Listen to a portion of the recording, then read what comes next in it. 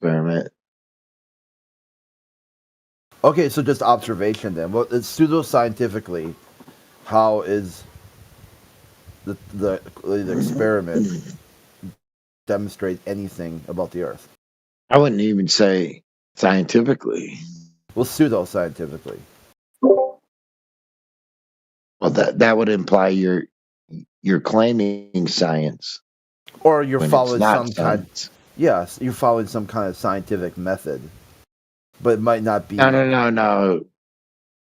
Pseudoscience means you're claiming science without following the method. Or you're following some method that isn't exactly Uh, scientific. uh, You can do. I mean, a lot of people say like, "Oh, pseudoscience is a rip," but in a way, people can follow a scientific method.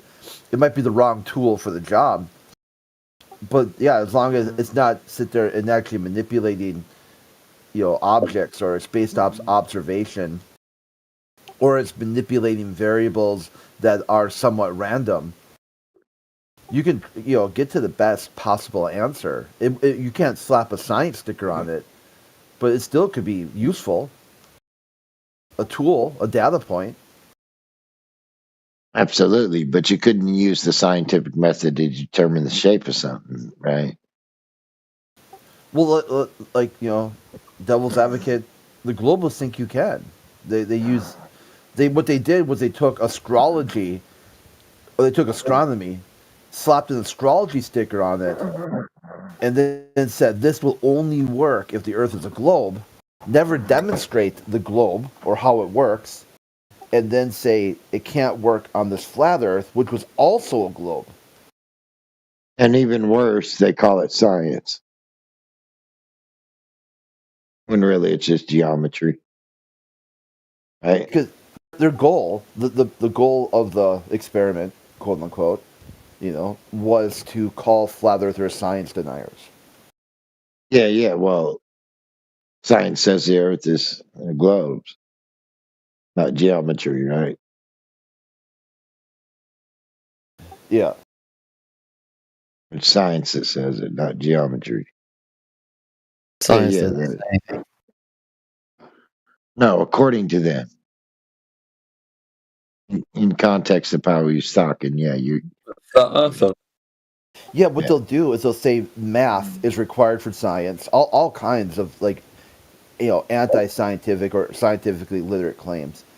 You're like, certainly, can you give me the mathematical description for the curve of the Earth? Well, that can't be mathematically defined. Okay, so how does science, if science proved the Earth was a globe, and it proved curvature, and all science requires math, but nothing can be mathematically described, do you not see a problem with your worldview at all? No, not one. You don't see any catch, any asterisk No, there. no, no. I understand that, and I think they do themselves a disservice when they say, math is science, or math is a part of science. I would agree to with them in a certain aspect, meaning you can observe the natural phenomenon, bring up a hypothesis, and utilize math within that hypothesis. The hypothesis comes before the math. So they do themselves a disservice. You know what I'm trying to say? Like, let's say you're in chemistry and you need 1 cup of this certain liquid and 1 cup of that certain liquid to get the chemicals right for a certain effect. Right. So but the math comes after the hypothesis, not before it.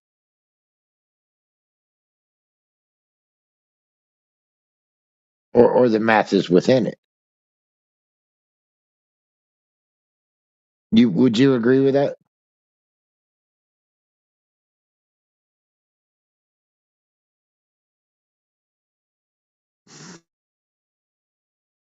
Don't understand what I'm saying?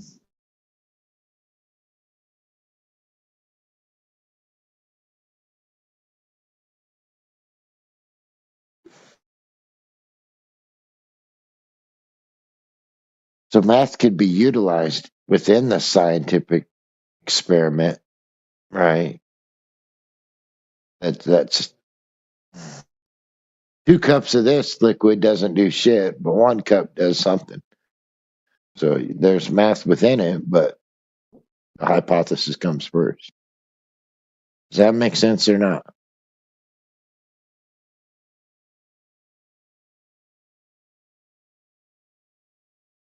Not even going to entertain it.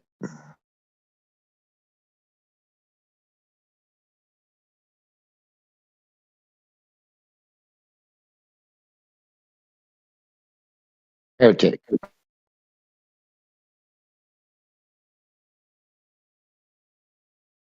It's definitely math within the method, but the hypothesis comes first, and that's what presents the math.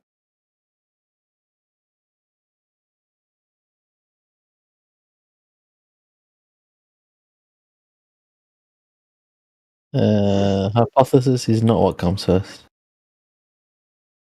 Well, the observation, right? Uh, You observe the natural phenomenon, yeah, that's right. and then based off of science that's already been real science that's already been ascertained, you can utilize that to try to get a good idea of what causes that phenomenon. Start from there, so you don't have to go through all these other things that make no sense. You just have a what do they call that? What's the term for that? Science already known. Damn it, there's a word for it. I mean, if it's preloaded, like the answer is preloaded. Well, no, it's science already known, but you're using that known science to try based on what your natural phenomenon observed. You're using science already obtained to determine what causes that phenomenon. So you don't have to start from such a low base. Yeah, like you research There's other a term. possible answers. Yeah, there's a term for it, and I forget it right now, man. It's just damn. research. It's on the. No, it's. You mean like an educated guess? Well, that's one, but there's an actual. Damn it. Well, once you stop thinking about it, it'll come to you. Right, and that's probably what I'm doing. Yeah, it's. My point being is, especially in chemistry, when you're working with chemicals,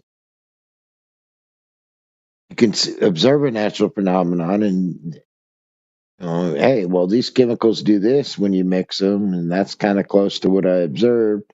So I'll start there. It's predetermined science, but it gives you there's a term for it, damn it. It gives you a good place to start from. Oh shit. Where's Kiwi? He'll know it.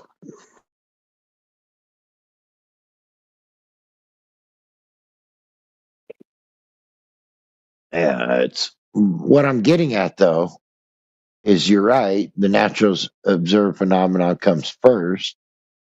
You can use science already obtained in order to be like, hey, this would make sense to cause that. So you start there. And if it's chemistry, you're going to want a certain amount of liquids mixed with a certain amount. So there's your math. But my point is, why are you dodging the question, Crit? What crit or what what question? Yeah, was there a question? Yeah, there wasn't even a question on the table. It's like, what the fuck? no, there is a question. It's just I haven't got there yet. Oh, okay. Yeah. Or maybe he already knows what my question is, and that's Yeah. he's Let him jumping the gun. formulate the question. Your question. It's quite phenomenal to hear someone like you dodged a question that no one asked. Why would you do that? Well, because you're a fucking well, retard, man. I think it was 2 nights, maybe 3 nights ago. I was listening to the server on YouTube, and somebody brought up that math is science. And the other person was saying, no, it's a part of it, but it's not science. And I was just trying to reiterate that guy's point. Yeah, You can have math. You Go can do ahead, go. science without any math whatsoever. Yeah, You absolutely. wouldn't even need it. It would be, if Absolutely. anything, it could draw you away from the correct answer. I mean, when Well, cavemen were slowly figuring out the world, or when children, I, like with Neil deGrasse yeah, Tyson said, children are the best scientists because they're yeah. slowly manipulating variables around them, trying to see how the world works. They're not ramming stuff down into a piece of paper and saying, "Here's my formula." No, that's what I'm. So you can have math in science, but it comes after the hypothesis. It Well, comes after the naturally observed phenomenon. You try to guess what the cause of that phenomenon would be, right? And then you could, depending on what your variables are, then you could start using math. But it comes after it, and it doesn't it doesn't vary and manipulate the independent variable. Math only is acquired after the manipulation of the independent variable. Then you can start utilizing math for that, depending on whatever you have to do, depending on the experiment. Sometimes math isn't even involved at all, but it only comes after. Hmm. You get what I'm saying, or does that? yeah, I totally get it.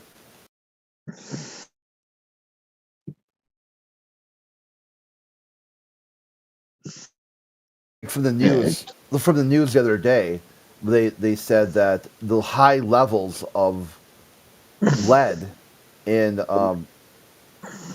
like Roman water supplies and whatnot, and and people's remains that they found showed that there was a lot of brain damage, heavy metal poisoning going on. But they didn't know that at the time. What happened was over the years, even still to this day. I mean, it wasn't that long ago that they had leaded gasoline. People thought, what a yeah. grand idea. What a Oh, I think I remember. I think I remember what it was.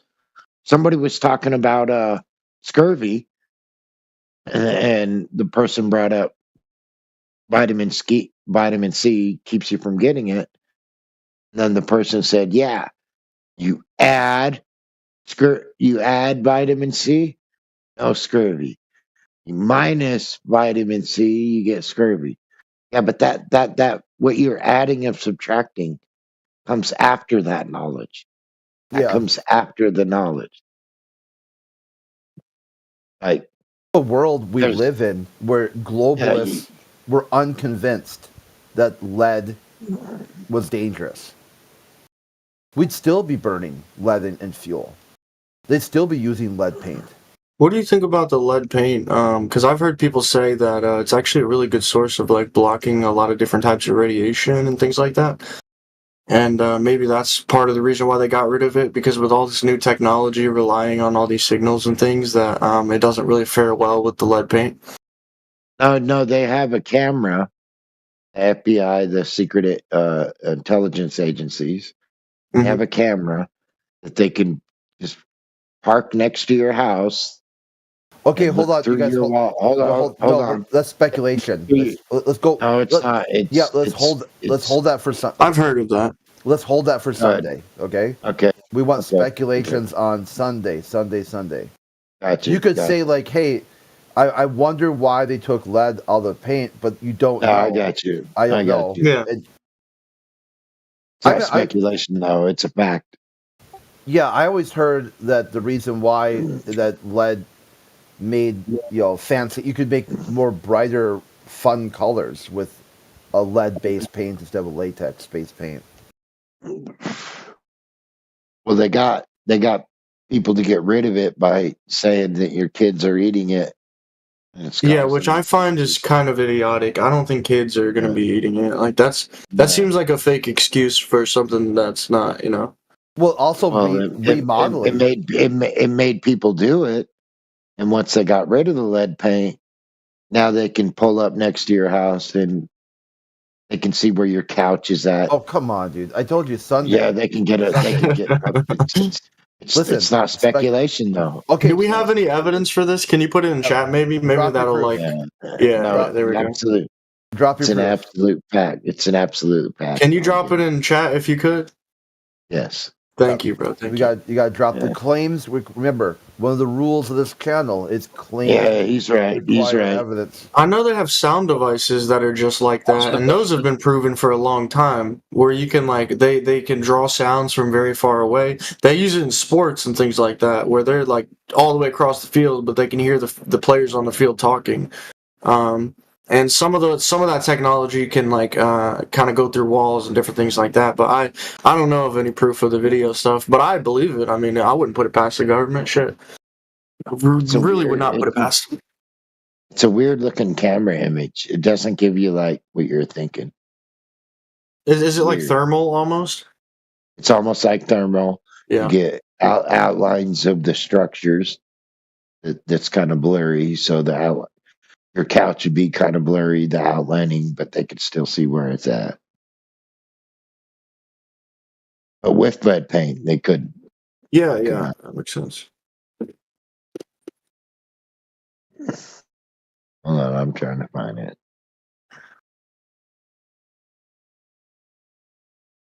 Like a bluish.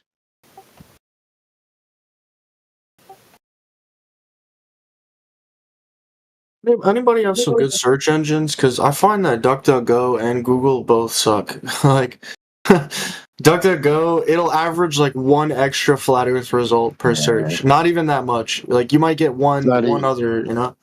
It's not giving me what it used to. It's not even close to what it used to give. Yeah, that's kind of why I was asking, because I figured you were having that problem. Images. I searched images. I searched videos.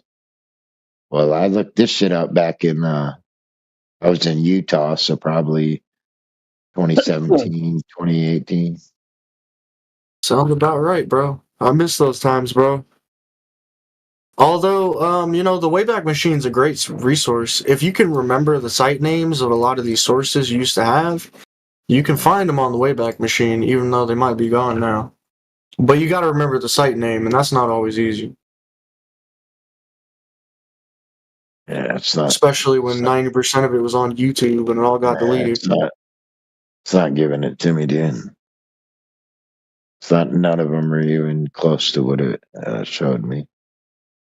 And it was an FBI camera, CIA, FBI, intelligence agencies.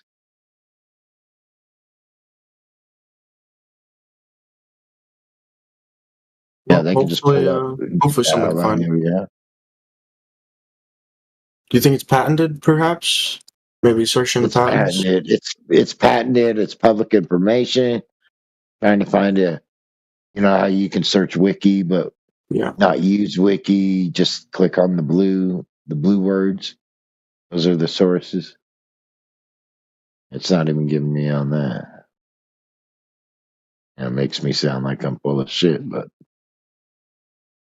no, the reason they got rid of lead paint is because they can use certain type of X-ray cameras and look right in your house without lead paint. Okay, remember, claims require evidence. I ask you. You're right. Where is the evidence for that claim? You're right. I'll leave it for speculation. Okay. Someday. All right. You're right. Trying to find it.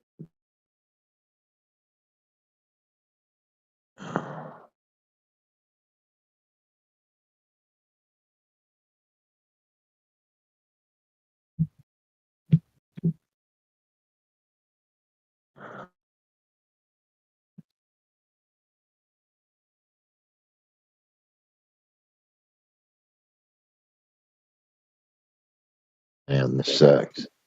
So this is kind of a basic question, but I get this question a lot, and I don't necessarily. I mean, I have an answer, but I think there's multiple ways to possibly answer the question. So when asked by a glober, like, oh well, all the other planets are balls and the moon is a sphere, so why is the Earth flat? Like, what do you say to refute that?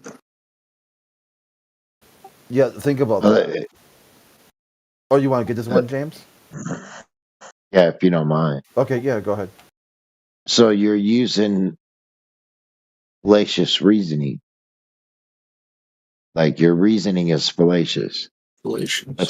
That's like saying all the objects on the pool table are spherical, therefore the pool table is spherical.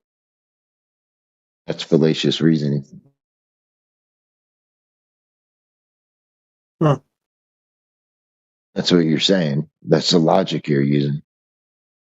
If the things in the sky are spherical, that means what I'm standing on is also spherical. That's fallacious reasoning. Fallacy. Illogical. I mean, do all flat earthers come to the conclusion that the moon is a sphere? No. Because I've heard to the contrary, right? Where it's like, because that's more so what I was getting at. Like, because isn't there? Because I mean, I don't know. We look at different pictures of stars, and we Let's look say at the moon. Sometimes it doesn't even look like a sphere. Honestly, I mean, it just looks like a light in the sky. I don't know what shape it is necessarily. let's say that the moon was a sphere. Let's just say that it was a sphere. Right. Does that mean what you're standing on is? No. No. Okay. But knowing these globers, they love to infer, you know, because that's all they I'm just do. saying. They look to the sky to determine the shape of the earth. Instead of Right. looking down at the earth, yeah, that makes Instead of sense. looking at the earth, yeah. Yeah, I'm just tired of these one-liners, bro, from these globers. You know what I mean? That's one of the one-liners, you know? They're like, well, you know, Yeah, it's not even like I'm not even saying I'm right and they're wrong. It's just that sort of reasoning. is yeah, it fallacious. doesn't prove anything. Yeah, it is Yeah, fallacious in it's nature. fallacious. Yeah.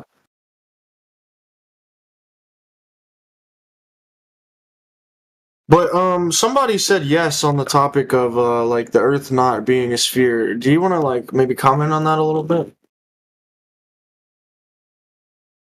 I'm kind of Say interested that. in that. Say Well, that again. somebody had commented, I think, when I mentioned that are there flat earthers that think the moon's not a sphere? And I am kind of interested in that because I'm kind of under the assumption that the moon is just some sort of ball of light in the sky. I don't think we can physically land on it. So Let's say that there was flat earthers that thought the earth or the moon was a sphere. Does that mean all flat earthers think that? no, I'm just trying to widen my perspective a little bit and understand it more. I'm just trying to help you with it. That's all. Yeah, I get you. I get you. Like you can't if one flat earther says something, you can't automatically put another flat earther with that guy's same philosophy. That's true. Yeah. You know, yeah. Let people speak for themselves, nobody else.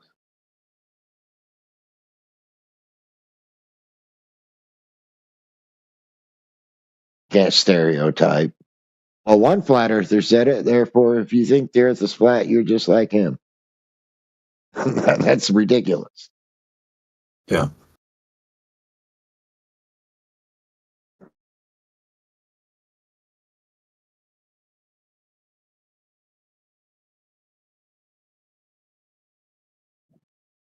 Well, here's a crazy question for you. I've never thought about this, but I'm sure they got to exist, right? Are there any flat earthers that would suggest that it's flat, but it's still heliocentric? Or sorry, is it? Yeah. I think right.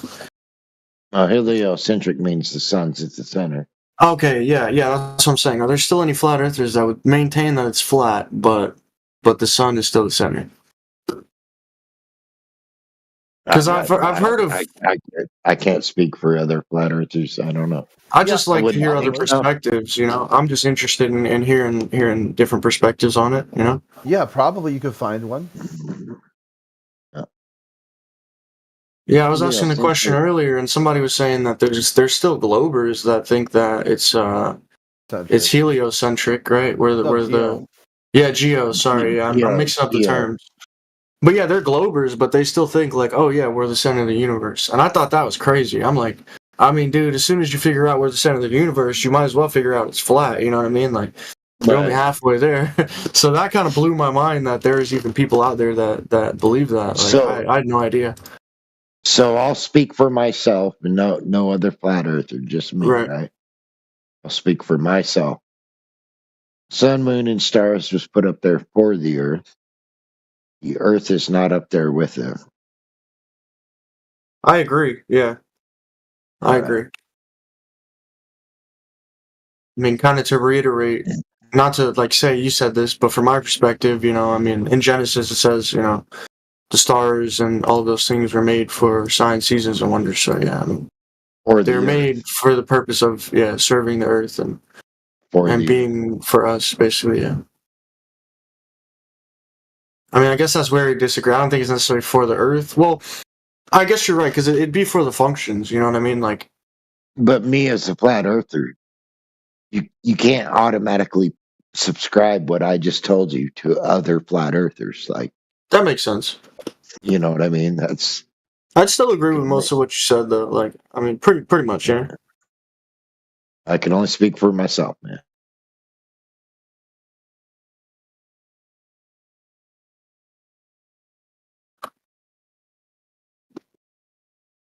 Yeah, it's really any demographic or any idea that somebody will come across. You will find some sort of flat earth representation in that. You will find globe earth representation in that.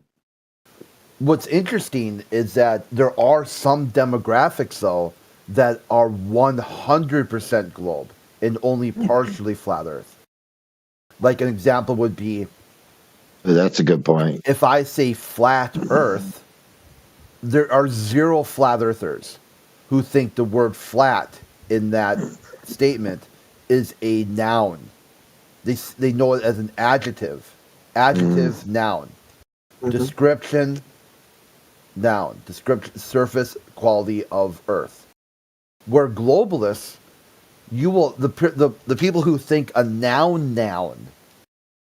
Like, I've had this one guy call me a keyboard warrior. And I'm like, what is that? Okay, because I don't understand this concept of a noun. And then old boy linked me, like, the word warrior, and it said noun. You know, it's like soldier, whatever, blah, blah, blah. Yeah. You're making a good point. And then keyboard. He goes, there's your noun. And I'm like, holy shit, dude, you totally missed the point. You, like, it went so far over your head that you literally thought that a noun is a thing. That's something you can just rip out of the ether and just drop it on the table. It's like a blue red. Yeah, it's a pen sword. Or whatever. You know, you're like, holy shit, dude, how? Oh, I get you. So fucked up. I see what you're saying. Yeah. To be like, to get there, you know, to you know, yeah, to get like, there. And then you see other things like they say, oh, flat earthers are religious. Well, most everyone is religious. Globe earthers are religious because it's a blind faith. You've never seen it with their own 2 eyes. You compare what they have seen with images. They've never seen it in order to compare if that's really what it looks like. So when you have a question like, are there any flat earthers that? The answer is probably yes. Yeah. the numbers. There's too many people in the world for that. Not you could find somebody out there like that probably thinks something like that, and even dumber than that. Like they'd be like, you know, you've got some guy who would be like, I think like, oh, is the moon round? So why is the Earth? Or what was a heliocentric flat Earth? There might be some guy out there who's like, that's dumb as shit. The crazy part is it's still closer to the truth than the sphere heliocentric model. I mean, it's still closer to reality than that. So I mean, well, I think he's just trying to emphasize the point that even if all the planets were spheres, which they're not, but even if they were, it doesn't mean the Earth is. Doesn't mean Right. that shit at all. Matter of fact, the more planets they so-called find, they just get themselves in more trouble because none of them are like the Earth. Not a single one of them.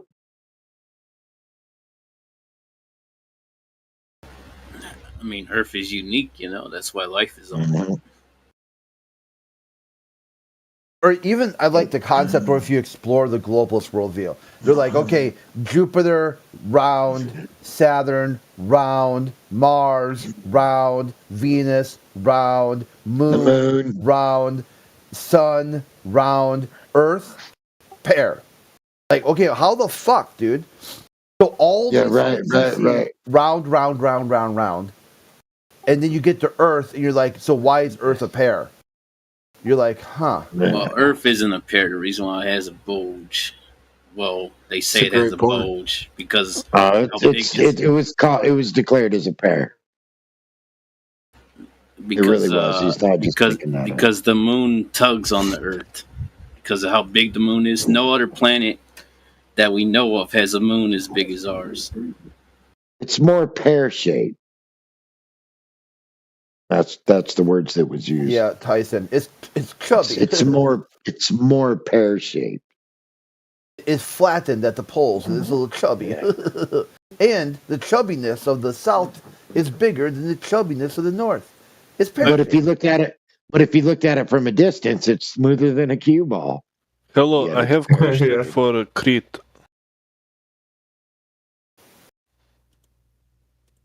What? So, some argument globe earthers like to say for curvature is sometimes you cannot measure it because the sphere is actually oblate, like it's bigger on some parts. But how come when you look at NASA images, it looks almost like perfect sphere or perfect circle? Because those are the images they give us. Perfect sphere. Oh, Well, I would also ask them where does it like? What a clueless fucking thing to say.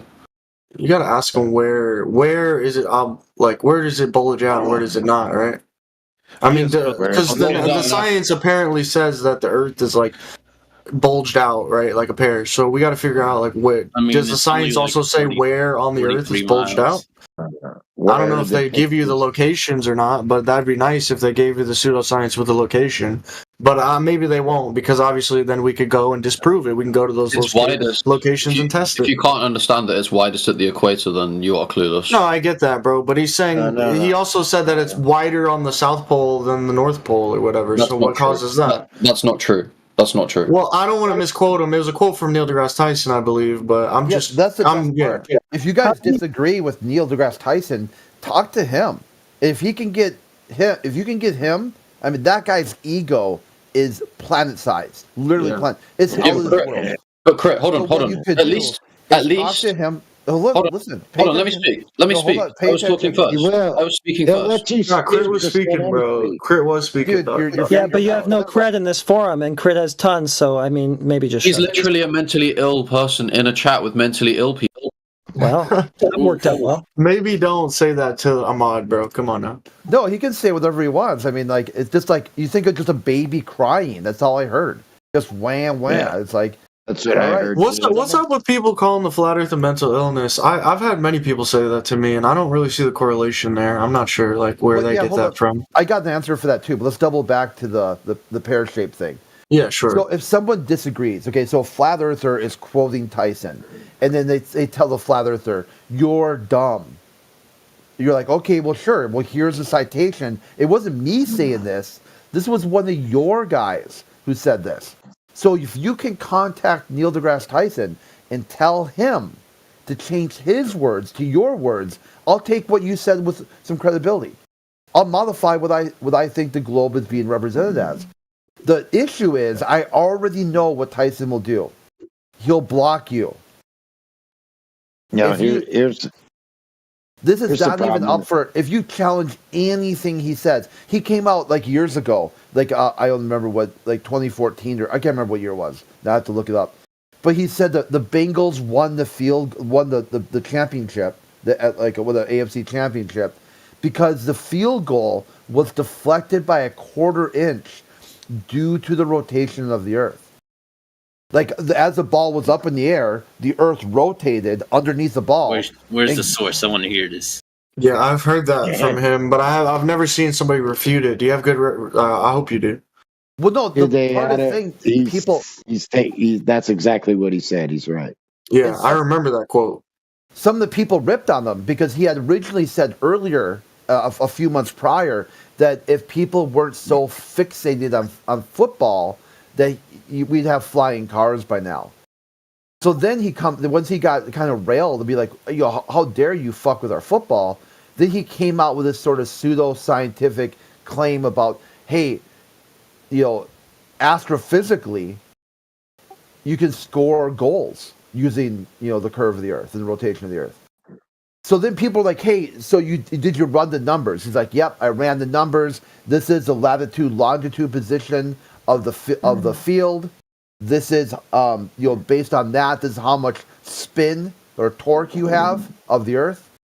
And he would say, hey, can you show your work? Let's see the numbers. And he never gave it. Would go through and just block people. Oh, they screwed up when they said oblate spheroid. Because if the wheel is perfectly balanced, you'll never feel it. But if it's unbalanced, like an oblate spheroid, unbalanced, then you're going to feel it. You're going to feel the different. You're going to feel the wobble. You're going to feel the. Like a lot of Globers will say, well, the Earth only turns around once per day. Well, dude, it's got fucking 25,000 miles to go in just under 24 hours. So you could say that's one revolution per day to make it sound slow. That thing's spinning over 1,000 miles an hour in order to go 25,000 miles in just under 24 hours.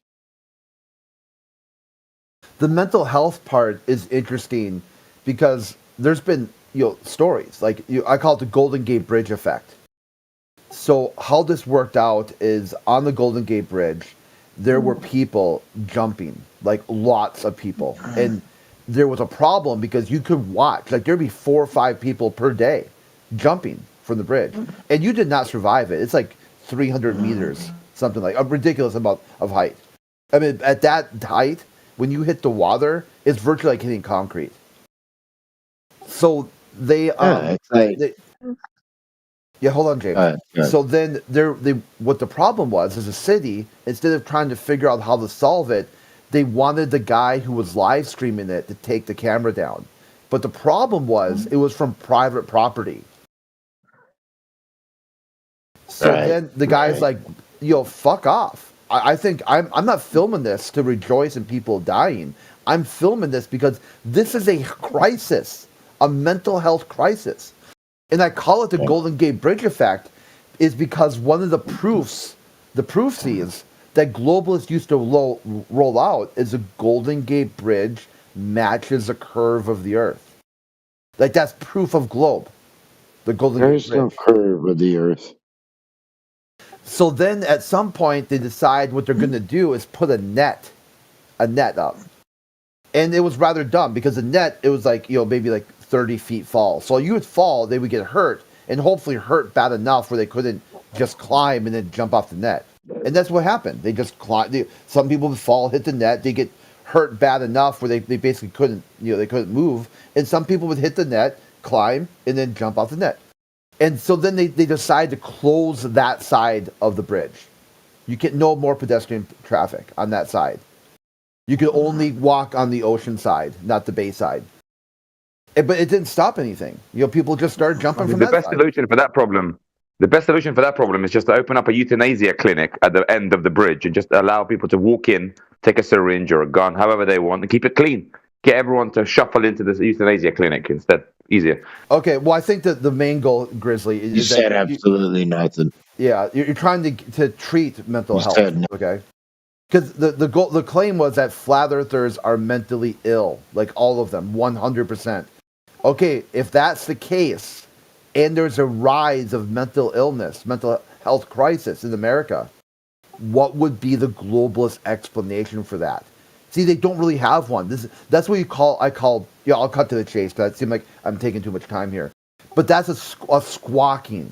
When someone comes in here and they just blurt some random thing without any form or function, they're not able to explain it, they're not able to take questions on, it's just a random blurt.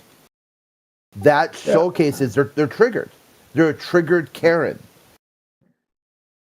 They don't really know what the flat Earth is. They don't know what mental health is. All they're very low educated understanding that they don't like flat earthers, and they've stigmatized mental health. They're part of the problem. They are literally part of the problem, and they can't even see that. I will admit that a person could be, unfortunately, mentally ill. So I would admit that, but one thing I will not admit is just determining it by one belief that they have, especially if they can,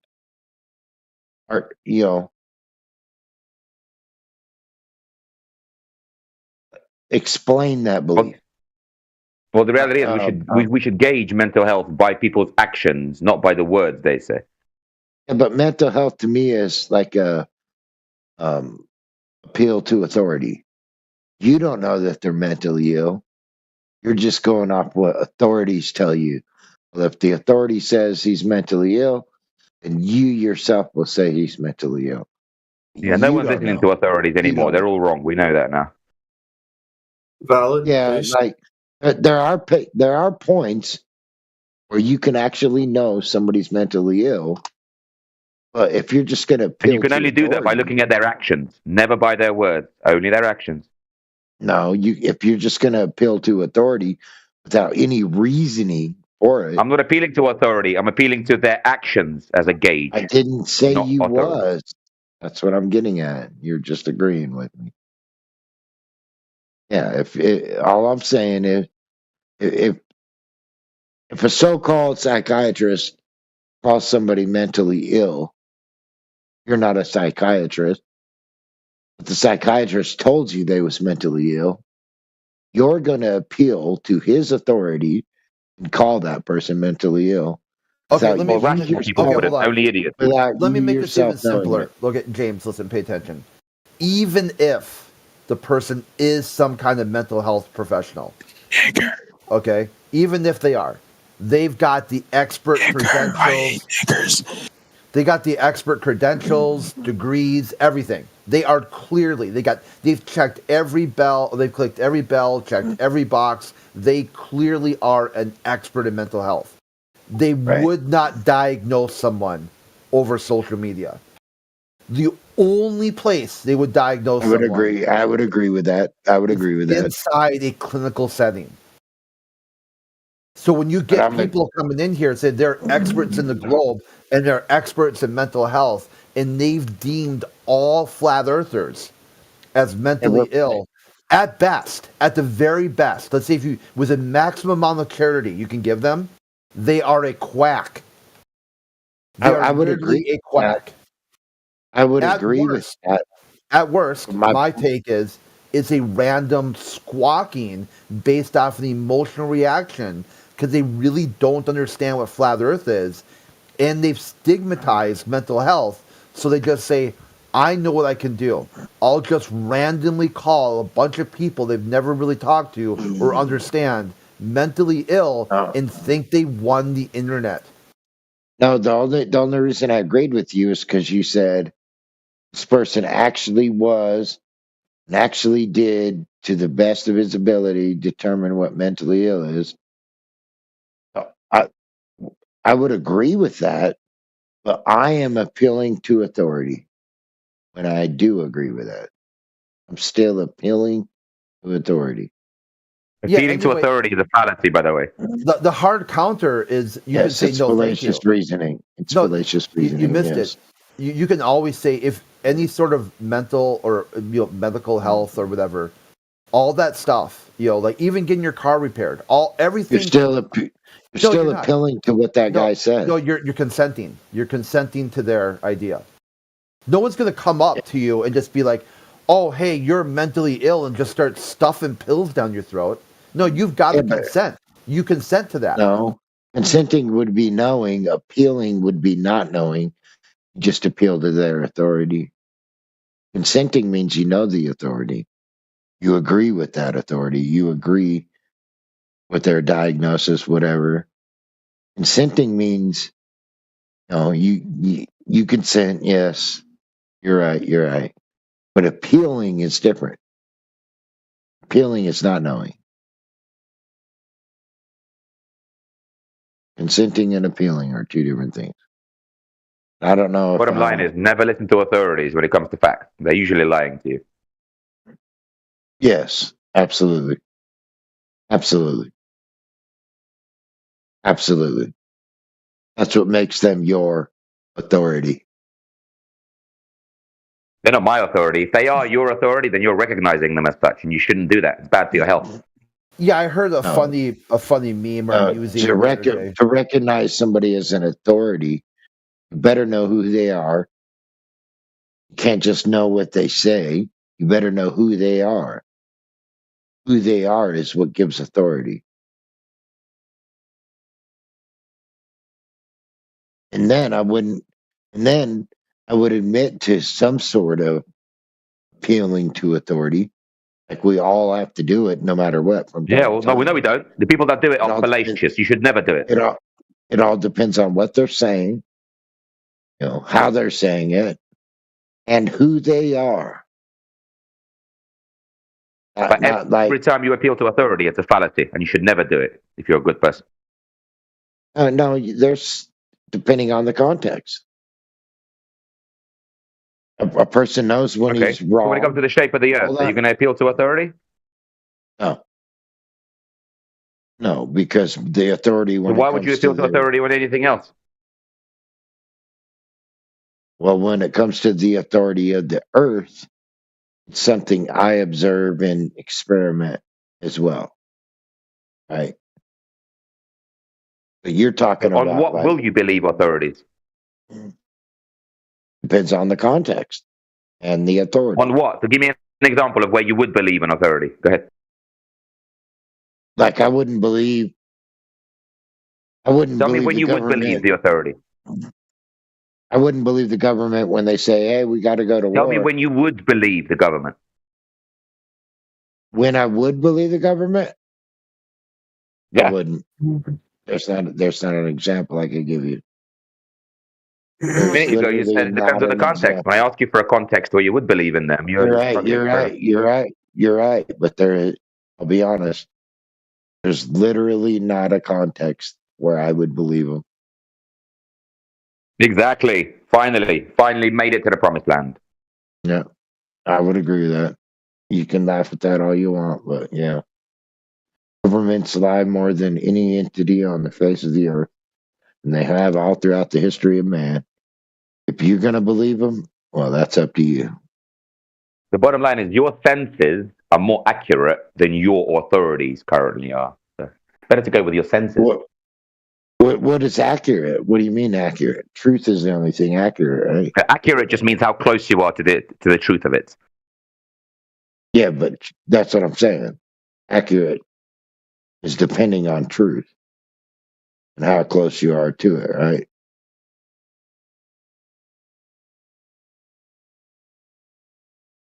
Right? You can't be accurate. You can be accurate towards a lie, I guess. Call somebody out when they're lying, hey, you was accurate on that. They did lie.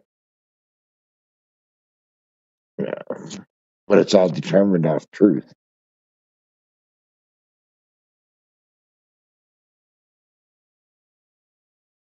Which, in my opinion, is subjective, not objective.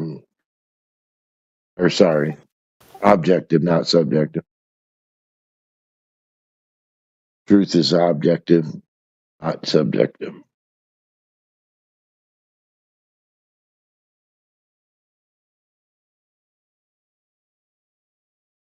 Appealing to authority would be subjective.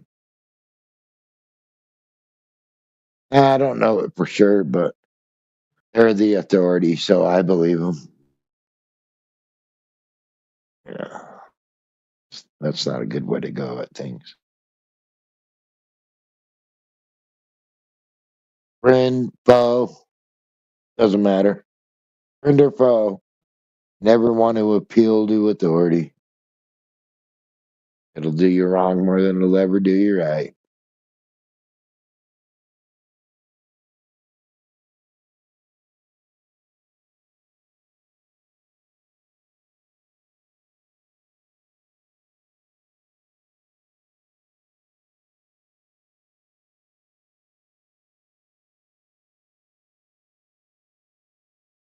You know, you can believe they're up there flying around in a vacuum, but that's your belief. It's an appeal to authority. If you yourself was up there flying around in the vacuum, well, now you can determine if what they're saying is true or not. Like if I had a Volvo and I tried to sell it to you at the price of a Corvette, you're not going to fall for it because you know what they both look like. You've seen them with your own eyes.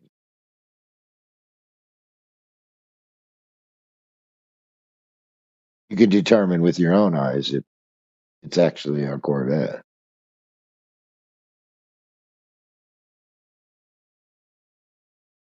But when it comes to the Earth, your eyes have never seen that, right? So they could sell you anything they want because you appeal to authority.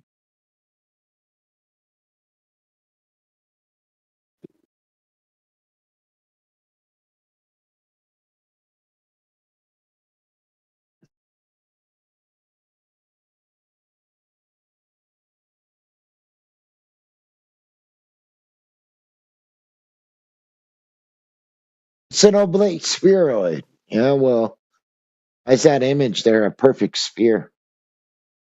No oblateness at all. Just a perfect sphere.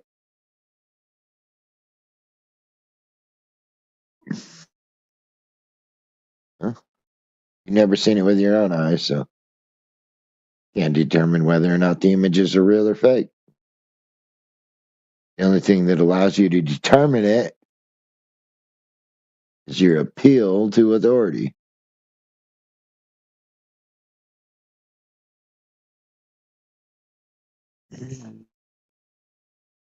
Why would they lie? Oh, I don't know. Put your mask on. Why would they lie?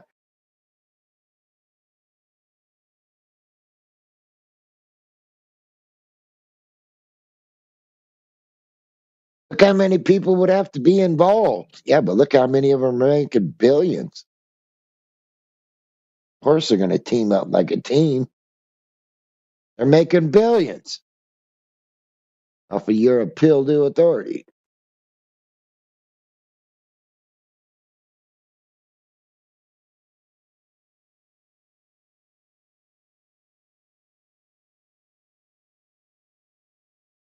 We could just show them, hey, we found another planet.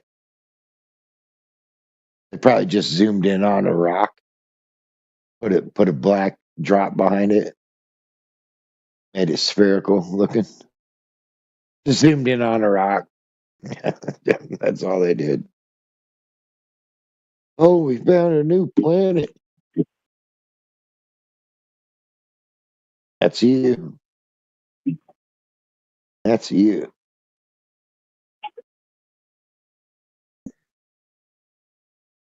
Like I said earlier, the more planets they find, the more they hurt themselves. Because none of them look like Earth. None of them.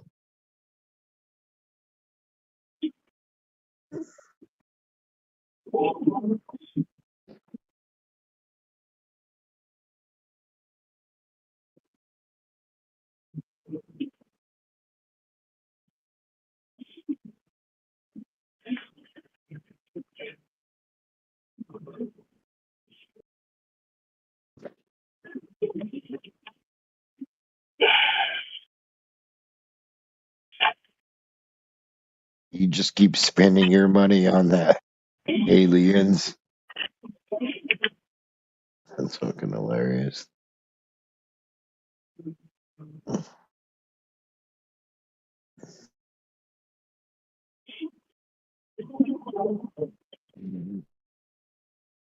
Multi-billion, if not trillion-dollar industry. Why would they lie? I don't get it.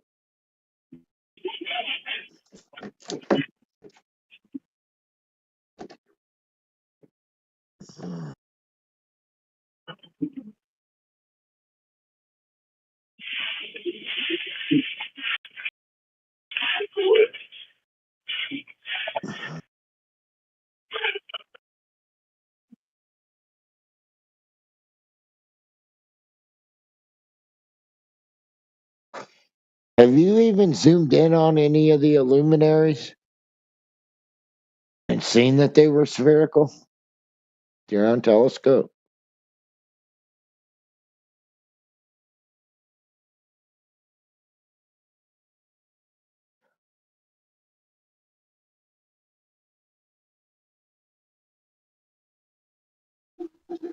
Who you asking, James?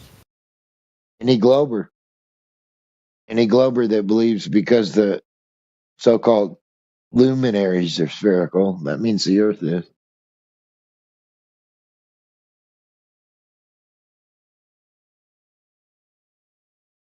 I bet you they just go off images they find on Google. They've never actually seen it with their own two eyes. That's an appeal to authority. What the best example you could give for appeal to authority?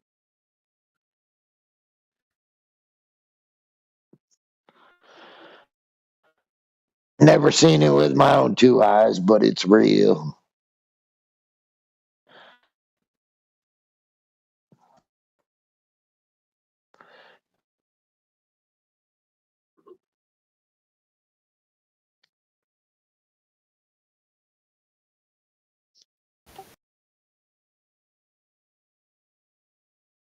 Globers do. They also put flat earthers in one category, as if we don't have our own independent thoughts about it.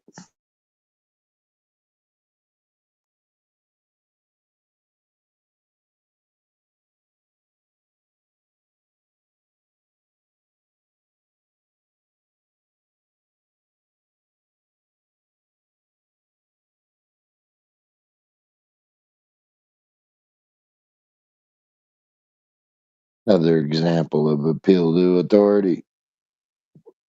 Well, one flat earther believes this, therefore they all do. That's an appeal to authority.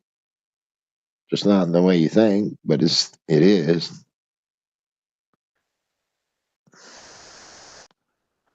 Just so used to appealing to authority, you just keep doing it.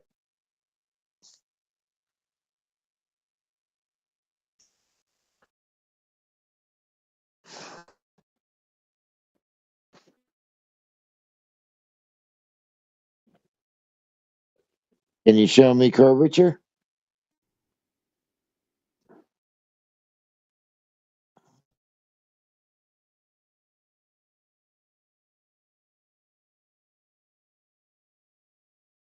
Of the Earth? The Earth curving? Can you do that?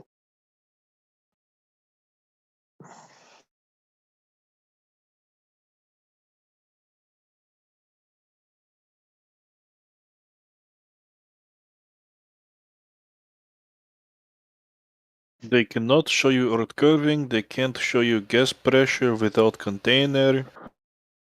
They cannot prove gravity. They don't even know that a lot of them use mass attracting mass. They don't even know that Newton himself said that. That's a farce. No, Isaac man with Newton any in his book competent faculty of he thinking actually would ever wrote fall the into exact that shit. opposite about his force. He specifically asked if you would not ascribe innate gravity to him, because he believed that any man with any competent faculty of thinking would never fall into that. No, that's facts They just though. took that page. They took that page from you, though. They don't want you to know about. Mhm. Newton said, "Don't ascribe gravity to me." Guess who they ascribed it to? Guess who they ascribed it to? Newton, the one who said, "Don't do it. Don't ascribe that shit to me." Yeah, he said that. Yeah, he said, "Don't ascribe it to me," and that's who they ascribe it to. Well, what about Newtonian gravity? Well, he said, "Don't do it."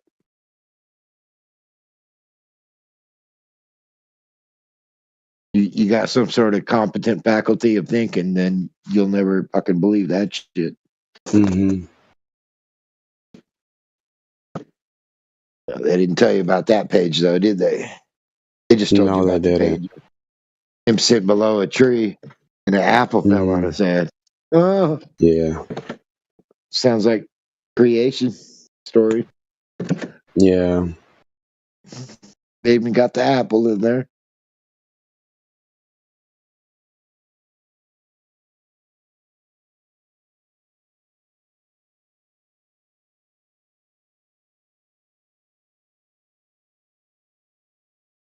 Is the Earth's surface so massive that, in perspective, when people,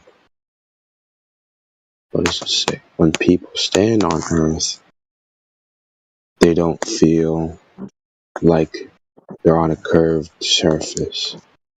That's a good question. I don't know. Well, it's a begging the question. Earth's so big you can't see the curve. Earth is so big I cannot prove the very thing I'm claiming. Is how big it is. Can't prove my claim because that's how big it is. Can we apply Einstein's theory of time relativity to the Earth spinning or not? Einstein's relativity is a four-dimensional mathematical equation. Just an equation. It has nothing to do with the shape of the Earth. Nor does it measure it. It don't No, even I measure. didn't say shape. I said what do you call it? The Earth spinning or not?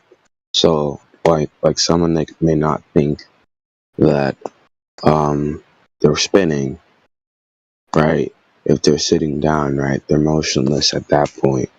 But if we apply that theory, the Earth itself is spinning, right?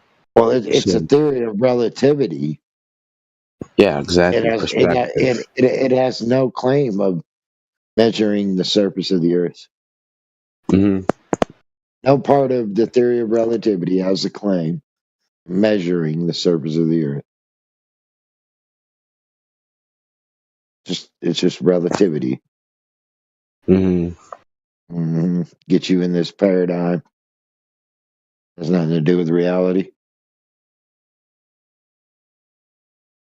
Yeah, just an equation, That's an equation. four-dimensional equation. We live in three Hmm. dimensions. Yeah, It's a we live in three four-dimensional equation. dimension. Yeah, well, it's a four-dimensional equation. Has nothing to do with reality. Hmm. Yeah, unless you go along with the equation. Oh yeah, yeah. There's four dimensions. The bending and warping of space-time. If flat is Can you show me truly, space-time? Show me if flat, space-time. if flat is only Uh, one can I dimensional, vary and manipulate and control space-time? No, no. There's nothing scientific about it. It's an equation. I mean, I No wonder independent that too. dependent variable. There's no independent dependent variable But I guess anywhere. it's, what do you call it? Schematics, right? Because they're like, oh yeah, the Earth is It's not flat. even science. It's not even science. If the Earth is truly flat, right? in reference to dimensions and all that, right? Can the Earth really truly be flat? Because no matter Well, how flat you think a line is, if you draw it, there's still width in that line. So, can it truly be flat? I don't well, know. I'm not barking at you. I don't think you understand what. So let's just say you took a bunch of dirt, rocks, and you piled them on your dinner table. And with the dirt, you created hills and valleys. With the rocks, you created mountains. Hmm. Right. What's the foundation that it's sitting on? Flat. Hmm. Yeah. So, like, a lot of people don't. Yes, they think flat But earthers. can it Oh, it's truly just be all flat flat. though? No, there's hills, valleys, there's mountains. There's all this shit. But the foundation it's sitting on is the dinner table. It's flat. The foundation is flat. We get that from sea level. That's how we get elevations. Sea level. And, and you see, like the whole like, oh, why can it not be two-dimensional? It's because when you No, ask it's flat three earthers that dimensional. It's question, 3 dimensional. when you ask flat earthers that question, they say they're not sure of the Earth's shape. So then we Well, they say remove flat is not a two-dimensional. shape. That it is not a shape. Okay. Well, then at that Flat, point, flat, we have to remove two-dimensional from the conversation because no, flat is only not a shape. only exactly only a shape, all right, or so some sort of form can be two-dimensional, right? If it no longer has a shape or form, then it can no longer be two-dimensional. For example, right, when you think of two-dimensional, you think of maybe a square, maybe a circle. You wouldn't think of a sphere, right? That's three-dimensional, right? You Okay, think I of a got it. square No, or a wait, hold on. circle. Let me help you out. Oh, I got you're this. still wrong But on now, the Yo, hold on. Listen, pay attention. I got this. Okay. 3 dimensional part. Earth is Earth shaped. Does that help? There you go. There you go. There you go. There you go. Does that make sense? Yeah. Does that help kind of unlock it a little bit? Earth is Earth shaped. Yeah, the shape Yeah. of Earth is shaped like Earth. It's shaped like Earth, Yeah, Yeah. like but Earth. there's no, Like a lake. Like say a lake. there's no, You ever seen a lake before? yeah. Okay, how if I walk over and I see a lake and it's called Banana Lake, what is Banana Lake shaped like? Banana. It could be shaped like something else. You never know. Yeah, it could just be the water's a little yellow or something like that. But the shape of that lake varies. Okay. So think something in terms of that instead of like an object in space. And what does it look like? Yeah. Foundation is flat. The shape of it is determined on the land mass you're on. But if the foundation is like Foundation is can paper zero. can paper truly can paper truly be flat? Yes, paper is flat. What are you talking about? Can it be?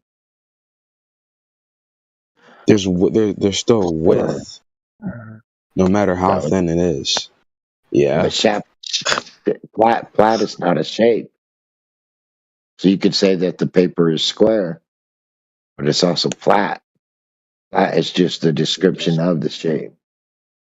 So not the dimension. Well, you can have you know what a pizza is, right? Pizza is Don't know what a round. pizza is? Yeah, pizza is round. round.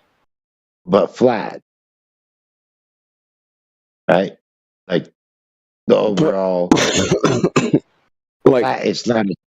But what I'm saying is flat like is not a shape. The roundness of the pizza is a shape, but the secondary description of it would be flat. That's it not a in shape. itself, it in itself cannot be flat because it's still like if I got like even if I No, the got thin crust, foundation. right? Even if I got Yeah, thin crust, right? it's all There's based off the still crust, width. right? There's still width in that crust, right? No matter how thin it is, Yeah, right? it bakes on a cooking sheet, right? Yeah. Is the cooking sheet flat? If the bottom of the No, pizza, no. the bottom of the pizza is flat. The bottom of it is flat. Bottom of the pizza's flat, dude. But the pizza is also round. So the flatness of the pizza is only part of the description of the shape. Flat is not a shape, right? You can have a flat shell. You can have a flat round dinner table. The shape of the shell, the shape of the round dinner table has nothing to do with its flatness. Flat is just a description of its shape. Oh, okay. Yeah. Hear me now? Sounds like Yeah. it. Yeah, it's just part. Flat is not a shape, dude. Circle's a shape, a square's a shape, rectangle's a shape, triangle's a shape. A flat is not a shape. It's just a So you description so of one of those so you could things. say like flat plane. A flat square, a flat circle. But the flatness isn't the shape. The circle or the square is the shape. Flatness Okay. is just part of it, All right. just a description of it.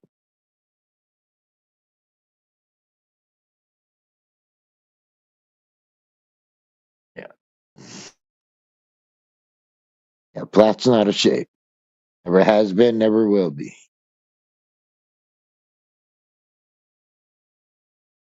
Yeah, could you show me a flat? Maybe we all got it Yeah, wrong yeah, here. yeah. Could you draw one? What would a flat look like? My guess would be a line. That's what you call a That would flat? I the mean, the Someone were to say, hey, description. can I see a flat? You just draw them a line. But yeah. would The that flat. line be flat though? The No. description of the line is flat, but the line is a line. It's Line is a line.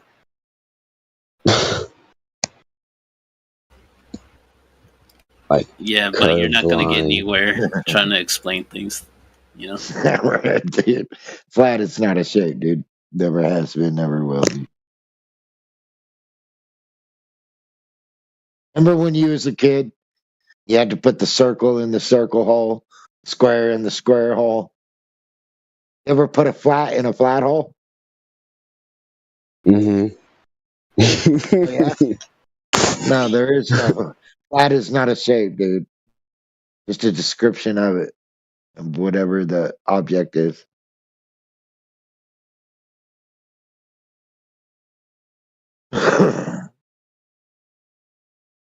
Got a triangle. You lay it down on its side, you can say it's flat. The triangle is still the shape of a triangle. Flat is just a description of its orientation.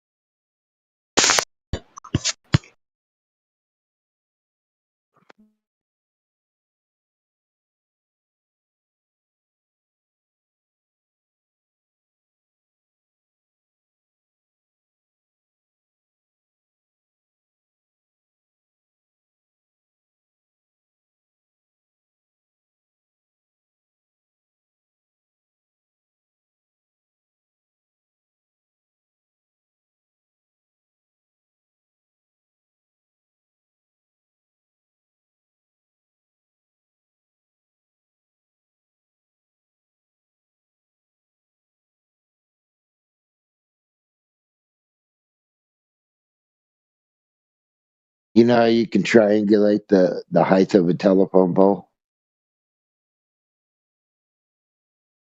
You don't actually have to put a tape measure to it. You can figure out its height by triangulation. Do you know that? I mean, that's how we get elevations of mountains and shit.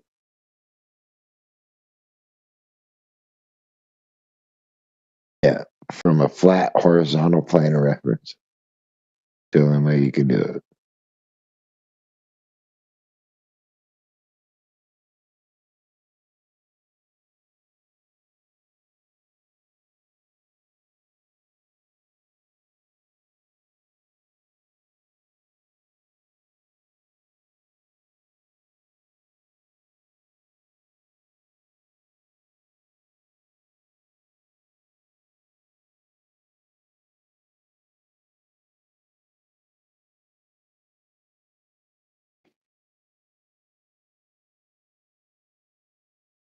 Length, distance, height. Where does height come from? Sea level. 0.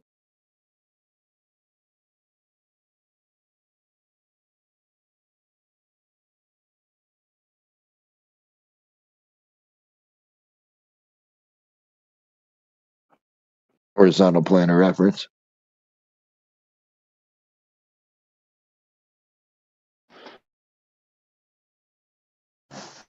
That's how the Earth is measured, dude. Short distances, long distances, doesn't matter.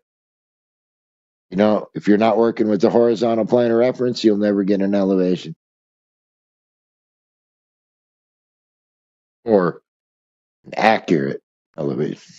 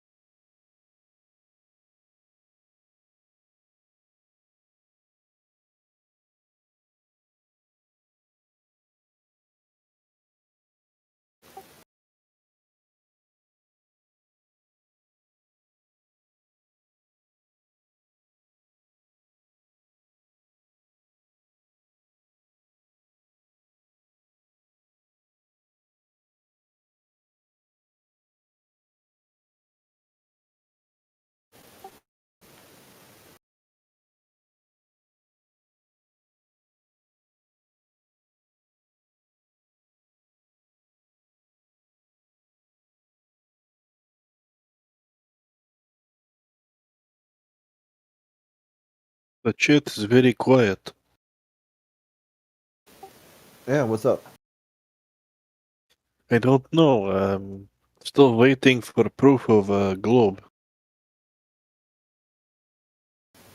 What about photos from space? Sorry, what you saying? Photographs from space? No, like proof of curvature, um, proof of curvature. Proof of gas pressure with no container. Well, let's go one at a time. So, proof of curvature. Bolts Yes, go over the horizon. yes.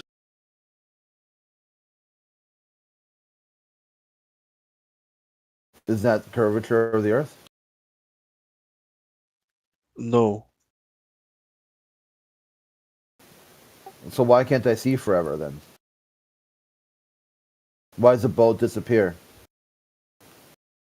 there is vanishing point.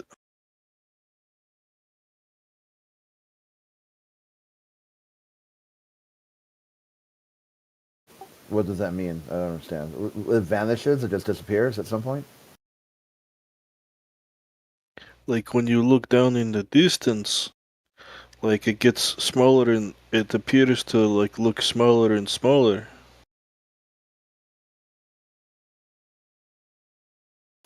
Yeah. Well, And how do you explain bottom up though? It disappears bottom up. that I don't know. Couldn't that be the curve of the Earth blocking a hump of water in between you and the boat? Yes, but there's no measurement of this curve. Yeah, because it's inside an atmosphere. It's optical. You can see the effects, but you never see the actual curve of the Earth. You can only see the effects of the curve. But if there is curve, you can measure the curve. It's too big, man. It's just way too big.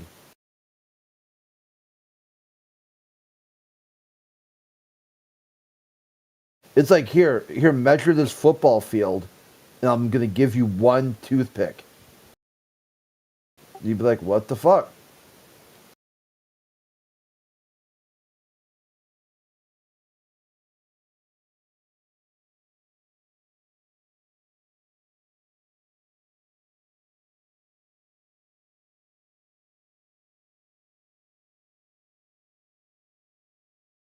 Sounds like you're asking for an impossible task.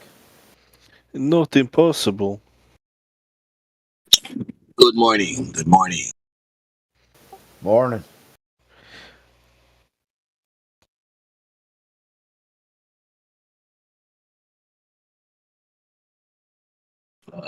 What's not impossible there?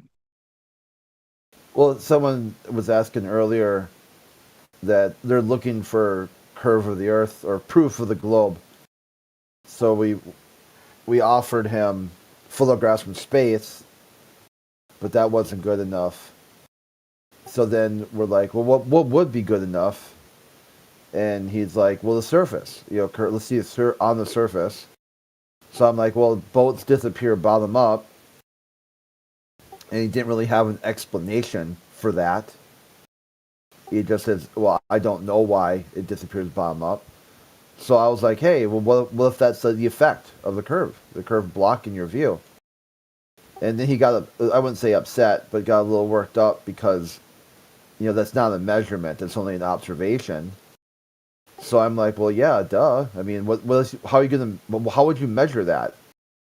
He goes, like, physically or whatever. You know, you have to physically measure that curve. And I'm like, that seems like an impossible task. It'd be like, here's a toothpick. Now measure this football field.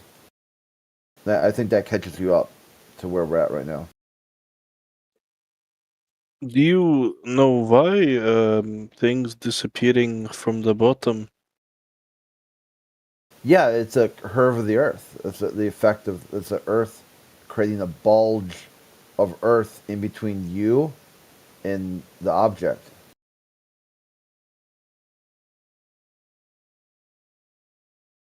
You can try this at home. Like, just put a tennis ball in front of you and then slide your finger along the surface of the tennis ball, and notice your finger will disappear bottom up. Every time. Every time you do it. The effect of that curved surface creates a bottom up obstruction. Yes, but optical illusion doesn't really mean the Earth is curving. There could be other explanation. Yeah, what do you got? What's another explanation? Now that I said I don't know. Oh, okay. So appeal to ignorance, complete logical fallacious reasoning and logic. You don't know, therefore the current one can't be correct.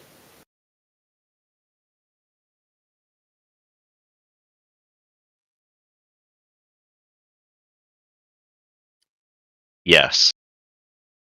I'll just go with photographs from space then. How about that? They're photoshopped. By who? NASA. So NASA's in the Good morning. What up?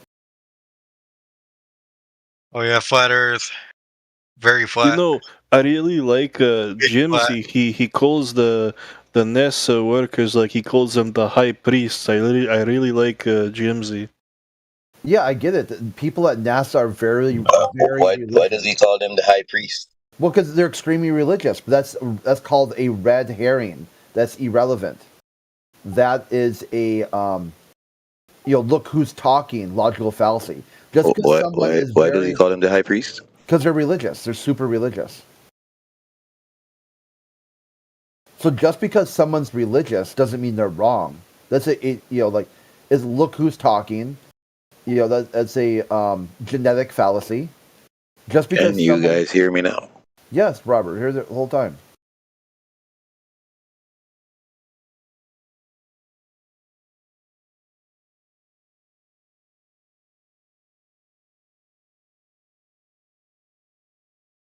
Yep. Robert, you good?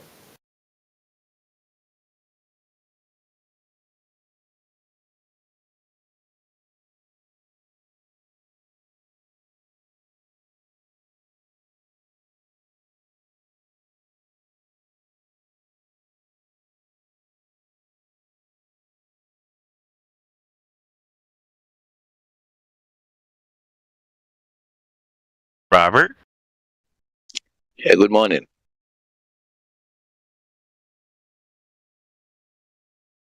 Good morning. Can you hear me?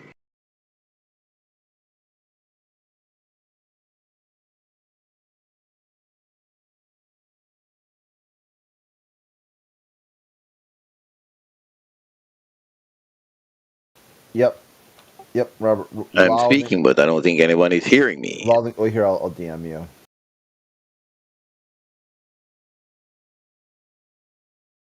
Yeah, I just noticed you did message me that I think you had the same problem before yesterday.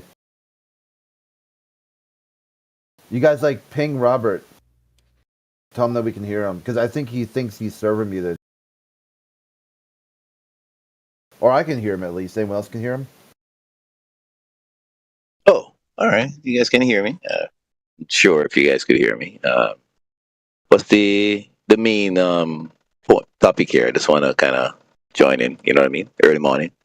Yeah. Can you hear me? Robert, can you hear me? Hey, someone else tried talking to Robert. Maybe he's got me locally muted or something. Robert, wake up. I woke up. I mean, can you? That's what I'm saying. Trying to talk to you. Okay, Chris. I cannot hear Chris. Well, you got to take him off mute on your end. It sounds like. Well, maybe I'll try disconnecting and reconnecting too. Oh, I think it's him. Yeah, probably. But yeah, I hear you fine. Chris. Who is Chris? Let me see. No, Let me look for Chris here. His name's Crit.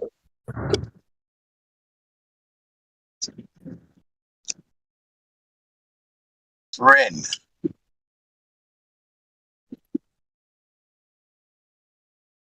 I don't see a Kren. You mean is he at the bottom? Is he at the bottom of the? He'd be in the C category. The C category. His name is Crit. Crit. Okay, let me look at Crit here. Why is Crit muted?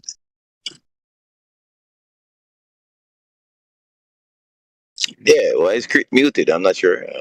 Wait, he is muted. What the fuck? Do you have him muted? Yeah, I unmuted him. Well, I don't think I can unmute him. I don't know. Well, you can locally mute and unmute. There should be a button when you right-click his name that says mute. You on a phone? Yeah, I'm on a phone here. I think. Go ahead, Crit. Speak. Testing. Can you hear me? Yeah, man, we can hear you now. Okay, good. How about Russo? Can you hear me too? Yes, sir. Good. Okay. Yes, sir. So what other chat were we talking in that you got freaked out by what I said and turned me down? Let me guess, was it vegan chat? What chat was it? Come on.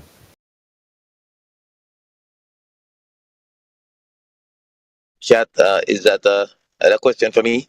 Yeah, what other channel were we in that we were talking and you turned me down? Oh, I don't remember now. Was it I mean, I must have accidentally done that. I may have clicked on your name. I was scrolling through. Okay, that's possible. Yeah, because I don't really remember talking to you. I was like thinking it's got to be Ask a Catholic, vegan, or maybe Agora or something. I'm trying to think of what other chats that they get super triggered and just turn people down. Yeah, because I'm not too familiar with the features of Discord. You know, I do Clubhouse rooms mostly. I'm going to be opening up one today. So what's your topic when you do Clubhouse? Is it Flat Earth? It's like a science talk room. It's called NASA Talk, and there's a subject. For example, we talk about the last one we spoke about was the Nobel Peace Prize for measuring gravitational waves, and we were talking about the LIGO project. Had two PhD physicists that were in the space, and that was very interesting. People learned a lot. What do you think of the new director coming in for NASA? Is it good signs or bad signs? What do you think? As long as everything is science based, and they're not susceptible to financial motivations and these sort of things, everything will be all right. I mean, we have to stay objective as scientists. Well, yeah, the current director, Bill Nelson, I mean, he was an astronaut, a politician, and he had retired. He was like, I'm retired. And then they said, God talked to him and said, Bill Nelson, you need to come out of retirement because you're the only one who can bring America back to the moon. Right. Yeah, what'd you think of that when he made that? They had that God personally told him to come out of retirement, but we're not back on the moon yet. So what do you think happened? Was No. God holding his leg? Do you think, or what? No, it's just exuberant talk. Because he's from a Christian background. Yeah. So that's not the focus. The focus is getting us back to the moon, and he's done a great job. The Artemis project, is really getting off the ground, and No, it's flopped. Have you heard that? No heat shield. No. The Artemis project, It's dead. It's dead. Artemis 2, they're going to be bringing retro reflectors. They're going to be bringing reflectors to the moon. I think that's in 2026. No, dude, the Artemis program is canned. They just haven't told you yet. It's over. No, it's not. It's absolutely not. It's having trouble. It's having trouble. It's beyond trouble. They're billions of dollars over budget and years behind schedule. It's done, dude. Yeah, we know that. Listen. Space travel, space exploration, it's expensive, and crying. It's not a primary focus in our politics these days. Our politics is focused on warfare. Whimsical things. Donald Trump and all this kind of stuff.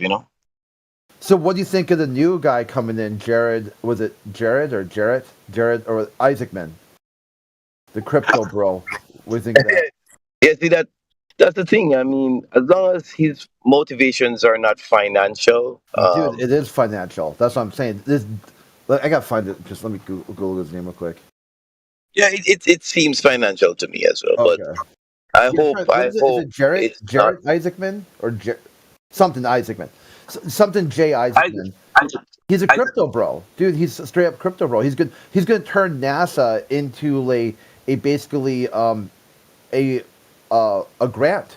This government organization will issue grants for other people to do stuff with.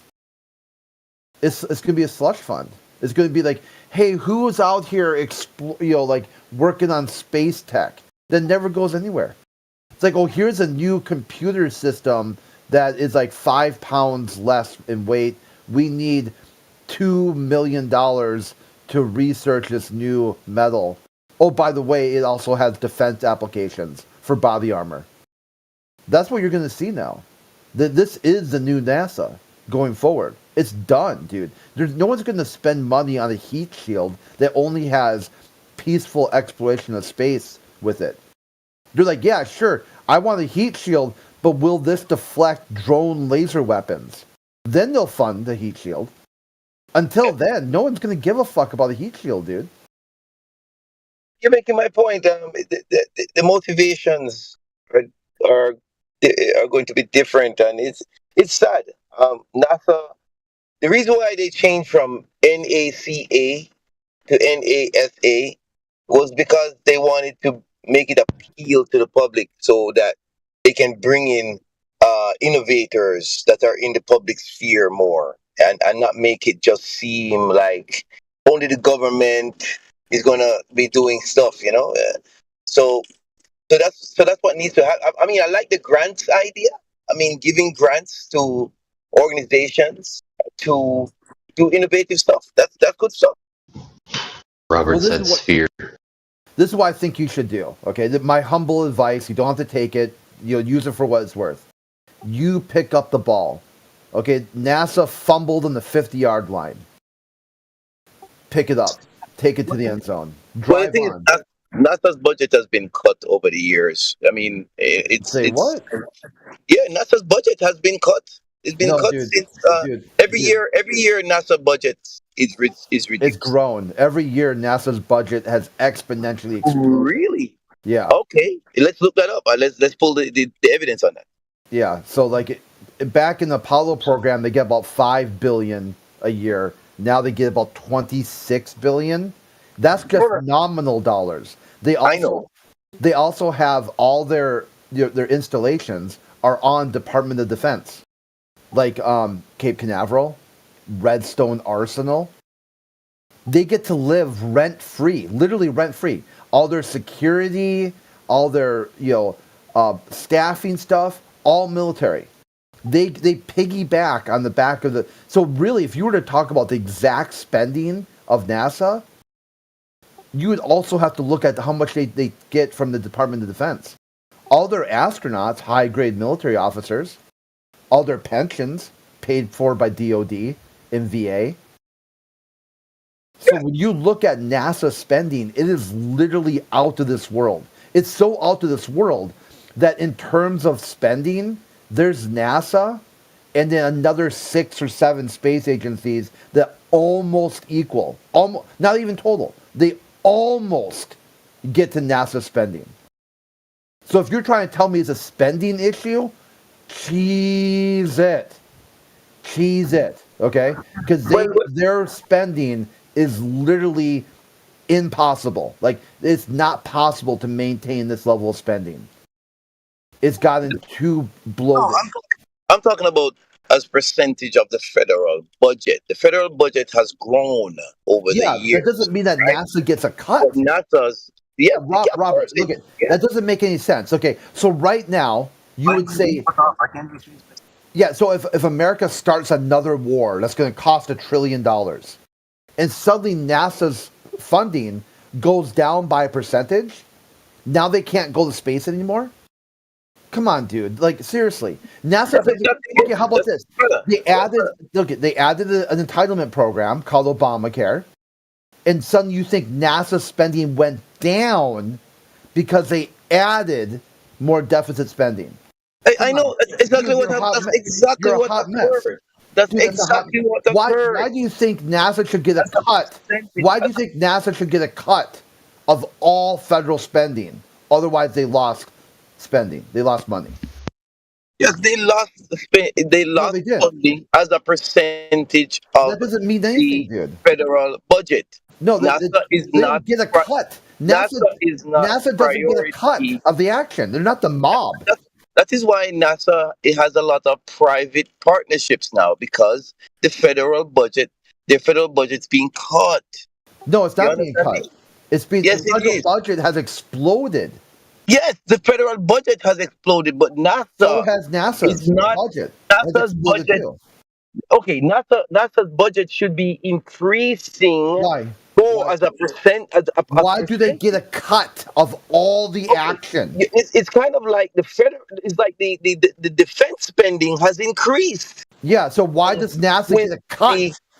Okay, say another war. Okay, sure. Another war starts.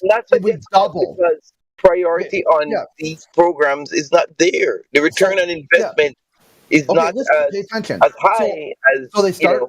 So Trump, the federal homeland. Pay attention, Robert. Program. So they start another war.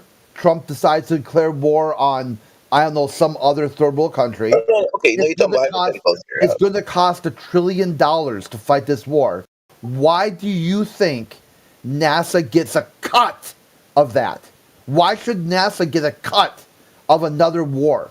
What would that do? How does that mean their spending went down just because warfare spending went up? Or let's say we add another entitlement program for dental care, and that dental care program is going to cost $2 billion. Why does NASA get a cut of that? Are they the mob? Are they somehow the mob and they get a cut off the top? Oh, everybody gets increased spending whenever there's increased budget. Everybody does, but no, that's not right. You're missing what NASA is receiving as a percentage is lower every year. That's what I'm trying to say to you. Because other things are going up. NASA doesn't get a cut.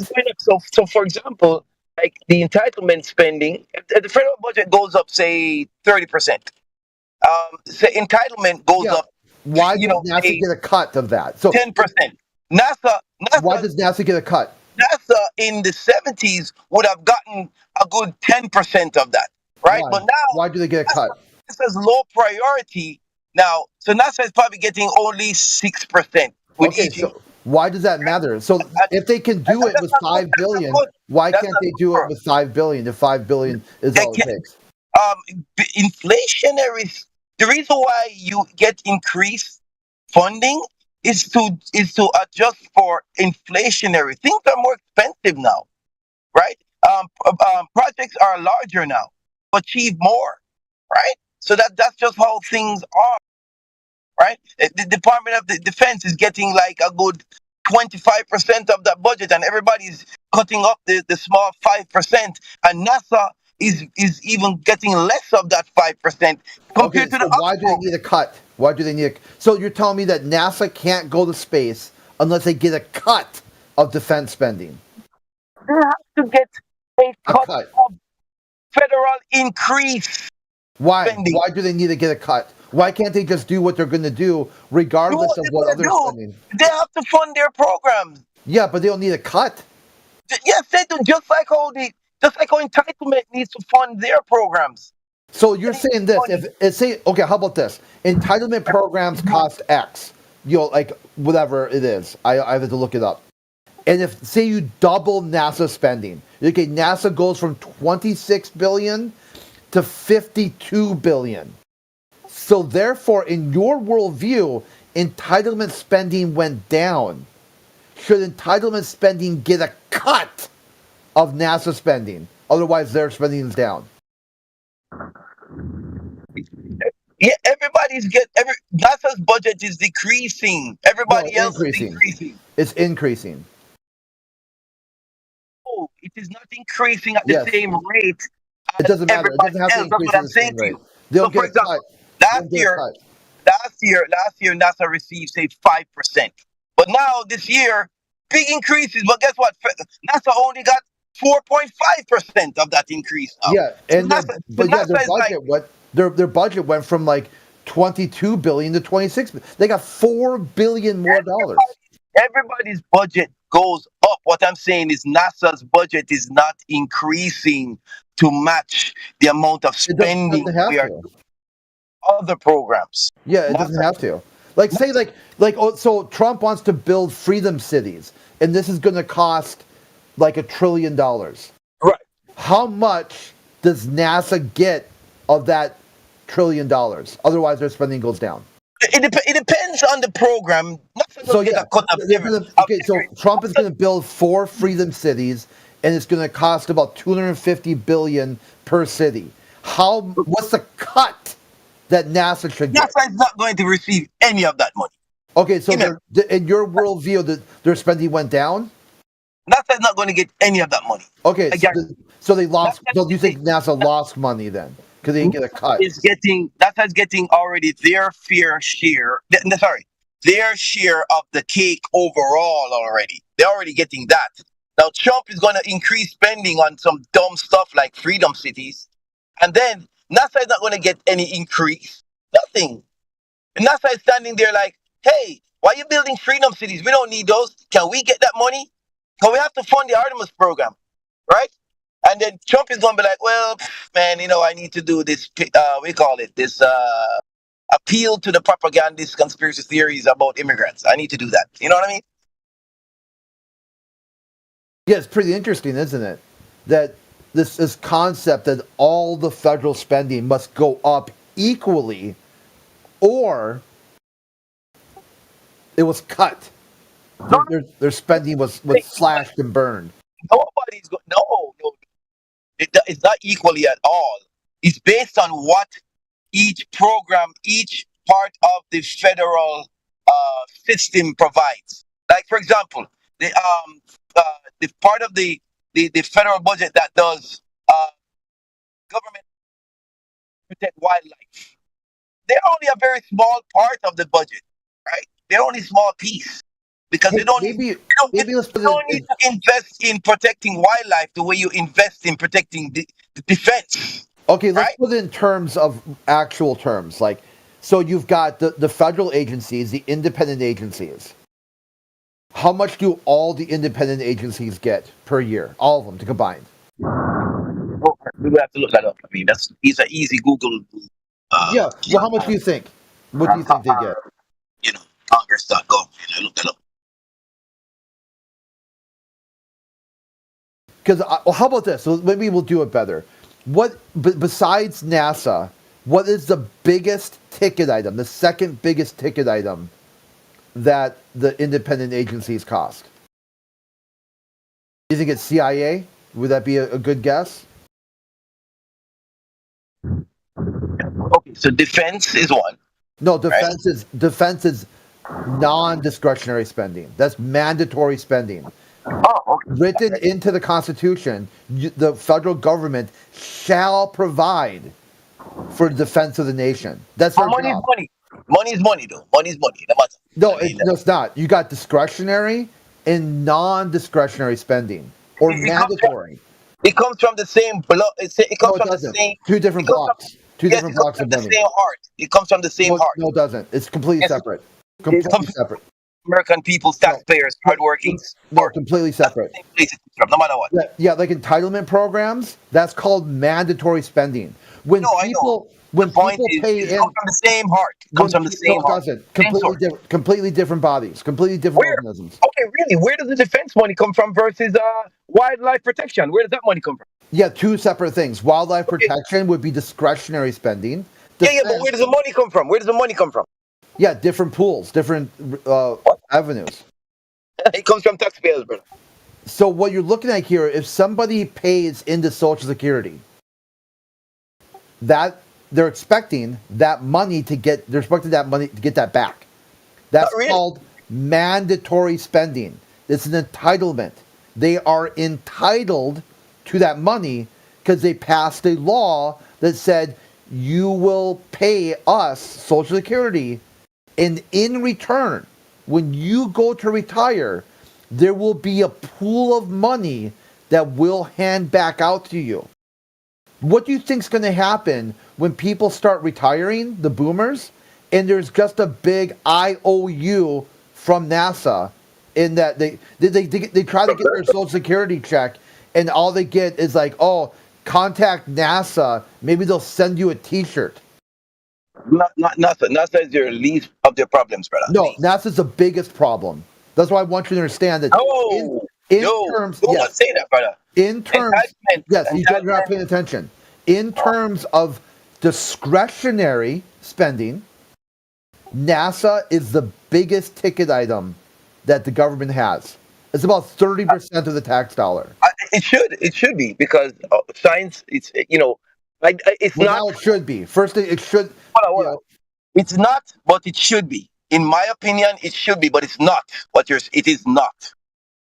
It is. I just compared NASA to the CIA. How much do you think the CIA costs per year? Lots of money, but again, the NASA is more important than the CIA. Really?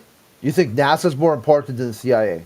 Yo, boss man, asteroids wiped out the dinosaurs. We need programs to protect humanity. Oh my, we're in for a deep one on this. That's Don Pettit. Don Pettit had said, if dinosaurs had invented NASA, they'd still be around today. Of course. Like, what the fuck, dude? Yes, no, he's right. How? No, How's he's he right? Because the dinosaurs would have had telescopes to see that the darn asteroid was coming, and they would have started to build stuff to protect themselves. Can't even, dude. I can't. How does... right quick. How does the T-Rex build with those short arms? Go ahead. Big man, no, stop. No, focus on what I'm saying. Focus on the metaphor. Focus on the metaphor. Obviously, dinosaurs do not have intuitive brains like we do. But if they did have intuitive brains like we do, yes, if they had built NASA with those intuitive brains, they would still be around today. That is what the metaphor is. Come on. Here's two news sources. You've got Live Science. Dinosaur killing asteroid did not trigger long nuclear winter after all. Here's a second news source from Popular Mechanics. Scientists could never agree on how the dinosaurs died. So they just let non-humans decide. So this is what you're looking at here. Is that's a fable? That's a fairy tale. That an asteroid from space killed the dinosaurs. That's a fairy tale. Be careful of these clickbaits, right? It's not clickbait. The entire scientific... No, there's people who disagree with that. I know there are people who disagree with each other in the scientific community all the time. You know that, right? So when someone would say, "Hey, you need NASA to save you from an asteroid," that is the clickbait. That's the fear porn. It's over. They're getting you to separate you from your money to fund a program that can't even get off the ground. That costs out of this world.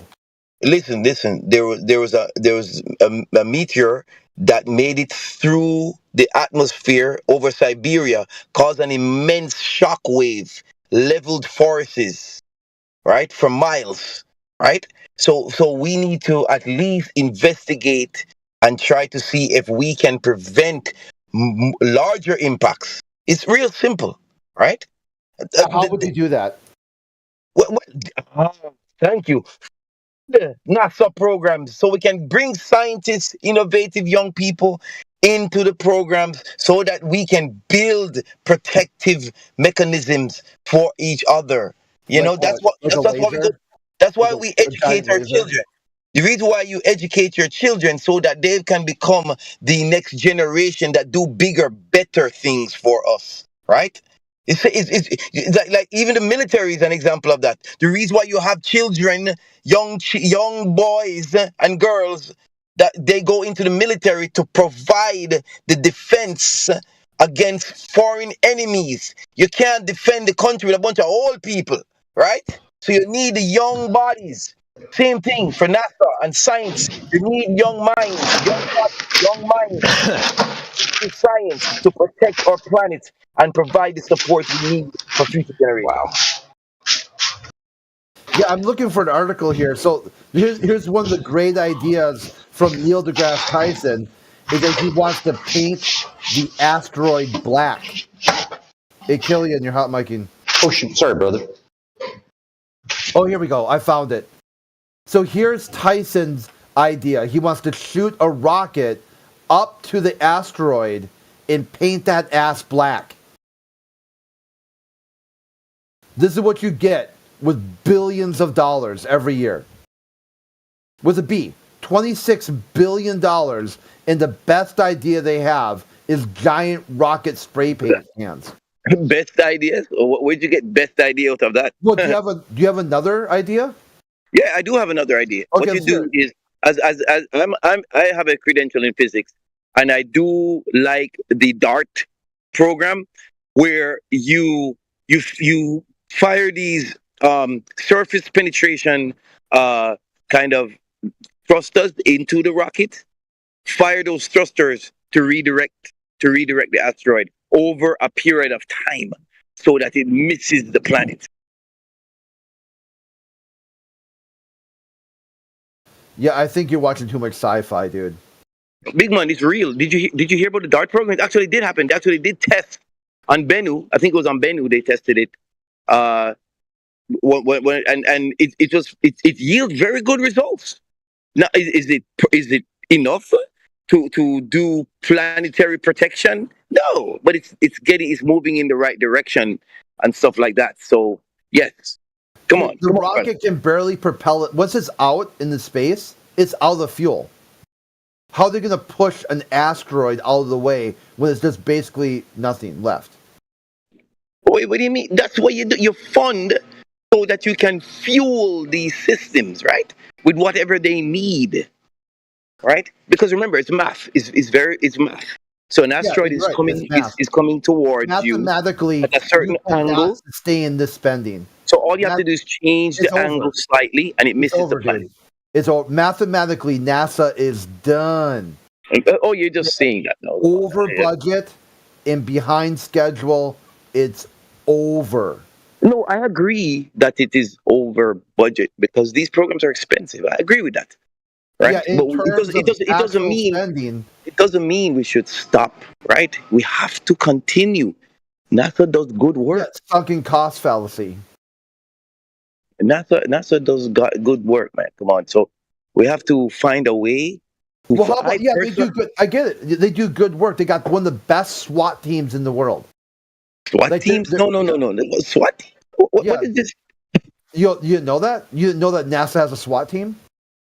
Well, every federal agency has their security. Has their security. Yes. The executive branch, yeah, has. But do they need a SWAT team? They probably do because some joker wants to shoot at the rocket. So yeah, really, someone wants to do that. Who knows? I mean, you have weirdos. Come on, man. You have weirdos all over the world. I mean, so NASA needs battle tanks, attack helicopters, rocket launchers, and vehicles.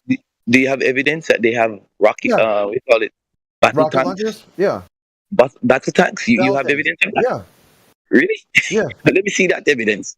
I don't think they have that far, but they do have their own every agency has a security force. The U.S. Postal Service has their security force, right? Yeah, they don't have tanks.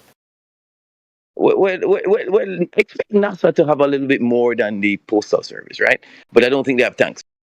Oh, you don't think so? Here you go. What's this right here? Okay, yeah, pull something. I've never heard of it, but hey, I wouldn't be surprised either. But hey, come on.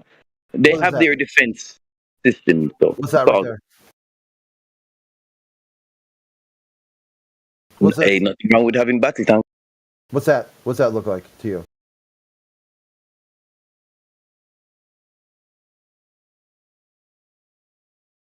What's this? No, hey, listen, that's good stuff. Hey, I did not know that, and I'm not surprised. But hey, man, this is good. NASA needs to be protected. They need to be funded. NASA needs to be protected and funded to provide. You know what this is? What we need. Listen. The moon has helium-3. You know what this is right here? That's a howitzer without the gun on top of it. All they did was take the cannon off and slap a NASA sticker on it and say, look it. Yeah, dude, you're driving a tank around. What the fuck? Why is this reductionist speak that? This is why NASA slap a sticker on it. This is why are we doing that? Because the same thing they did when that U-2 plane crashed in Russia. They were spying on Russia, and they got in there quick. The CIA got in there. No, they slapped a NASA sticker on it, and then Russia was like, "Oh, okay. I suppose you were just doing atmospheric research." And they're like, "Oh yeah, let me slip this camera in my pocket that was like photographing your country. Oh, don't pay attention to that." They're like, "Okay, well just give us a couple $1 billion and we'll call it even." "Oh, okay, here you go. All right, now take your plane and get the fuck out of here." This reductionist speak that you do is really special. Yeah, I break it down to the really is level. Instead of this like meth field symposium that somehow you think government and NASA is anything other than interested in their own self-interest, that they're there to explore space so you don't have to. Wake the fuck up. Countless inventions have come out of NASA. Countless. Name one. Countless. What? Name one. Countless. Name. Okay, so one of the more. Hold on, Robert. Listen. One of the more sinister things of NASA is they've stolen people's ideas. If you tell me the invention, I'll look it up. I'll tell you who really invented it. Stole people's ideas? Come on. Yeah. Well, remember, there's somebody who invented something, and then NASA stole it. Like you think government invented that, and some guy's like, "Fuck, really? I invented that." And this idiot over here thinks government did it. Fuck. NASA, of course, if somebody is doing something really good out there in the world, okay, and NASA says, NASA looks at it, NASA is going to say, "Hey, join our program." That's it. Simple as that. Yeah, it doesn't mean NASA invented it. It just means, hey, we want to buy your shit. And then the guy's like, well, I suppose don't use it for warfare. And they're like, oh, well, you see, we won't, but we got our fingers crossed because once we own that ass, we'll do whatever we want. We'll even take credit for it. Because If NASA doesn't hire the person, Russian Space Agency will. Who cares? That's just what If life someone is. else, I mean, come on isn't it now. all? Isn't it all? It's called intellectual property. It's called Yeah, isn't intellectual it all property. peaceful exploration of space? Why does it matter if Russia or America or China does it? It's called intellectual property. Yeah, but Right? isn't it just human? Somebody in the United States is doing God's work, right? They're Isn't doing it for God's work, all right? humanity? We don't want them to go over. I We was don't want told them that to go this over was and all work. it was all humanity that was doing this. This reductionist speak that you're doing Yeah. is Is it just all? Is it all for humanity, or we got paid these people off so they don't go work for Russia? Which one is it? That's contradictory, dude. Is space exploration for all humanity, or is it only for America? it's for everybody, and some So of why it the is for fuck does America. it matter if some guy go For works for America Russia? as well. Some of it is just for America. Like for example, when we went to the moon So it's first, both. we went to the moon first. Why? It's both. Because It's both, America huh? wanted to ensure that we protect. America saw the moon as a security threat. They did, right? You're just repeating At that nonsense, time, dude. because they did, it was an unknown. Russia is trying to go. Nixon said. Russia is trying to go. Nixon said. Hold on. Russia is Okay, go trying to ahead. go to the moon. Russia is trying to go to the moon, right? So we don't know anything about the moon. We do not know if Russia can use it as some kind of military strategic advantage. So that's why the United States invested umpteen amount of money to get there first, right? And that was money well spent because it took a lot of the teeth out of Russia's effort, right? So that's what we do. That's Who what cares? we do. Why would that matter? It does matter because Wasn't I told that it didn't supposing- matter who won the space race? It was a win for all humanity. it ended up a win for the United States and a win for all humanity because my God, the wealth of data that they came back with is incredible. Incredible. You know what I mean? We knew so much more about the moon just because of those programs and how we can understand how our tides work and protect our environments and all these kind of things. We learned so much. That's what we do. That's what scientists do. Scientists don't care about your money and your politics. Scientists just want to do God's work. That's it. So why does it matter if they go to Russia and do it? Why do they have to do it here in America where everything's so expensive? What? Don't you want to do it? I Why don't not understand send them? I mean, that question doesn't even. I mean, Yeah. Why not send the scientists to where they can get the most bang for their buck? Why do it here where it costs billions when you can do it someplace else where it only costs millions? Okay, well, hold on. No. Trump. We just elected somebody who said America first. So you speaking like that in this climate, Yeah, they call you a traitor, huh? Treason. You know, Nixon said why America Trump won will the have you space Trump will have you court-martialed. Yeah, so get it. Keep speaking while it's still free. You know, so maybe not. Maybe your free speech will go away. Listen, man, America first, right? I believe in that slogan, but not the way he was characterizing it, right? So we want to do things first, right? We want to go to the moon first. We want to go to Mars first. We want to investigate these asteroids first. That is the American way, and I love that. I'm not from here, right? But I want to be a part of that, right? So that's good stuff. Well, put your money where your mouth is. Write a check. NASA takes donations. NASA takes donations. Yeah. You can go right to their website right now. There's a donation button. Go put your money where your mouth is. Okay, no problem. That's a good idea. I mean, I have one kid who's in aerospace engineering, so that's my contribution. Thank you very much. Yeah, he will never get a job at NASA.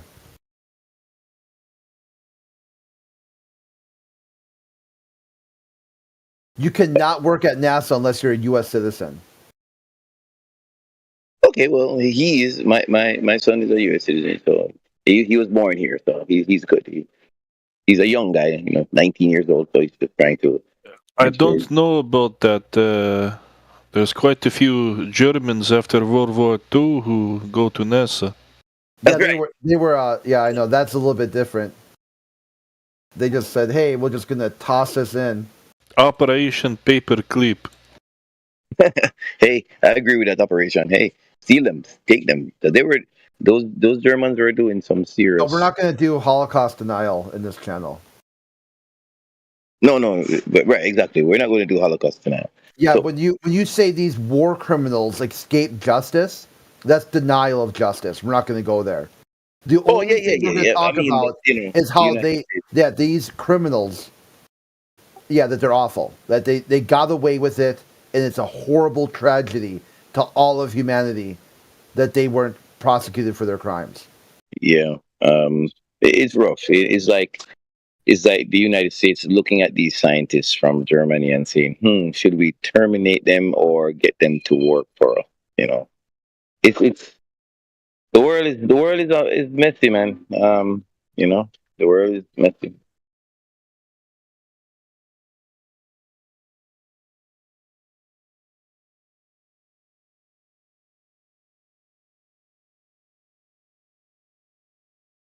We're not perfect. We're humans. That's why I'm a Christian. Because the human condition to me is it's not perfect, and it needs to. It can't last like this forever. We need some divine intervention to one day set us straight. Because good motivations have evil origins. And bad motivations have good origins. It's a balancing act. Yeah, I would say it's not. Good is good and bad is bad.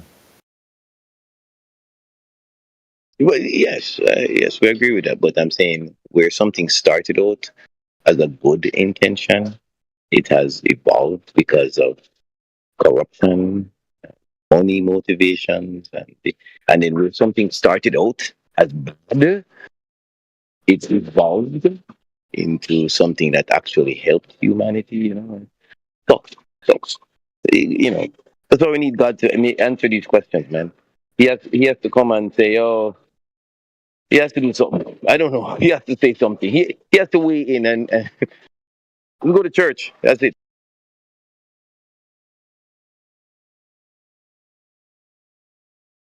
The Church of Nassholes.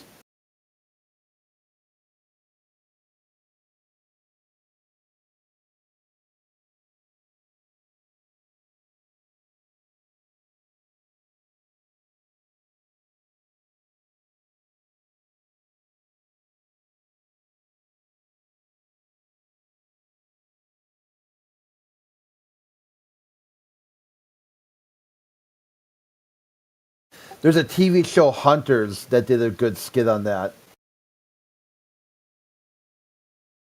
Here, I'll post it in text chat.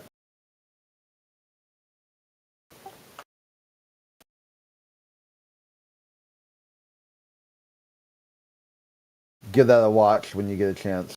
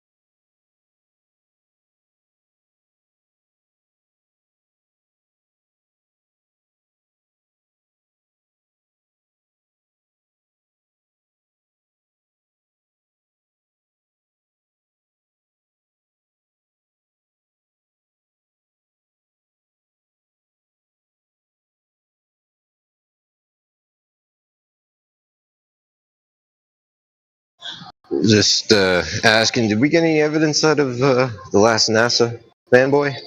No, he got culture shocked. He had no idea that they had battle tanks and attack helicopters and a SWAT team. He's like, fuck. So, yo, Crit, I have a question. Would that be considered pandering, what he was doing?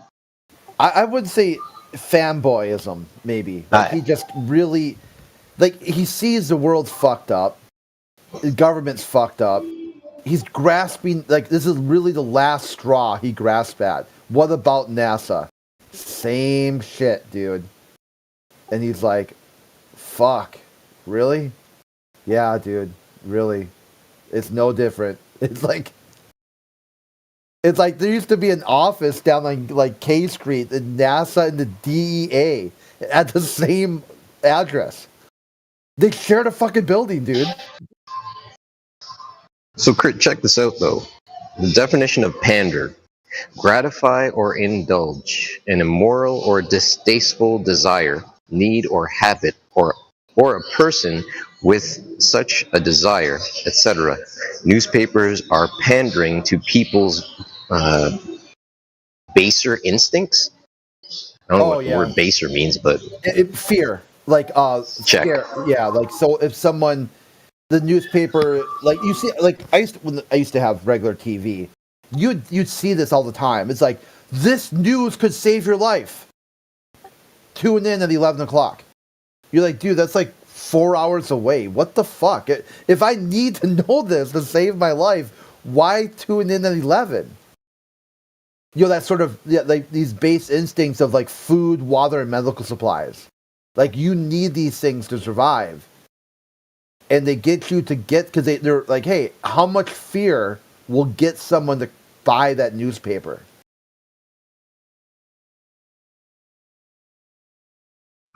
Or toilet paper, for that matter. Check. Yeah, asteroids. Dude, if you do not spend money on NASA, an asteroid is going to fall from the heavens and kill everybody. And like, well, if that's the case, I wouldn't have to give NASA anything, because they would die too. They would find a solution just from their own preservation. Can you imagine some dude at NASA's like, well, since you didn't give me $26 billion, fuck y'all. You'd be like, no, dude, how about I give you nothing and you save your life too? If you've got some plan that's going to stop an asteroid, what do you think's going to happen if you hold out for a payday? Amen. You're going to go down with the sinking ship. Yeah, that tells you how retarded they are. They're actually that retarded. That they think there's some dude at NASA who's got in hand a plan to blow that asteroid up, but he just needs a big enough payday before he releases it. You're like, get the fuck out of here. If there's any threat of any asteroid, you're like, get out. I mean, come on. Like, seriously, how much fear porn or basal instincts do people have to invoke before they're like, you know what? You're actually full of shit. You're actually full of shit. You're so full of shit that you don't even buy your own shit. And that's the thing, is like, yo, how did that flying rock get there if in fact we have a closed system? That's my first question, really.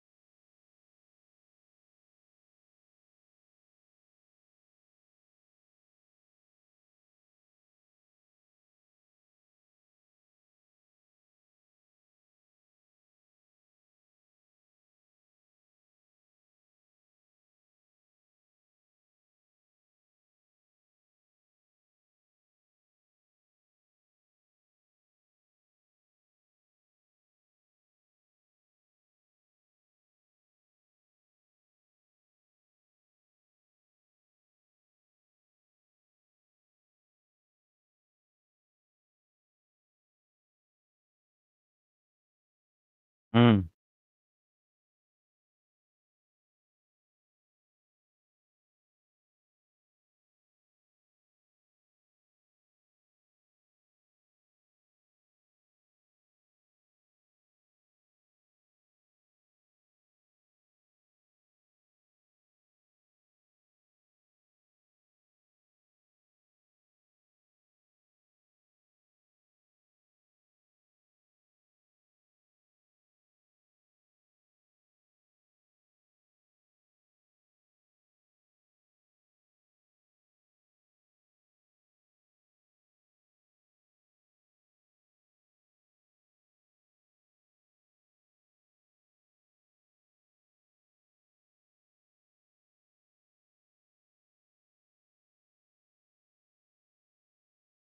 Thank God I finally found it. Hello, Crete.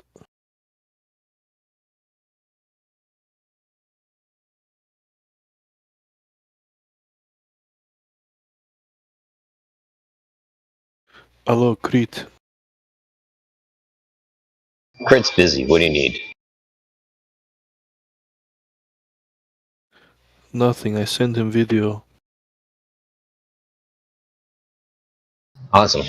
Does it have anything to do with the Earth? Uh,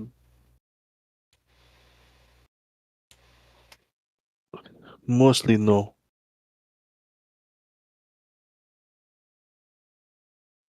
Not on topic. Check.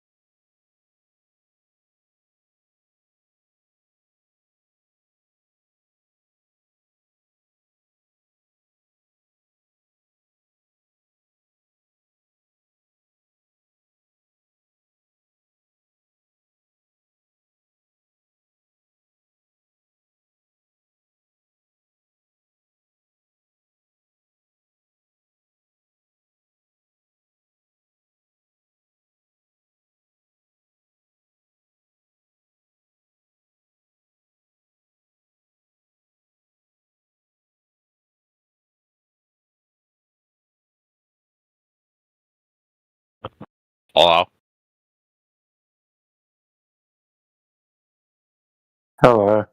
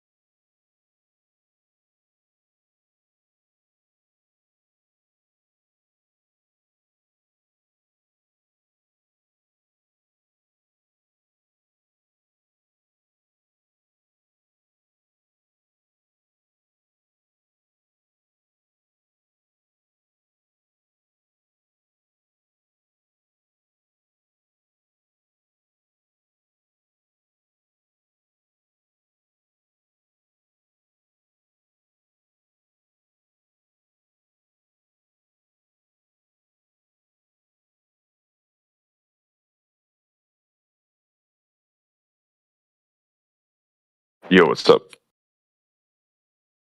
What's up, bro? How you guys doing? Shit. I don't know. So you guys actually believe in the flat Earth?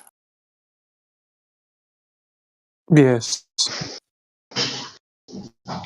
I mean, you guys. Talk to the man, Crit. Crit. I was gonna say you guys have a Yeah. lot of good arguments, but I'm still not convinced. Well, I guess you missed the name of the room, didn't you?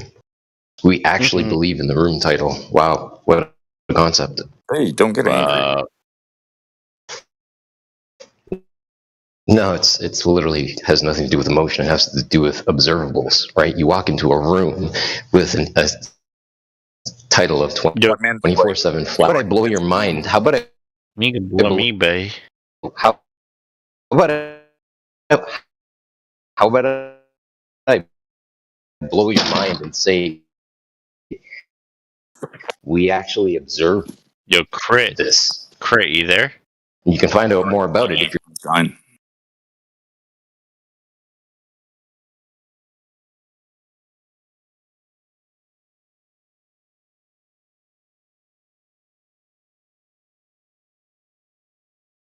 Can I bring up a few points?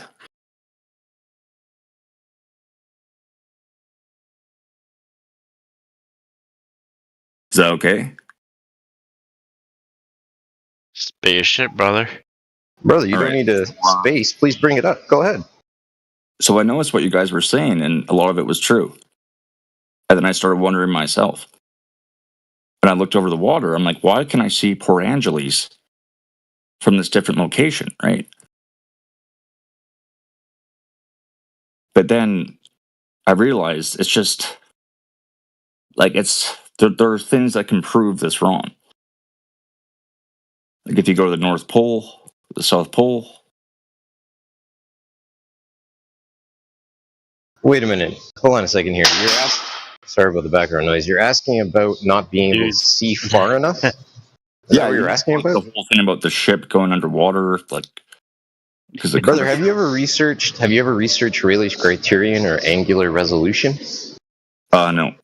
Well, you should probably start researching that before asking questions about a presupposed South Pole. Makes sense, but then the North Pole thing made sense. So it's daytime there for like months.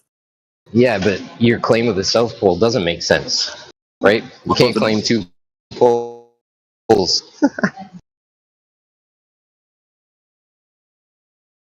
Look, I'm not coming in here aggressively. I'm just trying to bounce ideas off. No, aggressive is good because that spit your shit, dude. No, it's like it's not being aggressive or not aggressive. It's just finding a form or function. Dude, there he is. That's Crit. Yeah. Using man. that to be able to find some sort of acceptance. Aggressiveness is fine. I mean, like microaggression is where we draw the line. No, it's just like you guys sound a bit angry. I'm not angry. I'm just trying to see where you guys stand here. Yeah, the Earth is flat. observably, measurably, and practically used. Same thing for stationary. We stand. Okay, on the where's ground. the like? I have a fair amount of questions about that. Yeah, basically direct you back to the Earth. Have you do a choose your own adventure. Where does the wind? Where does the wind come from? Okay. Yeah, I mean, this is like some sort of like concept where you're not sure now. If the Earth isn't a globe, No, I'm not sure. I don't know. I don't know. I'm just asking you guys. Well, what do you think the wind comes from? Well, if it's in a globe, they have an explanation for it. It's the rotation of the Earth and all that, right? Outstanding. But if it's flat, where does it come from? I'm complete there. So no response. No, I'm good with that. You just go right ahead. You can just No, but I just asked you, where does wind come from if the Earth is flat?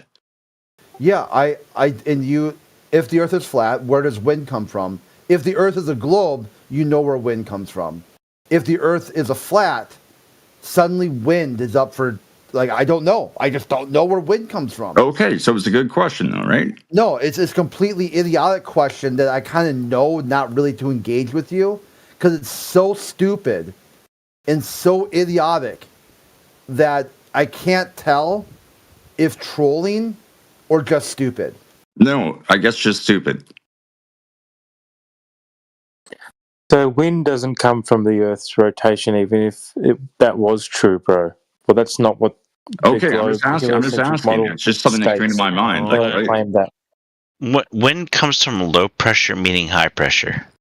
Look at the California wildfires. So it's irrelevant. The wind is completely irrelevant to whether or not the Earth, the surface curves or doesn't curve. Okay.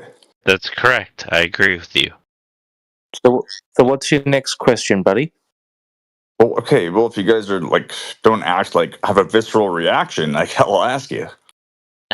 Dude, sorry, bro. We just get a lot of trolls. We just get a lot of trolls in here. I'm not trying to troll you guys. I'm actually wondering. Pay attention. It's not a visceral reaction. All right.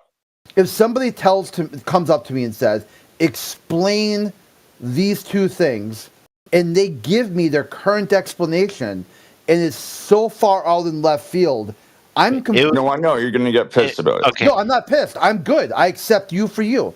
And you can be in the channel, you can listen, you can ask questions. But me personally, I think that person is so scientifically illiterate.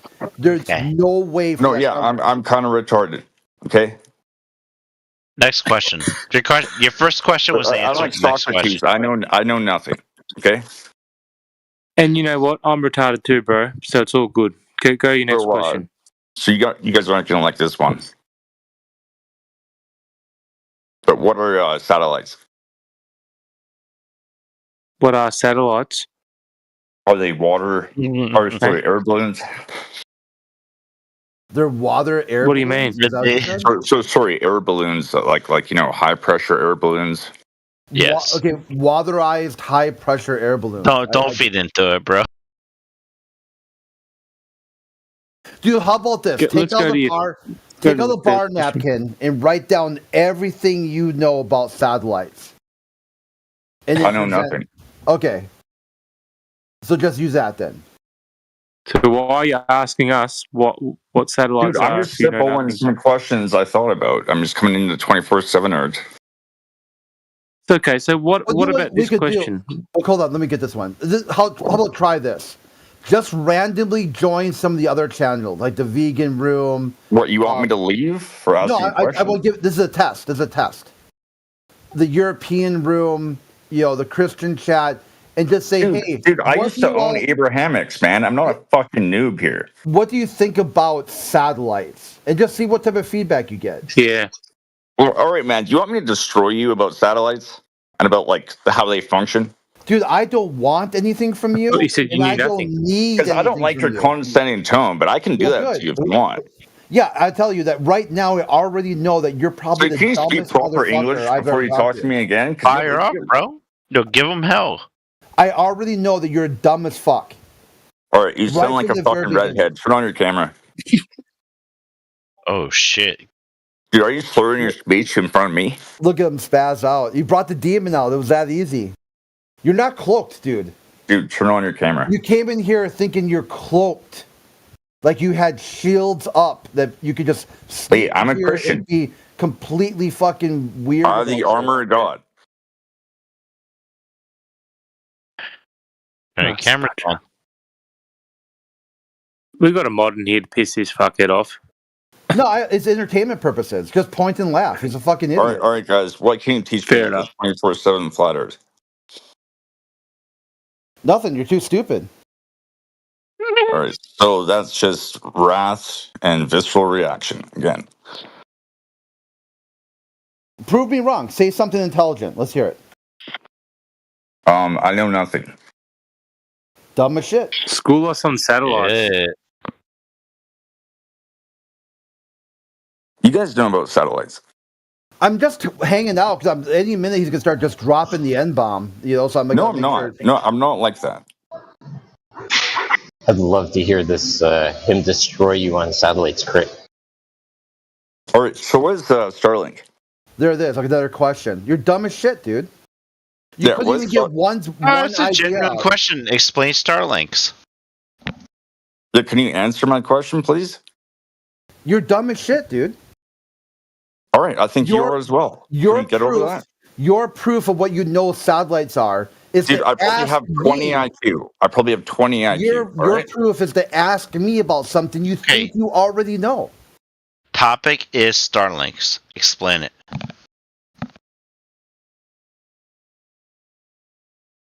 So you can't explain it. Then don't. If you can't explain it, don't. No, I'm asking you. Yeah, and notice I will not ask you for anything. You're dumb as shit. All right, so like you're under like 90 IQ, right?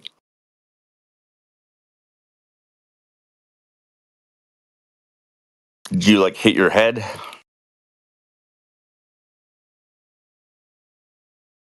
Are you not able to answer basic questions? What is Starlink? Do you represent the room? This is his proof that he knows what he's talking about. Do you represent the room? Just Hello, laugh at this Crete. idiot. Crete, I was waiting for you. I send you a message. Can you please Yeah. look at it? Yeah, I'll get to it. I get a lot of messages, so just give me a second. I gotta filter through. You sound drunk Hurry or up, something. dude.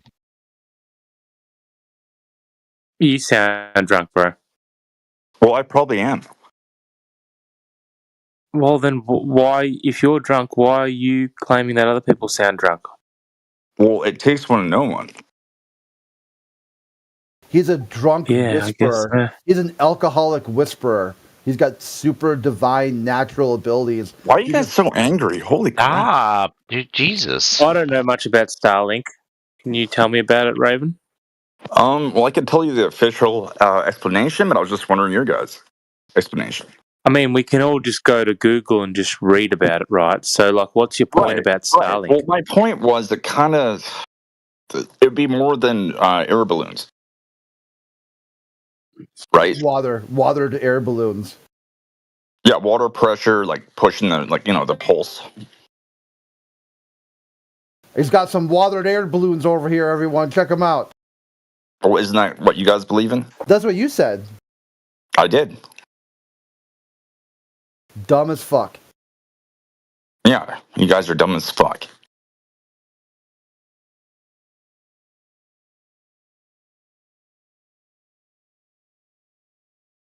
All right. Do you think satellites are on airplanes? Another question. Dumb as fuck again. Yeah, I want to know why we're going to the sky to try to prove the Earth. Just wondering. It's not offending him. Answer the question. So why does this channel exist if I can't ask any questions? Why don't you ask questions about if the Earth is curving or if it's flat?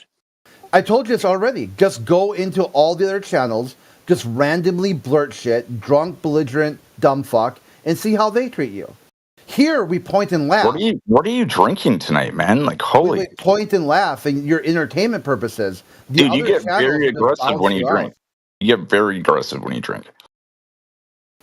All right, you're dumb as fuck, dude. All right. Well, I think you're dumb as fuck. You can't answer a single question. You can think what you want. That and 25 cents might get you a cup of coffee, which you clearly need. Have free coffee. What? How about you ask questions about the Earth or present evidence of the globe? Instead of talking about shit in the sky. Oh, so the shit in the sky is not of the Earth. Correct. No, it's not. It's up in the sky. Like, Okay, well, what do you about the think North satellites Pole? are touching? Why is there 3 months of daytime in the North Pole? Another question. Great. So we've gone from satellites to some. Like, you guys just jumped from lily pad to lily pad and just asked questions, eh? You just asked me to go to the Earth. Yeah, and you're pointing up at lights in order to prove the Sky Earth. again. And he somehow thinks he isn't. Or why are constellations different on other places of the planet? Wow, 3 questions straight about the stuff up in the sky in order to try to prove the Earth. Well done. Yeah, on your why are things location different in on different your- areas? Wow, You guys, amazing look at question. Look at admin log for this guy. He is completely fucking bricked idiot. Like, Is this recorded? This is actually pretty good. yeah, we're live on YouTube. Oh, good. Have I said anything We're gonna wrong? clip this. Like, This is You would have hilarious. to. You should assess that question yourself. Have you said anything wrong? Again, it is published don't think on I have. YouTube. You I can think these are all reasonable you can questions. hop off this call at any point, jump onto YouTube, back it up, and verify what you're saying out in public to make sure you haven't said anything wrong. Why don't you just do that? We don't care. Brother, why are I'm you not here? the one that's asking if I've said something wrong. Like, are you too slow to keep up with your own conversation that you're having? You haven't answered a single question. Because you're asking stuff about the sky, brother. We're Yeah, here to the talk very about the first Earth. question you asked, I said it's observably measuring impact that uses flat and stationary. And you're like, what about water gas balloons? Like, you're dumb as fuck, dude. All Right right, there. Crit, are you from America? That's where Crit's from, dude. Yeah, open your mouth and say, like, speak English clearly. Like, where the Dude, fuck? it's a non sequitur. Bring forward, right, your evidence about your globe or something you'd actually like to genuinely ask about the Earth versus the stuff up in the sky. I'd be willing just some sort of intelligent comment, anything. Just something that shows there's a brain You up have in a there. massive lisp. Wow, great question, bro. Oh, Great come on. observation there. Let him. You're just acting now. You're just spiraling. No, but he must be retarded. Listen to how you just said that word, bro. Yeah, do you need to call me We're all retarded? fucking retarded, dude. Look at he lisped it too. I hope someone does clip that. Be like, this guy's all triggered by a lisp. He goes, retarded.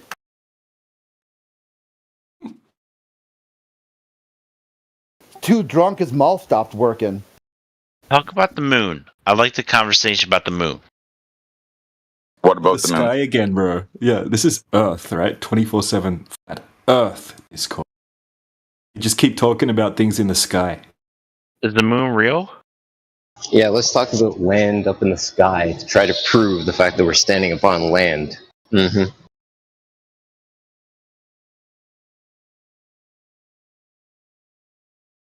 Do you have any evidence? What's your evidence of land in the sky? Whoever asked about the moon. You know what? I never said it wasn't a flat Earth. I was just asking questions. Oh, don't back up like a pickup truck. What's the deal? Do you believe that there's land in the sky called the moon? You guys attack everyone that asks questions. I'm asking you a question, boy. You just asked about the moon. I'm asking you, do you believe that there's land in the sky? Don't take Why that not? tone with Why me, not? kid. Why can't I take? Why can't I take a tone with you? Are you Because you getting should respect slightly your upset? elders. Am I That's triggering why. you? Oh no.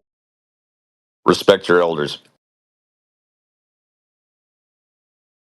Next.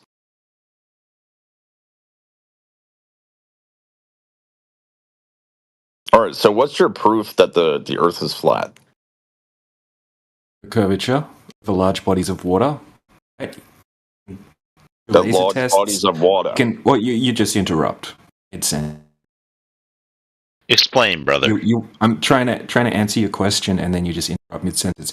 Right. So when we go out, right, and observe the Earth, firstly, it appears flat and stationary to everyone, including you. Right. That obviously that's not proof that it is. if the Earth was a globe over large bodies of water, it would have to be a specific rate of curvature.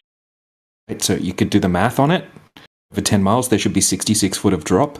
When we go out, we do different types of observations, laser tests, all types of tests to try to find the curvature, right? And we can see magnitudes further, right? Like thousands of % further than what you would be able to see on a globe.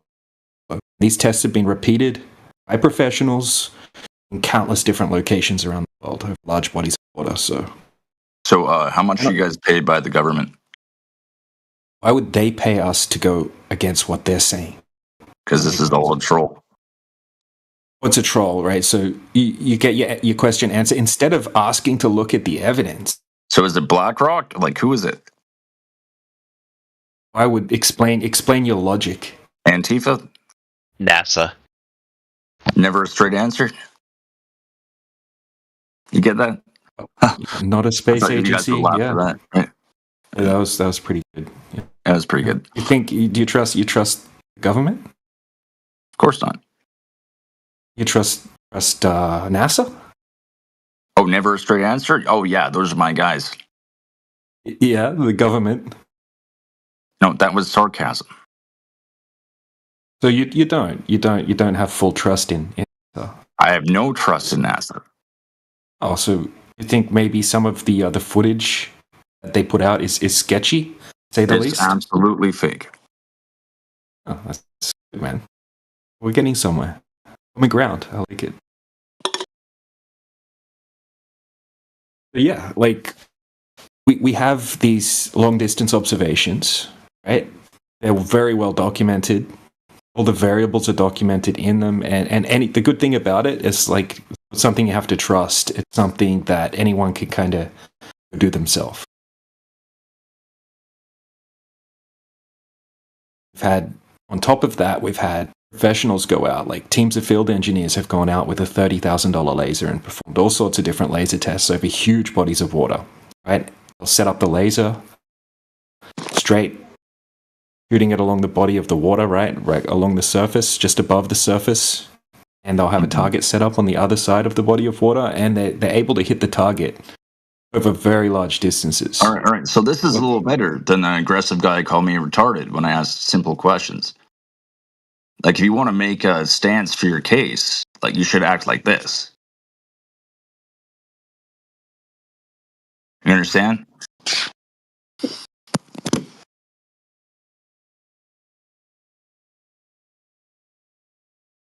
And this is exactly what I was hinting at when I was asking you about your proof of land in the sky. I was just asking some questions. Yeah, and I was just asking you for your... Hold on one sec, DJ. I'm just saying, clarify your statement, and you got the mic after DJ is just saying, right, you have to be able to prove that there's land in the sky. Please go ahead. Land in the sky? Uh-huh.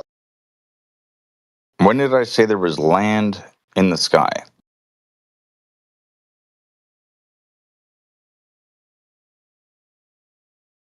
Again, brother, I was saying to you when you're questioning, right, regarding the moon landing, you have to be able to effectively... You weren't asking questions about the moon, then I apologize. Okay. I said, what are Elon Musk's, what is it, the Starlight satellites? Yeah, not sure, man. Very, very interesting and a good question. I mean, I've seen them numerous times myself. Right. Yeah. We don't doubt that there's technology in the sky. All right, what fine, exactly it is? Yeah. What exactly it is, we're not sure. We do know that NASA does have a massive satellite balloon program. I'm not saying everything we see in the sky. You know what I know about NASA? I actually knew people that worked there, and their job was to falsify photos. So when I say never a straight answer, they aren't truthful in any sort of way. Yeah, I mean, they only claim to have one photo of the Earth from space, which was the 1972. But what I think is I still think you go to space. I don't think there's a firmament. I'm not convinced that it's just a flat Earth. But I just came in here to ask some questions. Yeah, that's fine, and that's a fair way to think because of the way we grew up, right? All of the talk of space and that kind of thing. But once you actually look into the technical side of it, I mean, obviously there's a lot of fakery in the imagery that we get from space. Like you see the James Webb Telescope images, and it's clearly it's been doctored like crazy. So what we say about space generally is that we have gas pressure here on Earth, and they claim that outer space is a really powerful vacuum, right? Like basically like a vacuum chamber, 100 times more powerful than anything we can create here on Earth, right? So what happens when we test in a lab? What happens when you have a high pressure system right next to a vacuum or like an extreme low pressure system like that? The gas will instantly fill the available space, right? The high pressure will go to the low pressure, and we can also demonstrate that gas itself in the first place needs containment to begin with. To be able to have gas pressure, obviously you would need a balloon to blow up a balloon, or a car tire to have gas pressure. So it's even in the definition of gas pressure, right? It's like says that a container is the necessary antecedent. So we say have that you guys seen I think it was Red Eye sports drink, and then like they went to the lower Earth's orbit. Do you think that was fake? Which one was it? It was like in 2010 or something. It was like they went up to like the lower Earth's orbit. Which one? What was that called? Do you remember the name of it? Well, Red Eye, like sorry, not Red Bull. Oh, sorry. Red Bull. Yeah, there's the sports. Oh yeah. Oh yeah. We know about that one. Yeah. So he went up. That's Felix Baumgartner. He went up to 129,000 feet and jumped out of that thing. But that's not technically space, right? And even Neil deGrasse Tyson, right, the astrophysicist, he came out during one of his shows. He carried out like a big beach ball that had like a globe Earth map on it. And he said, look, they did not go to space. He said it was very deceptive. He said you would be like 2 millimeters off the surface of this beach ball at the height they went, right, if you think of the scale. He said they used a fisheye lens to make it look like they were way higher than they were. In fact, like when you look at that footage, right, you can see this drastic curvature. But all of the land that you see is all the state of New Mexico. And then when you watch it carefully, you'll see the curvature will like will bend and warp around because they're using like a GoPro lens. And even there's parts in that where it concaves, right? It goes from curved to curving the wrong way. Even on the ground, you can see drastic curvature. Yeah, it's. So some Neil things deGrasse I will Tyson. agree with you about is the Van Allen radiation belt. How would they get to the moon without lead suits, right? Like, how are they going to do that in the 70s and then never go back to the moon, right? So that didn't make any sense to me. What was interesting, I remember one of the interviews with the astronauts, and they asked him that exact questions, and his response was really funny. He was like, "Well, I guess it's because we didn't know about it." Yeah, but wouldn't they be dead? Like, yeah, and then they asked the NASA guy. He's like, "Oh, we lost the technology to go back." It's like, what are you talking about? Yeah, that guy seems like he's on the spectrum of all that. No, but so they're obviously hiding something. But I'm not going to go as far as say that it's just flat Earth. But I know that the Bible said it was. And I am Christian, but I would need a lot of convincing for that. But yeah. Yeah. The real killer is the long distance observations, right? Because if Earth's a globe, you have to have a certain amount of obstruction between point A and point B, right? So for example, just say you had a 10-mile lake, and you set up a camera on one side of the lake, just a foot off the surface, right? You shouldn't be able to zoom in and see the shoreline on the other side of the lake. That is something I noticed. It was actually from Canada to the United States, and I noticed a city over the water, and I was like, wait a minute, let me look how far this city is. And it was actually farther than the ship would have went down, like the curvature. I was like, why can I see the city on the other side? Yeah, so that's when Flat Earth started blowing up, actually, was when consumer grade super zoom cameras became available, right? Nikon came out with the P900 camera, and it has 83x optical zoom. So people started going out. It is weird, though. You could argue both sides pretty heavily. And, yeah. Yeah, it's interesting because, like, when you actually look into the globe side, you're going to get a lot more assumptions and calculations, like really good math, obviously. So one thing I didn't like, I don't know if you guys saw this, like, is that 666 on each side with the globe? Have you guys seen that? Oh, like the degrees?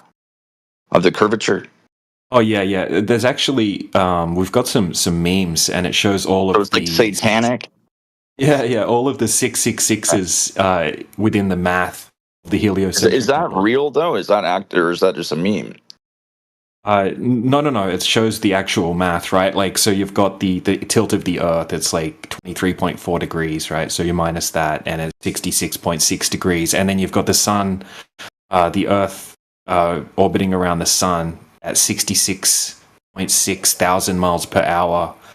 And the list goes on and on. But yeah, so that is weird. That is definitely strange. It is weird, yeah. It's kind of like a sun worship type model where you've got all of the planets are named after like Greek gods, and it's just really, really weird. Once you look into like the occult side of it, there's a lot to it. But yeah, I don't know a ton about that myself. I sort of more stick to the empirical side of things. Yeah, things we can demonstrate, sort of thing. Yeah, we don't claim to know the shape of the Earth, right? People think, oh, you guys, it's like globe versus flat Earth. Like mostly. Okay, here's another one you guys probably won't like. What's on the other side? Yeah, no idea. Definitely, we don't claim to know anything we can't test, right? We can't like back up our claim on. So if you look into it, like the deepest hole anyone's ever dug was only 7.6 miles.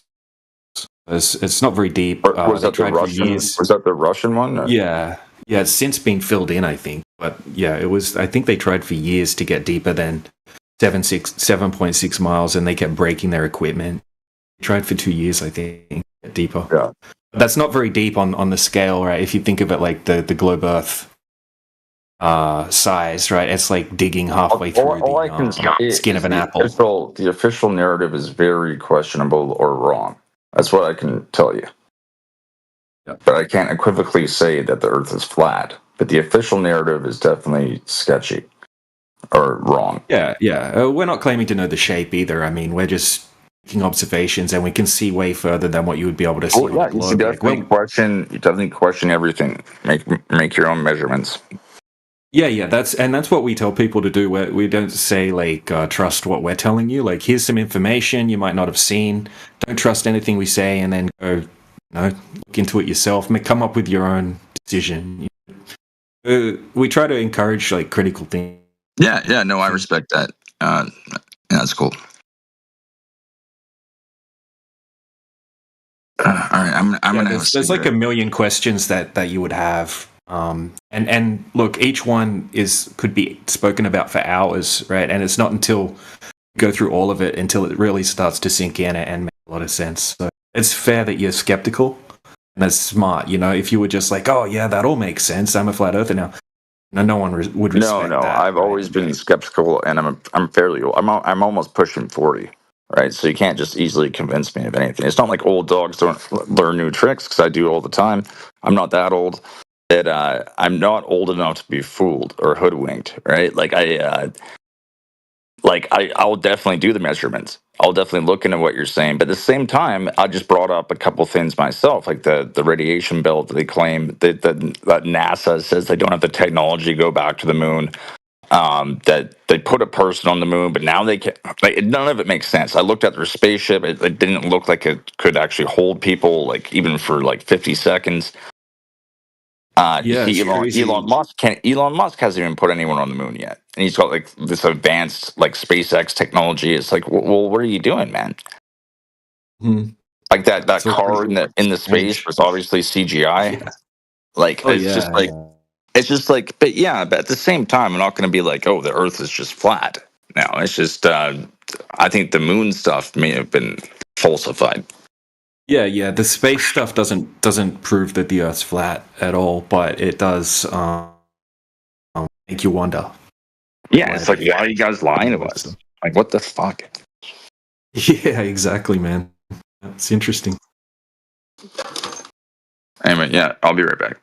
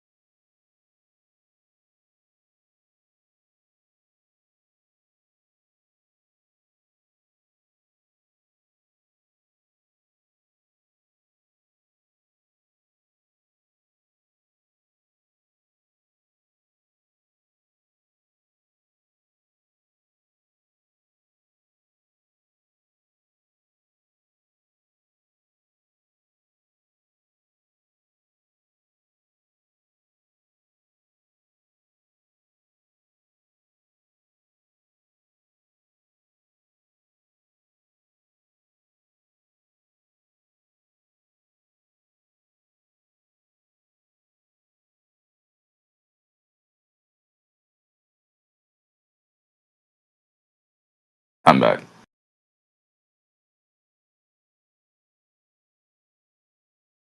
So where's the gentleman that called me retarded?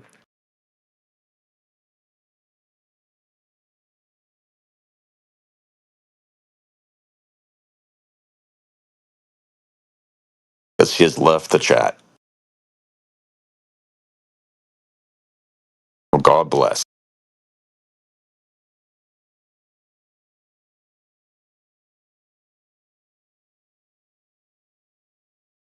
So what do you guys know about nuclear propulsion?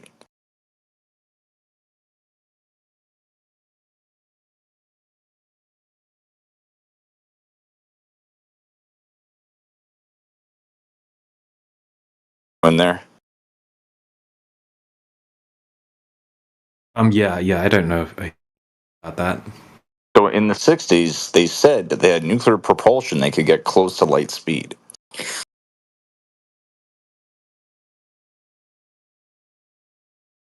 I highly doubt that. It's out there. The information's out there. Can you tell me what close to light speed is exactly? I could tell you what light speed is. No. You said close to light speed. How close? So it wouldn't be quite light speed, but it'd be very close. So Okay, how close is close? I'll have to look it up.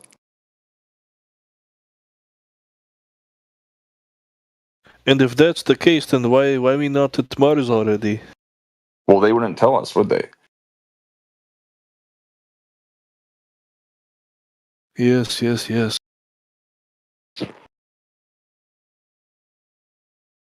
So it says nuclear propulsion systems could potentially allow spacecraft to travel near the speed of light. And we knew this since 1969. A Starship powered by nuclear pulse propulsion units could reach speeds in 10% range. That's a little lower than I thought.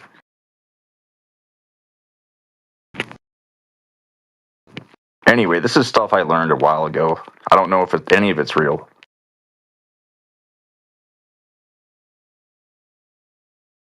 Sorry, Bernard.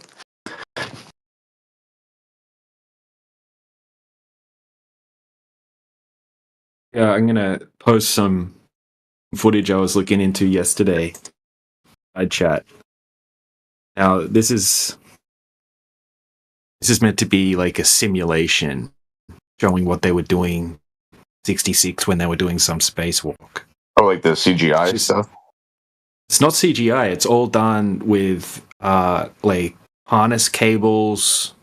Sometimes they're doing certain scenes. Oh, is it underwater or like green screen? Or? Yeah, I think they're doing this particular one with harnesses. It's hard to tell exactly how they're doing this particular one. When I looked it up, yeah, they used different, like they admittedly used like miniatures, I did models, see a NASA video. cables. Yeah, I saw them using harnesses and underwater, like a bubble going up. Oh yeah, I've got a bunch of videos about like obvious bubbles, right, in space, and yeah, they have like a mock-up of the ISS in a giant pool, and apparently it has big giant green screens come down, and yeah, there's a lot of evidence that the footage was done. Yeah, basically. I think they're faking a lot. I think space is still there, though. What's interesting is that this footage is claimed to be faked by NASA, right? It's not meant to be real. It's a simulation, but this was what they could do in 66. Like imagine with all the technology we have now, how much better they could fake it. Oh yeah, but just think about how the FBI and CIA, they lie to us all the time. So they're just of course. They're treating the main us thing like with space, right? We could believe there's space up there, all we like, but at the end of the day, we have natural laws. My point though is they didn't treat us like this as much in the 40s. Like they actually tried to tell the truth a bit more. Yeah, I'm not sure about that. Maybe it was just different. I think it was slightly more. I think it wasn't quite as like let's lie to them completely.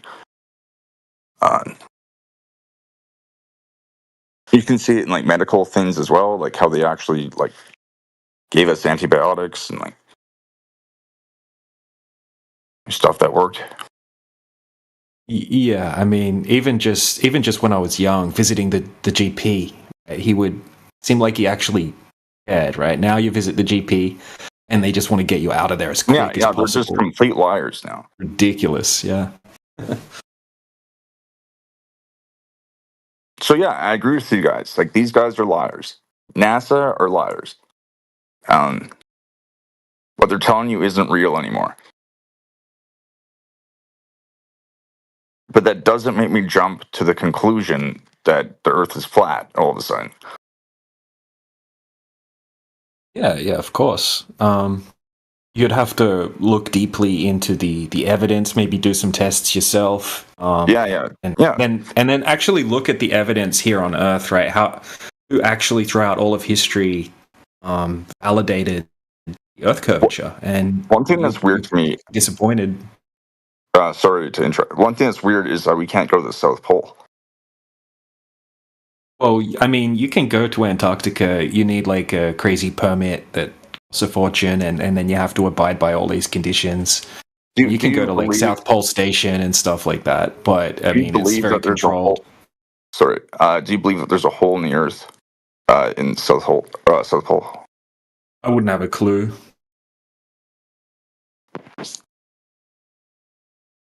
I just think it's strange how they protect that one area. Yeah. I mean, it was interesting when Admiral Byrd went there, 40s, and he came back and he said, "Oh, they discovered more land, right? Not an extra continent, just more land, 180 miles, I think, beyond the South Pole." He said there's no snow there.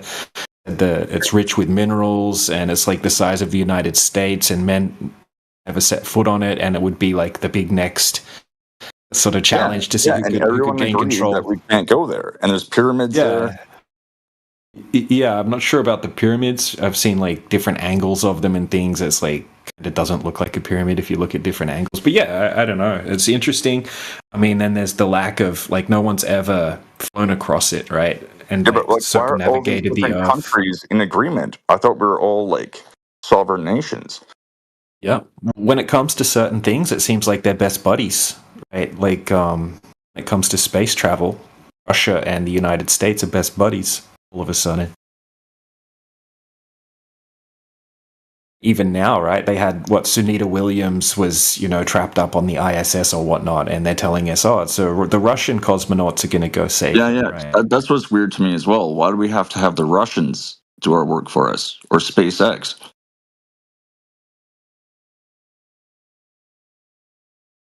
Yeah. It seems like the world's a bit of a stage.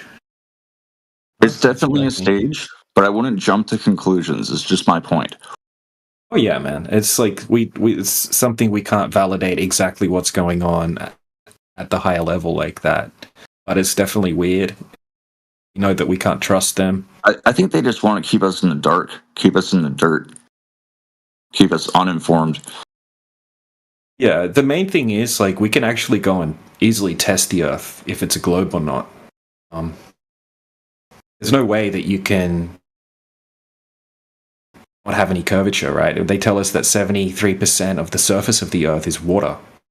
Right? And then obviously from our perspective, right, and common sense tells us that water needs a container, right? And then when you have a large body of water at rest, the surface of the water is going to be flat. Right? Like you have a giant lake. I could bring up some points that mean that it's a globe. Yeah, you guys, go for it. You guys will get angry. No, I won't get angry. Okay, there's different constellations in different parts of like the areas you go to. If it was flat, they would all be the same. Right, but once again, we're talking about things we can't validate, right? We don't know exactly what's going on with the sky. We don't know exactly what the stars are. But what we can validate is all of the stars rotate east to west around Polaris, right? And if you're on a different... Right, just say the stars aren't gazillions of miles away or light years away or whatnot, and they're more local. Okay, you would see different... Like, picture a giant planetarium that's, say, 100 miles wide. That can change the sky. All the stars laid out on the roof, right? No, that's true. That's true. They could change the sky at any time and make you think it's a globe. No, not really. You would just say you're on one side of this 100,000 miles, say 100,000, we'll say 100-mile warehouse, right? If you're standing on one side of it, you're going to look up, you're going to see different lights on the sky, right? And if you're in the center, you're going to look up, you're going to see different lights circling around. We know all of the. I got one more question. I haven't looked up any of these. It's just things I've thought of myself. Why does a trip to Japan take less time on the West Coast than it does on the East Coast? Usually, light routes, they take advantage of jet streams and use corridors, like corridors and things like that. So often, one way they'll have a different path, right, than on the way back. No, but wouldn't it take less time on the East Coast if it was a flat Earth? I don't see why. I mean, they're not going straight from point A to point B. You wouldn't be able to go over the Pacific Ocean, right? So on the East Coast, you could just fly to Asia. But on the West Coast, you'd have to go all the way to the East Coast and fly directly to Japan. If you go the other way, you go left over the curve of the Earth, over the Pacific Ocean, you go there faster. Yeah, look, when it comes to those flight paths, you would have to look at the actual path they take and then have a look at the jet streams and that sort of thing. I mean, it gets pretty technical, I think. But there's a lot of pilots that are flat earthers. Yeah, I guess I'd have to be a pilot, but that's... Yeah, there's a lot of pilots, including jet pilots in the military, commercial pilots that are flat earthers. And pilots actually are trained to treat the Earth as flat and stationary, and the planes themselves, equations of motion and whatnot, like the aircraft design, are designed the Earth as a flat stationary plane as well. Right? I know an aerospace engineer. He's a globe earther. He works for the government, but he says, all the calculations are done assuming a flat plane. Yeah. I don't know about all the locations of places, but I was curious when you say flat Earth, how would you measure? How would you measure that? What does that mean? I mean, so if you would measure, you've already heard this. Tanks, you've heard this reply 1,000 times. Well, for clarification, why are you asking the same question again? For clarification, for Raven, because he was saying flat Earth, and then you guys kind of went into how you can. No, I was saying that when they make the calculations and they design the aircrafts, they assume that the ground is a flat plane. I said what we were talking about. So what I was talking about was different. I was saying that if you're on the West Coast, going to Japan would be faster than being on the East Coast. But if it's a flat Earth, it would be faster on the East Coast. Have you taken all the jet streams and all of that into consideration? I mean, if you wanted to present the actual flight paths they take and then go over it, and what map are you using for a flat Earth? I just want you to think about it in your head, because if I'm on the East Coast, I'd be closer to Japan. But if there is no curvature or Pacific Ocean, then it'd be faster to go from the East Coast. I'm not sure. We'd have to go, you'd have to present the actual path they take to and from, and then we could sort of go over it. Okay. I think you kind of know what I mean, though. But yeah.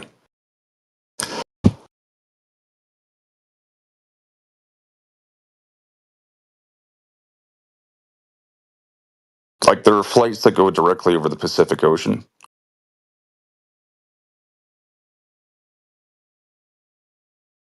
Yeah, when you fly from Australia to. Is that how you would measure? Is that how you would measure a globe? Just talking about measuring.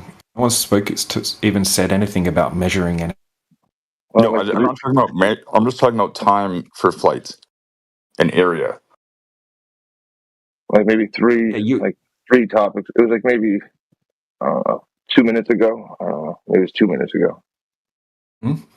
There's things to think about, man. I may not be right. Maybe it is a flat Earth. I'm just. Yeah, it's interesting. I mean, you need to be able to find the curvature, right? You need to be 10 able to miles, that should be challenge 66 foot. these things, right? Yeah, exactly. Without being censored, right? It's flat Earth is one of the most censored Like I'm not topics. trying to be mean or anything. The other guy called me retarded. You're good. 5 times. But You're right, man. no, I'm not coming in here with any contention. I'm trying to like think about like what you guys are actually thinking here.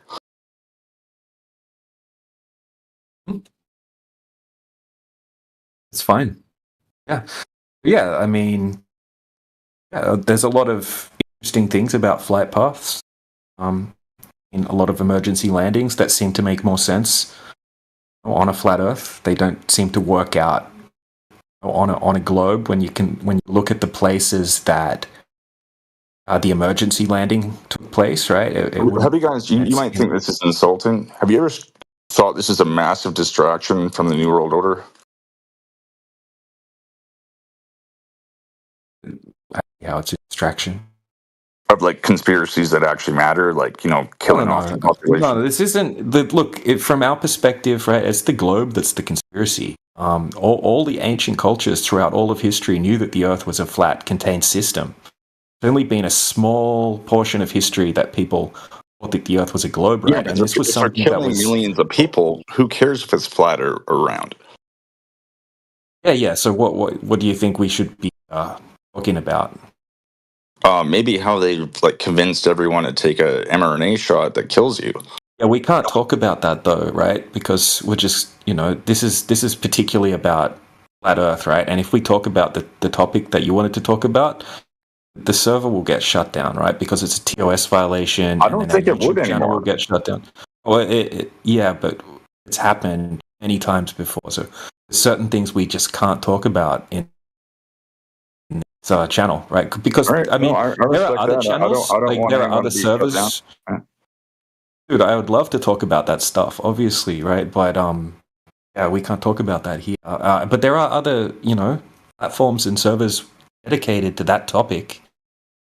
Mark Zuckerberg just came out on Joe Rogan and said that he was pressured into censoring people on that topic. Yeah. I did listen to that this morning, the clip that you're talking about. And I was thinking, good for you for telling the truth, there, Zuckerberg, but like censored the shit out of it. it's like a rat fleeing a sinking ship, right? He's just trying to save himself, but at least he told the truth.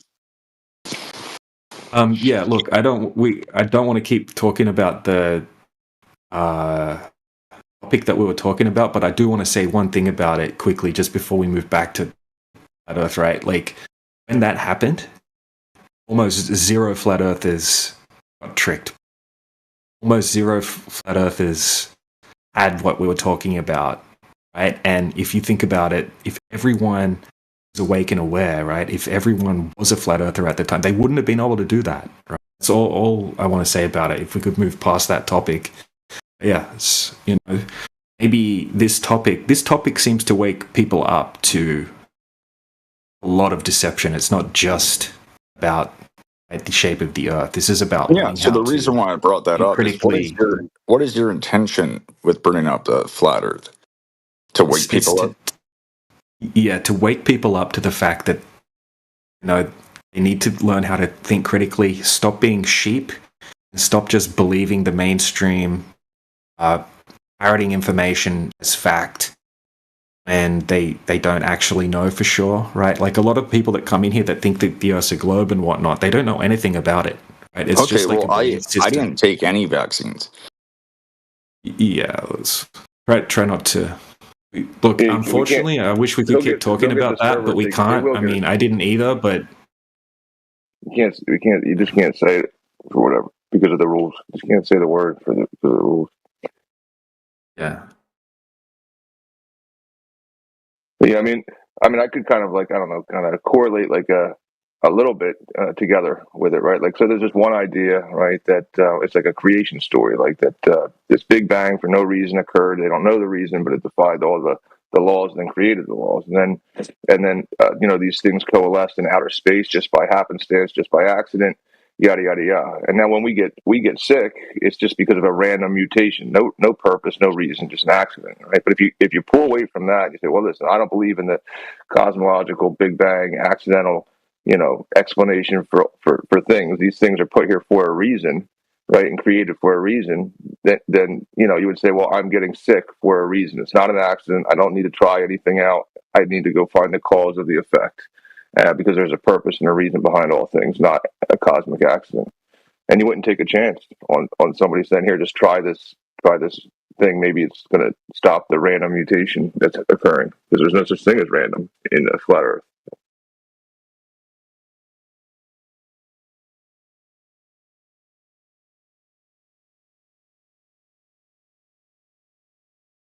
Yeah, just like the worldviews of the like globe versus flat. I mean, you can definitely like rationalize. Well, the globe is for a reason too, right? But definitely the for the mainstream, everything's an accident.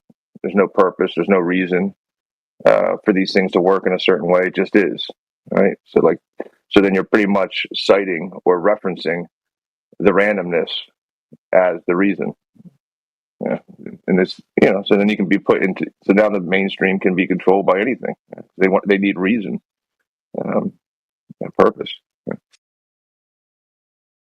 I have a lot of things to say, but I don't know if I'm allowed to say them anymore. The other guy you were talking to, he knows better the rules. I just try to follow a little bit. Well, I was going to say there are no coincidences. It's Clown not just here with your weather forecast. Tonight it's going to rain blood. So you better bring an umbrella because there's going to be a lot of it. What does that mean? You'll find out very quickly. Is that a threat? Could be. Shut the hell up, man.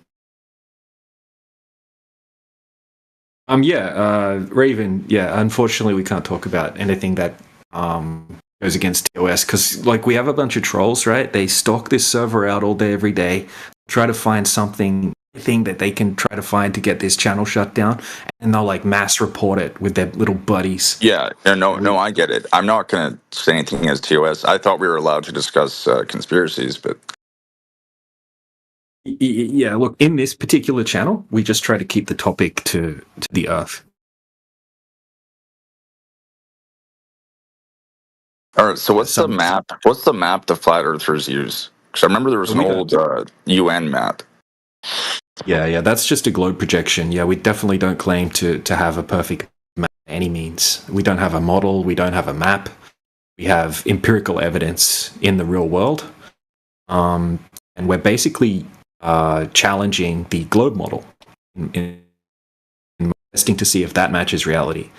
It's even the globe model, right? When you say the globe model, there is no such thing as a globe model that explains how everything works, right? You can model out bits and pieces, but when it comes to a scientific model, it has to be testable, right? To see if it actually matches reality. So that's what we're doing. Testing the globe model, it fails every test. Perfect.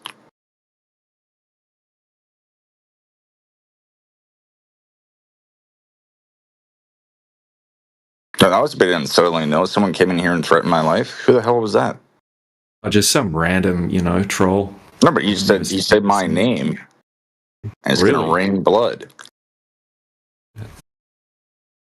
Like a clown. Can you pull up his name by any chance? He's gone now, so no idea what it was. Yeah, that was weird. Yeah, I mean, if you wanted to check who it was, you can just check the live stream. See, you can see the list of who's in here, but we get all sorts of trolls like that all day long, every day. Well, if it happens again, I definitely will, because that's strange. But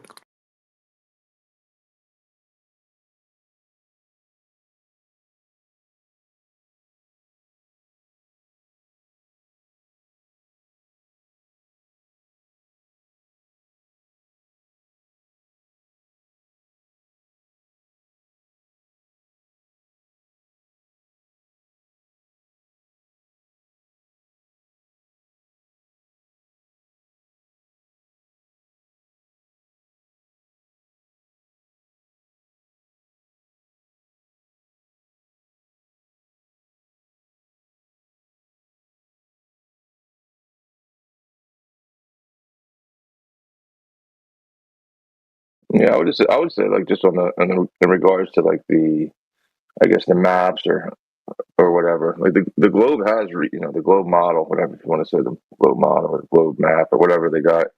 They have reasonable explanations and whatnot on a piece of paper for sure, or on a computer or on a screen.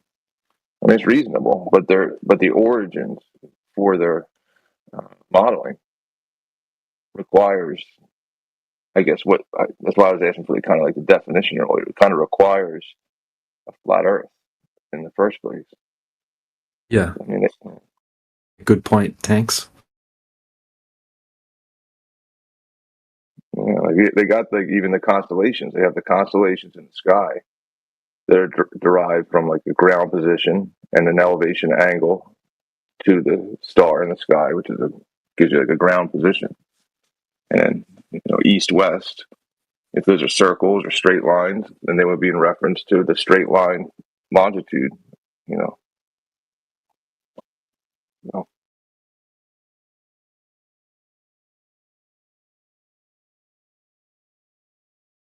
All right, thanks, guys. I'll be back a bit later. Yeah, have a good one, man. Catch you next time.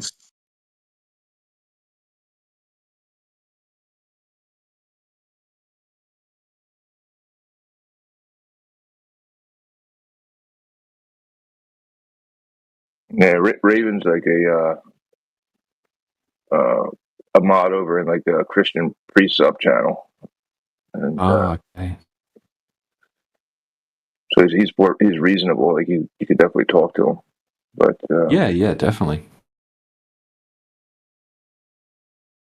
Oh, I get like people have really crazy ideas when they think about what the flat earthers claim. They see all of this propaganda and they think that we claim all this crazy outlandish stuff. So it's fair enough they can come in very skeptical,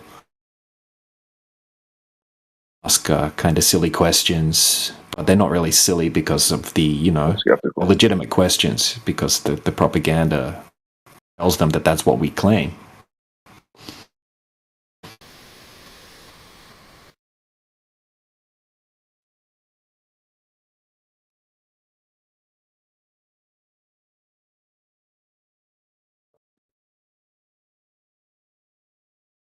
Yeah. But yeah, what you were saying, like about measures flat, right? I guess that you would have to sort of define like what do you mean by measure? Well, yeah, counts as a measurement. Yeah, because my whole maybe this is my whole argument. Like it's the only one I really focus on, right? But in order to measure a globe, or even to measure the globe, right, you're going to need level to be horizontal. So if level is not horizontal, you can't measure your globe because you need a tangent. You need 2 points of equal elevation to measure drop over distance.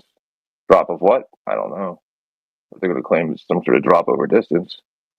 But you need that to measure your globe. And if somebody comes to the conclusion, well, level is curved, then you can't measure your globe. So.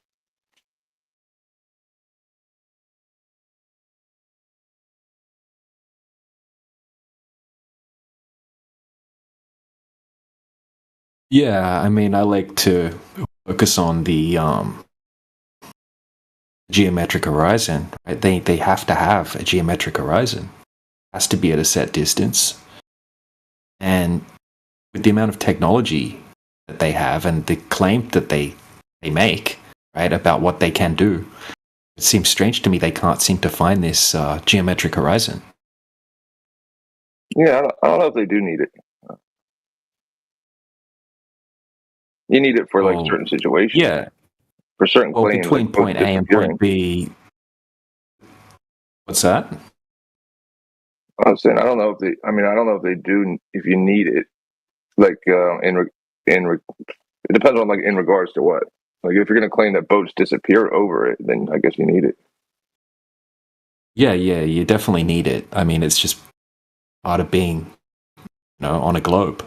It's gonna block your view. Yeah, but like beyond it. Like, but do you really need visual access to it? I don't know, some type of confirmation of it. It doesn't have to be like visual. Something. I don't know. It's a them problem. Yeah, because that's, I mean, it's like the argument that, well, your globe radius relies on your initial claim of the horizon being the leading edge of the sphere. But if they had some other kind of way, then I guess they wouldn't need it.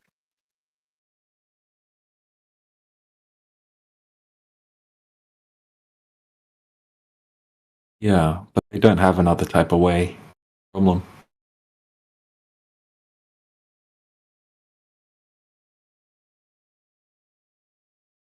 Yeah, they could just measure level to curve without the horizon. I don't know how they could do that, but I mean, you could do it without the horizon. They think level means curved. Yeah, but how do you measure that?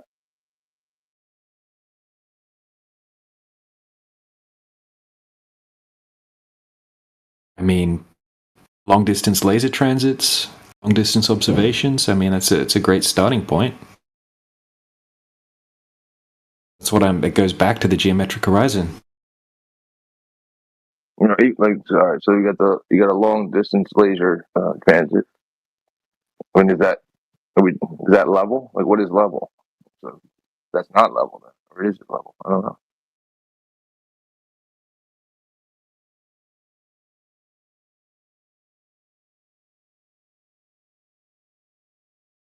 I'm like, what is it trying to reference? Like, the long distance laser transit is trying to reference the surface of water.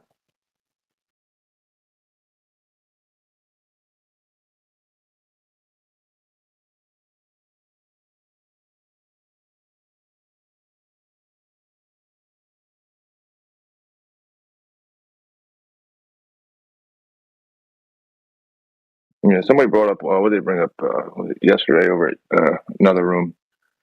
They're bringing up the rectilinear test, and he was saying, and he was doing the same, which is like the same thing, the laser over distance. And he's saying, the rectilinear is just two lasers, in this rectilinear thing that holds it straight and, focuses the beam really tight, whatever. And there's just two marks above each other, like two laser marks, one above another one, both on both. I guess what you could call it, both level, horizontal, into horizontal orientation, and then the hypothesis is that these two straight lines will either converge, diverge, or stay parallel, and then that will tell you if the Earth is a specific shape.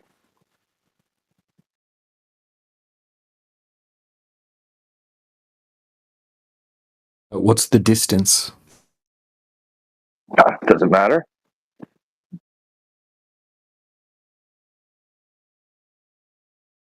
That's where I got lost. Like, does it matter? Does that matter? Well, over 50 meters, there's 2 millimeters of curvature. So distance matters. Curvature of what? This is just.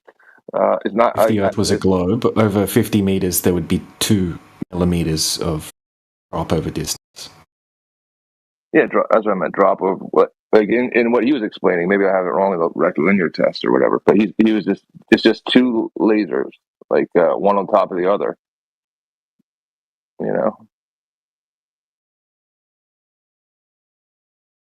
Just don't see, I feel like that would just work the same on either. Yeah, that's why the distances would matter. Yeah, I don't know anything about that test. Are you talking about the rectilineator? Is that some concave Earth argument, or? It became one. Yeah, because they're saying that it became one. Yeah. The rectilineator experiment that I saw that was done back in the olden days seemed like a bit of a joke to me. I mean, So Yeah, maybe I what should go they're watch saying. it again. Like I watched it like 4 years ago or something, right? Like it was like a 2 hour video. But the guy who was just summarizing it for me, he was telling me like the premises and the hypothesis. He was saying, well, the variables. He's saying we're just going to get two lasers, stack them on top of each other, point them out, straight horizontal. And if they're parallel, then the Earth is flat. And if they converge, then if they converge in one vector or something, or diverge, it means something. And I just didn't understand how I that don't know. It referenced the doesn't. Earth. Yeah. Yeah, yeah. I don't know, man. It doesn't make any sense to me. Maybe this. Yeah, I don't know. Yeah, the concave thing, like the rectilineated thing, right? Saying like the horizon rises up, like you're standing at the beach, you're looking out at the horizon, and it's rising up, right? It's ramping up into the concavity of the Earth. So that would mean that if someone's out there where you're looking at that ramped up Earth on a boat, and they're looking back at you, you would have to be down. They would see the Earth curving away, or they would see you lower. So this doesn't make any sense. Right? That's Or if what. you have That's like a what. lake, it's the dumb. I just can't even take the concave thing seriously. Yeah. Well, it's it is just what you described. The horizon goes to eye level, and you're standing above the water at your location, and that's what goes back into what we kind of touched on like a day or two ago. Is like the hump or the drop. I mean, it's. Yeah, yeah.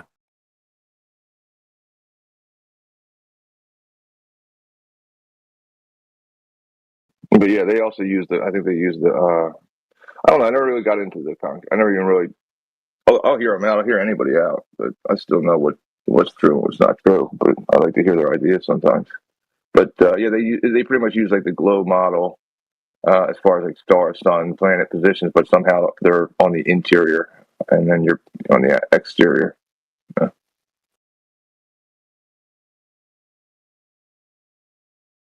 Like so, their biggest proof, for it or whatever, the biggest confirmation for it is the sky. Yeah.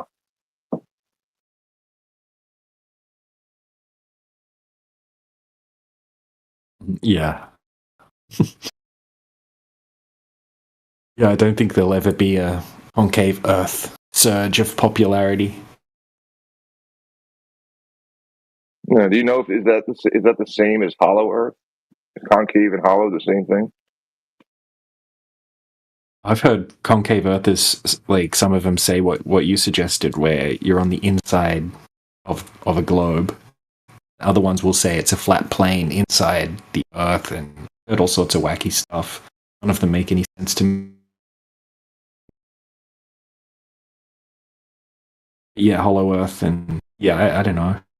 The concavers get the most angry. That's why I can never hear them out because if I ask them a question of clarification, they flip out. I kick up. Yeah, that's you wouldn't understand. You haven't done the research. I'm not presenting anything. Yeah.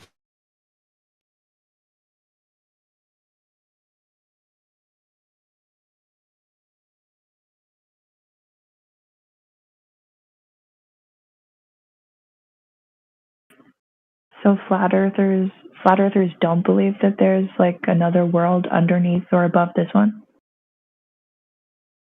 No, we try to stay away from beliefs.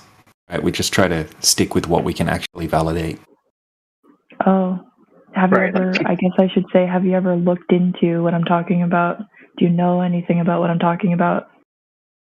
People have talked about underground civilizations for thousands of years. That's not exclusive to flat Earth at all. I'd say that helps support flat Earth, but that's all speculation.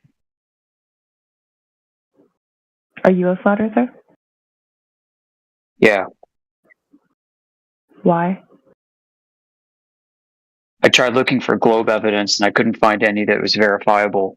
And it didn't match my lived experience, which is a flat stationary Earth. I've never seen the globe. Have you? I haven't been up there, if you know what I mean. So I guess not.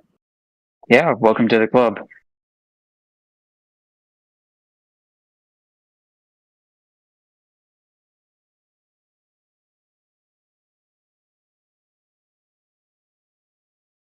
You say welcome to the globe, or What's this one picture? Migo Wego? What is your picture? What is that? Are you there?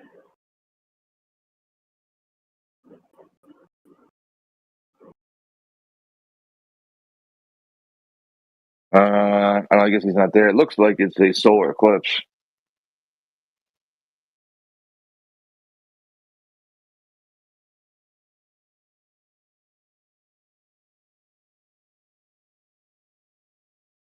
Like the solar eclipse, they claim that the moon gets in front of the sun. Yeah.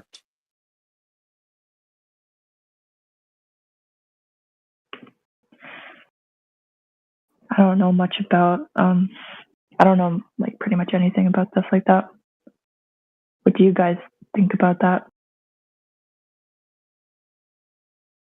I mean, it lines up with like it aligns with like the tracking of the moon and the sun, like that they meet at a point. They call it like a nodal point. What do But you don't guys actually call the see it. sun and what do you call the sun and the moon? Same thing. Sun and moon. Oh, so there's planets up there. Just we're not a planet on a planet. Well, I don't know. I don't call the sun and the moon a planet. Well, there's stars and stuff up there, but like, how does that work? Yeah. It's Oh, kinda weird. they all seem to be working together, like in unison. Like there's models for it, like a Tycho Brahe model or a Ptolemy model, or there's all these models for the sky and like what's going on. Like somebody referenced earlier, there's ancient models from as long as you can go back, and they all predict the same thing without the globe, without saying that we live on a globe. And who's the I'm trying to remember who it is who NASA like uses to what are these, the Babylonian calendar or something like that, in order to track the eclipses. So they really just, there's this guy who works for NASA. He's Mr. Eclipse is like what they call him, right? And what he did is he went into like the ancient Babylonian like calendars who tracked like the repeatability of the eclipses and whatnot, and he just kind of drew it onto a globe and said, "This is it works. It works, so it works."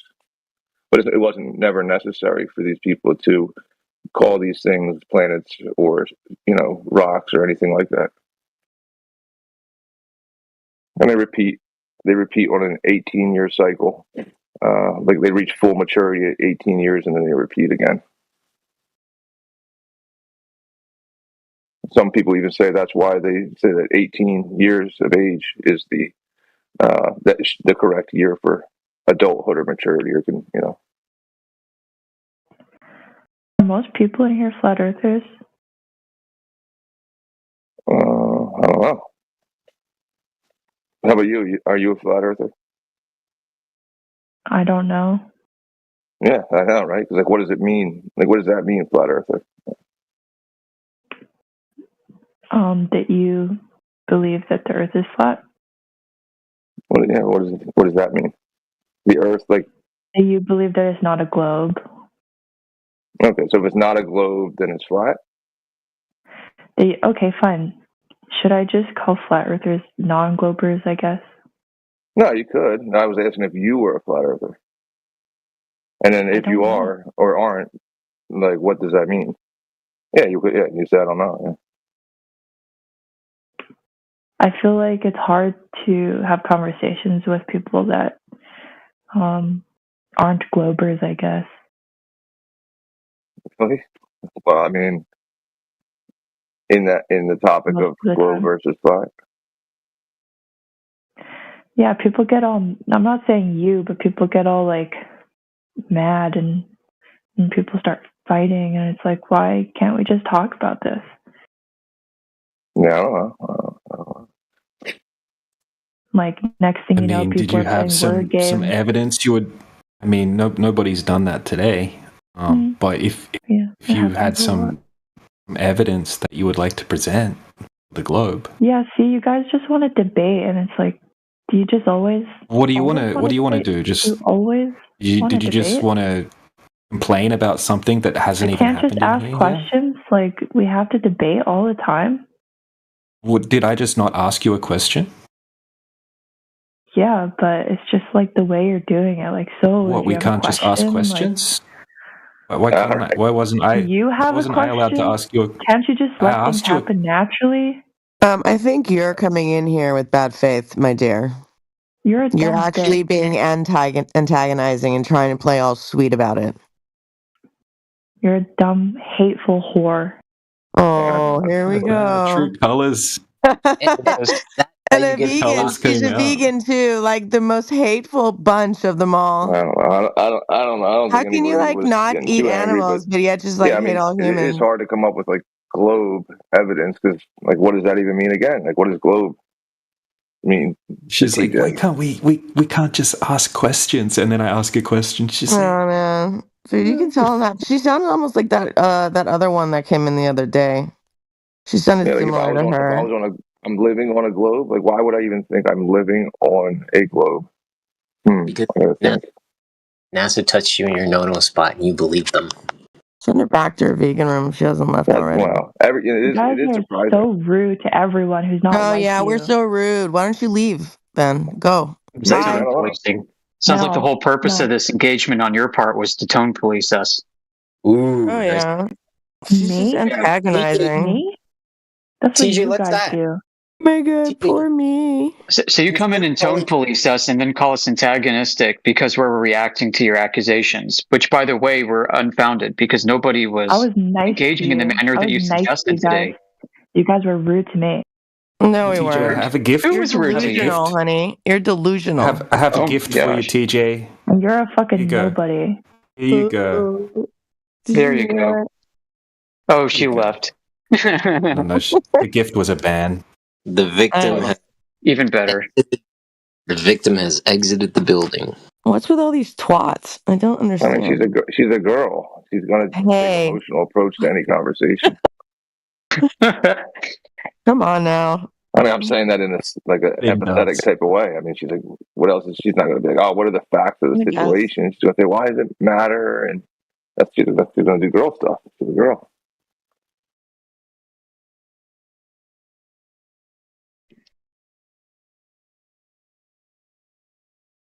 You're a nobody. Oh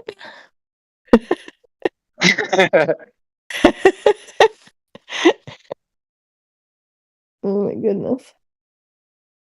It's crazy, these victims. Poor folk. In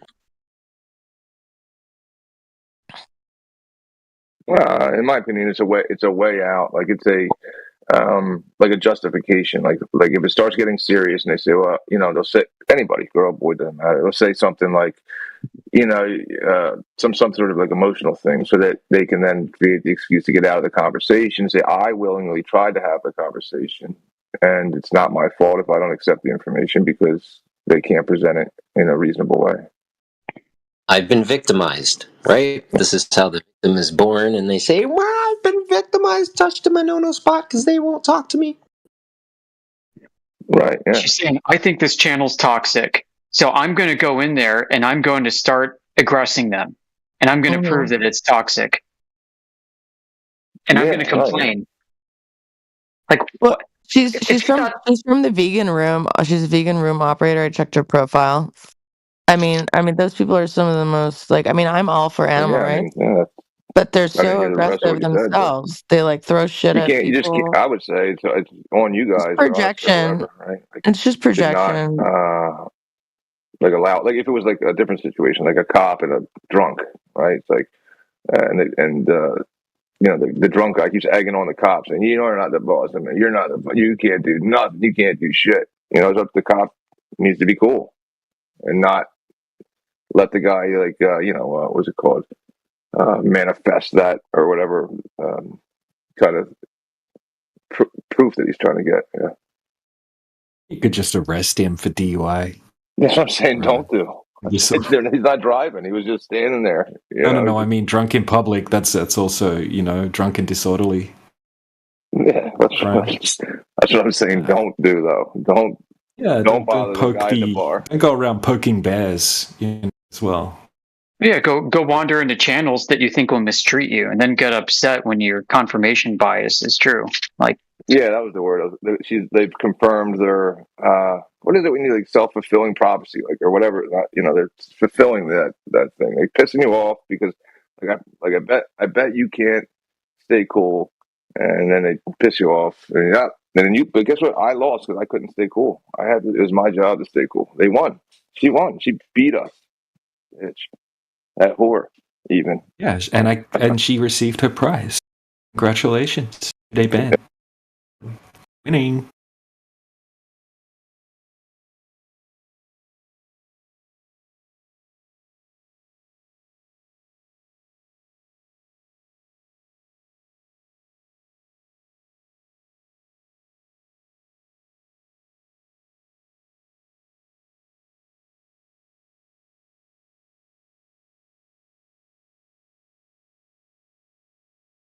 Just as Flatloyd said in the chat, she didn't win shit.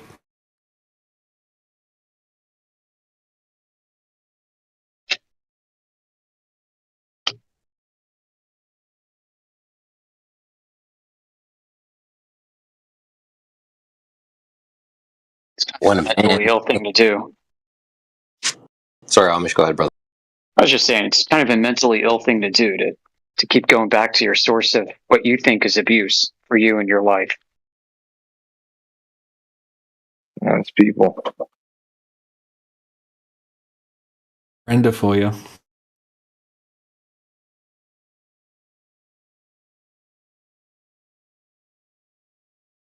mean, there are people that I know that I think are toxic, and if it's not just to others, then only to me. So why would I want to encourage more of that in my life?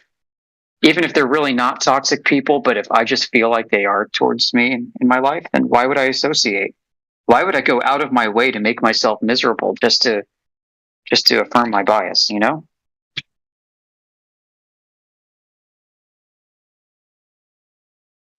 Because I like being victimized.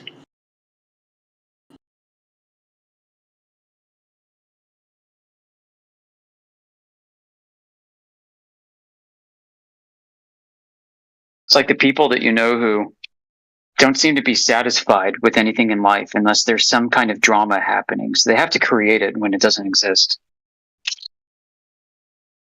Yeah, life will be boring though without it. Yep. Like peace and harmony. What kind of doesn't sound fun? Yeah, when things are going great, something has to be wrong. We have to go start looking for problems. Yeah, more money, more problems. Yeah. I can't believe everything is going so well in my life. Let's look for problems, guys. Well, if you're not looking for a problem, right, then what are you doing? You're not, you're not progressing, and then your life is meaningless. You gotta fix something. Oh yeah, and then therapists will collect a big fee to help you drum up issues that probably aren't. They are. Listen, they're like, say evil, like because they're like good people and they want to help, But it's such a bad idea to bring up old memories and then live in these horrible, stressful moments for at least 1 hour a week. How is that good? Can't be good. Yeah, and for most people, they're probably not even accurate recollections either. The number of people who've experienced true trauma, I think, is very few and far between compared to how many people claim that they've been traumatized. Everything is trauma. Yeah, bad things happen to good people. It sucks. Get used to it. I mean, like a child will remember like the first time like they got dropped off at kindergarten. Like that's trauma. Like everything is trauma. That's like it's just like a shift. So just levels of it. Like somebody will recall like a memory when they were a kid, like being in what they thought was a strange situation, and all it was they, were in a normal situation, but it was traumatic for them. So I mean, it's just like a scale. Like so when just because you said true trauma, well,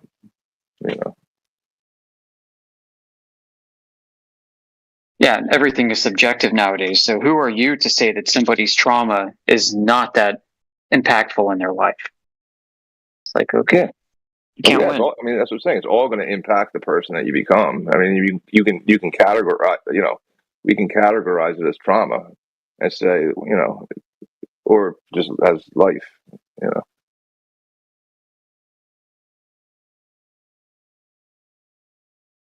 Like growth would be trauma. You can't grow if you didn't experience some kind of moment that was meaningful and impactful. So it's just like what I'm saying is it's just this therapy thing puts a spin on it and categorizes learning and progression as trauma. And it's not trauma. That's just life, man.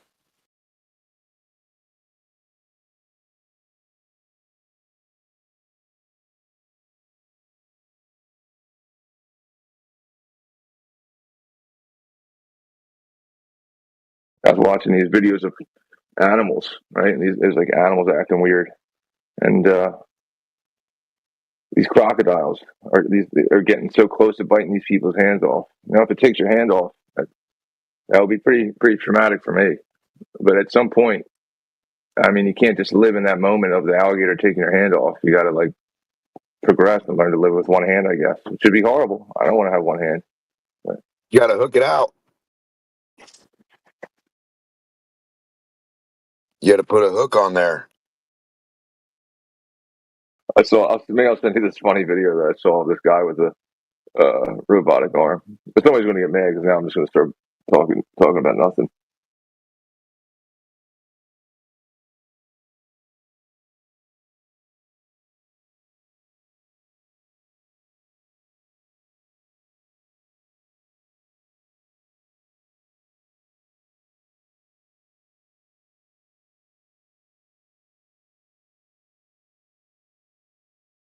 Why does it always break them when you say, "What is your container?" And then they ask us, "What's our container?" It doesn't matter what ours is. Ours could be hope and dreams, but that's not. We didn't put the claim out there like that, but you guys put it out that it's gravity. So the only thing that's supposed to be, yeah. Maki, sorry to cut in, but brother, how do you validate the pressure, brother? Because you and I were talking about this 2 days Pressure ago. what? Water Validation. when I freeze it? What pressure is How do water you? when I freeze it? So you're stuck on that freezing thing, huh? Okay, cool. Oh, you're unstuck on it. What's the pressure of this water ball? This ice ball I got that swelled up. Hello? The ice ball that expanded? You're not stuck on reality? Well, I'm sorry. Get back to reality with the ice. Don't be afraid of ice. Fucking tell me what your thing is. How do you control that ice or contain water? Because as far as I know, water don't like to be contained, and my temperature's doing a damn fine job. Mark, pump the brakes, brother. Slow down. It's okay. What's in contention? A container. Containment of a water ball. How do you contain a water ball into a sphere? I can do it with the water is the container. Temperature is the container. Temperature is freezing the water. Water don't do that. Ice does. Use your damn brains, guys. Stop fucking being afraid of temperature. It's not my fault. You're not. You guys fucking want to go into fucking goop ball field or some shit. What's containing the temperature? Temperature is the temperature. What's containing it? Electricity. All right. What's containing that? The sun. The sun contains the heat part, and when the sun ain't by you, it gets cold. The sun.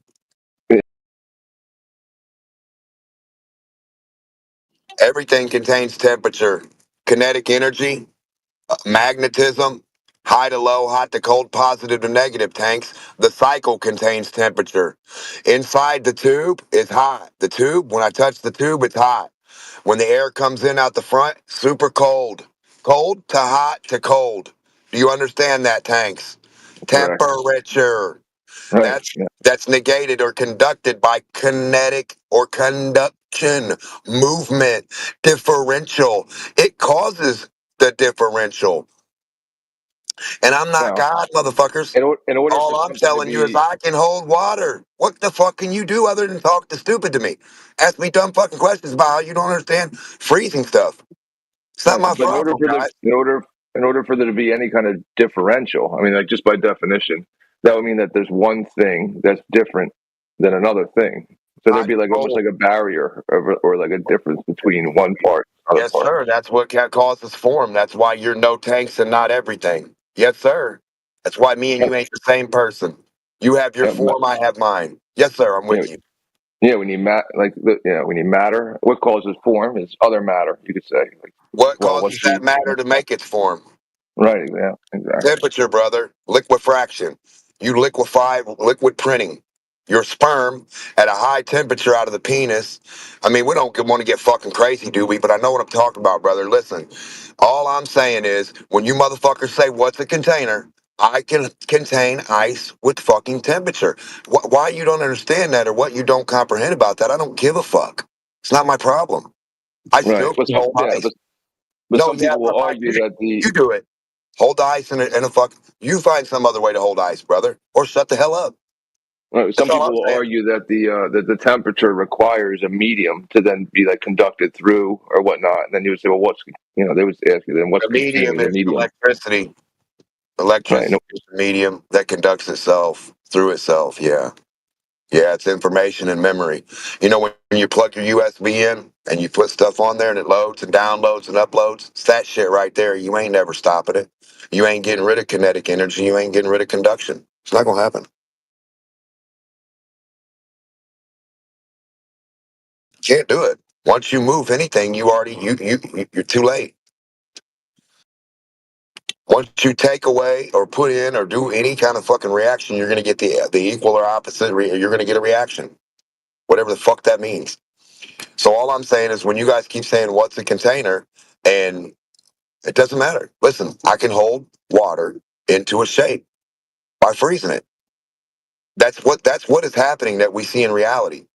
You can't be like a Glober and be like, well, let's make up magic now, Democ, because this is so simple. You can't do that. You have to look at the fucking ice for what it is, a frozen ball of water, and it's swollen up. So now, what is the pressure that it was before? Now, what's the pressure of it after when it became ice? So don't jump onto mine. It ain't my fucking problem. Well, ice definitely presses. Like I forgot to unhook one of my hoses, and it fucking broke my. It'll blow it up. Yeah. It'll expand. So I'm saying, I don't know. I'm not trying to. Yeah, I'm not trying to argue about what the fuck is what, because like I said, I'm not God, guys. I'm just saying when a Glober says I can't hold water into a sphere, I tell them I can. Now you guys are gonna be like, you Democ, you son of a bitch, why are you doing that? What do you mean? Why am I freezing water? Because ice cubes are fun. What the fuck?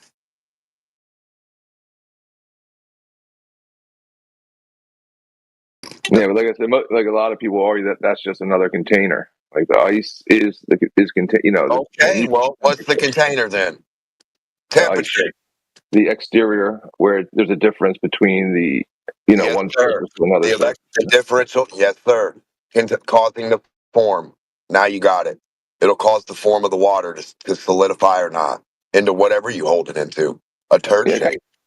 Yeah, kind of similar. It reminds me of when like somebody will make the argument that there's gravity, no need for gravity. All we need is density. Well, density is just a container. Like it's just a certain amount of material compact into a space. Yeah, last night somebody kept yelling out, "What's density?" when I was trying to talk to a Glober. You guys got to stop doing that. Like, okay, if you're asking a Glober what's density, yeah, keep doing that. But like, you're asking me and the Glober at the same time as I'm trying to explain the difference between the two. It's not going to help us.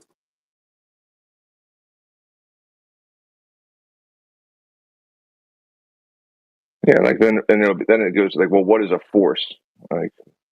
Like a force, a force is typically given by like a vector or direction, right? You say, well, it's a force, but a force requires like a differential, like two things to be different. If they were the same, there would be no interaction or there'd be no force. Yeah. Right. There would mean, no tug of war. So a force can't be just something that's independent on its own. It requires an interaction of two things that are different.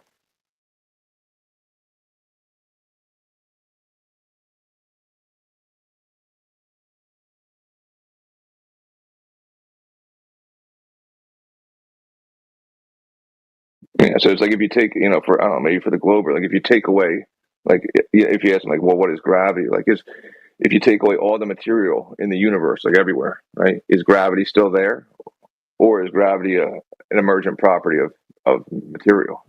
So the material is first necessary to get the gravity, or the gravity is always there?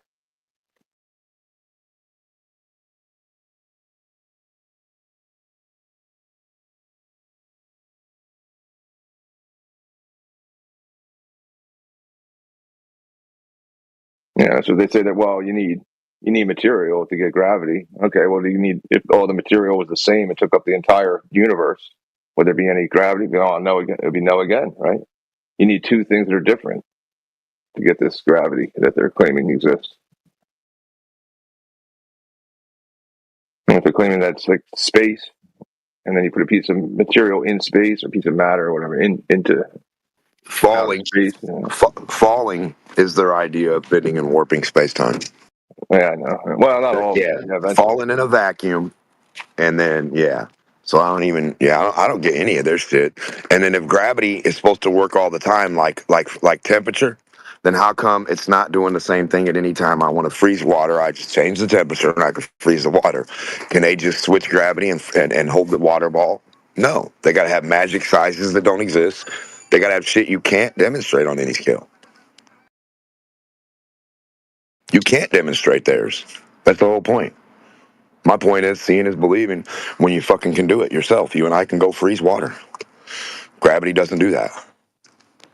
Yeah, let's say, well, we have a consistent 9. I mean, I guess that's one. Let's say we have a consistent 9.8 meters per second squared drop in a vacuum. No, they don't.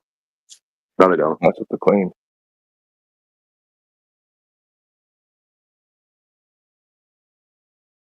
They don't have a vacuum that big, but that's the claim. That's AV rage. It's because they don't have a precise amount, so they rage out and have an average.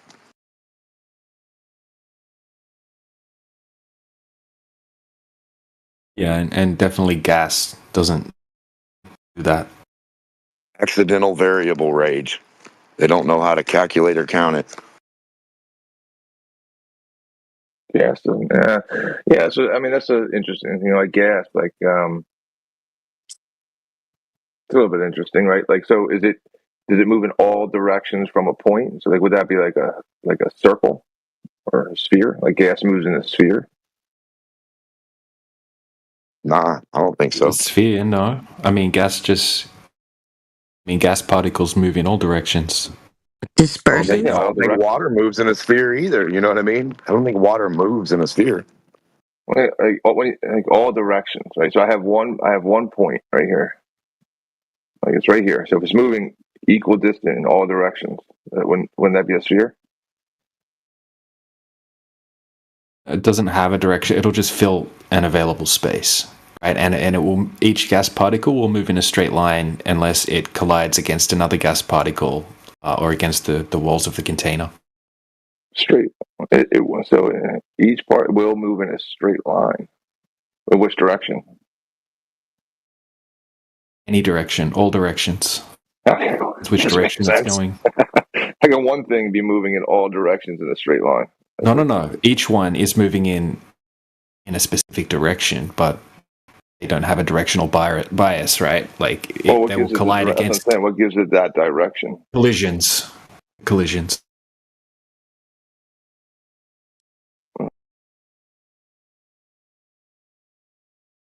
So now you got one molecule of gas. It's not moving, or it is moving.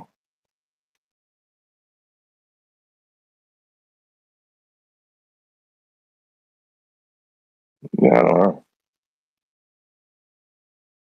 No, man. I don't know. You got this one gas molecule. That's it. That's the molecule. Yeah. No direction to it, or maybe all directions to it. I don't know. Well, I mean, all I'm saying is the definitions state that they don't deviate from their straight paths unless bouncing off each other or bouncing off the walls of the. I have like a quotation here. No, yeah, no, I know I know like the demonstration of just a chamber of equal pressure throughout a chamber, and then I guess the conceptual ideal gas laws saying that it would move in a straight line to bounce off to give pressure.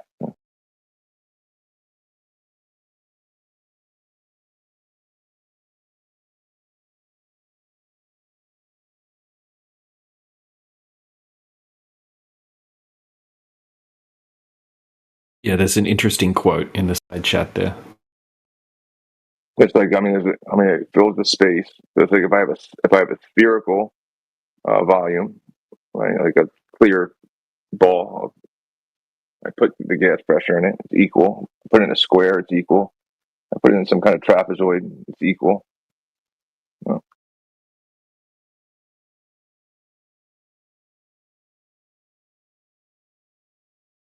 it just seems like it's a strange behavior. Like in this, if I do like a trapezoid square and then converge it with a sphere and a triangle, and it's all pressure in there, and equal pressure in that clear shape. It's strange to think that they could be possibly moving in a straight line, bouncing, colliding, but never changing pressure throughout the container if they're always in motion.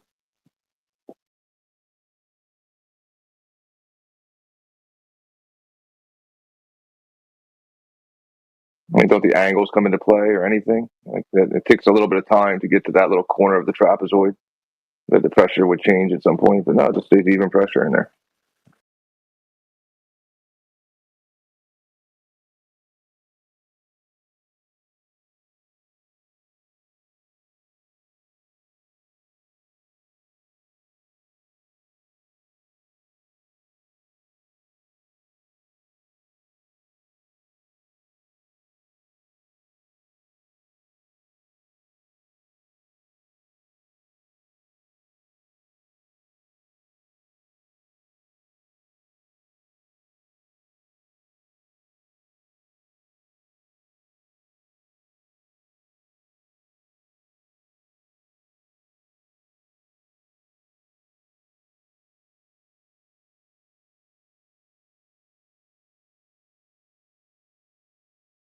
Oh, that Maxwell. That would be any temperature above absolute zero. And then the speed of the particle would depend on the temperature. I'll get DMOC started.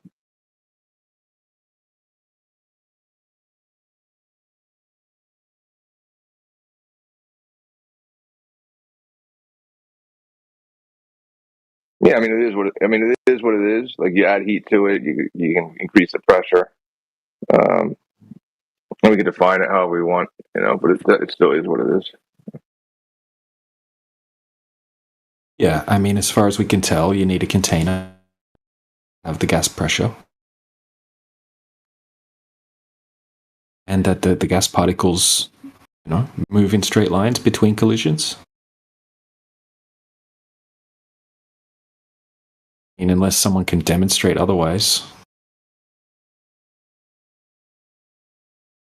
I don't even see them. I mean, yeah, it's just that to move in the term, like to move in straight lines to cause is just to say all directions. It's just to say if all directions, and it's just to say a sphere. Like there's no other. I mean, it's just the consequence of the shape of the shape, circle or sphere.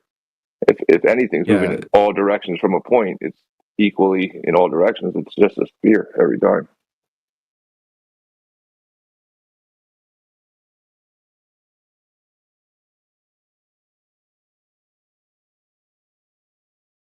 How long? How long what? How long would it stay spherical? I mean, gases have no shape.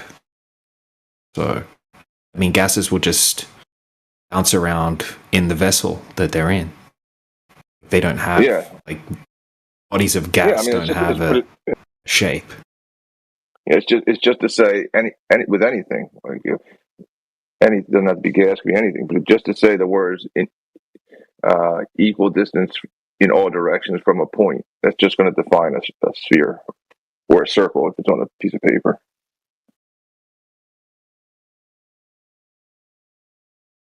It's just a consequence of a shape, you know, would have those like parameters met.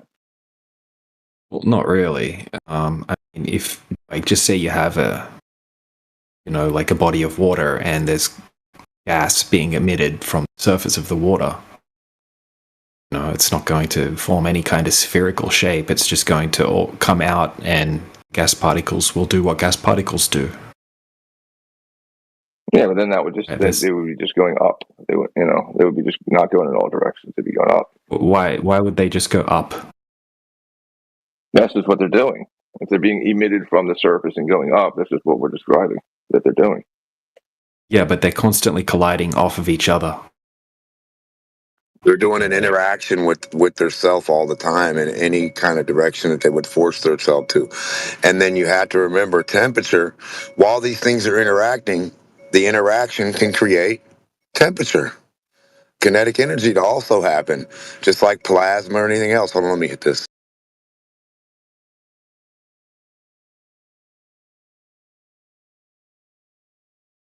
So temperature is also the conductor of some of these gases, is it not?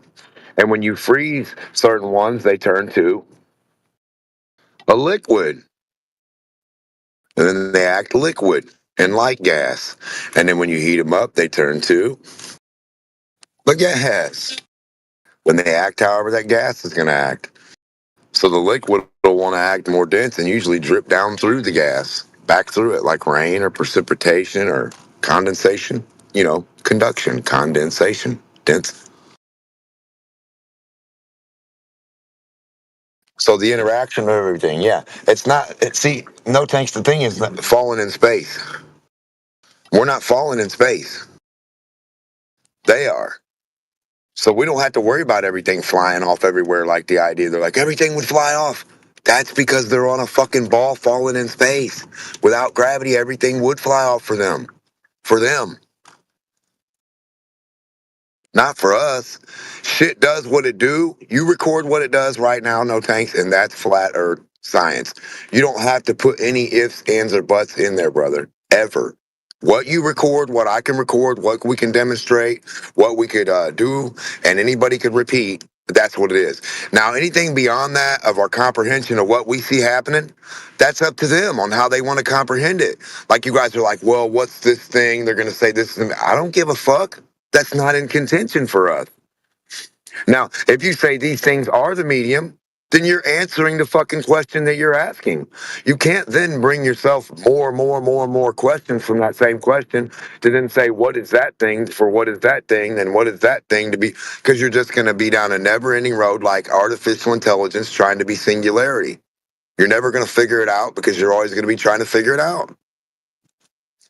So, I mean, that's where we're left as humans. Literally, me and you. So if you do something tomorrow and you say, Democ, this is the way I explain it, I could be like, fuck, I don't really get your explanation, but I see what's happening this way and this way. And I might be able to explain it better to somebody, or you might. It just depends, right? So like what is the stuff? What is dirt? That's what I like to ask.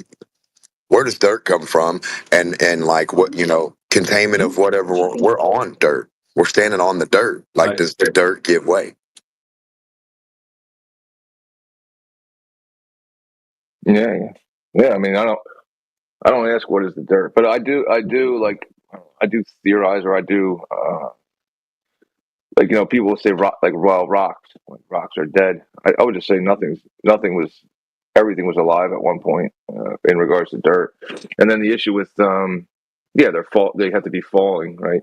That's why they had to get rid of Newton, right? Like the Newtonian, right?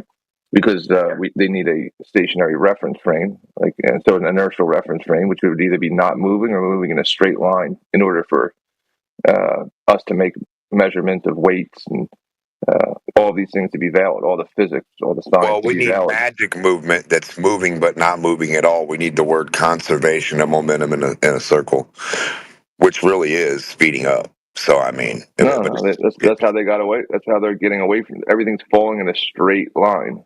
Geodesic bending and warping space time, because they need physics to work, and they need an inertial reference frame, and the inertial reference frame we have is the stationary reference frame of Horizontal Earth. plane. Yeah, it's a horizontal frame of reference for everything to go from or to. Yeah.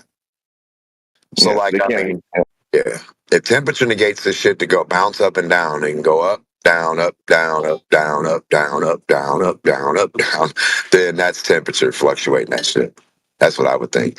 And the reaction of it doing so, the reaction of these things undergoing their reaction, it's the conduction. I don't even know how else to say it, brother. I mean, does that not make sense?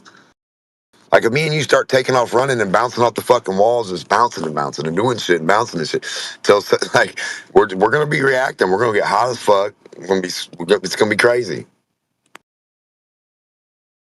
We're gonna heat up. I guess they're cool.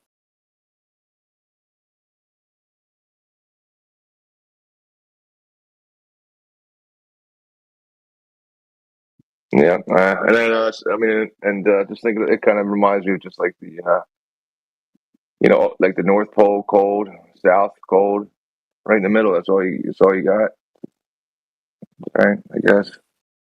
Well, you got cold, and then they say there's hot, and then they say there's cold, like an equator. So is the center. Yeah, where's the equator? Where's the equator versus the cold spots? That's the question too. Yeah, that's I brought it up like in 2 other rooms already, right? And it's the stupidest thing. And I know it's been talked about before, right? But the equator, it's 0, right? It's so it was about I did it with ChatGPT because I wasn't getting anywhere with anybody, right? So, which I don't know. So if you imagine their little sphere, right? You have a tangent plane at the equator, right? That you're standing, you get your vertical and you got your horizontal. Your horizontal tangent plane. Now you're at the North Pole.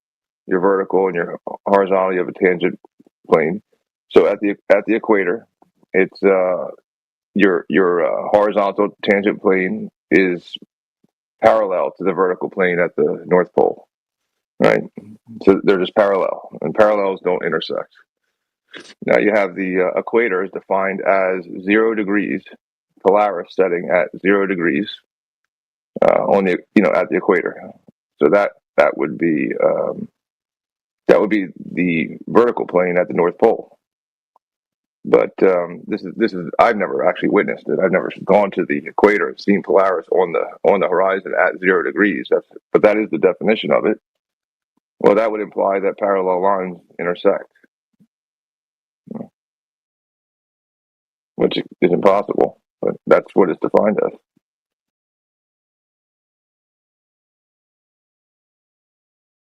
Yeah, so I was fucking off with ChatGPT and trying to get it into a little corner. It got in the corner, but it was just funny.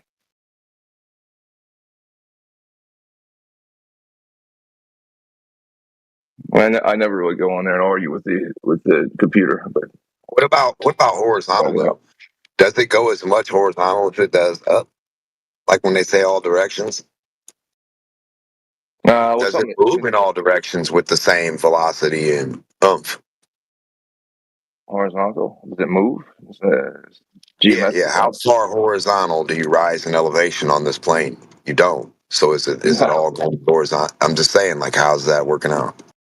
Think about that too. I mean, if you want to be, semantical, right? Well, something interesting. I don't know if it's interesting, right? But just something to keep in mind is vertical, right? Vertical planes do intersect. Horizontal planes do not intersect. No. No, it's just like horizontal planes. Vertical plane. So you mean the lines you line up can line up with each other perfectly when they're vertical? Well, all I'm saying is like there's a relationship between vertical and horizontal, right? And they're perpendicular. And you'd say, okay, they're brother and sister. Right, because one can exert more one way than the other. Yeah, you would almost think like, okay, they can do all the same things, but they can't do all the same things because vertical planes can intersect. I think it reacts vertical at first and then expands the other way. like a mushroom cloud or whatever else. Like, what's that mushroom cloud contained in? Why is there a form in a mushroom cloud? You understand? Now, listen. Why is there form and shape in a mushroom cloud? I don't know why.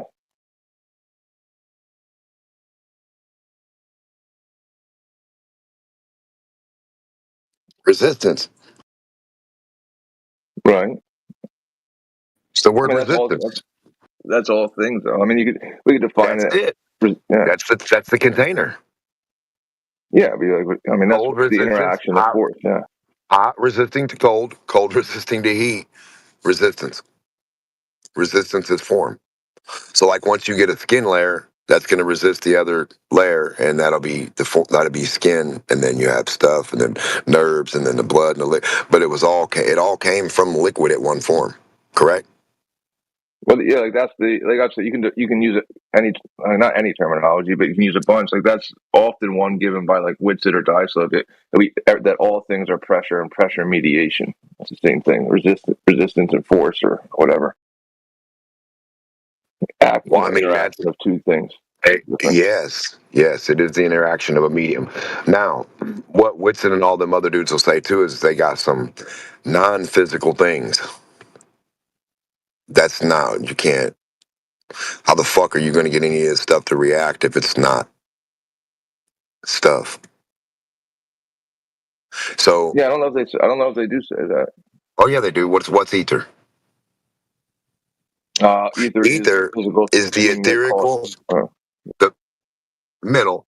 It's mental and physical together at the same conjunction, right? Supernatural with natural, right? Mixed in. Maybe. Yeah, I mean that's. Ether would just be. I don't know. In my opinion or understanding of the description, it would just be the framework that all things exist within, like in order to give them direction or Yeah, but don't. Ethers means direction. Just saying the word ether means up or down or left or right. Yeah, I mean, in my understanding, it would just be what it would just be the framework So that what gives about direction energy? to the Where'd the material. energy go? Is that just saying the word energy in a different way? Is ether the word differential? I mean, what? I don't know. Differential is either the word resistance. I don't know. What, like, we already have like a gazillion words in the dictionary. It's just that you have the energy, right? The energy takes up space. The space is required in order for the energy to exist within it. So the space or the framework is what I understand them describing as the ether, the framework or the space that must exist for the physical material to exist within it. What's that? Material. Yeah, for the physical material to exist within it. Yeah. Because we can move the material, but something still exists when we move the material.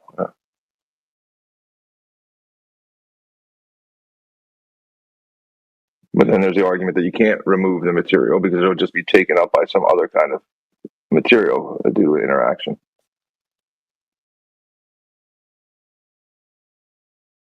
Yeah, it's always going to be filled in or pushed or moved or something. Yeah, it's not. I mean, there's always got to be something there. Either something solid or something of the energy. Yeah. Yeah, but yeah, for most of the ether ites or whatever, they're again, it's for everybody anyway. Actually, everybody's got like a creation story. Like I'd what say solid or non-solid. You know what I mean? Instead of physical and non-physical, I'd say solid and non-solid because everything's physical. Well, if everything was, well, again, it goes back to like creation story. So if everything is physical, right? I mean, that doesn't. I mean, that might be true, right? No problem. But if in the beginning, whatever that was, right, all things were the same, right? What caused the difference to cause the motion that we see in the world?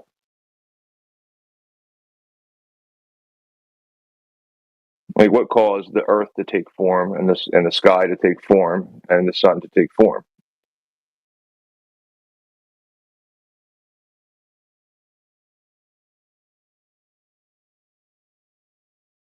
Yeah, but like to your earlier point, like you're going to keep on asking why, and you can get to like a dichotomy, but you never you can have plenty of options, but you may not ever get the real answer.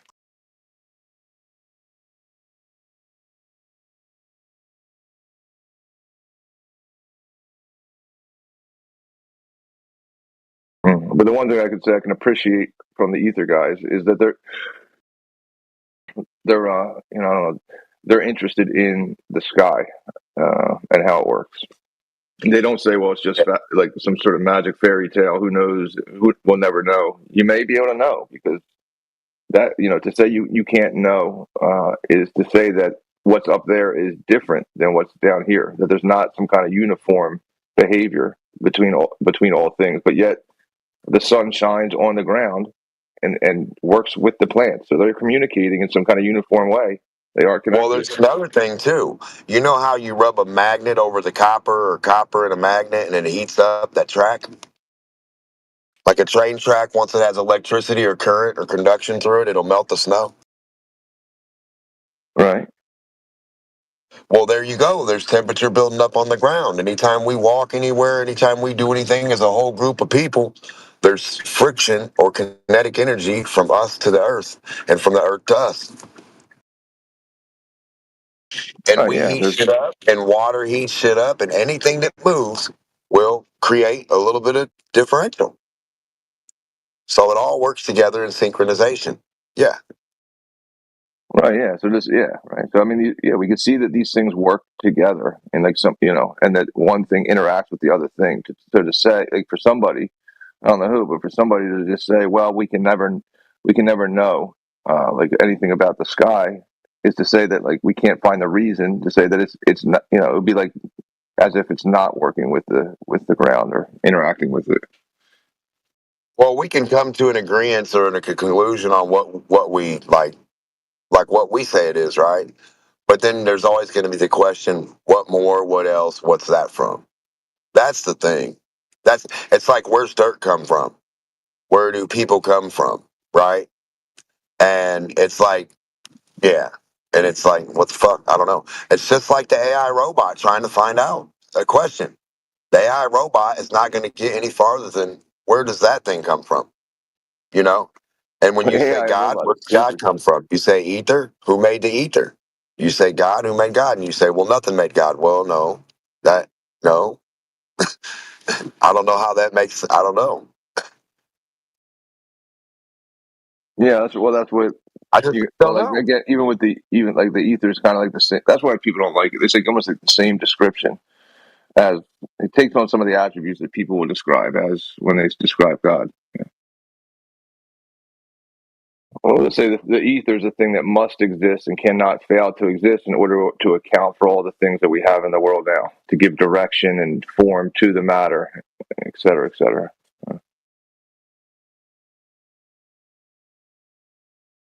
Yeah, solidification for certain forms from other forms. Yeah, to be what they are. Like snow is snow, sand is sand, dirt's dirt, until it becomes whatever else or whatever.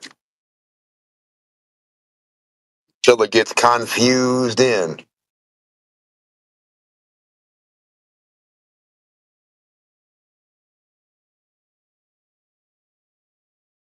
Yeah, so like when if they're talking about the ether and they're talking about it like in one way, that's one thing. But if they're talking about what is the mechanism that moves the sun, moon, stars in the sky, and what gives them that direction that they move within, then I'm interested in hearing it.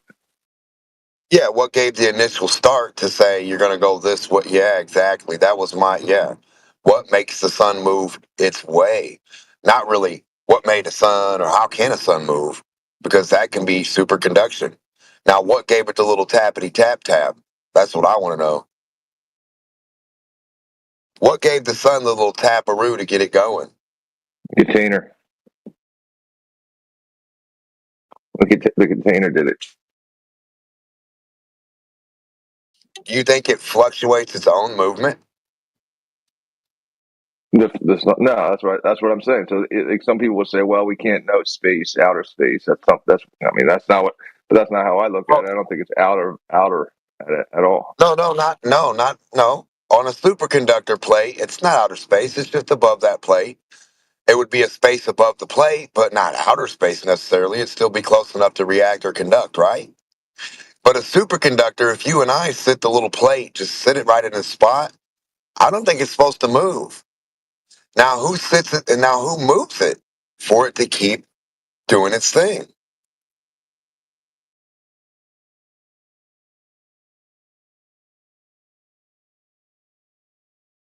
Is it high to low and hot to cold with the sun, too?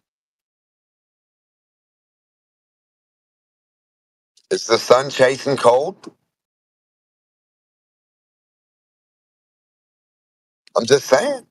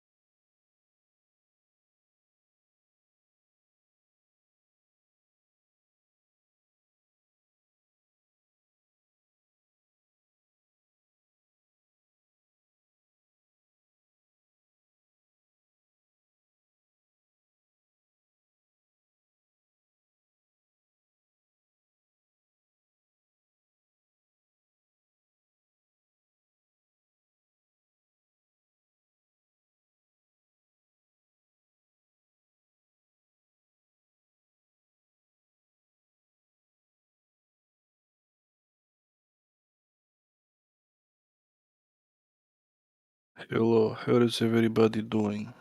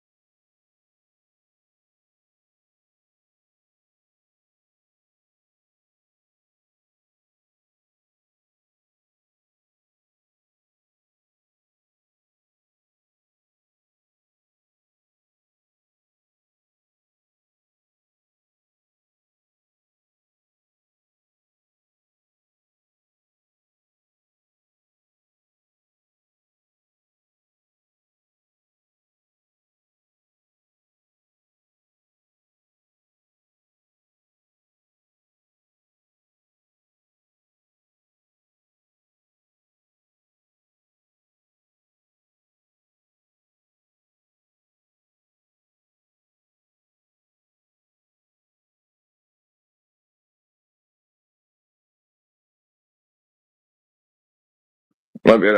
Got a couple phone calls. I didn't mean to cut you off.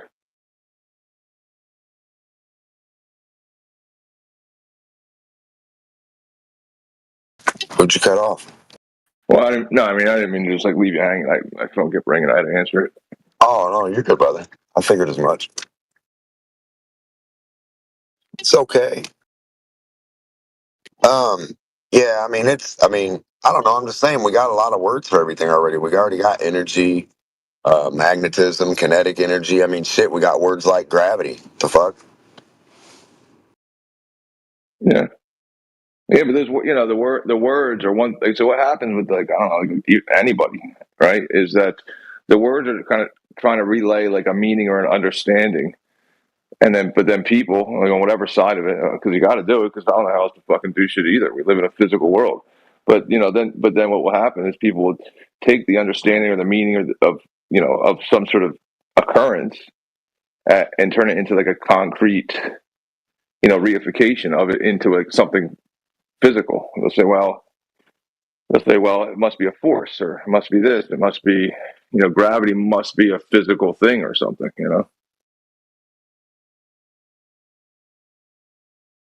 Yeah.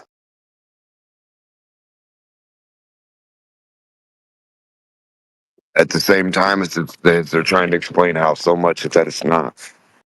They're trying to explain how it's God. So gravity's God, but yeah. Well, that's right. Yeah, I think I said that like earliest on, right? I said, well, like if you take away all the material world, is gravity still there? Like is the big G is the gravity still there?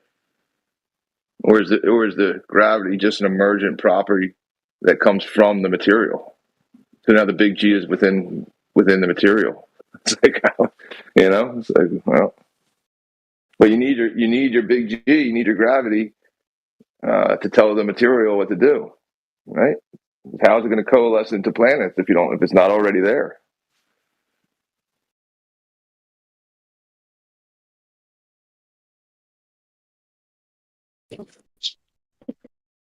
You know, this chat is based on pure speculation. I just want you to know that. I speculated you would say something like that just by looking at your hair. I was like, he's going to speculate on some shit. That's XXX Tentacion. That's not me, dude. Same as. What do you think's the speculation part? Well, I mean, if you guys really think you're smart for knowing that the Earth is flat, and then you're pretty dumb if you think about it, because you're speculating and calling it fact. Well, can we know anything as fact? Like, can we know that the Earth is a globe? Or okay, so we can know something, right? I won't say that NASA's telling the truth. I won't say that. But what I can say is, go ahead. Well, like I don't like to go for NASA too much, but if you want to, there is an objective fact, but you guys, I don't know. You guys are different. I don't know. Yeah, I would say if you think if you take the position that the Earth is not a globe, you're definitely you're different than the majority. Probably. You're very different. Yeah, very different. Thank you. But we appreciate the compliment. But you're not smart. There's a stark difference between different and smart. Because you assume or speculate that the Earth may be flat doesn't mean that you're smart. That would be your No, it's opinion. true. I mean, you could. I mean, my kid can question it. I mean, anything. And then smart is like different categories, right? So Like, as long as flat earthers understand that what you guys are saying isn't fact, it's speculation, then I don't see what the problem is. I don't see why you guys even debate. well, what's the problem? Like, what's the speculation and what's the fact? Like, how Well, can the we know something? speculation is that our government is lying to us, therefore Earth is flat. That's the speculation. That's the entire theory behind Earth, flat Earth. It doesn't really. You guys Our really don't government, believe our the Earth government is is flat. lying to us. So that's a Is that fact. true? Our government's lying That's to a us about fact. 9/11. So your everything. little I mean, argument that could is be true. Like, bullshit. well, listen, You're if the dumb. Earth, like, if the, I don't know what that even means to you at the moment, like the Earth were flat, like if it weren't a globe, Retard. would that by consequence mean? Hey guys, let's have a regular conversation. No need to call each other names. I'm Oh, but you liking what can we're call us dumb and not smart. It's the same I thing. didn't. By saying that you're not smart is by not saying you're dumb. I never said you're Yeah, dumb. we You're just basically not as saying we're not intelligent as smart. you think you are because you're basing your thesis on speculation. That's not what smart people do. Smart people gather evidence and come to a conclusion based on data. You guys are gathering evidence Okay, so based on what was our speculation and claim? coming What to a was our speculative conclusion. claim? Your Can you tell us what speculative our claim is that NASA is hiding the Earth is flat. That's the speculation. Nobody made that logical claim. That's what flat Earth is. Not this channel, not our community. You're in the wrong saloon, pal.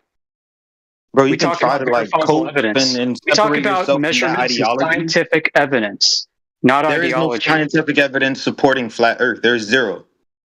And you think there is supporting the globe? I mean, dude, again, I'm not going to sit here and say NASA isn't covering something up. I'm not, because I'm speculating. Okay. I have never been to outer space. I've and never I seen the understand globe and either. sympathize. You've never Listen. seen the globe. I've never seen the globe. I've never seen great globe evidence. I've never seen any globe The proof. evidence is more astounding than the evidence for it being flat. Do you understand that? Hey, 23, do you understand your idea that you think you're going to have a possibility of traveling to space is not smart? I don't get where that came from. I know. Are you unable to process the sentence? You said, I haven't been to space. This whole idea that you have that there's an option for you to do that. Venezuela. I also haven't been to Mexico. Bro, Does I know Mexico you're not not exist because I haven't been there? Maybe get out more. Maybe travel. Expand your mind, you simpleton mong. Why do you understand the idea that you weaken your argument when you rely on insults, dude? Just talk logic. I'm not relying on insults. You are what you are. I'm But just let me tell you this. because you're not productive to the chat. One second. Dude. Well, I'll just tell the rest of the class. He's just an old guy who's You're angry an at the government. And I imbecile understand for that. There's thinking nothing that wrong with there's that. an You've been lied to option about for a lot of moon things. travel. Now I gotta get the hell out of here. This is why no one likes. Tone policing today. Bye. Dear Lord. Bye. Why don't you go get with that one girl that came in and tone policed us? Hit the Come in road, here. Jack, and don't you come back no more, no more, no more, no more. It's like they come in, they start insulting us, and then we defend ourselves, and they say, see, look how viciously vile you guys are. Nobody wants to talk to you.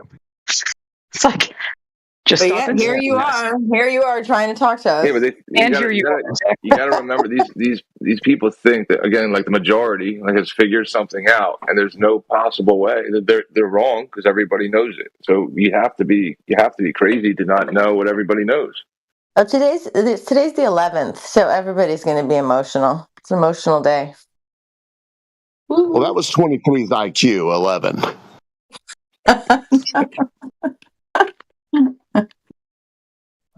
I've never been to Mexico, he says. Yeah, as if that's an extraordinary claim to go to somewhere like Mexico versus the moon. It is amazing that Mexico is starting to be spoken about like it's the place to be. Like, what is going on? I want to go to Mexico too, though. What the fuck? Yeah, Jesse Ventura's been talking about the Baja for a decade. Like, we're over here drinking beer, right? And you ever seen like what that's made of, like beer and all these other alcohols, right? It's made of like just like wheat and grain. Boring, right? But you know what tequila is made out of? Look at the tequila plant. It's like the most beautiful plant. They're living it up in paradise. And it's really, I can't remember what it's called, but the tequila plant is like this big looking cat. What? Agave, right? Yeah, it's made from agave nectar. Yeah, and this is a beautiful plant that when it reaches full maturity sprouts into a tree like overnight. It's like a alien plant. Yeah.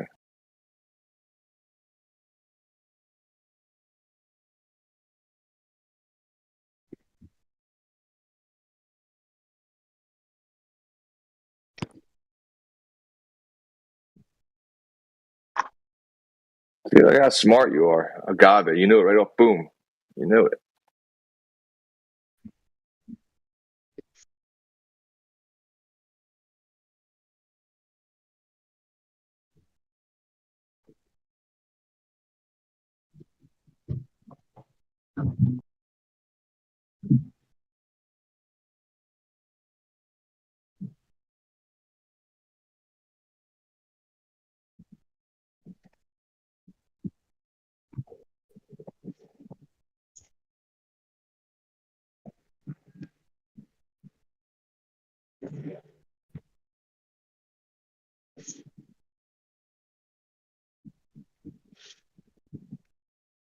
Are these people confused?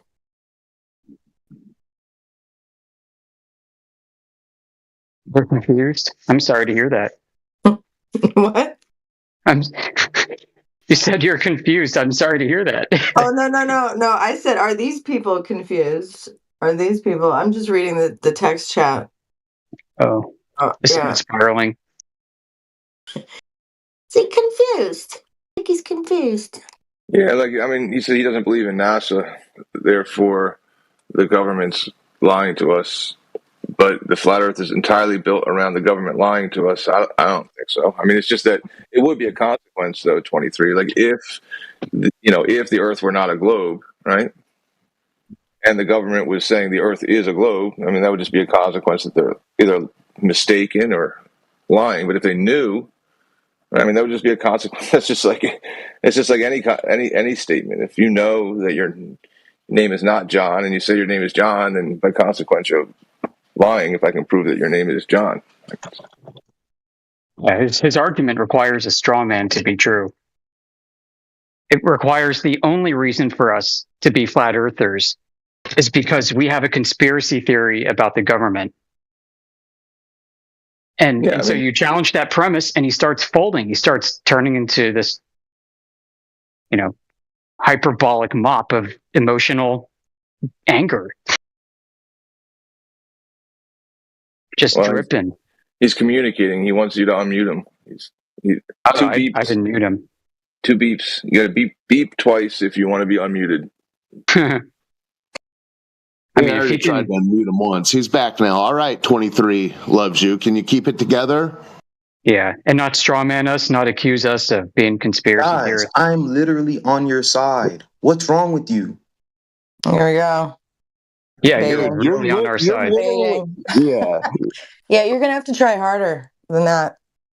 Dude, you guys are actually mentally fucked. There we go. Yep. Oh, look, you're just here to be polite. You guys are just retards. No, dude, I literally was being a normal human being having a conversation between 2 people, and then I get muted when I start winning the debate and saying logical common sense. You're literally Why can't we struggling to talk? tell the sentence without the word This is like the literal. left and the right. If the left and the right could never communicate, how are we ever going to come to The left a and the median? white. How? You're here just to make problems, dude. You little punk. Why would I make problems? I like being woke. I like knowing that our government is lying. Okay. Well, go woke. My profile. Somewhere else. Click my profile. Go woke. No, dude. Did you mute somebody? Woke is 23? not a good. I was going to ask him. Not Look at all my virtue signaling traps in my profile. I'm woke. I love this shit, guys. This is amazing. Look how good I am.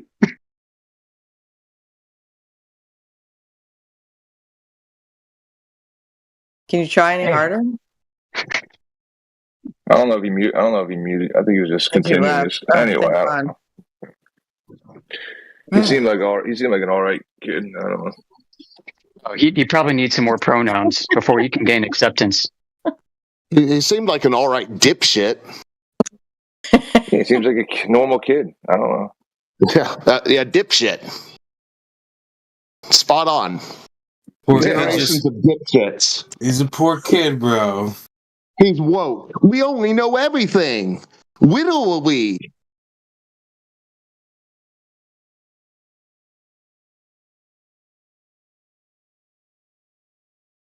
Yeah, but some children need a gentle verbal.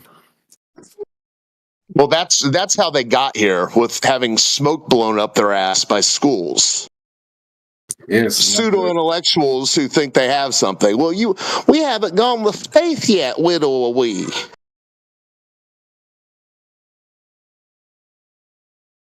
Yeah, we got to find a way to confront their bias and turn it around on them. They're too proud. They're dipshits. Yeah, it is stubbornness. Normal run-of-the-mill dipshits. Point 3, don't be so stubborn, bro.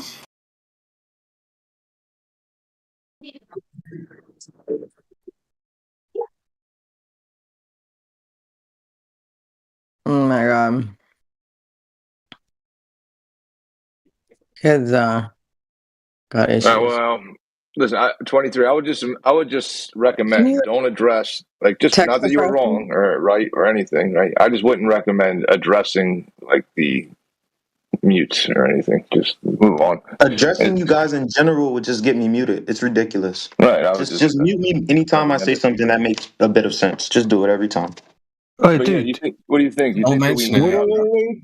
Move on. You guys, you're so full of yourself that you can't even humble yourself to listen to me. It's cool though. You guys know you're going against my suggestion. I'm saying don't even bring it up because they got listen, the man's got the power. Just let him kneel before Zod. That's not power. Kneel before Zod. Humble yourself before me. He thinks he's God. No, Dude, you're a Discord mod. You have zero power. You're censoring me proves my point. You're just like the government who censors people for speaking about COVID-19. You're the same people who you were upset against. The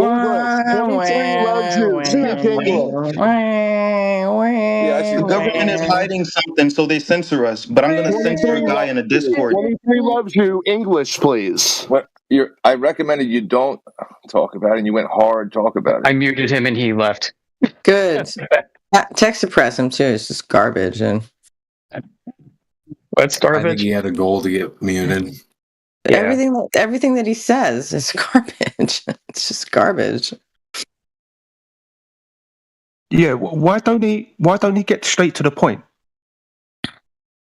Well, he did in the beginning. His point was you guys believe the government's lying, and that's why you think the Earth is flat. And when we challenged him on this, he had a meltdown. And we're not smart. We don't know how to do an argument and all that stuff. And he won. That's bullshit. Yeah. And by the way, I'm just being polite to you guys. And we can't be humble to him because he's so woke. Kneel before Zod. I think Zod loses in the end, though, doesn't he? Yes. I love these people who probably weren't even in diapers yet when 9/11 happened. And he goes, yeah, we know that the government we wise about 9/11. Yeah, what the hell do these people know about anything? I remember wondering about this old hoss back in the early 2000s. Like, wow, there are going to be kids that are going to be born after 9/11 who are going to become my quote-unquote peers as adults someday. And they're not going to have any knowledge of this experience firsthand. It's all going to be secondhand, intergenerational knowledge passed on to them. Yeah, we're seeing that right now. Yeah, yet they have all the answers about it.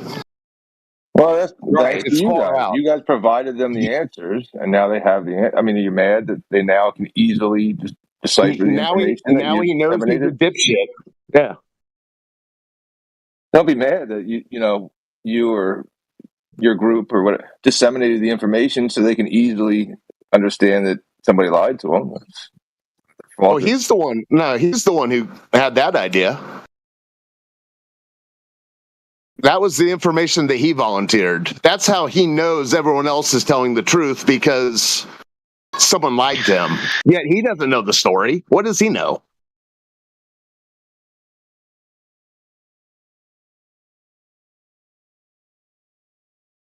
Something. Yo, no tanks. What's up, dog? Are you a Glober or Flat Earther? Are those my only choices? Can I do no tanks? I think the Earth is a triangle, and our world, as we know it, is a simulation. And God's a giant. Vocal burn, bro. Tell us about 9/11. God's a fucking pickle, man. So when you say you know Earth is a triangle, that means you know the extents and the extremities of all of Earth. Then. Hell yeah, dude! I flew through time with Iron Man. Let me tell you about 9/11. Fuck yeah, dude! The second plane hasn't hit yet. Yeah. So then Earth is an object. Like, so if I take, like, the Earth is a triangle, right? So you know the extremities and the extents of the object. Well, no, not exactly. Do you know the Muger structure? No. Well, when Calypto went to the Columbo dimension to mog the Checto grid. Well, I'm not really that interested. I mean, if you want to play around a little bit, that's all right. But no, I'm just trolling. I know. Another 21st century simpleton. The planes didn't fly. You're right. There was no second plane. The second plane went to a shape. Well, there were no planes, Einstein. So 9/11 wasn't real? There was no New York. It was a date. It was a TV Wait, show. does that mean the Holocaust was there for the money? Muger. It was a TV show that was on TV when you were in diapers. So wait. Like 9/11 was on Saturday Night Live? Moron. You don't believe 9/11 happened? It was a date. I was there. Were you in diapers or were you even born? When? Wait. So.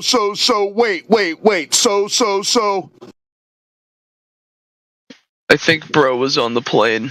This is his ghost. There were no planes, you moron. Were you even alive then?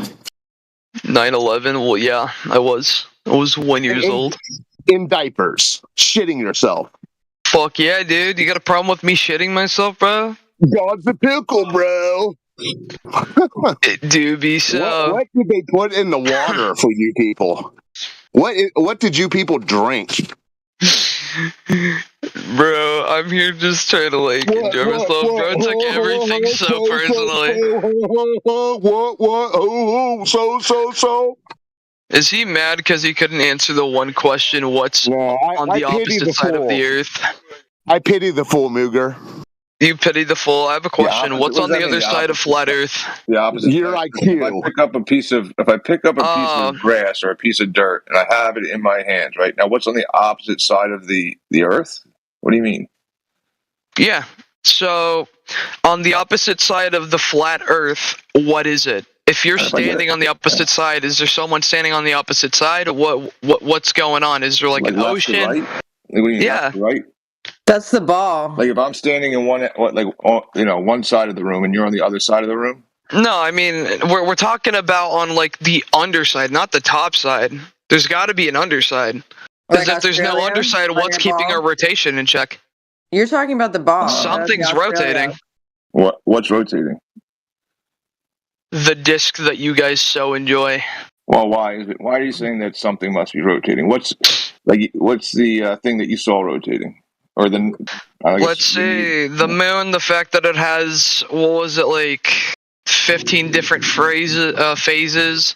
Let's see, the sun, the fact that it kind of goes around us and it disappears on the, edge of the earth.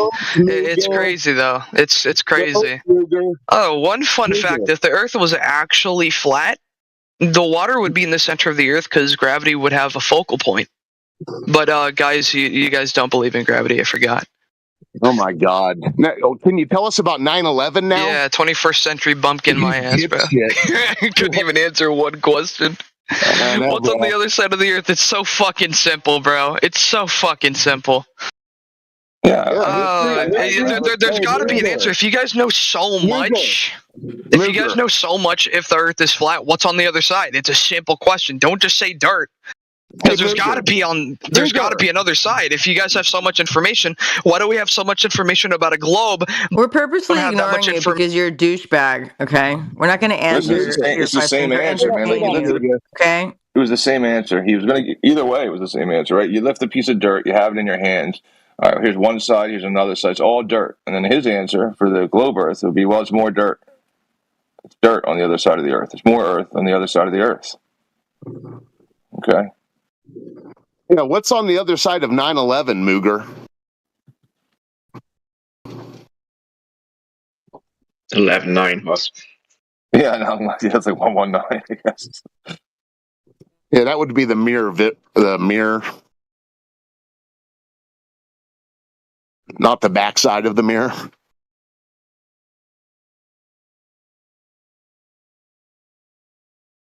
Yeah, so the sun moves, the moon moves. Apparently, it's got 15 phases. I mean, whatever. You can divide it as many, I guess, by day. Yeah, but why every time when he wants to bring up the Earth spinning, he starts pointing to the sky?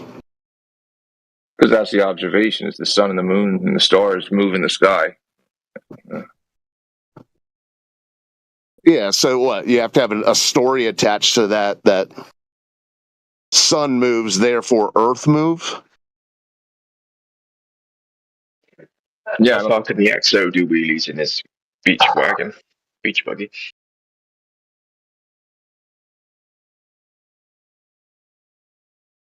I didn't make you out, but I said, how far can the EXO do wheelies in his beach buggy?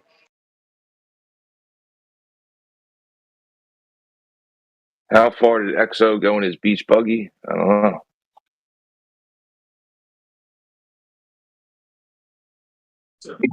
Far enough.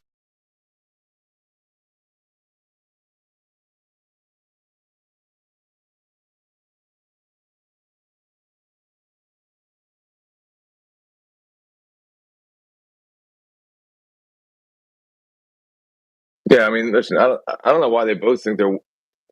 Listen, you're both getting muted. Yeah, I agree with you on that.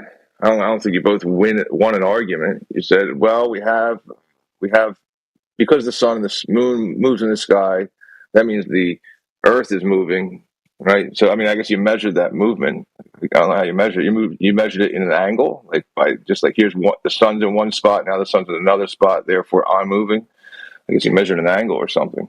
But yeah, so I don't know how you measure the actual force or motion of the Earth moving in that regard. So, and then you say, well, it has to be the case because of gravity. I mean, and you have to then define gravity, and and tell us why that would be the consequence of equipotential water at rest moving to the middle. I don't know, so you'd have to then explain that proof and then win the argument. You have to back up your argument with some kind of proof.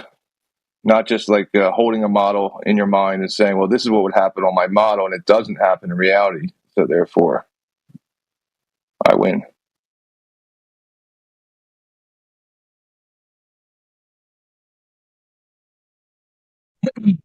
No thanks. What? Hello. Why don't these globers start paying attention to the landscape geography of Earth, the surface, the ground, instead of appealing to the sky? Why don't they begin to look at the ground surface where it's not curving, and maybe they might be able. That's what I do.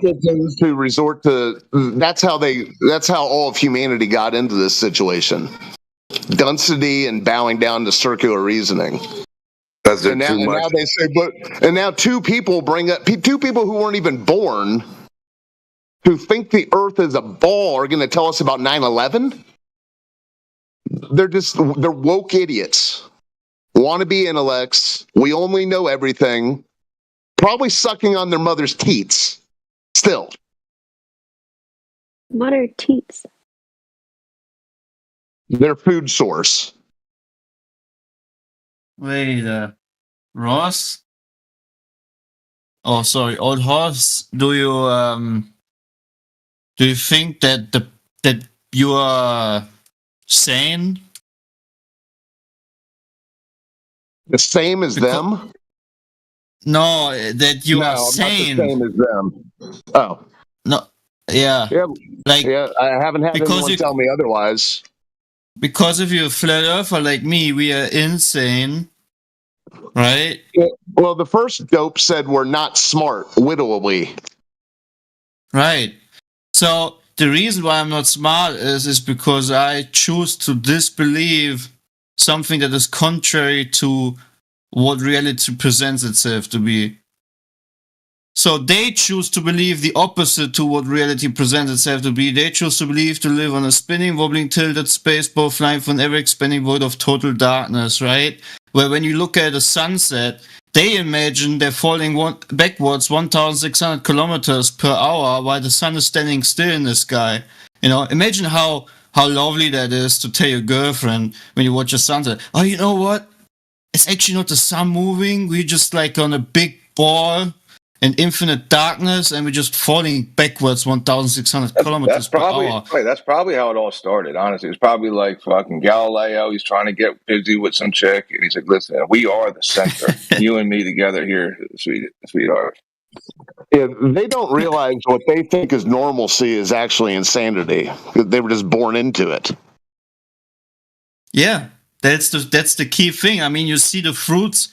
You can't tell me that we don't see the fruits of this confusion in this very day and age we live in. Come on, guys. Like, can someone... No one agrees with me when I say this, but isn't this what we really see? The fruits of this delusion, this confusion, this deception on the very people that buy into it?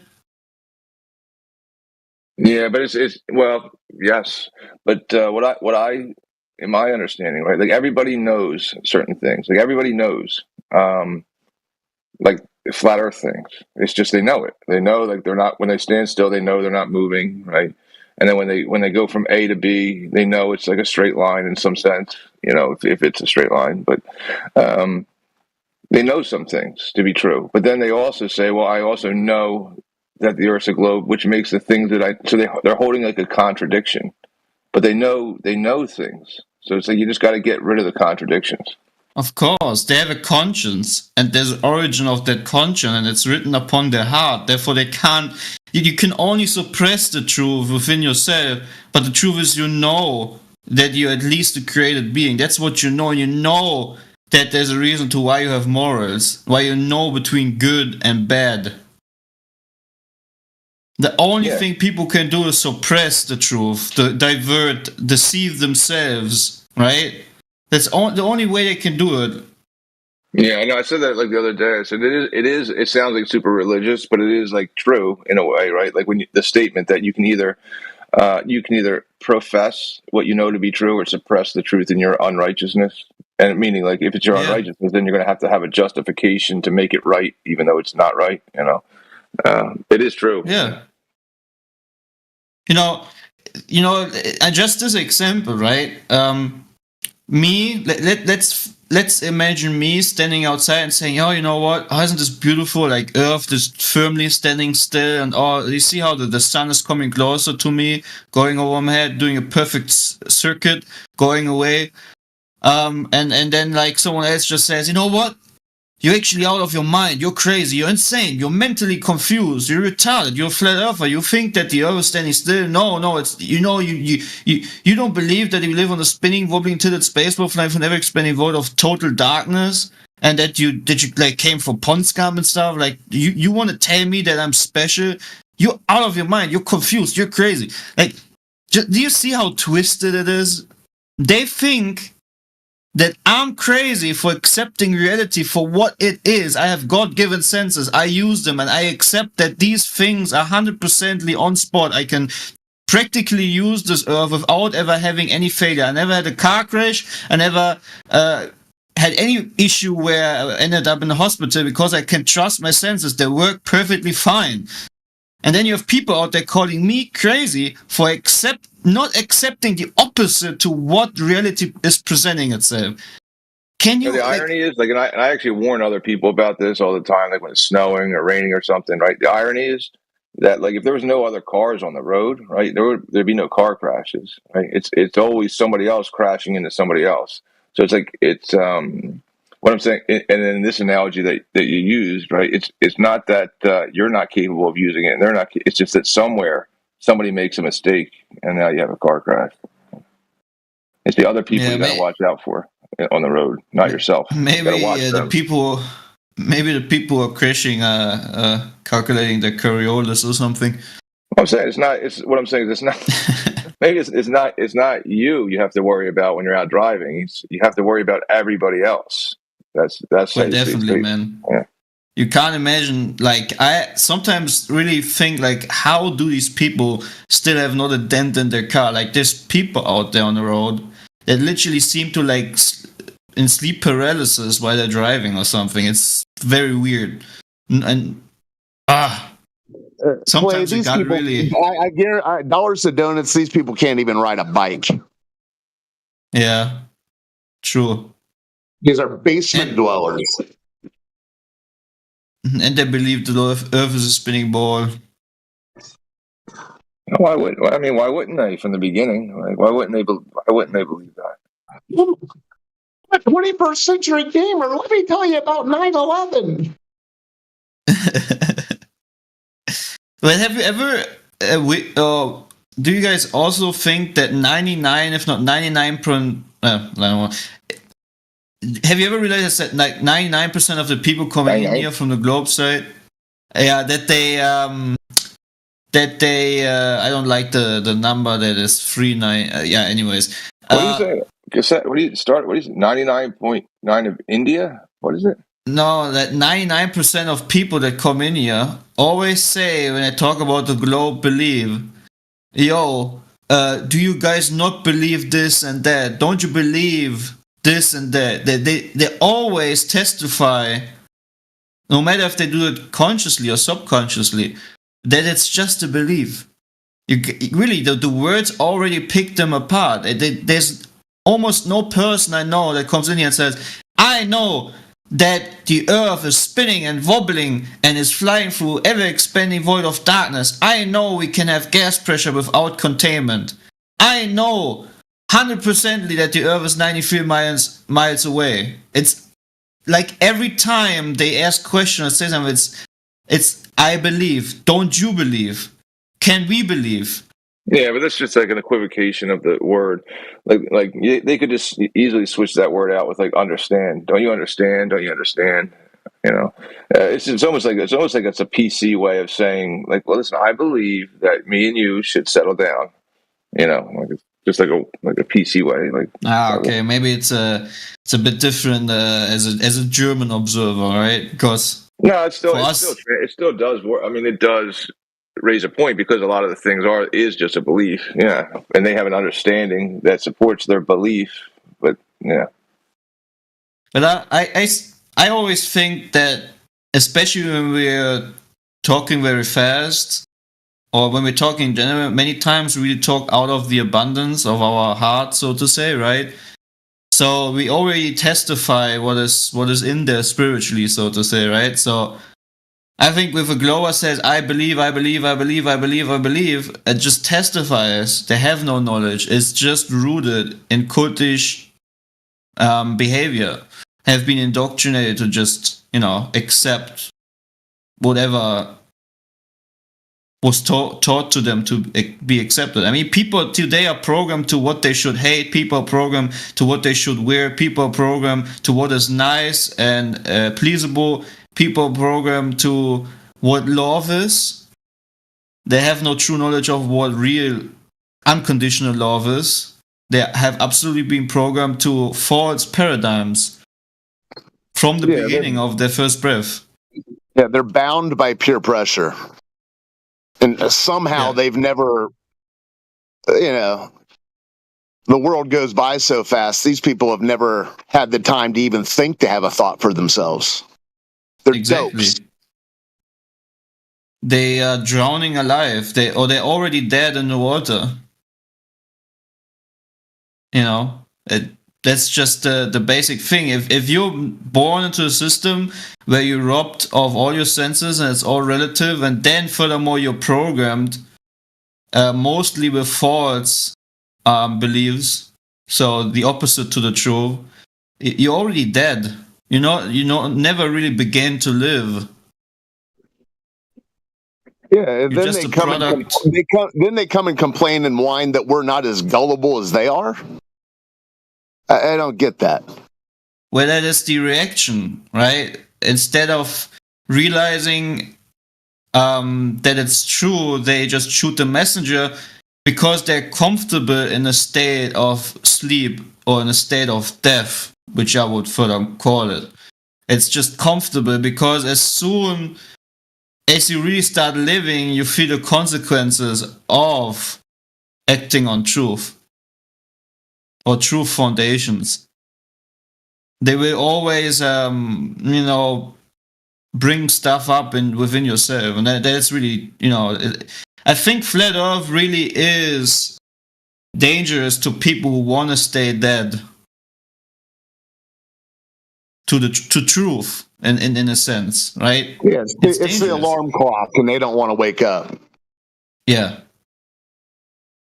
But I remember when I was a space nerd. Gravity, right? 9/11, right? Yeah. Like I can personally testify when I was a space nerd, loving, Galileo Galilei, all the space books. I still have them, space books, yeah. Great, space books. I watched all the documentaries, all that stuff. Like I was the dude you could go to and he talks for hours about, all the achievements of humanity. Like if someone was prideful about that stuff, it was me.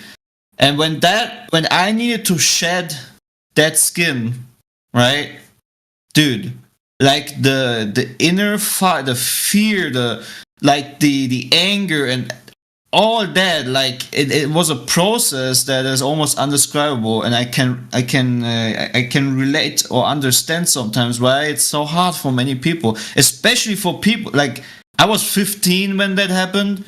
I can only imagine how hard it must be to someone who has studied even further in this field, who has lived his whole life, teaching others. I don't know, it's now 40, 50. Obviously, that would completely make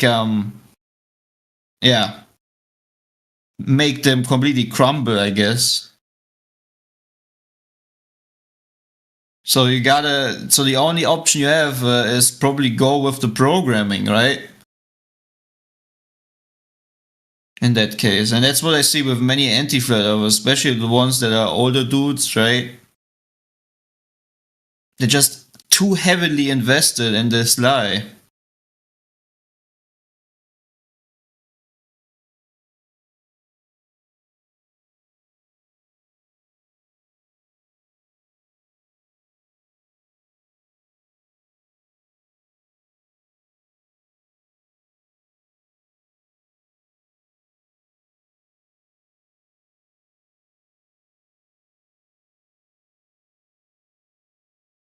Yeah, so is any Glober in full true knowledge and acceptance that he lives on a spinning, wobbling, tilted spaceball flying for an ever expanding void of total darkness.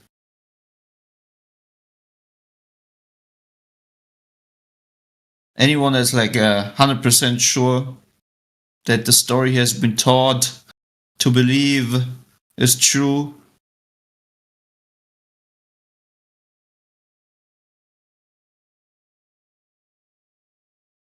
I feel it spinning right now. Don't you guys too? Man. Whoa. Isn't it crazy? Like on a ride right now. Fall out of my chair. Yeah. Here, hold on. I'm going to push it a little bit harder. Hold on. Feel that? Ah, Oh, yeah. chill. Wow. Did you guys actually know that they say that human activity is changing the Earth's movement in their paradigm? What about the one where babies cry because they're adjusting to the movement of the earth? I never heard about that one. Oh, it was great.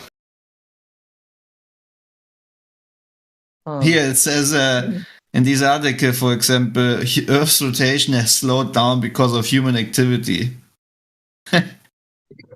That's funny. I have an article that blames the Chinese for speeding up the spin. It's probably the same. It's probably the same people who wrote those articles about it taking a child several years to learn to walk to get adjusted to the spinning of the Earth.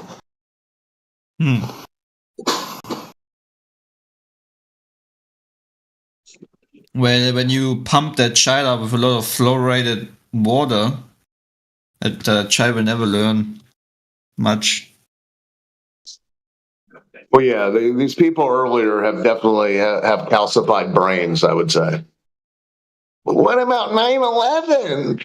Right? But see, the thing is, the reason why they put so much sugar in everything, and obviously fluoride in toothpaste and water, is they want to make people that are quick in forgetting, right? Because it has shown that high doses of sugar and also fluoride cause your brain to be like, you're like that perfect robot. You just forget what happened like 1 year ago.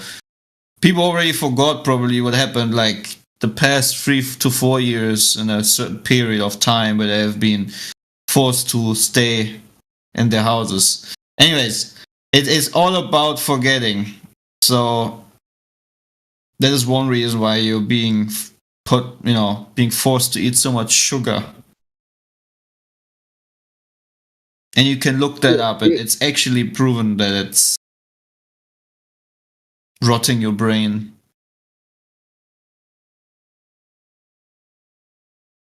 Not only that, it feeds cancer cells. It does a lot of bad things to your body. Yeah. Destroys your teeth. Yeah. Makes you addicted. It gives you diabetes. And makes you want to eat more, right? So the point is, if you eat a lot of sugar, you're never gonna feel saturated. That's why you're gonna go out and buy more of the junk that is being produced. So you buy more of it. It's just all about, exceeding the amount of consumption and making you dumb at the same time. It's very convenient, actually. I think even in ancient times, in ancient Roman times, in regards to slaves, I think a similar strategy was used. If I'm not wrong about this, I think that they typically tried to feed the slaves a high carb diet, so it, kept their brain down to a slightly lower minimal level. You're spot on, dude. It's literally what it is. 100% spot on. Is really about reducing brain activity and function. Like, have you ever wondered why the young people focused on the most, where the brain is still in development? Like all these energy drinks, and it's the crazy thing is it's not even normal sugar anymore. Now they have produced even a much more stronger sugar that is chemically induced with aspartame and so many other sugar replacements. Isn't that like rat poison? Isn't that rat poison? One of the Yeah, some of it basically, yeah.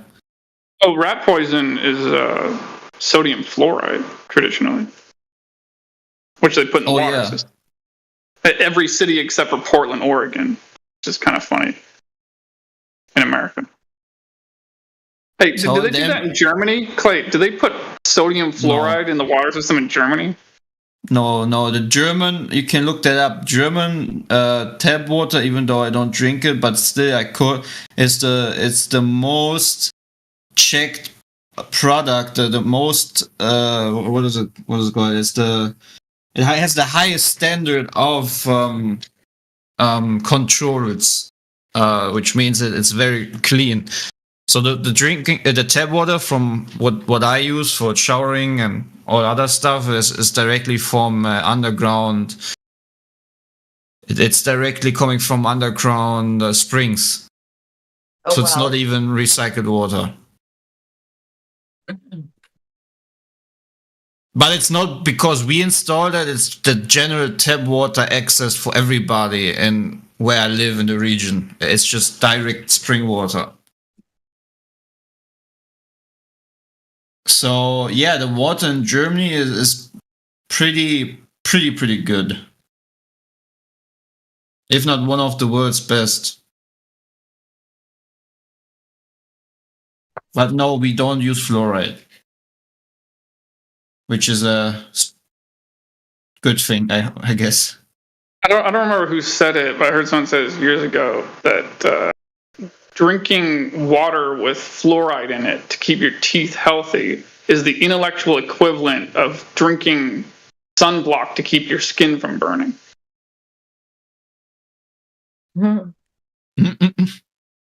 Yeah, I never used I think I never actually used what is it called? Sunscreen cream. Yeah, I don't use it. Never, even if I go on vacation, never use it. The only thing I put on my skin when I am in a region where there's a lot of sun, I just use what is it? Aloe vera? What is it called in? Yeah, Aloe. same thing. Same thing. It's the same. Aloe vera. Ah, okay. Yeah, that stuff really like never fails me.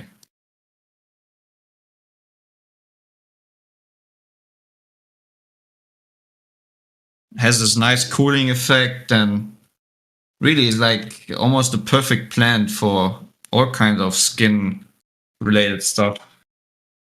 I thought it was really funny. The last bottle of like organic, non-toxic sunscreen that I bought and put on my skin, because it's like, I can understand that, you know, there's nothing really toxic and harmful, and that's the upside, but it's just without, at least this particular, not to say that all kinds are like this, but this particular kind, it was like really pasty and hard to even get on your skin. And so like while I was using it, I was like thinking to myself, like, this is almost like covering myself with mud.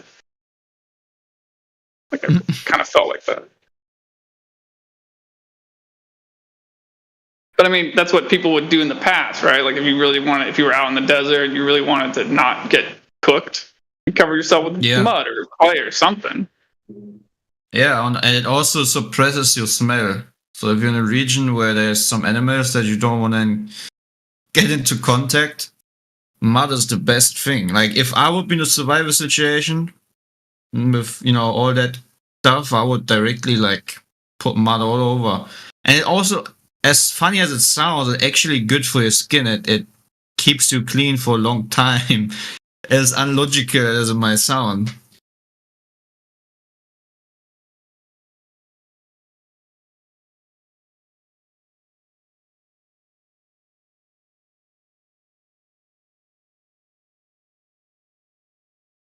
There's actually many animals that do that as a cooling effect.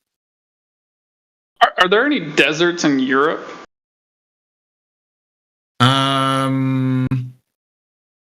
I don't know if this is 1 second. If Spain has 1 second. Spain desert. Oh yeah, in Spain. Yeah, in Spain there's a Taberneras Desert. Oh yeah, I guess towards the south. Yeah. The Taberneras Desert is a desert located within the Spain southern eastern province of Almeria. It is in the interior about 30 kilometers north of the provincial capital. How big is it? 280 square miles, 110 square miles.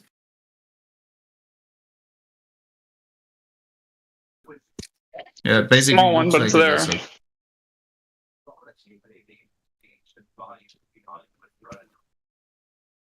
It looks like the Wild West. Do you ever eat vegetables imported from Spain? I've heard recently that Spain is feeding like the rest of Europe or something. Well, luckily, no. We have a lot of stuff also from the Netherlands, because they have these huge growing these huge what is it called, glass.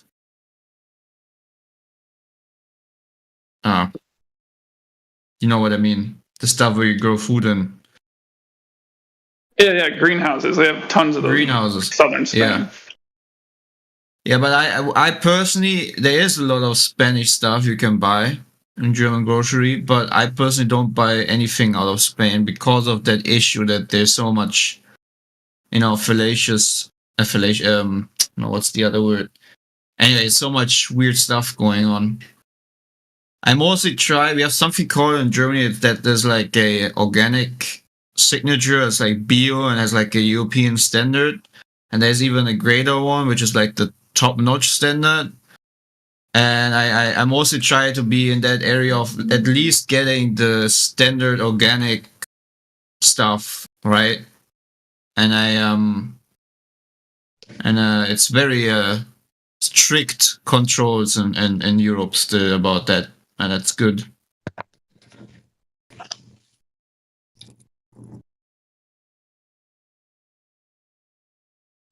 But yeah, we are being flooded with Spanish trash, I would say. Doesn't even taste good, like the vegetables and stuff. Why not? What's going on with the vegetables from Spain? Is that what you said? Yeah. Where there's a lot of first of all, that country doesn't really have a lot of water anymore, and they put a lot of like chemical stuff on it. What I like is why doesn't it have water? Hold on. Why doesn't it have water anymore? Because there's a lot of illegal farms, and what they do is they illegally, obviously, they dug holes and suck up all the groundwater, so it dries out huge areas, right, and destroys this whole natural cycle of water, raining, going down through the earth and then up again, so to say. So is that like just individual people having their own farm at home, or like big massive? No, like big massive mafia structures, right? Yeah. So you gotta imagine, if you like grow a lot of vegetables and tomatoes, it's basically just water, right? So if you do that on a huge scale, and then you just suck up with illegal waterways, you just suck up all the groundwater, and completely destabilize the whole natural flora of that region, right? So it just completely goes out of balance. And that's because I personally don't describe to that, that we're running out of water. That is an impossibility, and it's just a lie by the whole global agenda. But what I do describe to is if you bring the whole natural flora out of balance in regards to like drying up ground resources and so forth, it just destroys this whole perfect cycle. I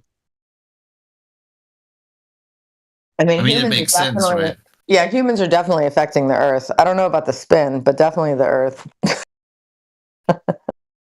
Well, yeah, in a sense, but I would not subscribe to this huge, scare tactic of, you're running out of drinkable water. That's just bullcrap. No way. Where's it going is the question. If it's just a cycle, where, they say there's a greenhouse effect on Earth. Wonder where the greenhouse is, right? It's not my words, it's their words. And last time I checked, the greenhouse has a glass ceiling. That's weird. What is interesting? That like a bone? With their ozone layer. I'm sorry, what were you going to say? They say there is no real ceiling or containment. It's just the air, which is retarded. But what's interesting about these farms in the Netherlands, where you have these big glass houses for growing stuff. Okay.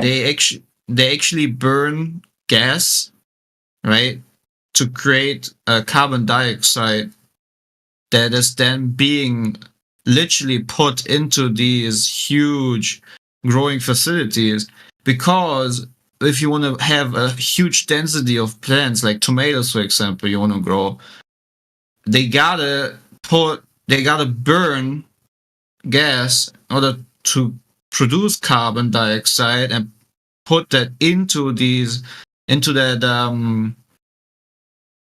that greenhouse.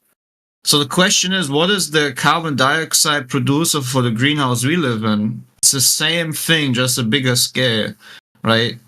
Is the volcanoes. So I can tell you, the more we would reduce carbon dioxide output, the more activity you will see in the volcanoes in Antarctica, for example. I think Antarctica has the most. Which region of the Earth has the most active volcanoes? I think it's Antarctica. Oh no, Indonesia. Okay. Wait, what was the volcanoes in Antarctica?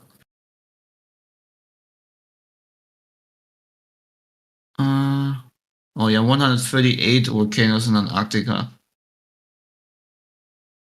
Yeah, what I'm basically saying is volcanoes are nothing more than the way to always have I think that they fundamentally the thing that the creator has created in order to create that balance, which you see with these greenhouses in the Netherlands, where they put carbon dioxide in it to have a healthy growth of tomatoes, for example, right?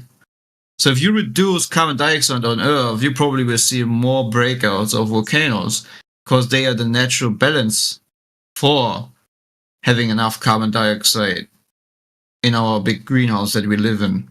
And furthermore, why they do it is they exactly want these catastrophic things because then they furthermore can push. That's because of humans.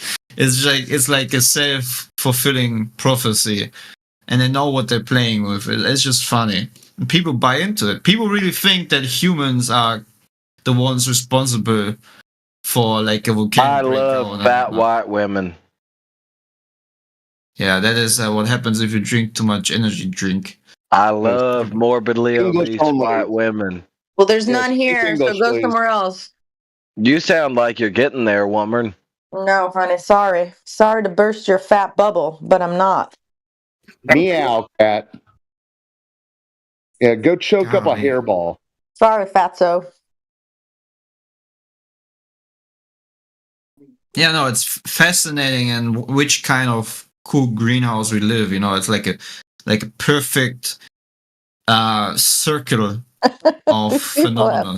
It's like a mental hospital. They come in here with that shit. Yeah, you know what I mean? Like I've worked in old age homes and stuff, and it's like on the psych ward in the hospital. Anyway, sorry, Clay, go on. I'm guessing that guy was a Glober because he liked round things. Yeah. Yeah. Well, the funny thing is, it's just you talk about certain topics, right? Dude, did he came back and didn't even change his name? Oh no, never mind. Okay, that's the mute is just I guess a bit later. So the point is, what I'm trying to make, isn't it wonderful how we live in this perfect greenhouse? Like, if you want to tell me that this isn't perfectly made, like we have these huge volcanoes that, in the case of if the CO2 is the carbon dioxide is too low, they just break out, give a bunch of carbon dioxide, which is mostly what they produce, into the air, and then you have this perfect rebalanced cycle. It's just wonderful. And we are being lied to. When you think that volcanoes will like destroy everything and, you know, no. And there is no immense catastrophic thing that will happen in the future that will completely wipe you out, except for the return of the Messiah. But that's a different story. Mm-hmm. Yeah, that's like volcanoes, like, you know, destroying Earth or whatnot is like fear mongering. Don't fall for it. They're just the perfect things for this ecosystem that we live in. They create the balance that is needed, just like they do on a small scale in the Netherlands. Put some carbon dioxide in the greenhouse, and you get flourishing plants giving off lots of tomatoes. Wait, I'm gonna actually cite what I'm talking about so people don't think I'm just making stuff up.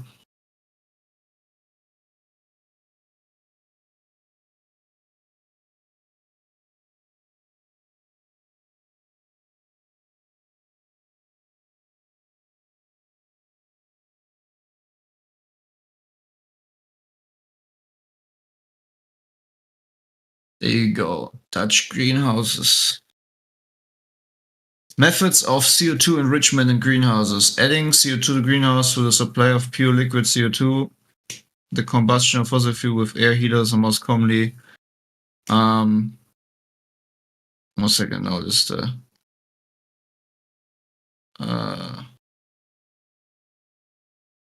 The most common method of CO2 enrichment for greenhouse application is the combustion of fossil fuel. The fuel gases used must not contain dangerous amounts of harmful components. Therefore, the most used fuel for CO2 enrichment in Dutch greenhouses is natural gas. With the combustion of 1 M3, whatever that means, of natural gas, approximately 1.8 kilograms of CO2 is generated. So literally combustion, guys. Get this, okay? This is the big lie you're falling for. That what comes out of your car, right? That stinky, smelly stuff is actually good to keep our greenhouse we live in flourishing with greens. So I'm happy if there's like big ships pumping out all of that black stuff. Very happy about it. Same with my car. Hello. Hello. Oh, actually, keep in mind, Clay, it's the black stuff is the bad part. The carbon dioxide that's beneficial to the plants is invisible. You can't see it. Okay, you're right. You're right about that. Maybe it doesn't need to be, with all that extra stuff. But yeah, the carbon dioxide, which they talk against, is actually good stuff for CO2 enrichment. Yeah, it's almost 420 parts per million.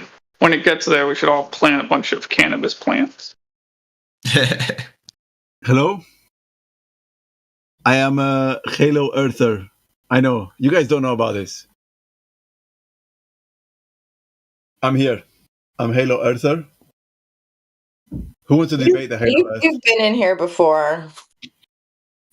I know, but a lot of people don't know about me. Yeah. Well, I'm like, not that special, honey. Sorry. I am that special. Have your combat skills evolved?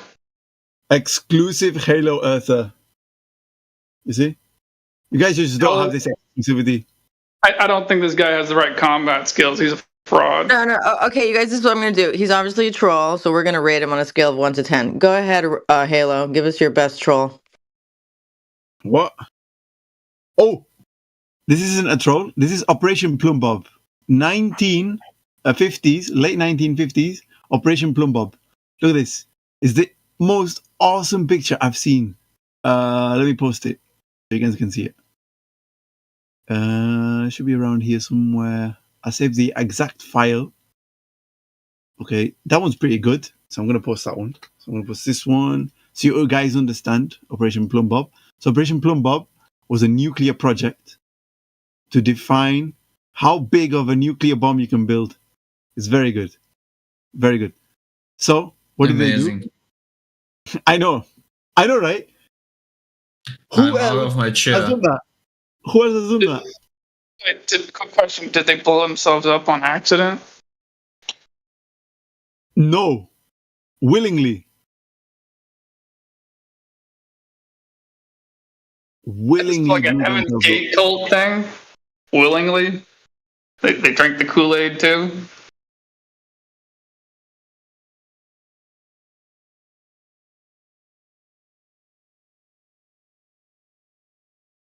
Any globies in here? Or all right, I have trolls to go. Trolls that are funny. This guy's not really entertaining. Mental patience.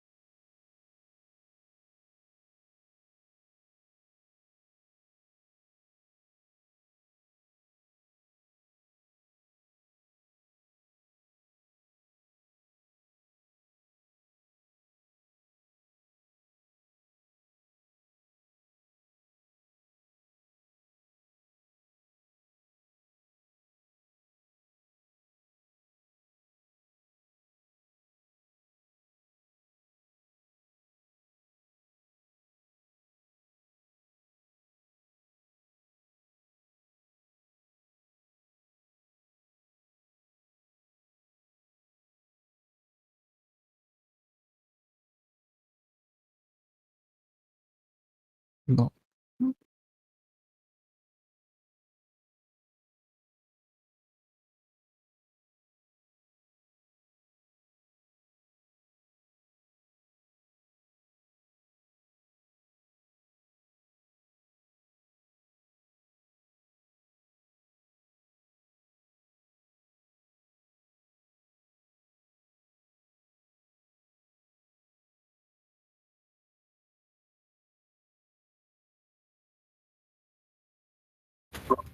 Pretty quiet in here.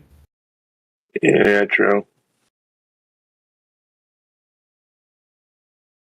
What is it? Make some noise. Come on, everybody, make some noise.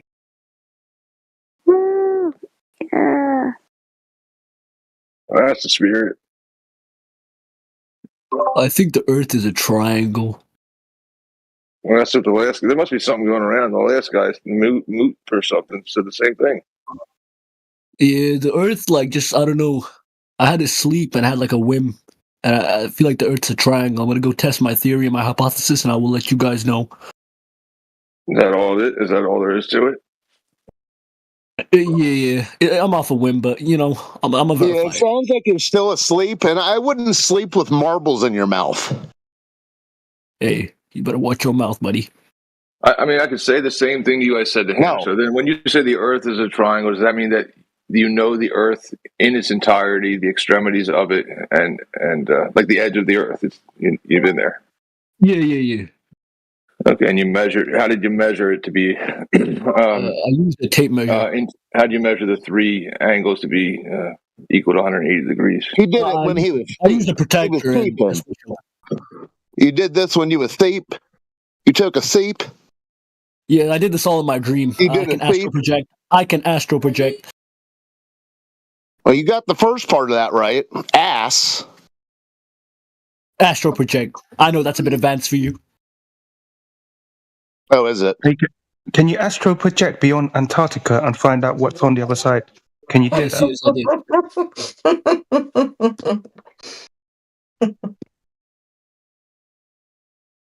did. So then I guess you still like Earth is a triangle. So you think the Earth is an object? Then is that correct? Yeah. Okay.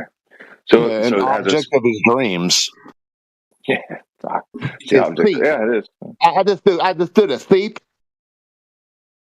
I see you criticizing my theory, but I don't think you could propose anything better. No, I'm criticizing the marbles in your mouth. I'm doing you a favor. No. Just because you're jealous, I figured the mysteries of the Earth. You're jealous now. What oh my god. Are you jealous? It's because I figured what no one could figure. You're all upset. Oh, okay. Where's the troll in your mouth? Oh, I'm jealous. Give him the troll crown. I did tell you that. Very jealous. Very jealous. It was like Moog or Moop or How something. about you go to the edge of the world, get a protractor, do your measurements, and come back and tell me I'm wrong. Your calcified brain is showing, Rotard. Rotard. That's you. He's not lying. I don't see you proposing anything better here. Well, I propose not sleeping with marbles in your mouth. What about in the middle, Matard? Like, what about in the middle between the, I guess, the two vertexes of your triangle? Between there, like, just forget about the ends of the Earth, like in its entirety. What about in between there? Like, what shape is that? Is it just flat because it's a triangle? So you're saying it has three flat, straight sides, so the Earth is flat. Is that what you're saying? Yeah, the Earth is flat, definitely. Okay, and just in the center area, right? So which part of the triangle do you live on? Like what I don't know what type of triangle it is, but Isosceles. Now, where on the Dorito are you?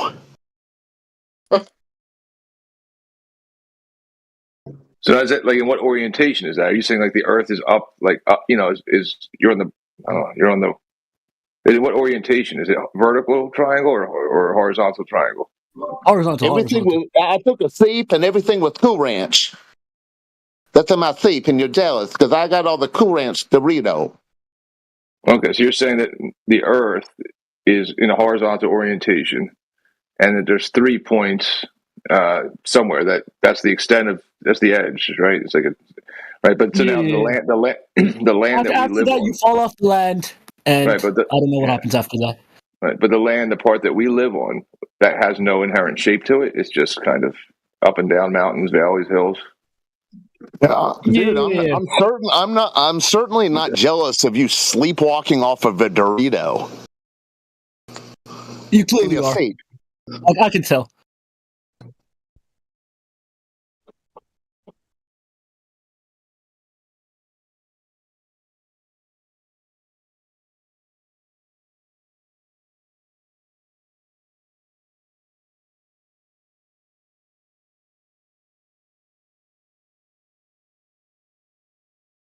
So the guy is saying he astro projected to Antarctica. Is that what he said? Yeah. Golly. Yeah, that's indeed what I did, and I know there's a certain person in this VC that's very jealous of my abilities. Not gonna say names though. Jealous that you shoved a bunch of marbles in your mouth. Yes.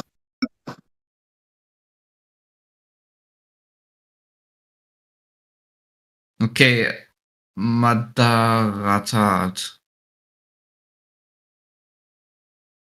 Yes, How did you astro project yourself to Antarctica? Well, I was eating some Doritos. Boy. So it's very simple, just you have to learn the astral projecting technique. It was a technique passed down to me by my ancestors. After I mastered astral projecting, I just made the journey. When you're astral projecting, you very fast, so it wasn't a long journey. I made it to the edge, did my measurements, scouted around, and yes, so I've come to a conclusion that the Earth is a triangle. Where are the corners? Somewhere you can't reach, man. Well, where would that be? You said you scouted around, you figured out Earth is Dorito. Oh, so now you want to know. Now you want to know. Now you want to know. Yeah, now you want to know. Yeah, no. You believe me. I'm going to tell you this thing. Eh? I took a seat. I was covered in Dorito dust. You're a muppet, mate. Somebody give him some medication and strap him down somewhere. Some more tranquilizers.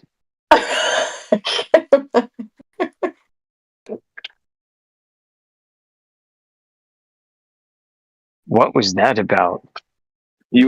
Somebody asked for, it wasn't you actually, a better troll. And he's trying to live up to it. Sorry, that's me. Well, I was just saying, it's day of them. Somebody said, listen, at least troll better or be funny. And he's like, I can do that. Yeah, that was my bad. Yotings, are you there? What's up? I'm curious what your opinion is on this. If the Earth is flat, does it sit on something, or is it like all by itself? It sits on something.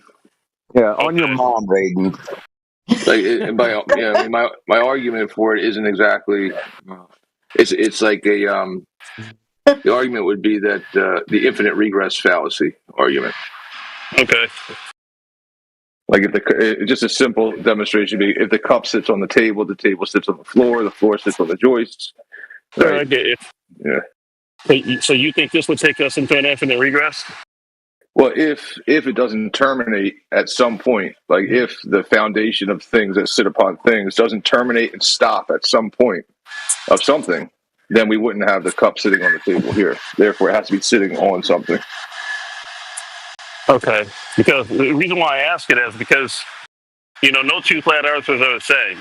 I could talk to one person who says space doesn't exist, and I can talk to another one who says it does.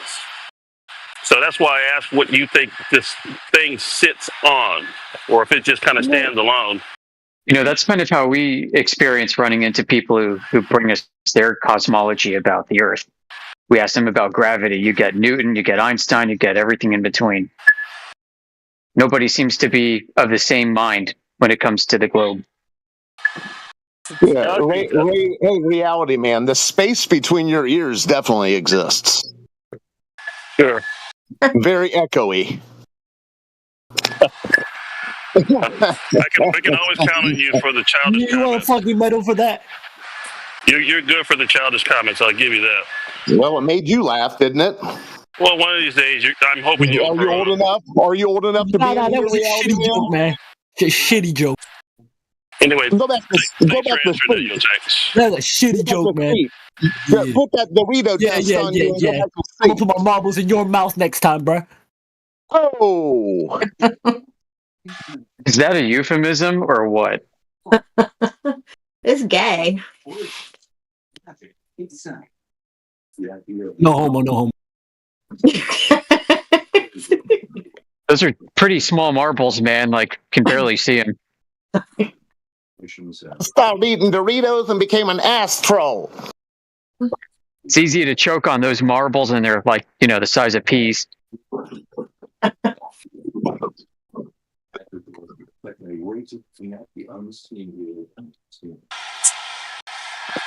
So you'll take. Do you think this flat Earth? Do you think it's situated in space or where? Yeah, I mean it's a deep kind of question. Like, yeah,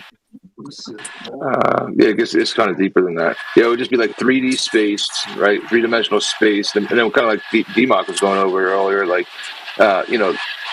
it exists within, like the material world exists within space, like length, width, and height. But like, what's length, width, and height made out of? Right. It's kind of like it's kind of like a deeper thing. So like, yeah, like where you would just need to know the entirety of all reality to say where it's sitting within. Yeah, hey, Raiden, reality man. Do you think all of life's mysteries are solved here in 2025 AD?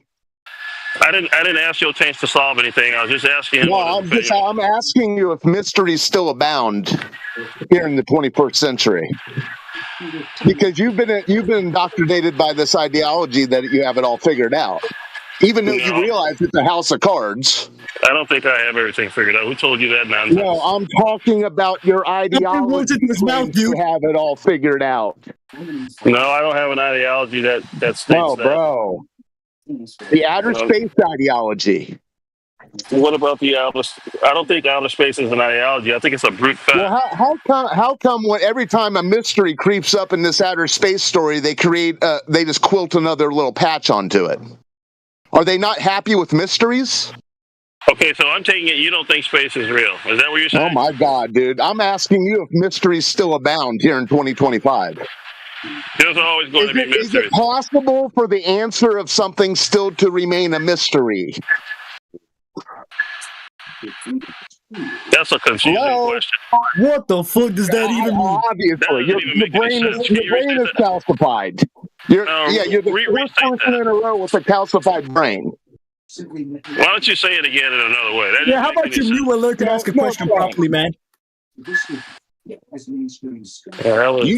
didn't understand it either. Take your time.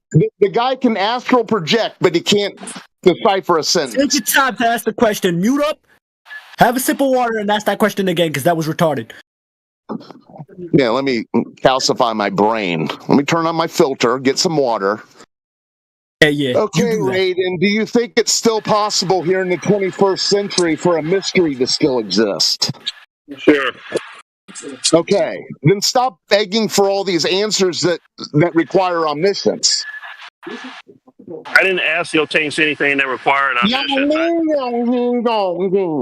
But you're acting like you asking these questions are some sort of gotcha, bro. I didn't ask your Tanks for the mysteries of the pyramids. I asked him what his opinion was. The mysteries of the pyramid? Yeah, you act like I asked him something that he couldn't answer. You're asking him where Earth is. Well, he didn't seem to have a problem giving me his answer, and I was satisfied with that. Well, neither do I. And I'm asking you, do you think it's possible that the answer to that remains a mystery? It could, sure. Okay, well, stop demanding omniscience from everyone. That's all you do. You come in here, wander in. I'm reality man. Ding, ding, ding, dong, ding, dong, dong. Well, I don't recall demanding omniscience from anyone. That's ridiculous. Well, why do you keep repeating the same question after it's answered? Yo Tanks was being heckled by you and someone else. This isn't the first time. You've done it dozens of times. Yeah. You've asked the same question dozens of times. Reality man. Sometimes I do have to ask the same question because, like I was telling No Tank, no two flat earthers are the same. Yeah, because mysteries abound. Oh. Here in reality, mysteries abound. You guys aren't going to answer the same questions the same way. Well, isn't it funny that your religion even has that same problem? I don't have a religion. You do. The outer space mythology. Okay, well, when you can show that it's a mythology, then you might have a point. Well, okay, is the Earth's surface curving in adherence to this 3959-mile radius spheroid hurtling through outer space that they claim? Yeah, look at a satellite image and you'll see all the curve you want. Look at that picture on the TV. Okay, well, when you can debunk it, and then you'll have a point. Yeah, that's a reversal of burden of proof. Believe my picture and everything's good, right, Outer Space Man? No, you have the burden of proof. You have it backwards. You're challenging the scientific consensus, so you have to show that they're wrong. Is there proof of Oh, that's not how it works, actually. We don't have to accept what their consensus is. We don't have to accept the consensus, and we can challenge the consensus by saying, prove it, show it. You don't have to accept anything. No, That's so true. we're asking for what their best case is, their best evidence. Show us They've the already data. given it to you. And You don't have to we've been accept utterly unconvinced by it. Well, dude, They've given it to you. reality man. Sure. It's only acceptable by people with your level of naivety. It's not for us to accept. I think you need to consider your own naivete. Okay, how have I been naive? You think the Earth is flat. Start there. Well, do you have any curvature on the surface of Earth other than a picture on TV? I can stop right there. I don't need to explain all the science to you. I just want to say, I just have to believe your TV show. You don't have to believe it. You can just say it's no real. You know, you don't have to, and that's fine. So what convinced you the most, reality man? Einstein. Okay, Reality man. Let's take a step back I from all believe this. the Earth is round. I'm not trying to convince you of anything. You understand that, right? If you don't believe something, that's good. Dude, you've convinced me easily that some people are just simpletons. That's the way they is. Okay. Seems like you're projecting here, man. Take a step back from this, okay? Reality man, what convinced you so much? Well, I don't. And why in should the we be interest of convinced time, I by don't the wanna- same? I could probably name 25 or 26 different reasons why I think the Earth is a sphere. But well, pick one. One of the biggest ones is a satellite image because that's something everyone can see. That's why I picked that one. So we can all see it. So you can see what the pictures on the internet that satellites take. I accept it. If you don't, that's fine. Okay. Yeah, no, I have no reason to because what they're claimed to be taken from has no evidence that they are where they say they are. So you're proving the point of why I even asked you where you see it in reality. Nowhere. You've highlighted that it's only on TV. Okay, you can accept that, I guess. I'm not trying to get you to believe nothing except for the TV show that's got me duped. Well, you know, You sound like yourself when you do that. 25,000 miles in circumference. How in the world am I going to step outside and see that? So TV is all you got, right? Will you tell me how I can step question. outside and observe something like that? I have a question for Raiden. Yes. Raiden, would you be happy to admit that you don't know for a fact that the Earth's a globe, but it's something that you believe, right? It's a belief system. No, I don't know it for a fact in the strictest sense. I don't know it any more than you don't know for a fact who your father is, right? Oh my lord. No, I'm just saying it's equally the same. You don't know for a fact who your biological father is, right? There we go. I just want to say something to Raiden, man. Huge fan. Love your works. Nothing more. But yeah, I don't know it for a fact in that same sense. Yeah, I'm not suggesting this, but you can go get a DNA test. Oh, you want to trust science now? Oh my god, dude. He wants to trust science now. Oh, DNA. Love it how you say science as a blanket statement. Yeah, and hold on, your space TV show, what happened to observation and all that other stuff? Why don't you just observe your father? What your That's argument? not You're enough, like is it? DNA test. Therefore, Earth is round. Like No, that's not what I'm saying. Okay. Listen, Raiden, you're the one coping with being a bastard. Okay. Yeah. No, I'm not coping with anything. That's not a refutation. I was just drawing an analogy. You know, I answered his you're question. baiting. You're trying to bait us. No, I'm not trying to bait anyone. Yes, you are. Brandon, you got me convinced. The Earth is round. It's no longer a triangle, man. I'm just saying it's a fact when you in the said the same thing sense. about when you said the thing about your father, Earth is round. the thing that actually came to mind for me was like I look just like my dad. As I'm getting older, right? As I'm getting like the same. I have like the same ailments, the same issue with my left foot where his is. I'm like, man, that's my fucking dad. That sucks. Yeah, maybe or maybe not. You know, you never know, right? No, I'm pretty. I mean, yeah, it's like getting fat at the exact same time, look exactly the same. It's like, Yeah, well, I was just saying, it's a good parallel. You don't know for a fact in the same set, so. Yeah, it's a terrible analogy, by the way. Why? Because all you experience is a flat Earth, right? Well, you can see your father, right? You grew up with him. You can get the You see a man. That's all what of you that see. sort of thing. Yeah, you see a man. Yeah. You don't know for sure if that's your father. You could have died. Hold on a second. What up, Bard? Right, whatever your name is. Right, Raiden. It's a terrible analogy, right? Yeah, you admitted that you just believe the Earth's a globe, even though you experience it as flat and stationary, right? It measures as flat. He asked me if I knew for a fact. He asked me if I knew for a fact. And you admitted that you. Yeah, but you don't, do you? You just believe it, but what you experience is the opposite. That's why I drew the biological father analogy. Just in the same way you don't know for a fact who your biological father is. It's not a good analogy, though, right? Well, why not? You observe your father. One question for him, DJ. Every day. What's that? You observe this person every day, right? But you don't know for a fact. I have one question to ask you. Sure. What is the best scientific evidence for the globe? Scientific evidence. Is that for me or the other person? For you. Oh, whoever it was I was talking before, I told him if I had to pick one, I picked satellite images because that's something everyone can see. How is that scientific? How is that scientific evidence? Do you know what scientific evidence is? You're talking about something that's been tested and repeated. You mean in that sense? Yeah, empirically validated phenomena. Like, so step one, what is the naturally occurring phenomenon? What are you observing in nature that gives rise to you wanting to test what it is that you think is causing that observation? Right? So what's the observation first?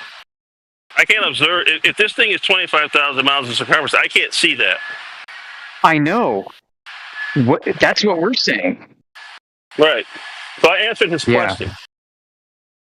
Yeah, but satellite imagery is not an observation that just anybody has, right? You just can't go experience that. I can't validate that.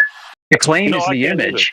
How do I validate the claim that this image came from this equipment in a specific location at a certain point of time in a certain manner? Why don't you research it? I can't validate that. I can tell you. There's nothing scientific to do with it. Have you tried? Observations alone aren't science, right? That's just something you do as part of doing science. I can't explain to you the minutia of satellites. Those people can, though.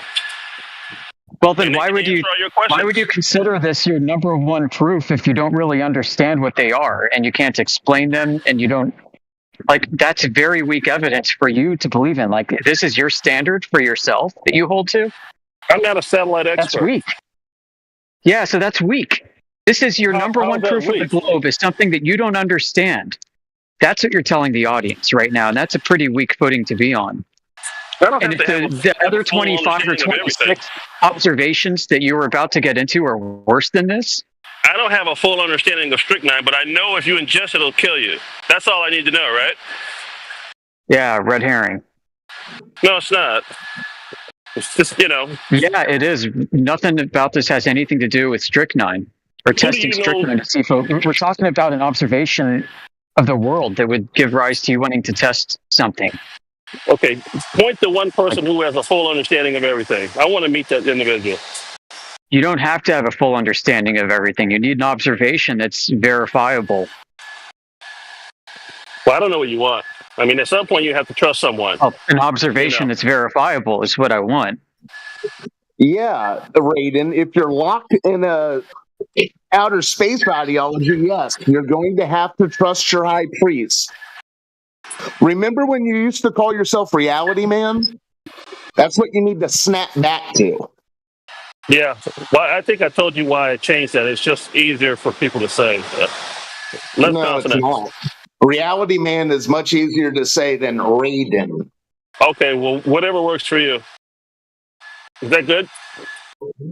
Well, if you're going to not be dealing in reality, how could I call you reality man? I don't know what you guys want. I mean, does that work for you? You don't want to believe that the Earth is a sphere. It doesn't matter if it is or not. That's where you're at.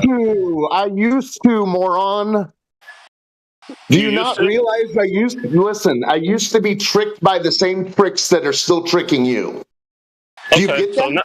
So you're invoking conspiracy theory. Time out, bro. Dude, acknowledging the nature of water isn't a conspiracy theory. No, you say you were tricked by some people. That's what you said.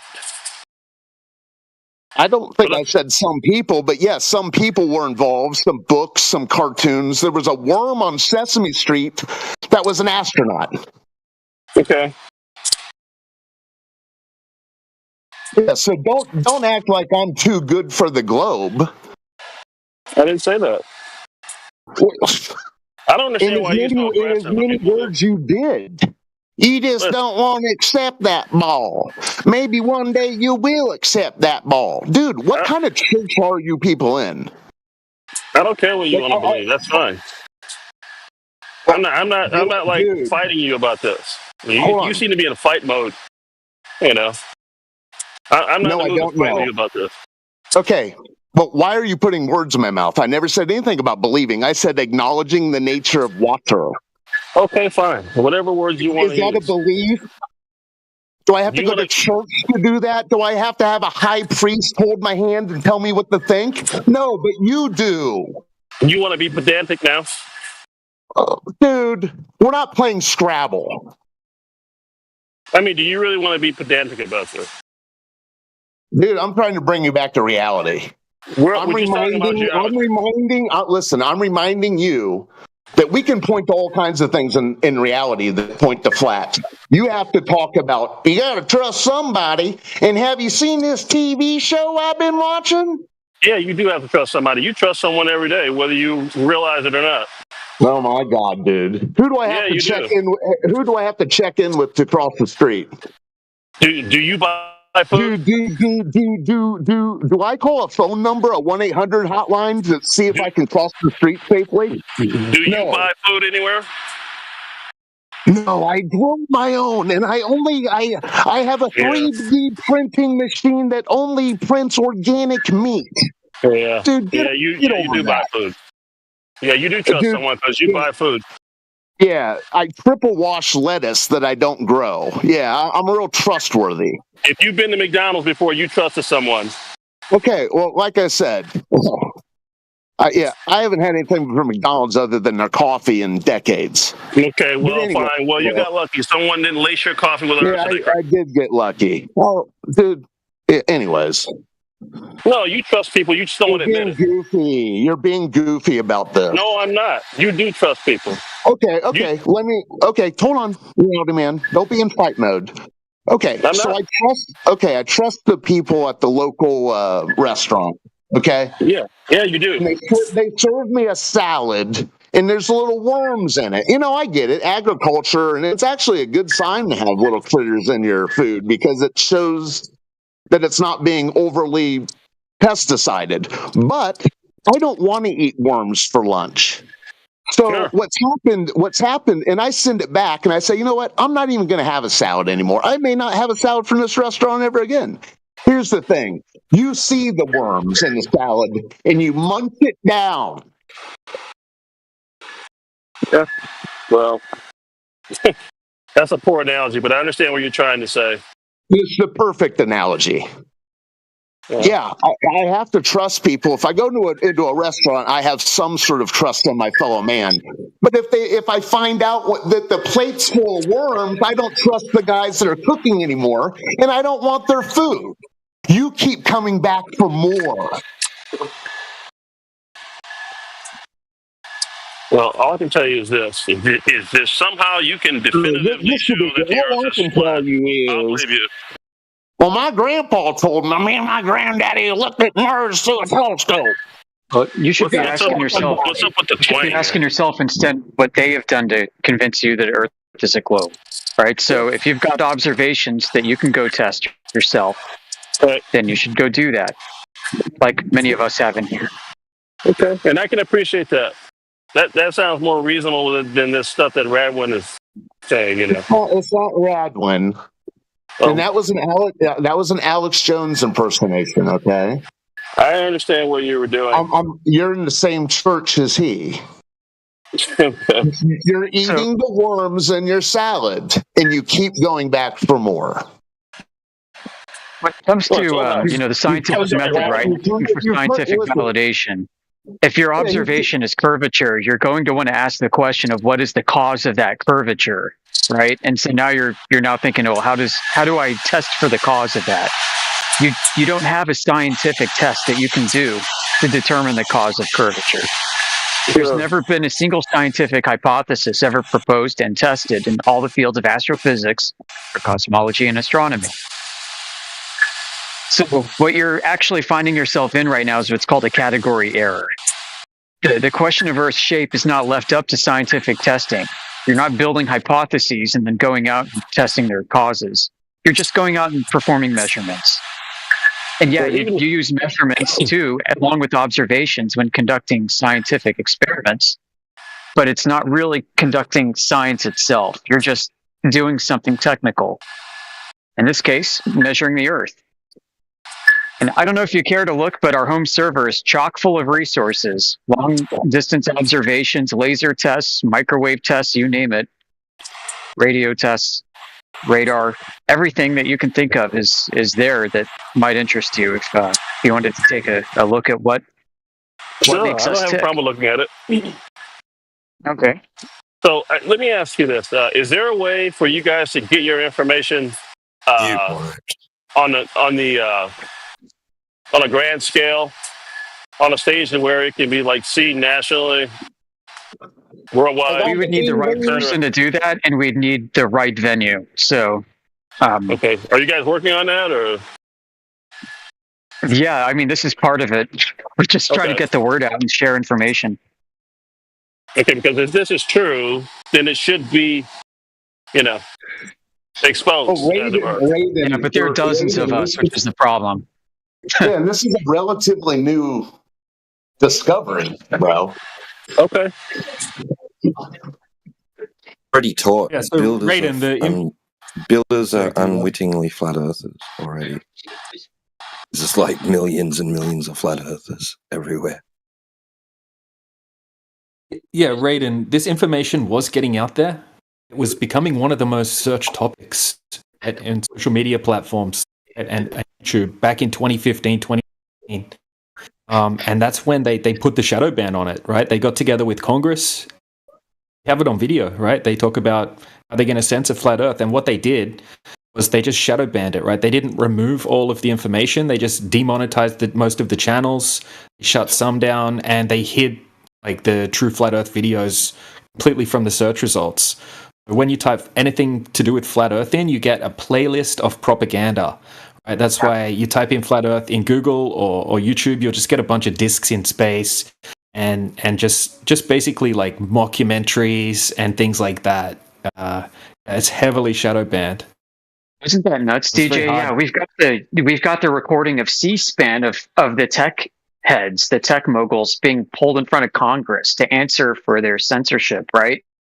And that's what you're talking about. And then you go to like Google Trends, you can search what the search results were like over a period of time, and flat Earth just goes from climbing vertically down to the floor. It's obvious what's going on.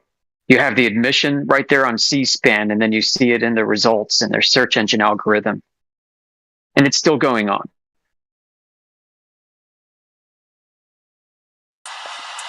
Fascinating stuff.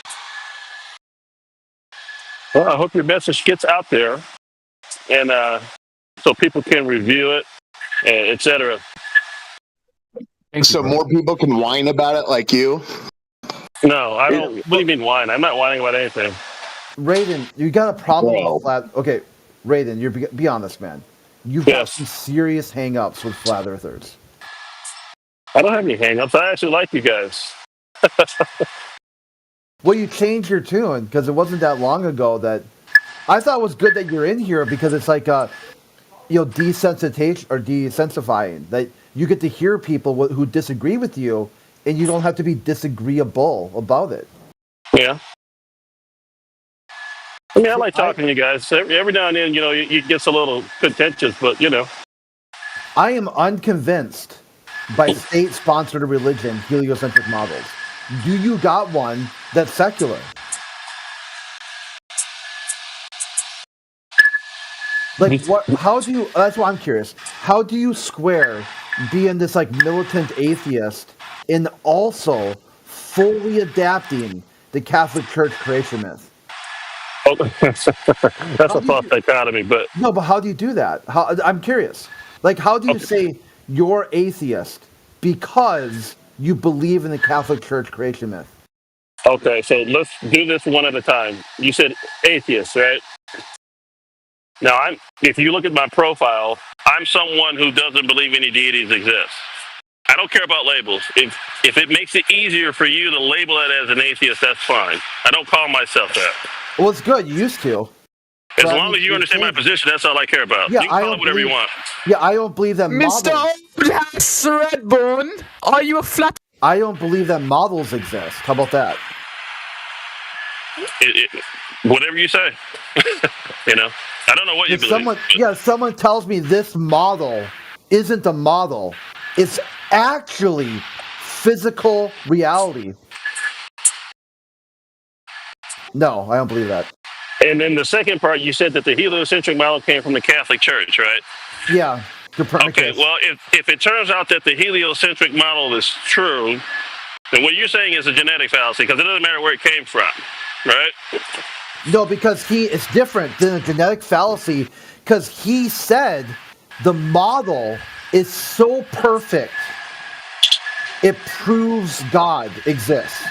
It's not like a genetic fallacy where it's like Copernicus drank water, therefore you're Catholic, or something like that. He said he baked into his model deeply theistic ideas. They're one and the same. They're connected at the hip. That's why he put in there. Dude, you got a lot of background noise. I do? Yeah, I was hoping I was going to quit, but I'll mute up. You're power washing a car or something. Okay, I'll mute up while you're talking.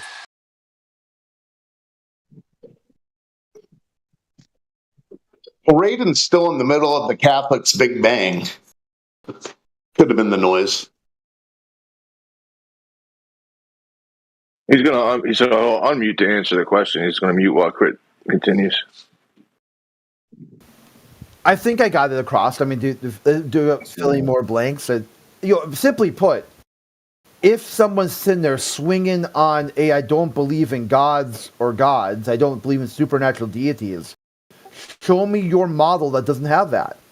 Because right now, the only one I see is deeply theistic. I mean, extremely. It is like you cannot take God of the Bible out of this sort of like this heliocentric model. I mean, when they go, even you say, oh, that was 400 years ago. Okay, now, today, the current director of NASA says he personally speaks to God about how to make Artemis happen. Is he lying on it? Is he in on it? Is it divine? Is this all this stuff to do with space flight divinely inspired because God loves capitalism? I mean, help me out here. Where is these atheists knocking at the door to explore space? Because what I see is all the astronauts, all of them, are right-wing Christian conservatives. Without exception. So how is someone going to be like, hey, I think that space travel is going to bring us closer to secular humanist? Says who? Citation needed. what I see is all the space flight is bringing us closer to some sort of like, you know, Warhammer 40K, like extreme religious, just bizarre shit.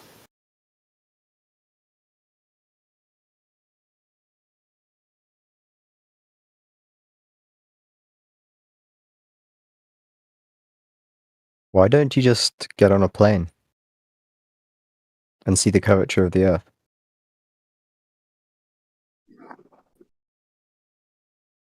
Where's that at? Even if the Earth was a globe, even if the Earth was a globe, you wouldn't be able to see the curvature from up. Even from 120,000 foot from a weather balloon, you still wouldn't be able to see the curvature of the Earth, right? Even Neil deGrasse Tyson said you can't see the curvature of the Earth from that height. That's fair, but you can see the calcified brain. Right? Is this the end of the calcified brain parade, and now it's the tiny earther parade? No, it's okay, but like, no, it's okay that you're a tiny earther. Okay, if you get on a plane, okay? you can't see. You see how the horizon. Don't you call me a cunt? So there must be a curve, because you know I think you're drinking too much on your flights. Too many gins. Well, what's your explanation? What was the assertion, Alex? You said if you're on a plane, the horizon does something, therefore something. What was the? Yeah. So what was the when statement? You're on a plane, right? You can't see it slowly goes away. You can't see infinitely, right? Because the curve stops you from seeing the flatness because it's curved. I could kind of understand if you thought it was like. Was that you think? All right, so that's the only. So like you can't see the ground. All right, so you can't see the ground because the curve, right? What about another airplane that was off in the distance? Then could we see? Because we could see forever is kind of like the statement happening here. We can see Jupiter, Mars. We can see really far. So could we see another airplane since it's above the ground, really far away, much further than the ground? Yeah, but it disappears behind the horizon if it flies too far away. Is that the only reason we won't see another airplane? Is if it's below the curve? Because it's up in the air. Give me one. I'll be right back. All right.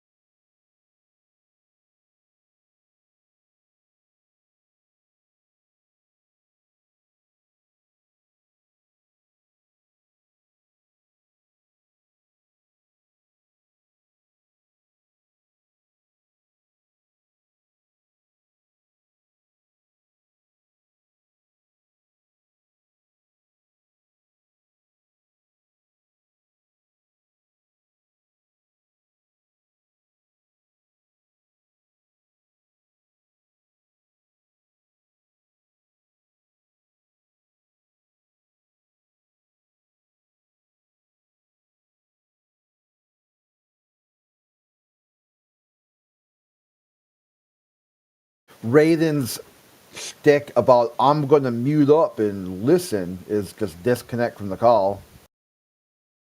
Thanks, dude. Okay, I'm back. Sorry about that. So yeah, the plane Yeah, he didn't pop back like I thought he was going to. No, not you. You don't see planes disappear over the horizon. You see convergence happen. Right, same with the clouds. Yeah, you see the same thing with the clouds, right? If you're standing at ground level and you look at the clouds, right, you'll see the ground appear to ramp up and the sky will appear to ramp down, right? And they will meet at a point of convergence. Yes. The perspective. Now, I could show you a time lapse now where it looks like the clouds are ramping down. It looks like they're going down, down, down, down, and then they meet with the horizon. But you'll see that in this time lapse, when the plane actually takes off, he goes straight up in the air, and you'll see as he goes up and he's at the level of the cloud deck, you'll see that the cloud deck's completely flat, right, to the ground plane. And it was only appearing to ramp down due to perspective convergence, right? And in regards to the atmosphere, you can only see on the clearest day, right? Due to the opacity of the atmosphere over distance, you can only see around 200 miles maximum. Usually it's much, much, much less than that. But yeah, you can't see forever due to convergence and due to the opacity of the atmosphere. Yeah, that's kind of what I was trying to get you to imagine, Alex. Like it was sounding like you were imagining if the only reason you can't see things in the distance is curvature. Then the consequence of that would be that if you're in an airplane and there's other airplanes in the sky, you'll see nothing but airplanes everywhere. But we don't see that, Okay, yeah. I mean, that's fair. I think my arguments, which I put forward, were theoretical rather than actually practical because I haven't seen the coach. No, it's a good point that you made, right? But I mean, what we can do is test it closer to ground level over a large body of water. Right? There's a lot of tests that we could show you where, like you said, the horizon would have to be at a specific distance. We can actually do the math, right? And depending on the height of the observer, you would have to have, a horizon at a particular distance. Right? At school, they taught me it should be 3 miles from a 6-foot observer height. Okay. But when we actually go out and we do long distance observations and laser tests, you can see magnitudes further than what you would be able to see on a globe.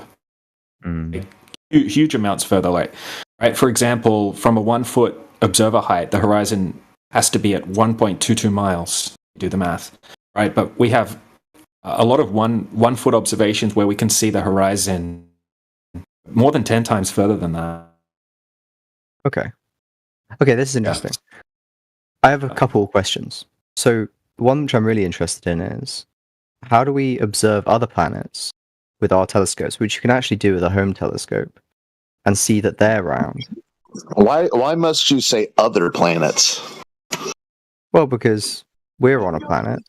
Well, see, that's my point. You've already put the cart before the horse. Mm-hmm. You're in a mind vice. You can't see it any other way. Well, explain to me your theories against explain to me how it is you know that the ground you're standing upon is one of these lights in the sky. Well, we would. Well. There's the sun, and we orbit the sun, and we know we. No, hold on. Now you're claim stacking, bro. Well, it's you gotta look at the whole thing. You just gotta believe. I get it. You just gotta dream the dream. I get what you're trying to say, because like I didn't try to say it. I did say it. Okay, and you said, "Well, yeah." Well, it's okay. So good. I'm glad you have now acknowledged your own circular reasoning. So can you stop doing that?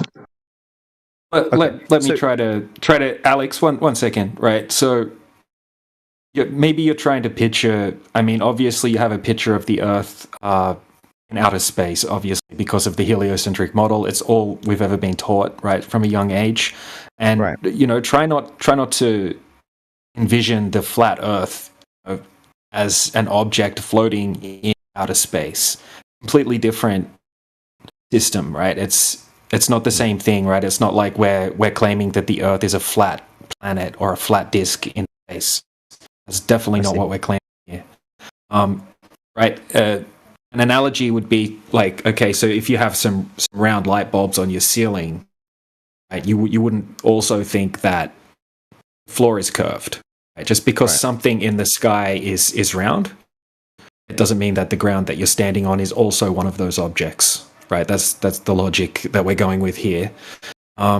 We all, observe the same thing in the sky, right? We can magnify what we can see with a telescope.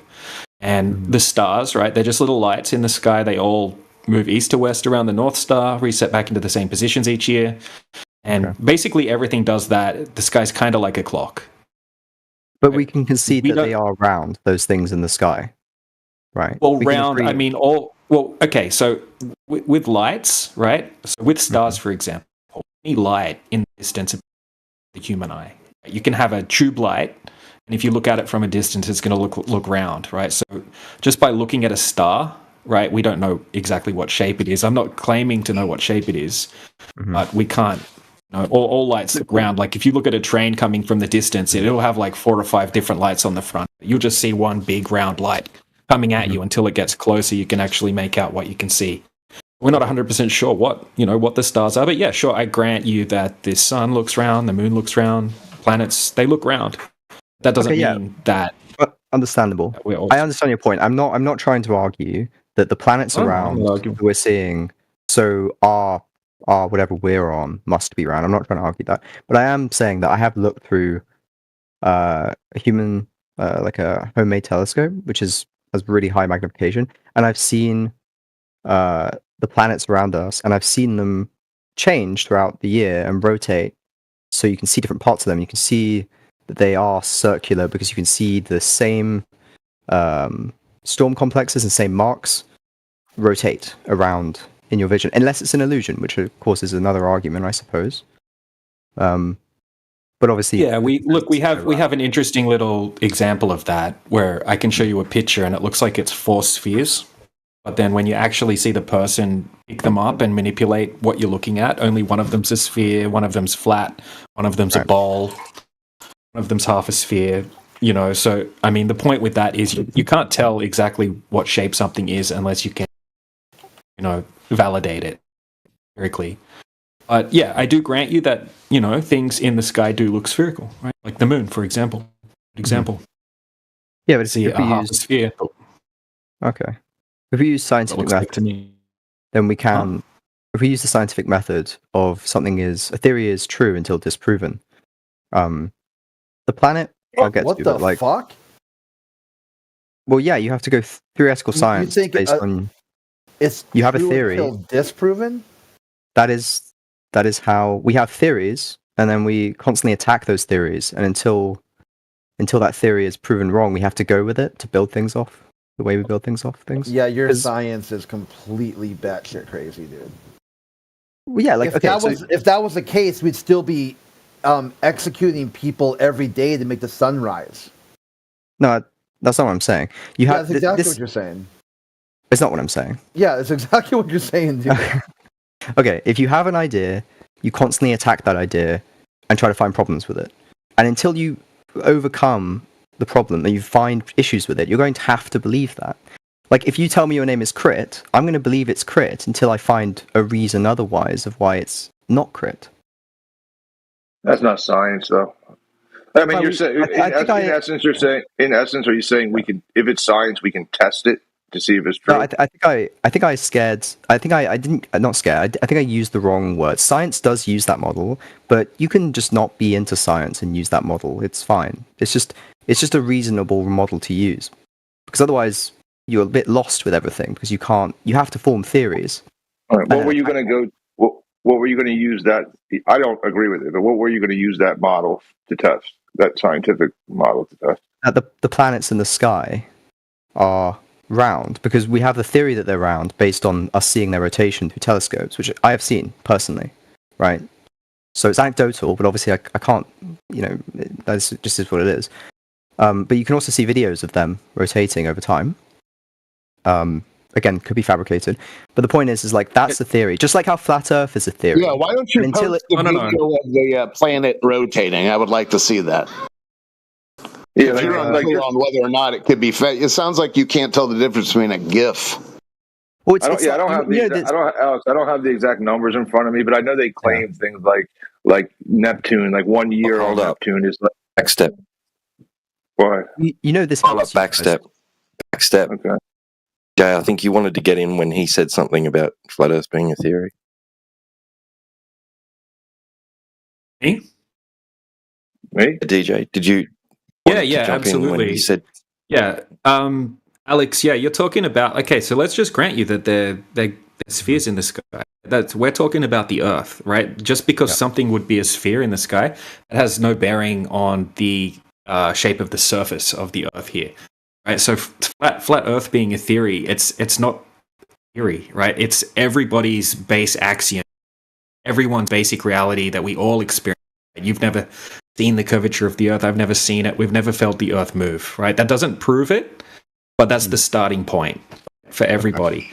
But then we can go and we can actually perform empirical, like practical demonstrations in reality, right? So what do they tell us? They tell us that our observations, our common sense is lying to us, and everything basically is the opposite of what we experience, right? We see it as flat, they tell us it's curved.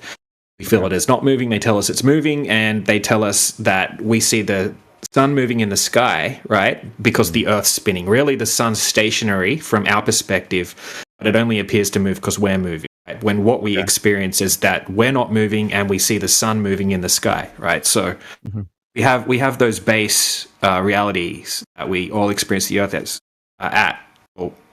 like. Right, so then what we can actually do is test, right? They tell us that the Earth is a globe. It has a radius of 3,959 miles. That means that over, say, a 10-mile lake, you would have to have 66 foot of curvature, of drop over distance. Right, so then we can go and start performing tests, long-distance observations, laser tests. And yeah, we can't find the curvature, right? We can see magnitudes further than what you would be able to see on a globe, right? We have all of these countless amounts of demonstrations and laser tests that we can present, right? They have all the variables accounted for. Some of them have been done by teams of field engineers, right, with a $30,000 laser in all these different locations over different distances. And yeah, the lasers are hitting the targets and we're not able to detect curvature. So then we go looking for evidence from the globe side, right? It's like, okay, so who in history actually measured the curvature? Who confirmed that the Earth is a globe? Right? It seems to be just a mathematical, theoretical model that we're all taught from a young age. But when we actually put it to the test, we can't find it matches reality. Without appealing to the sky, right? And if we keep it to the surface of the Earth, we can see magnitudes further than what we should be able to see if the Earth was a globe. Okay. And we would say that water, right? Water needs a container, right? They tell us that 73% of the known surface of the Earth is water, made up of water. Right. Yeah. So water, when you test it, it needs a container, and at rest, it lays flat on the surface. See a big lake with no wind, right? You can get a perfect mirror reflection. It's like glass almost. So yeah. Yeah. Okay. And, we've got countless observations we can show you. But yeah, hopefully that makes sense as just a basic idea of it. Okay. My final... Fair enough. I understand the whole planets in the sky doesn't prove the Earth is round. What about one more thing, which is... I have flown a lot in my life, and when I've flown, I feel like I have flown around the globe. Because you feel like you land upside down on a long flight in relation to where you took off from? Is that what you're telling me? Well, gravity. No, we're talking about your feelings, not your chance. You said you feel like you've flown around the ball. Well, I don't want to state facts because or say this is fact because that's invasive of your opinion. Yeah, your delusion is your next argument. Great. Well, no, I'm we all have a preconceived notion. I get what you mean, right? We all have a preconceived notion, or had a preconceived notion in our case, that the Earth is a globe, right? So you might imagine it like that when you're taking a long flight. I've taken a lot of long flights myself. I mean, what are you really experiencing? You feel like you land upside down? Exactly. Like you just take off and you fly what feels like a straight line, and then you land again. It doesn't look like it's more to do with the shores. Hold on. He's telling us he feels like he lands upside down. No, that's not what I said. Sorry. So what are you giving? Evidence for globe or evidence for flat? Evidence for globe, because I leave a shore. So you are feeling like you're landing upside down from where you took off on a long flight. You're giving me a false. You would have to be. No, you would have to be if you're on a ball. No, because of gravity. No. Oh, bro. Space-time? Gravity. Jin. What do you think? I mean, I don't want to distract from the topic, but obviously you're asking me, so I believe in gravity. No, apparently, what is it about gravity that makes you feel like you're landing upside down? Well, the gravity well keeps you on, so you don't feel like. Earth, so what you're trying to say is you don't feel like you're traveling around a ball because of gravity. Got it. Okay. Well, the reason why I feel like I'm traveling around a ball is because I leave one shore from a direct angle, and I'm going in that direction. So I've flown from England. Welcome to Flat Earth. I've flown from England to Australia, or in the area of Australia, so actually Thailand. And then I've gone from Thailand to Japan, and I've left the shore of Japan, which is facing the other way, and I've seen it underneath me. And I've flown in a straight line. Yeah, that means the plane is in the air. But I'm doing a lap. When you see land below you, that means the plane is taken off. Well, I don't understand what you mean, sorry. You said you saw Japan beneath you. Yeah. Yeah, you're airborne. Yeah. I don't understand your point. I don't think you understand. I don't understand your point. It's not fully working. You know, it's not. Why would it have to be a globe? You could picture it like, okay, just say you have the oceans, like a big lake, and you've got continents like islands within the lake, right? Right. You're just taking off from one, you're flying to another, and you're flying from another to another. It's very simple. I mean, it makes perfect sense. It's what you experience. Mm-hmm. And, you know, pilots are actually trained to treat the Earth flat and stationary. I know a aerospace engineer. He works for the government. He's actually a globe earther, but he said all of the calculations that they do when they're designing the aircraft is to assume that the Earth is a flat plane. It's in the FAA manuals as well. You do that. So yeah, I mean, I can't imagine another way to do it. Like if you're going to land, you're going to nose down. If you're going to lift, you're going to nose up. Yeah. Okay. Well, there's a lot on my side. So what do you guys think it looks like? Because you mentioned earlier that you don't think it's some kind of flat. I don't know. You mentioned some kind of. It's not a disc. So what is it then? If it's not a. Yeah. So we're not claiming to know the shape of the Earth, right? We're just testing the surface of. So when we're talking about flat Earth, it's just we're talking about the surface measurements specifically over large bodies of water. Obviously, we have topography as well.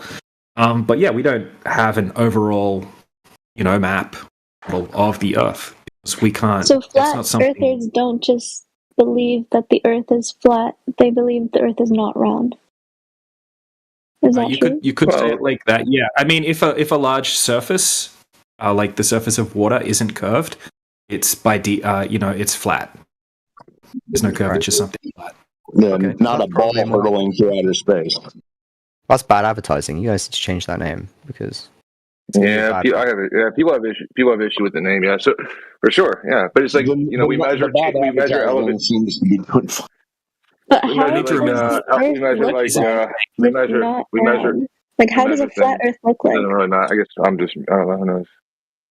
Yeah, I don't know. Yeah, but how does a flat Earth look like? It looks like when you go outside and you experience a flat Earth. I mean, we would say that we live in a contained system, right? So you can't go outside of the Earth system that we live in and take a photo of it. Like we're not claiming flat as a shape. Flat isn't a shape. When you say globe versus flat Earth, it's not really like that, right? Aiming to know the shape of testing the shape of the Earth. Yep, but the claim for the globe is like a. Go ahead, Ross. Yeah, so just comment. So a claim to claim that the Earth is a globe is a claim that it is a shape. That is true, right? So if you have a shape, you have an object. So that means that you know the extremities and the entirety of the Earth. With the globe paradigm, with the globe idea, the flat Earth does not claim to know the entirety of reality or the Earth and the extremities of it. Yeah. Mm-hmm.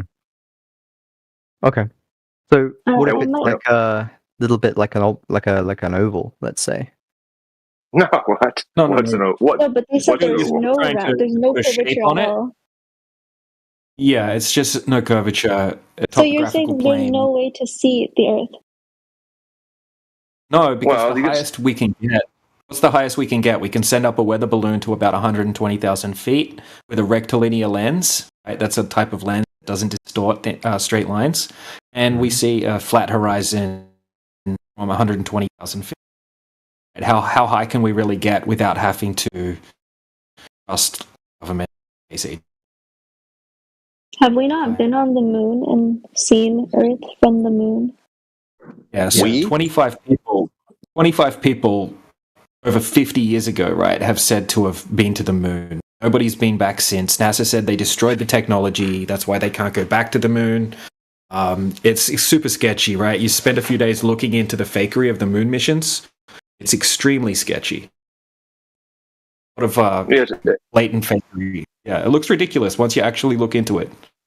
Yeah, I'd agree. I mean, check it out if you think that's the case. That actually brings me back to what Alex had mentioned. I just want to, maybe you believe that you saw the rotation of these planets. So I looked this up just to kind of give you an idea, and because I didn't want to give you the wrong numbers, right? But they just say so you say if you say you saw the rotation of, let's say, Neptune, right, or Uranus or Saturn, they have the rotation is what we call or what people call a year, like the one trip around the sun, one rotation, right? So of that. So Neptune for a year is 60,000 days, right? So for 1 year, so you'd have to have seen that on video, I guess. 60,000 days. Yeah, so I can look up their day. I can look up their day also, but that's their year. So we don't believe outer space is as we've been told, right? From a flat Earth perspective, right? We have gas pressure here on Earth, and the claim of outer space is that it's a 10 to the negative 17 torr vacuum. Right, so if you have a high pressure system next to a vacuum, the high pressure, right, will instantly equalize and fill the available space, or the low pressure system. Right?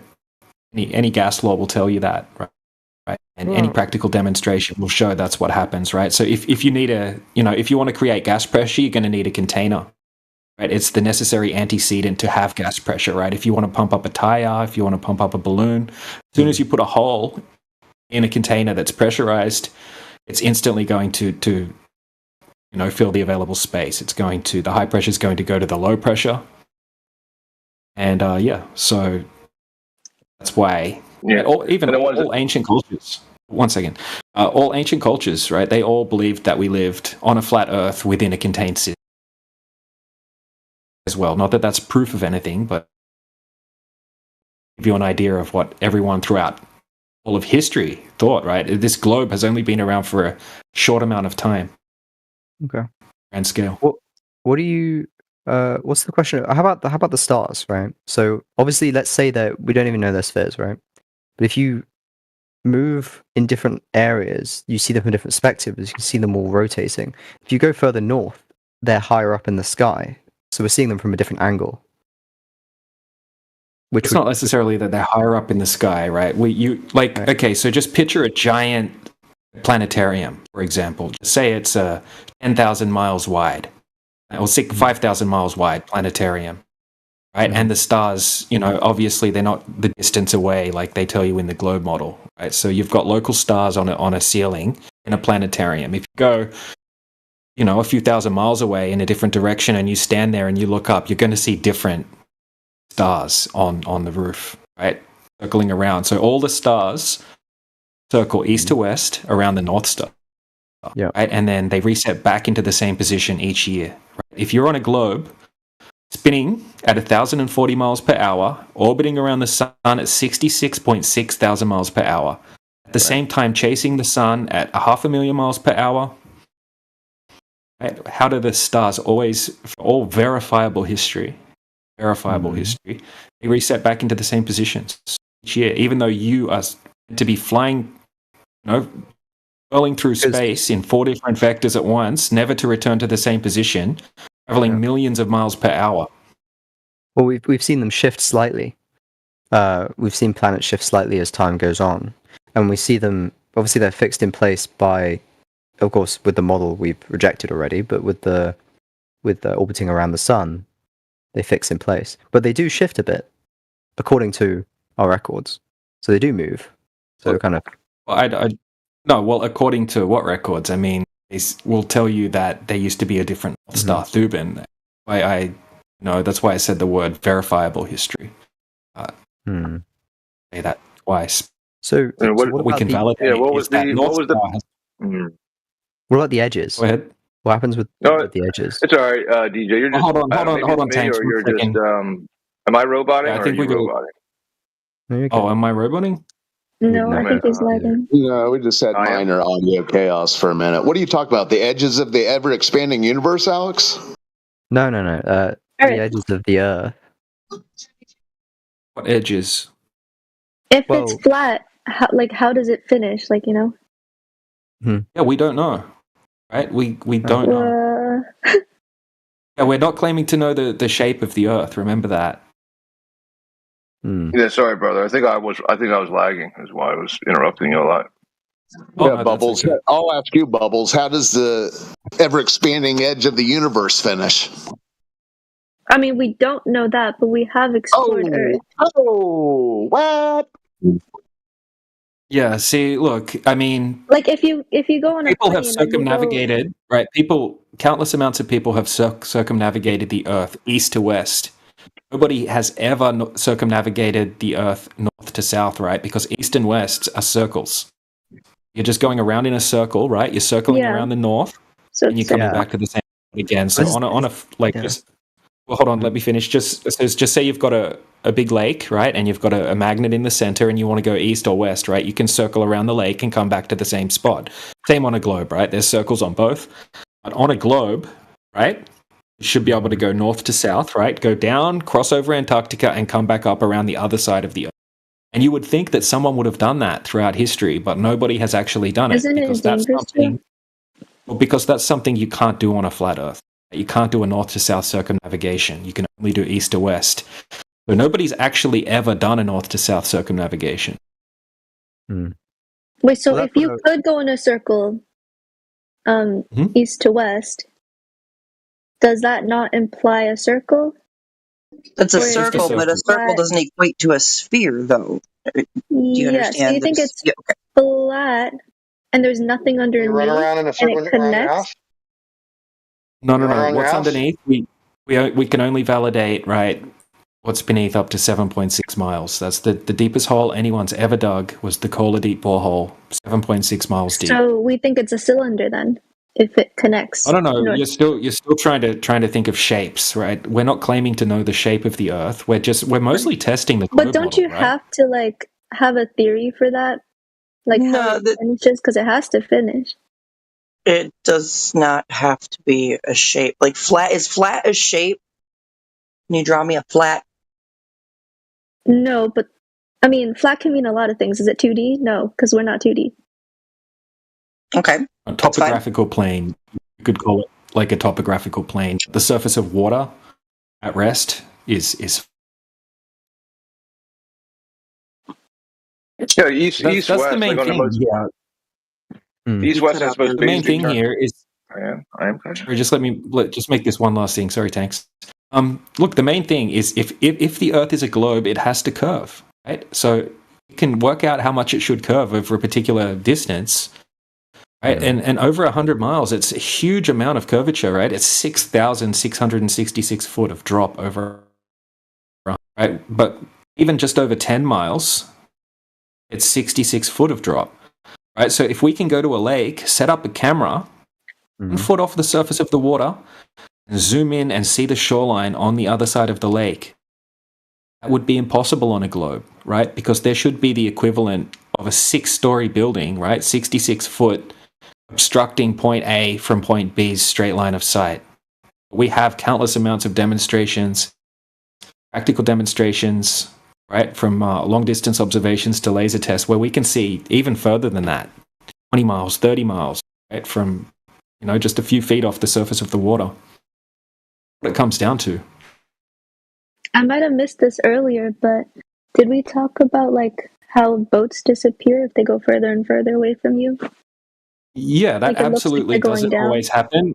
Mostly what would happen, I grew up on the east coast of Australia and I would always be watching the giant cruise ships and the fishing boats sail out to sea.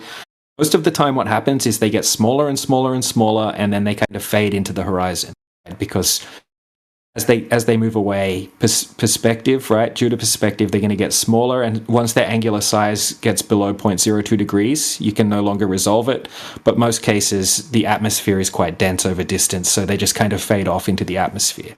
Right? You can have particular weather conditions. Would claim that they see it go down. How do you explain that? Yeah. I'm just getting to that now. So sometimes you can have particular weather conditions where you have particular refractive effects, such as sinking refraction. So if you look at the actual definition of sinking refraction, right? It's literally, hold on, I'm just going to read it out. Okay, so what is sinking refraction? A refraction effect in which an object normally visible on the horizon apparently sinks beneath. Right, so we have footage where we can see a boat out at sea and it looks like it's behind the horizon, right? And then the person kept filming, right? And then a few hours later, you could see the whole boat again. And the boat didn't even move, right? Just the atmospheric conditions that were taking place at the time changed, right? So you can have different types of atmospheric effects, right? You can have looming where things will appear higher than they should, right? And then you can have sinking, which is the opposite of looming, right? Where things can appear like they're sunk below the horizon.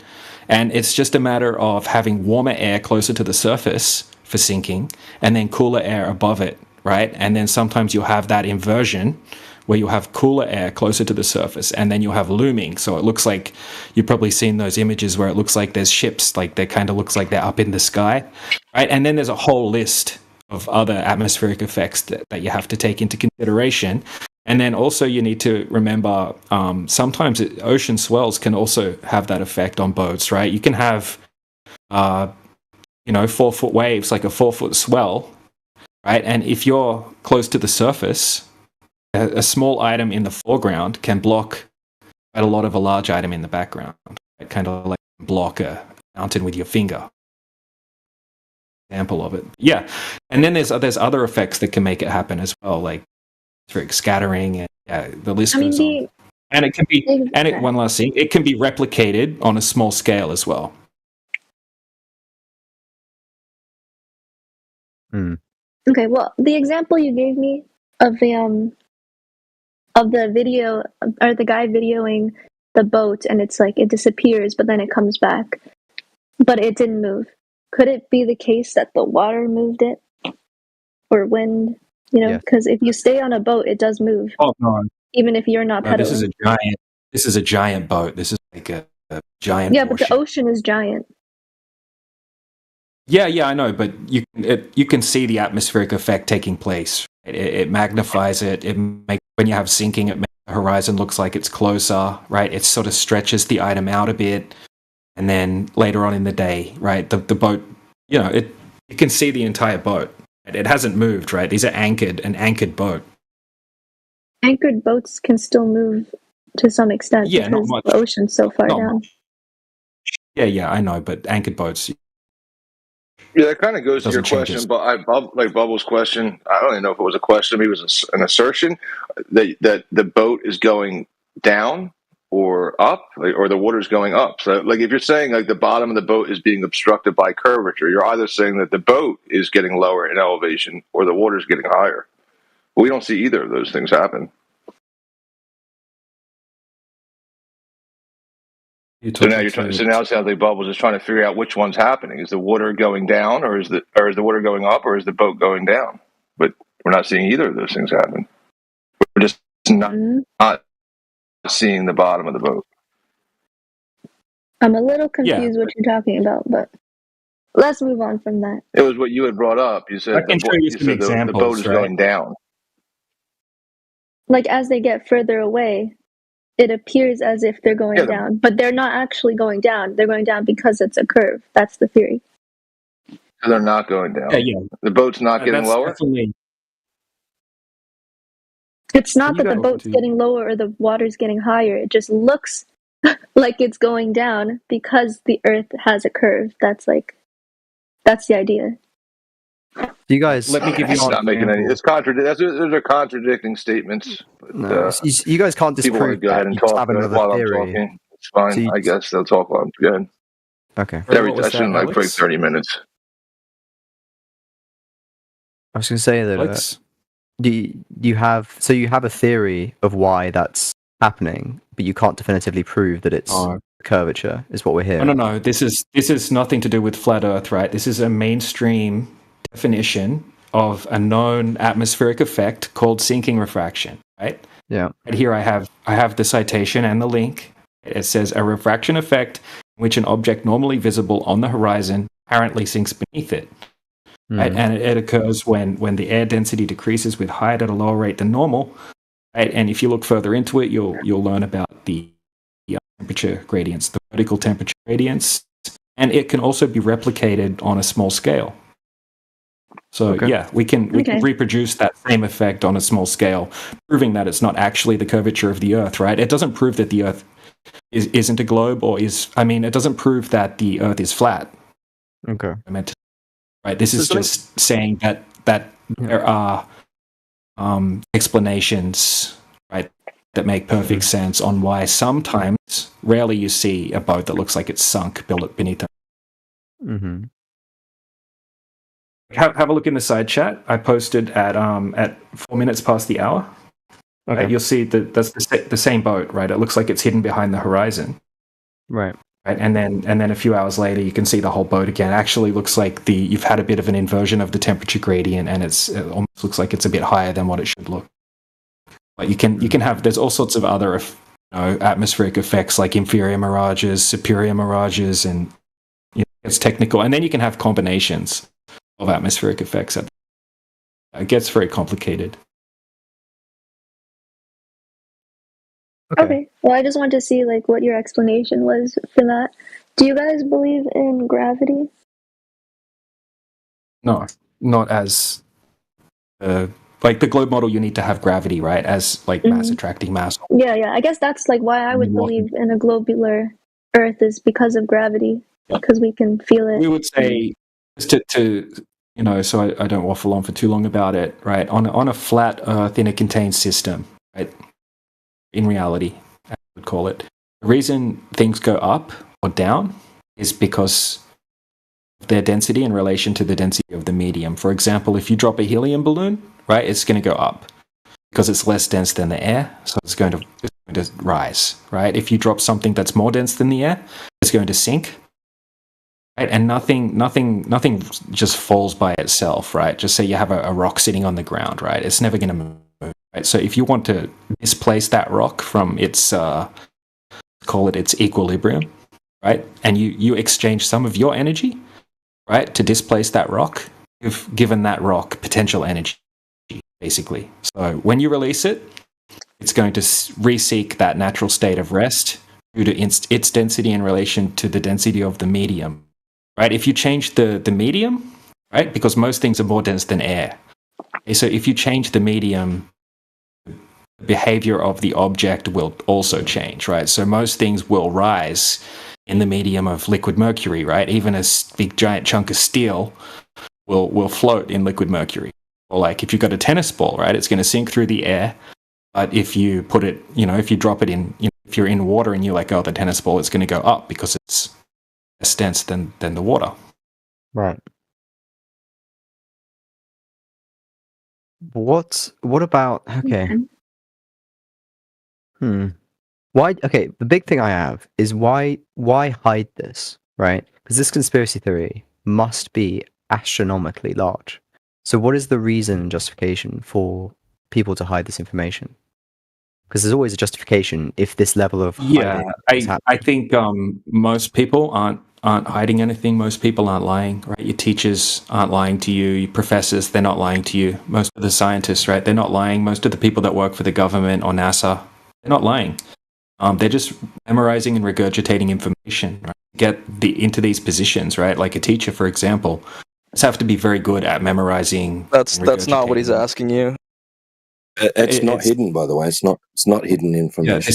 He's asking why so many people would be in on the lie. I'm explaining that most people aren't in on the lie. So yeah. No, he's asking why the lie even started. For one person to lie, yeah. Well, it's all of our world governments and all the people who are putting satellites into space. It's all the aviation industry. I mean, you're talking about huge industries which are lying to us. Yeah, so as I explained, the aviation industry, right, it treats the Earth as a flat stationary plane for their aircraft design and the way that they utilize the Earth. You're not answering his question. Ironically, so do those. Ironically, so Mitchell, his name, with a cool hat and jacket. But ironically, the satellite, to launch these, they use a ECIF or Center Earth Fix system as well. So same as navigation. Well, the Center Earth Fix, and then Cartesian points. Yeah, they just center the Earth. That's essentially the Yeah. gravity well. Hey, Look, Alan. let's simplify it. Look, okay, I'm going to answer the question really simply, right? Okay, so we can't prove why someone would lie. Maybe ask the people that are lying, right, and see if you get a good answer from a known liar. We can't prove why someone would lie. We can present evidence of the lie, and then you can go with that, right? So the first thing you would look at in a court of law is the evidence of a crime, right? Not you need to prove the motive. Right? We can't prove the motive. This was something that was instilled into the mainstream education system 500 years ago. Most people have just been taught this by other people, right? And then they've learned it from the people before them. Most people aren't lying. Yeah, sure, some people would have to be lying. Yeah, go ask them why they're lying. Hey, Alex, remember how this all started when you said you're imagining yourself? Yeah, imagining yourself land. Hold on, chimer inner. You're the one who said that when you make a long flight, you imagine yourself traveling upon a globe. Well, the guys in the cockpit, they're treating it as flat and stationary. That's how they get you there. Well, that's because the plane is always in a suspended place where the curvature. Cool story, bro. That's fine. That's fine. Okay. Cool story, but yeah, you'd have Well, why you'd have to ask the liars. I mean, have you ever asked a liar why they lied? And the original liars are long gone. Okay. His question was, what motivation do you think the original liars had? Like, what was the original lie? What was the motivation behind the original lie? Speculate until the cows come home. Right, so you don't have any idea, which is a problem. We can speculate. Do you not know what speculate until the cows come home means? Yeah, it means you have no idea. Of ideas. It means you have no idea. It means you have no idea.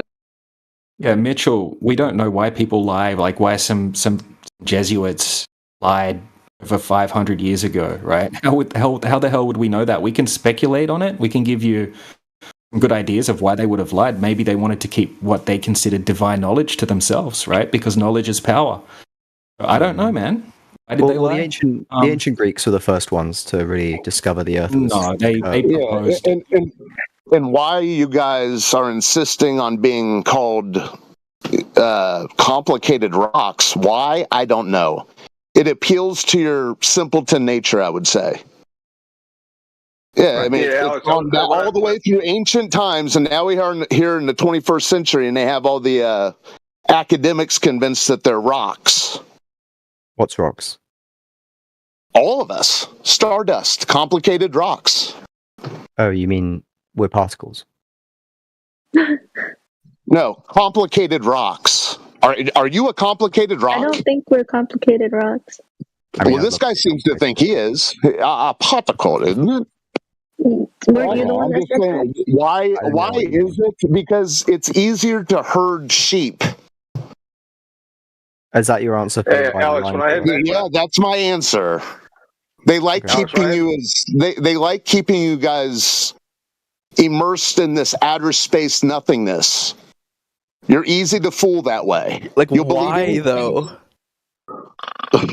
Like, you're saying they're lying to you. They're all lying to you, and then I ask you why, and you go, "Hey, man, I could speculate forever, man, why they lie, but I just don't know. But I know they're doing it, bro." For control. Why does anyone lie? Control what? Who's acting differently in their day-to-day life? Who's acting differently in their day-to-day life depending on the shape of the earth? That doesn't make any sense. No, you guys are acting, but you guys are attached to this outer space idea of nothingness. Is what do you mean attached? Listen to how emotional you are right now, Mitchell. What do you mean attached? You're immersed in it. You don't see it. You can't see it any other way other than you being exploded stardust. I mean, I'm trying to see it in another way, but you guys don't have another theory. Yeah, It's just the theory that the round Earth doesn't exist. We're offering you empirical evidence, right? Why it's not round. Practical demonstrations that are testable and repeatable by anyone on Earth that can find a large body of water. And you guys haven't even asked to see the evidence. You want a theory. You think that practical demonstrations aren't better than some theory? You think I've never seen a boat go below the horizon? Well, it's a theory You because guys haven't presented any practical, any empirical evidence at all for the globe, right? You're just like asking a The million reason questions, that's a right, theory which are is being because we couldn't answered. prove it. You can't prove Okay, that so the Earth who is flat. measured the Earth to be a globe? You said we can't see it. It's not a theory. Sorry, It's not an you improvable claim to theory see that boats going water over the seeks a horizon. horizontal equilibrium on the surface. You guys, like, come on. It's not. You It's not can, a yeah, you're theory. right. You can It's measure not a myth. We all know what water does. We use water to determine level, right? And when you are leveling for a house, right? At what point do you take curvature into consideration? You don't. You are leveling to make flat, to make horizontal. Well, that's because the Yeah, we can curvature level doesn't allow. mean Well, we can prove that, right, guys? Hold on. Hold on, everybody. Hold on. Okay, and the fact remains that logically speaking, from logic, Yeah. if we use liquid to determine level, then at no point ever would it logically stand that the Earth waters are curving to an approximate value of 8 inches per mile squared. Doesn't happen. Right. Yeah, that Alex, doesn't I think it was explained by like how the Earth spins On bubbles. and The gravity. Earth doesn't spin. Nobody hold on a can prove that it spins. Well, the stars in the sky move as if we're spinning if you track them. So that must be an Oh, illusion. The stars in the sky move. Correct. Yes, the stars in the sky move. The Earth does not. Correct. The stars in the sky move. Correct. Okay, so do you know Occam's razor theory? Yeah. Yeah. Backs up exactly what we're saying. We all, this is what we experience in reality. Well, wait, let me. So all experience- is it not more? Well, let me. Okay. Well, do you want me to? No. Yeah, This is what. Okay, so this is the. Oh, this is what we you're interrupting experience. Alex. Get out of town. Somebody's getting cut off. I'll let him when I talk. say his thing, and then I'll say. He brought up Occam's razor. Yeah, Mitchell, you're going on mute, dude. Okay. Right, Alex, I'm going to respond to you now. Okay, so yeah, Occam's razor. Okay, so we don't feel the Earth move, right? We don't see any curvature. That's the obvious reality, right? We see the stars moving in the sky on an Earth that doesn't seem to be moving, right? That is the starting point, right? So if you want to claim the opposite of Occam's, right? If you want to claim something against the basic reality, right, then you need to be able to validate it somehow, Okay, right? So you would need to be able to validate the Earth's curvature, motion of the Earth, right? That the Earth orbits around the sun, and that it's actually us that are moving and not the bodies in the sky. But Okay, that's so- what you guys need to be able to prove using. Well, then I have a question. Yeah, Wait, Alex should be able to respond to that. Okay, so for me, that's because more of a the closed least amount of statement. assumptions. One sec. Because the least amount of assumptions is none. No assumptions. We observe those things moving. Yeah. That's it. No assumptions. Okay. They're moving. So with Occam's razor, we have everything in the sky. The thesis you gave me was that everything's moving and we're staying stationary. It is Occam's razor theory that everything else is more likely to be either stationary or moving. Why? No, Occam's razor is the least amount of assumptions, dude, and the least amount of assumptions would be zero. You don't have to assume anything about what you're observing those things to do. Let me fully explain. Moving. You're kind of attacking my point before I made it. Everything is moving in different angles to us all the time, with planets traveling in our rotation and planets traveling away and stars traveling away. And so it is simpler for us to be moving as well, rather than everything else to be moving around us continuously. And very complicated. You haven't explained how that's not an assumption. No, because if we rotate, right, and things are moving along with us on that rotation, There's an and things are assumption. moving, and things are moving. There's an assumption, dude. No, dude, stop. That's an assumption that isn't necessary. Why have you It's introduced a theory. It's a theory. It's not an assumption. So if the Earth is we're not discussing Occam's razor then. So we are not discussing Occam's razor. I don't. Okay, so stick with assumptions, because Occam's razor deals with most likely thing being the thing with the least amount of assumptions. Yo, can I add something on? What would be the thing with the least amount of assumptions? This highlights how deeply embedded they are in this outer space mythology. Yo, the Earth He passed thinks telling around. this grand story is Occam's razor. The Earth It's- passed it's around wild. a shadow on the moon, so it's around. Yeah. So what I'm saying is that in our rotation we have things which rotate with us in this given theory. I'm saying, because we can see them moving with us and some of them move slightly slower, slightly faster than us, right?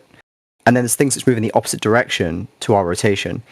All of those moving parts are extremely complicated in terms of the ways they're moving. So it is more likely through to Occam's razor that we're moving rather than the things are moving. Because it's moving the opposite direction, dude. Firstly, you're assuming that the Earth is moving, right? Which we all... No, I'm not assuming. You've never been able to validate that the Earth is moving, right? I'm not assuming. That the Earth is stationary. Yes, you are assuming that. No, I'm right? not. I'm not and assuming. all the celestial bodies rise in the east and set in the west, right? They're all rotating around. They do repeatable paths. It's like a cycle. It's like the sky's like a big clock. And it runs in cycles, and those cycles reset. But they move at different speeds. Yeah, dude, Alex, they move at different speeds. if you're talking right? about So why are they moving at different speeds compared to us?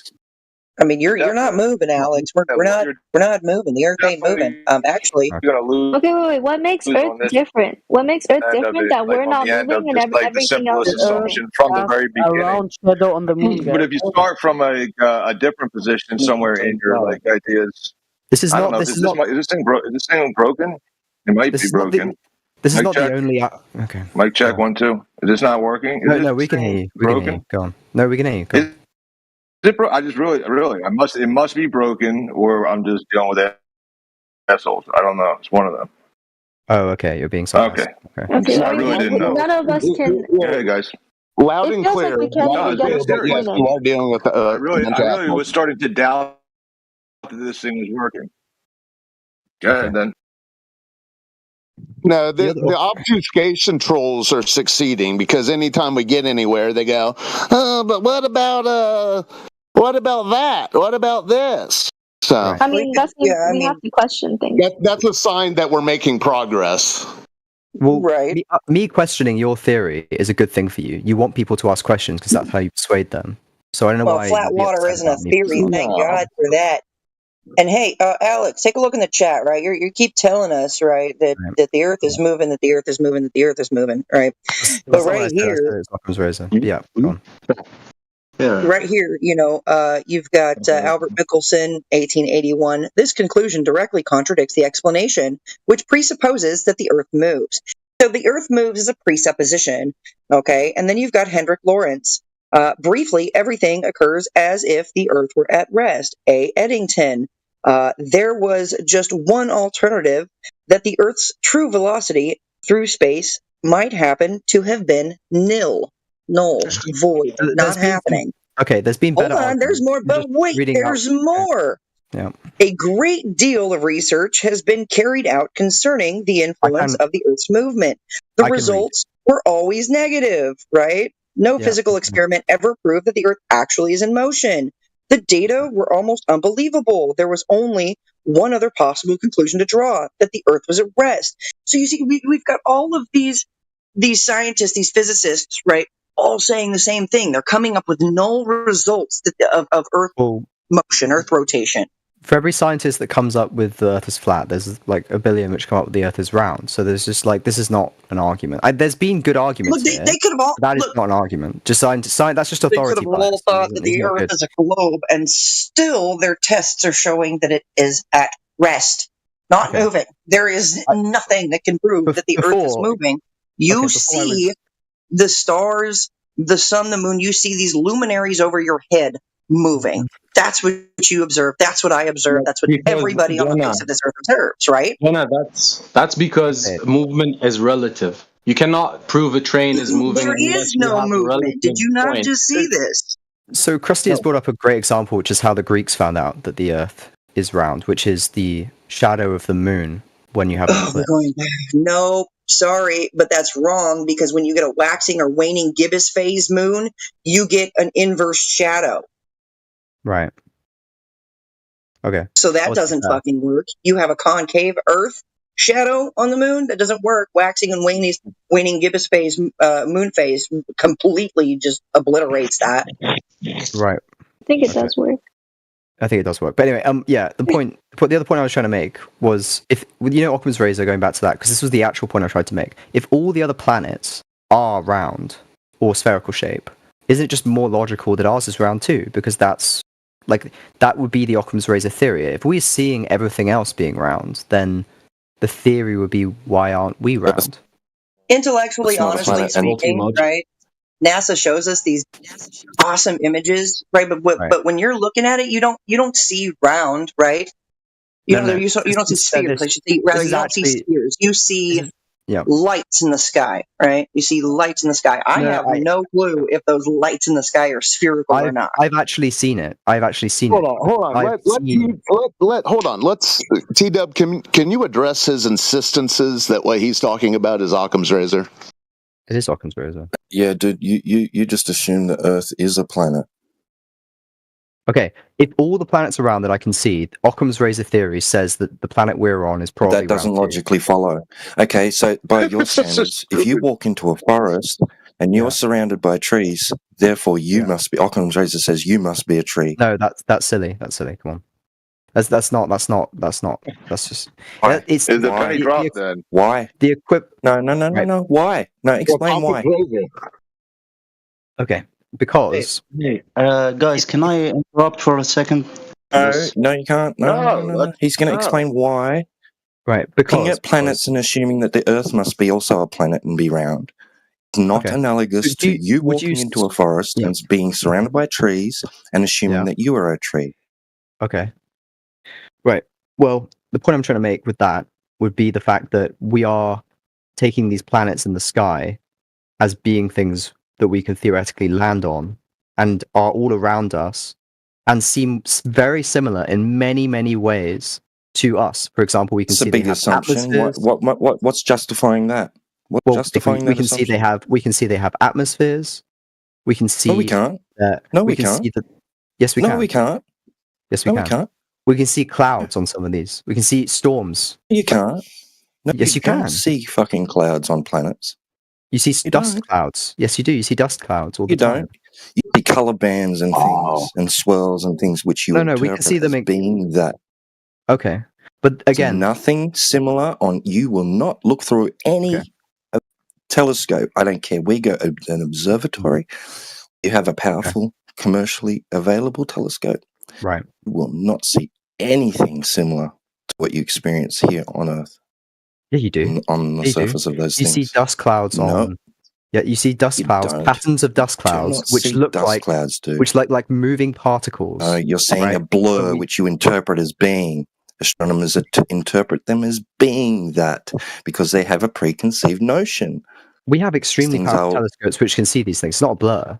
We can see. You're highlighting the religiosity of the outer space story, Alex. We can see the movement of giant storms on the surfaces of these objects. You cannot. You interpret something that you see as being that. It's not obviously that. You're just telling me it's an illusion. An illusion is an illusion. So you're saying it's an illusion of particles moving. So therefore, don't see what is anything similar to being a storm through a telescope. You don't. Yeah, the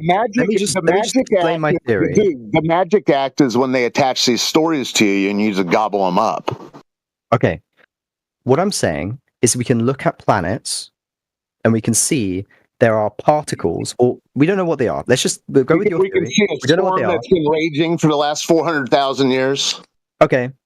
So let's forget them being quote unquote storms. Okay. We can see that they're moving, right? And we can see they move in a way that we understand that things move on Earth. So we can see them moving in a way of airflow, right?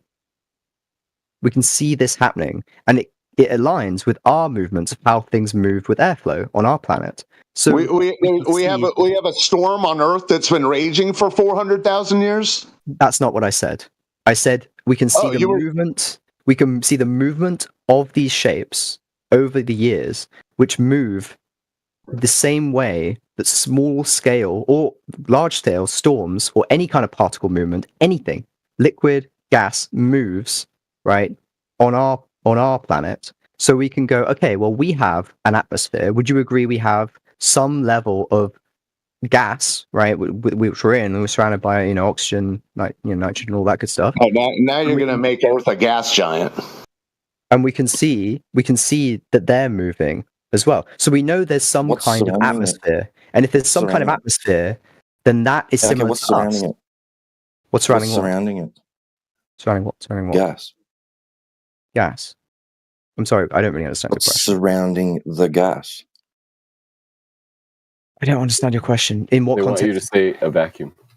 Oh, right. You mean like outer Is- space, right? Like What is surrounding the gas? Is surrounding these outside of our atmosphere. atmospheres? Well, yeah, outside of our atmospheres, you have the ozone layer, and then we have the outward space. What's surrounding it? It's just a vacuum. There's nothingness in a It's a vacuum. vacuum. That's a problem. Why is it a problem? Gas expands into vacuums. Okay. Well, firstly, this is completely dodging my question because I'm pointing out that there's particles or something moving. Fundamental to your claim. It's Why is it fundamental to your claim? Because you're claiming against the understood known physics of gases. Right. There's this ball of gas, right? A sphere of gas, which is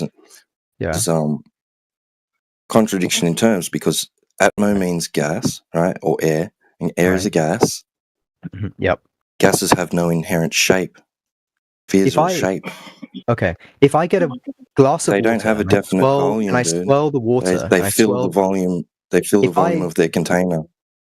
If I get That's a what glass of gases water do. and I swirl the water, right, and then I look Talking at about gas is the not planet, liquid. Okay. But we can see For we can any see of this gases- to we be can see true, gases through it as well. We see any of this to be gases through it true, as well. Yes. for any of what you're talking about to be true, yes, you're going to have to demonstrate that gas pressure, right? Yeah. A restricted volume, gas can be achieved without a container. No, you're moving the goalposts. I'm saying there No, is I'm not. movements of This is gases. fundamental to your claim. No, it's not. It is I'm absolutely saying there are 100% observations. Because what are you claiming? What are you claiming? You're claiming, I'm saying we are observing the same pressurized patterns of gaseous- movement. No, I'm saying we are observing with. you're we are claiming, obser- dude. Are you gonna interrupt stop. me every time? What? I don't understand what you want me to do. Like, you keep talking over me and telling me what I'm saying rather than letting me say what I'm saying. Like, stop. I don't understand. I'm going to reiterate and clarify with you what I'm saying. You're claiming. Okay, you're going to do it again. Pressurized, dude.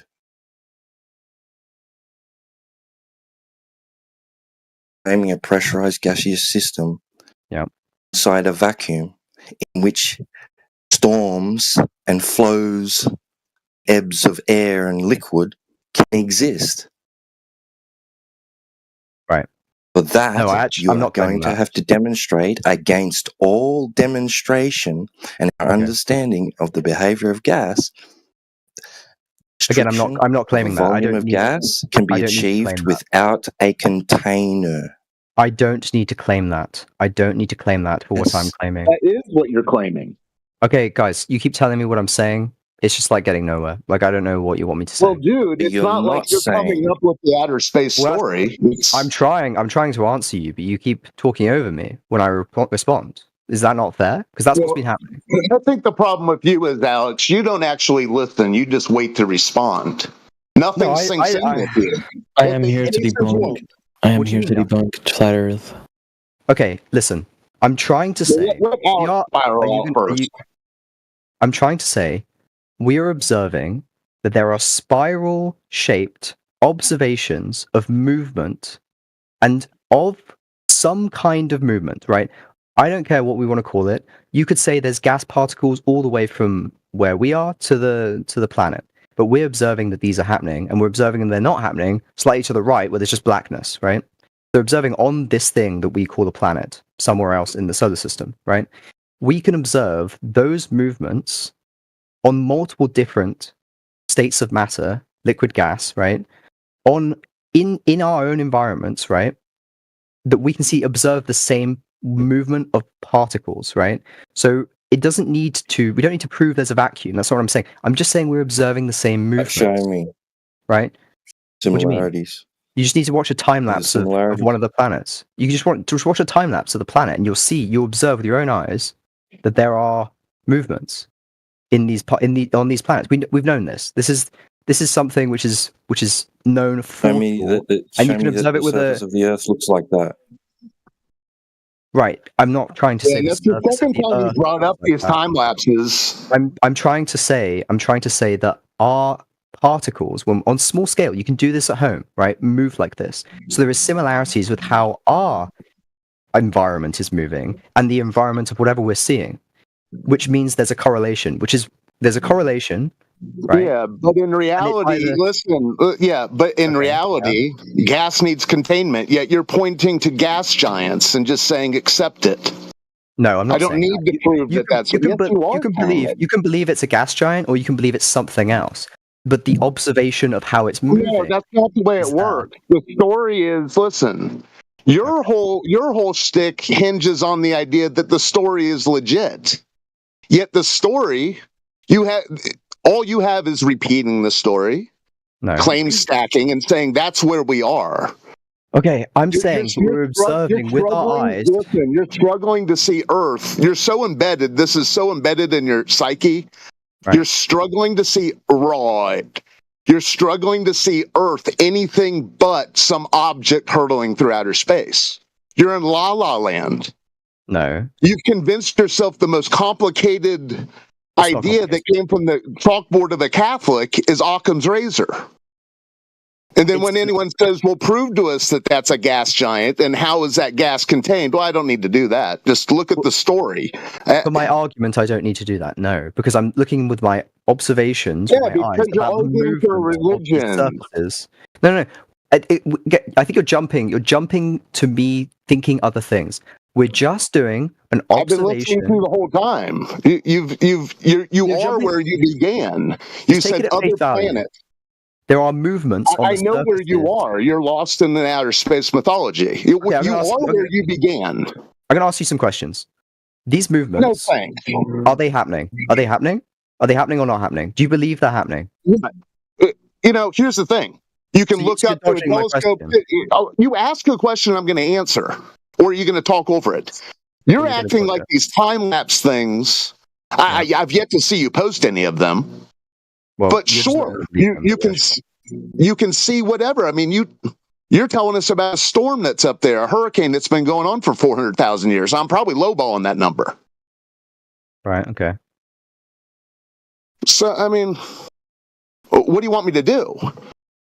You say that's so much like Earth. Well, I've yet to hear of a hurricane that lasts for 400,000 years. Yeah. Okay. Well, again, I never mentioned that. Can I add a fact now? You don't like to talk about it. Well, no, because I want to stay on topic. How about this, Alex? Yeah. Right, so check this out, right, Alex? Right. Say that you see something, a movement, right, in the sky. Yeah. That you can interpret as being a similar characteristic to something on Earth, something that we experience, right? Right. Okay. If that's the case, you are thinking that is a sphere of matter, right? Sky. Yeah. So can I add a fact right now? So by necessity, its surface would have convexity, a curvature, right? Yep. Right. So if we want to say maybe Earth is like similar to that, we're embodied inside this vacuum or whatever. Right. Right. We'll go back to the vacuum thing. Okay. So then we look at since we're on the surface of what we think might be the same thing as in the sky, we have direct access to the surface, right? We can measure it. We can see if it also displays convexity to its surface. If it doesn't, and the surface of liquid in particular doesn't display that characteristic, way of measuring it, it can't be that. You agree? Can't be a sphere. Okay. Well, the point I'm trying to make is that we can see. He doesn't like getting to the crux of the matter because he knows his stories go bye-bye after that point. No. We can see. Yeah. You're not trying to make a point. You're avoiding the point. You're like a master of interrupting. You're like a professional PhD in interrupting. It takes one to know one. Well, I mean, did you learn from me? Like, I don't know. Anyway. We can No, see. I've learned nothing from you. It's like you wait for me to talk, and then Okay, Alex. Actually, Hold on a second. Stop. We've had Krusty trying to get in for quite a long time now. Yeah, so go ahead. Can we maybe let Krusty ask questions, or he wanted to present some evidence? Yeah, I want to present. I have a fact why the Earth is not flat. Another fact. So the ability to time global communication and satellite signals, which rely on around Earth for precise positioning and orbiting, proves the Earth is not flat. Wrong. Yeah, it's not wrong. For me, it's not wrong. Yeah, wrong. No. So how do you figure, man? How do you figure? Did you even get? How do those things directly measure Earth curve? Right. That's what we need. We need a direct measurement of Earth curve, and that nobody seems to be able to come up with it. I have source on that. What kind of satellites are you talking about? Wait, what did you say? What kind of satellites are you talking about? Like GPS or something else? I mean, like, there's satellites on the ground, dude. That, like, yeah, you know, the GPS satellites. Oh, okay. GPS satellites. You know what's really funny about that is GPS is actually done on land, tower to tower, triangulates your position. Yeah, the satellite in question, they are the GPS satellites which orbit the Earth and provide accurate positioning data. Okay, that doesn't prove that the Earth is curving. But the satellites are It just proves that something is scanning and taking in data. These satellites rely on a I can't spell this word, spherical Earth model to function properly. Yeah, it can say that. They can put that in there all they want, but the problem is the globe is said to have a purported radius, right, of 3959 miles, right, 3,959 miles. So we should be able to determine that, right? We shouldn't be seeing so far as we see. Like, there should be a geometric limit to how far we see. But we're seeing stuff 10, 15, 20, 40, 275 miles away, which should be absolutely impossible if we live on a globe. So satellites are completely irrelevant to this when we're making direct observations on the Earth, on the surface of the Earth. If the Earth were flat, GPS systems would not work in the same way. What does flat Earth mean to you? What do you think flat Earth is? What can you understand of it? The Earth is. You guys are saying that the Earth is flat. I'm saying the Earth is not flat. Okay, and I'm asking you, what do you think the flat Earth is? I think it's something that was made of from someone. Okay, that's a very vague answer.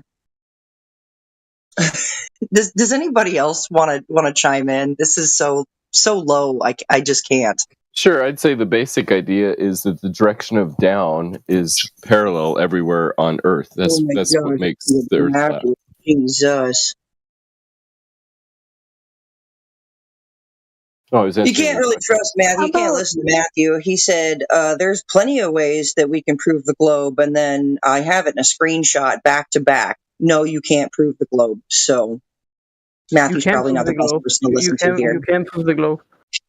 Okay, what about the satellite images we have of, like, for example, from the International Space Station, which have a 24-hour feed, which we can see the Earth rotating and yeah, exactly. I don't know if you know this, but the International Space Station is in a swimming pool. Can you tell me how in the hell there are pictures of these satellites in space? Like pictures, like since when do the satellites take selfies, bro? Like, who took the pictures of these satellites? This is video. They have a 24-hour video of, the Earth rotating and the curvature. Yeah, and NASA owns, like, the second biggest green screen in the world. Okay.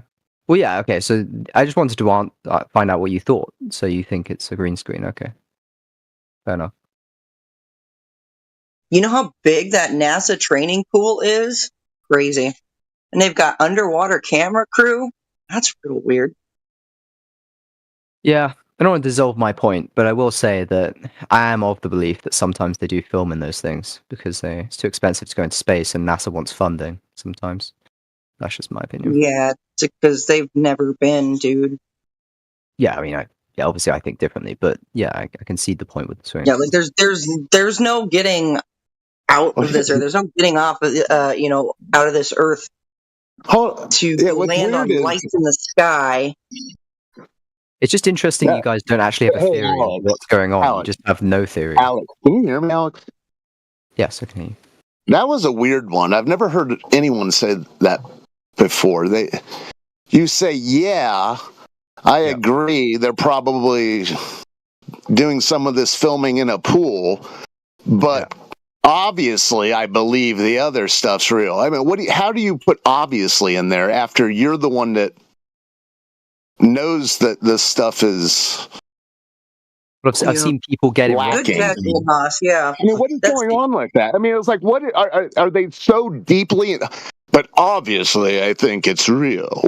I mean, how do you follow up? Yes, you're lying, but obviously he's telling the truth. Well, I've seen people get in spacecraft and get shot into space. Yeah, I've watched Mothra fight Godzilla. I watched Sandra Bullock go to space. Okay. Right. So yeah, I saw Matt Damon grow up a little bit of critical thinking goes a long way, dude. Like if they have green screens and training pools and underwater camera crews, then what need do they have to actually go to space when they can just film it right here on Earth? Well, we have satellites we need to put up. Obviously, yeah, there's green screens. Obviously, yeah, there's all of this stuff that you agreed that I mentioned. Yeah.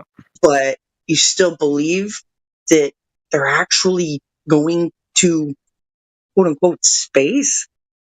Where do you think they're going? Timbuktu? Yeah, obviously. They're not going to space, buddy. They're not landing on lights in the sky. Where are they going then? I don't understand. I wish I knew too, but they're not going anywhere. They're going swimming. That's what they're doing. You seen bubbles in space, bro? You seen the bubbles in space, bro? They're going swimming, dude. An astronaut suit is just it's like a modified fucking scuba suit, dude. Yeah, I mean, you're basically if like you're hanging around an airport and you see a plane take off and fly away, you're saying, well, where do you think it's going? Someone could say, yeah, that thing's going to go to space. This new plane. And you could say, yeah, well, obviously it's gone. I can't see it. It's obvious. Where else could it have gone? Dude, it could have gone to another airport. All right. It could have just been a rocket that they shot into the water. Okay. Well, we can see it just disappearing into the night sky, and then we can see it. So it comes back down. Yeah, you see a rocket take off and disappear. They must have drove around the moon on dune buggies. Must have happened. Okay. Right. That thing looked like a modified Jeep frame. That's Jeep. Yeah. What about the water? Obviously, they're filming a lot of these things just because it's more cost beneficial. But they definitely played golf on the moon. Yeah, Old Haas, how in the heck? Okay, didn't they go up there in just this tiny little lunar pod, this little lunar lander pod? So how in the hell they get that buggy there and all that other equipment? That's they're another. Crammed elbows to assholes in a tiny little fucking aluminum pod. But they were able to get all of this other stuff: golfing equipment, fucking moon buggy. Some people have really delved into the blueprints of that folded up Jeep, and there are some great videos out there. What about the water? Yeah, it's a tall tale. What about the best part is the pool chair and the torn up inside out umbrella. What else do you expect outside of a tweaker shack? What about the water on the edges of the globe, right, or planet, or whatever you want to call it? Where does it go? Water on the edges of a globe. Water doesn't stay on globes, buddy. Okay, no, I'm asking. A globe is not a container. I'm asking, where does the water go? Oh, I don't know, Alex. From my non-omniscient point of view. Yeah, every sea has a shore. Every beach has an ocean. Yep. Well, then that's you're arguing for the like the universe being like the planet, so it's just like constantly expanding or just like infinite. So the planet is infinite. Mysteries abound. Nobody said that.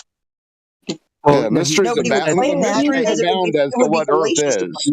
Well, he claimed everything has a border, like a pond, but a pond. No, I said what I said was you said what's at the edge. Dude, you don't listen. You said what's at the edge. I guess you were assuming of Earth. I said from my non-omniscient point of view, every sea I've encountered has a shore, and every ocean has a beach. Yeah, mysteries abound. You're You're the one that's pretending here in the 21st century that everything's figured out. I don't know. I'm not omniscient.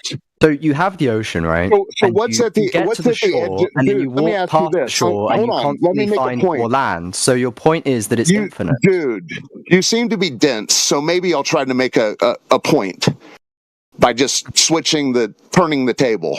What's at the edge of the ever-expanding universe, and what is it expanding into? Do you know how frames work in conversation? Yeah, make this like just a little window within the frame. Well, yeah. Well, you just shifted the frame of the little comic for no book. So reason. what's at the edge of the ever-expanding universe, and what's it expanding into?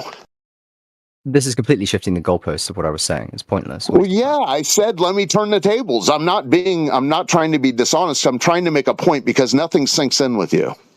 Well, let me turn the tables and then ask the same question I did before. How disingenuous is that? Like, where are we going to go with this? It's not at all disingenuous. If I had disguised it, then maybe disingenuous. But if you don't want to answer that question, then never mind. Well, again, I'm trying to say, if there's edges, right? Where does the water go? Because it would just flow off, and then we just have no water left. Flow off into what? Exactly. So where is it going? I think they believe we're in a container. You're the one that's insisting that whatever. Listen, you're the one still the same argument can be said for the we're globe, on though. is still suspended in some space. Well, the same argument can be said for the globe. Globe spins. Why doesn't the water come off? Like, come on, dude. Well, right, it doesn't come off because of gravity.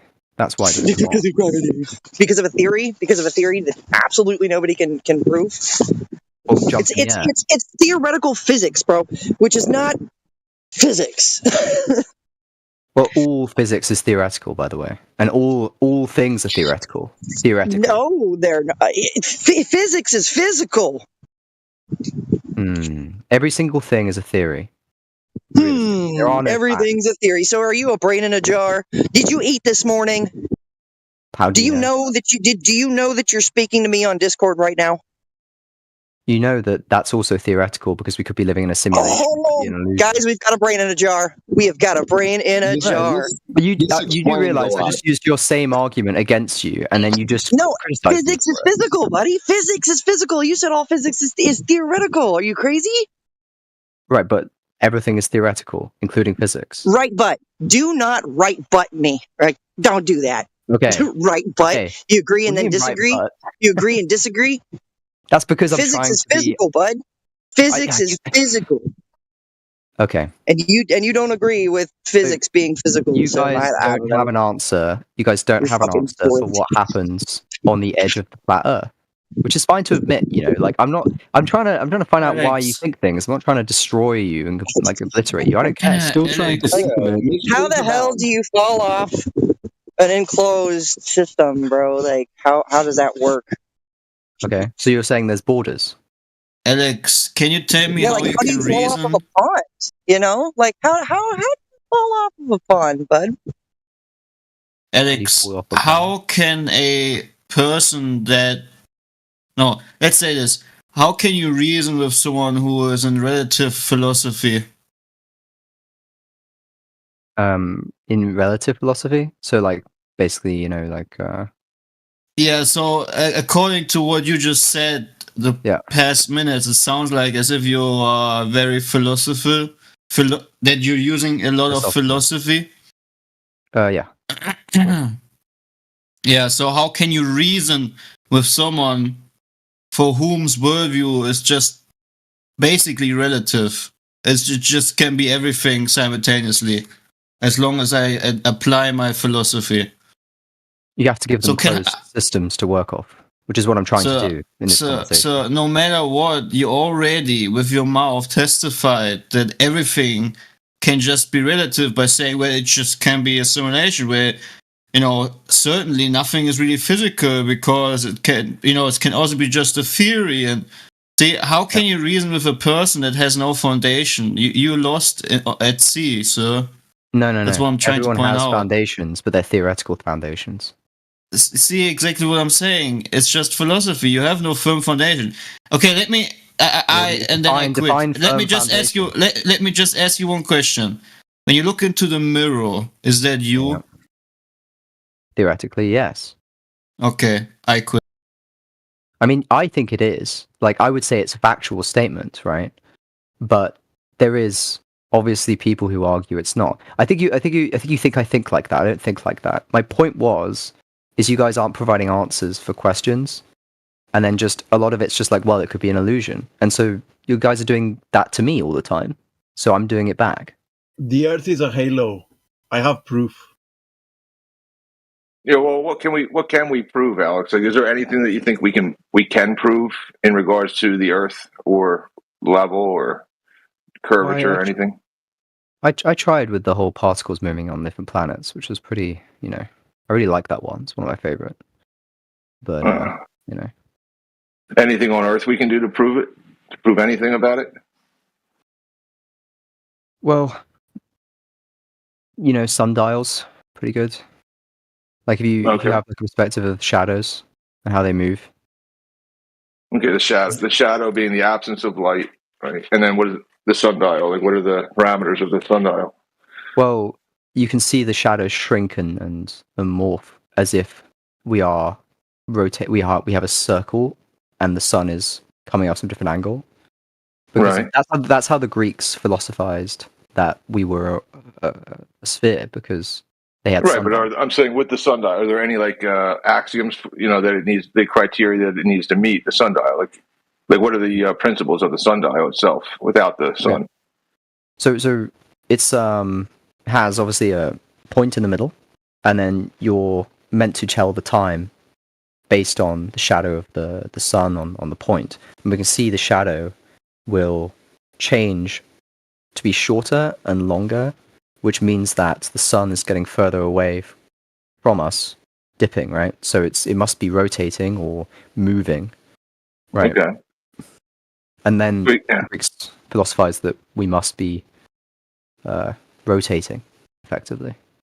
I heard if like the shadow, so like the sundial is a dial. It's like a circle, and there's a point in the middle, like something with the letter N. I can't remember, but and now we hold it horizontally, right? I guess, right? We got to have it horizontal. It can't be tilted. Yeah. It's straight up.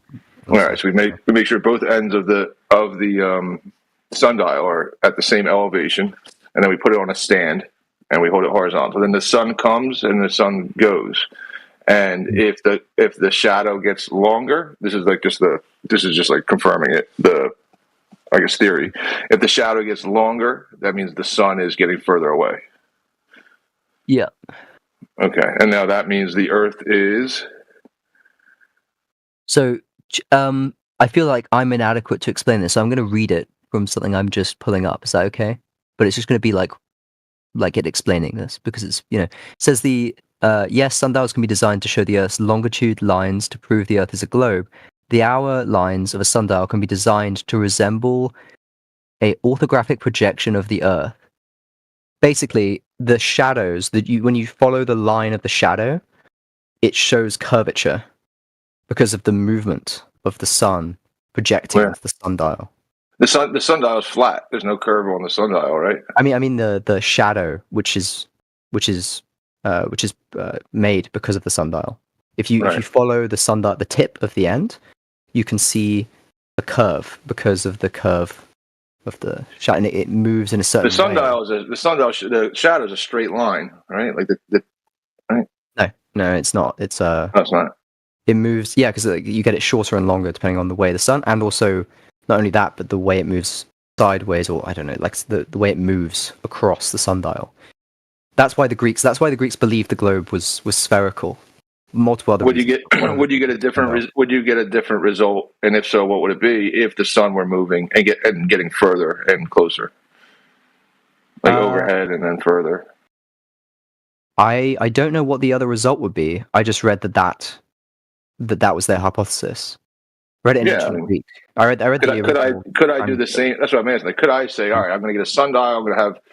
I'm going to make it as big as I want and have it be horizontal, and then I'm going to hypothesize that the sun moves through the sky, and when it gets further away, the shadow's longer, and when it's overhead, there'll be no shadow and a shorter shadow. Would it be the same? Would it work the same or no?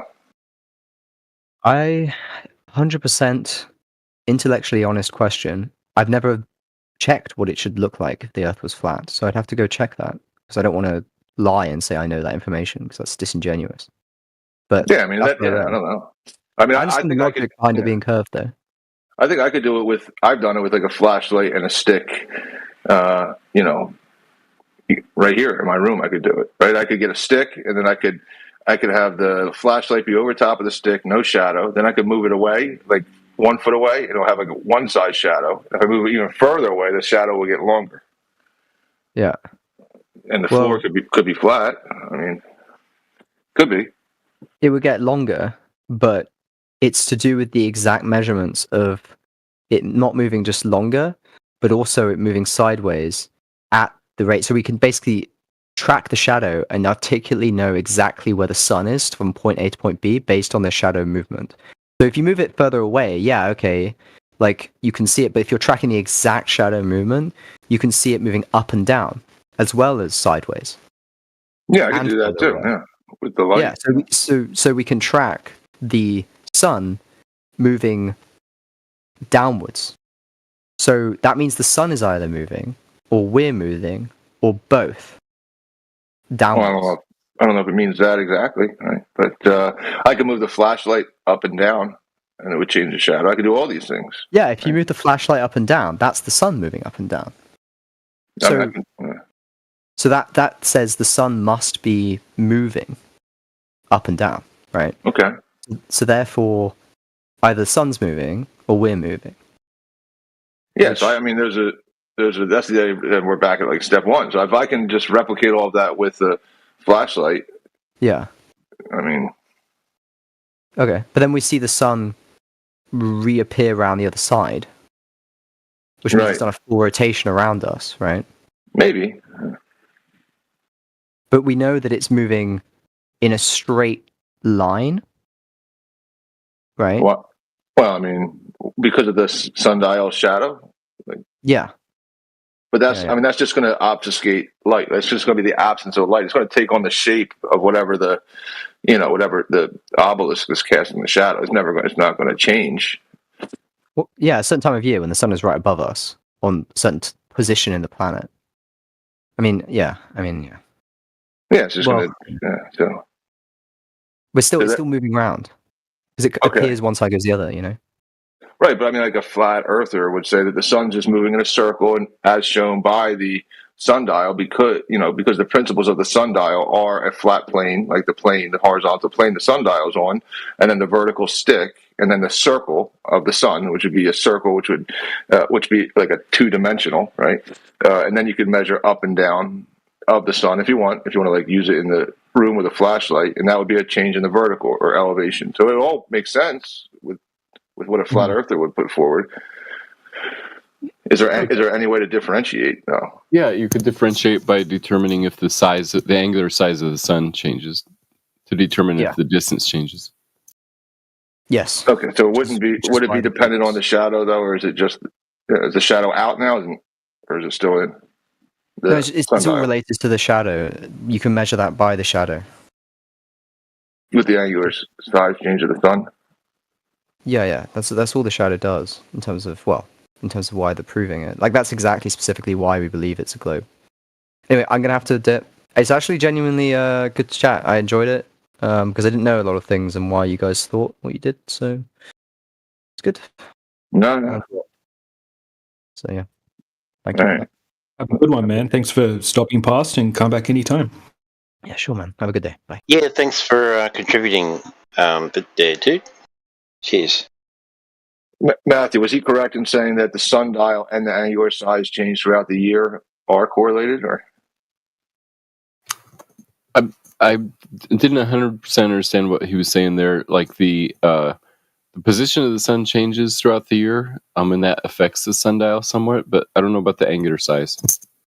Yeah, that's what I'm saying. I didn't think they were, but he was, he was like, all right, yeah, see, it all works together in Earth's globe. Yeah, but I didn't think that there was a correlation there. It's just another way to say, well, the sun is further when it's smaller. Yeah, so you could have the sun moving, circling the North Pole and coming towards you at sunrise and going farther from you at sunset. That would explain some of the shadows and things, but then you'd expect the sun to change size throughout the day, and then this whole Antarctica thing would be harder to explain also. Yeah, well, who knows about the Antarctica thing? But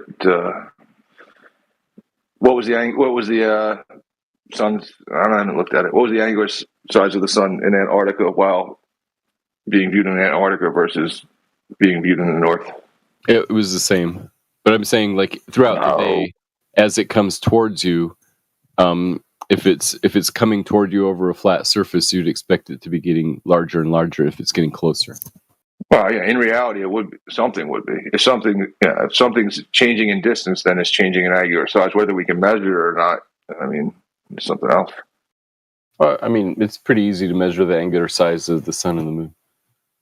Yeah, but I mean, what I'm saying is measuring if something in reality is moving further away, then the angle is getting either or closer, either smaller or larger. In reality, right. But whether we can register that is something else. So like what I'm saying is like to say I expect it to be immeasurable is different than saying I know that it's definitely changing in angular size, because reality dictates that if something's further, then it's a different angular size change from my position. Right. I mean, it's linear. So if it's twice as close, then it's twice as big. Well, if it's twice as close, it's twice as big. I guess that would be the relationship on a physical object, like that. Yeah. Exactly. I mean, that's what happens when you're sitting by the highway and watching cars. The angular size changes based, directly correlated to how far away the car is.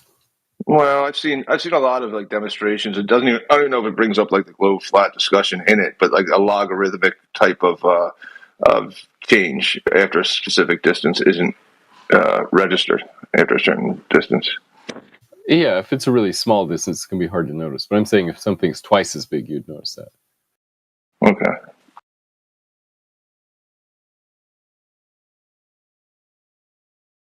So what's yeah, so his last statement wasn't exactly correct, which I was pretty sure it wasn't, but I thought you would say so. But he was saying goodbye. Yeah, he was saying goodbye.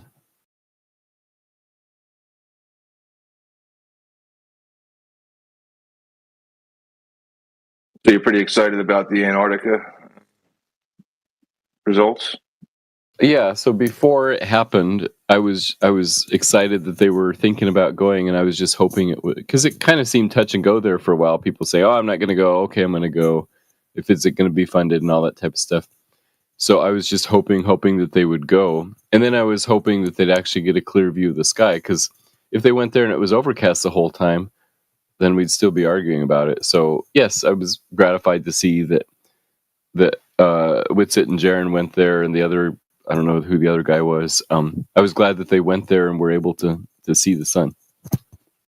Yeah, I'd probably say surprised. Yeah, I'm not surprised by what they saw. That's what I was thinking they would see. Yeah, I mean, I'd probably say I agree that it was that it was clear, observed, recorded, all those things. It's a good thing. To come back with like inconclusive would just people would be arguing about what ifs for another 10 years. Right.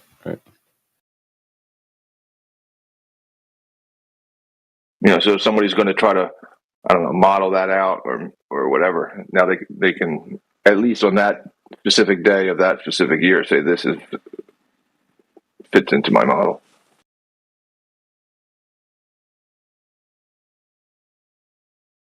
it does sort of seem to go against a specific idea that some people had said, that the sun is a physical object kind of going around a point above the North Pole.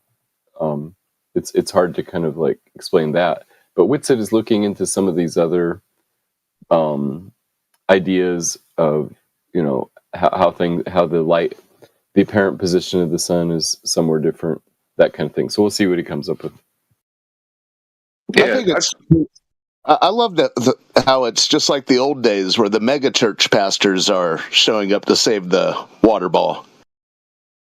It's kind of a throwback. You know, what's old is new again, I guess. But yeah, it's good that science is now hinging on some megachurch pastor's field trip. Awesome. I think he has a small church, that guy. I don't think but yeah, I mean, I'll use the term. Anything with more than 4, I'm calling a megachurch.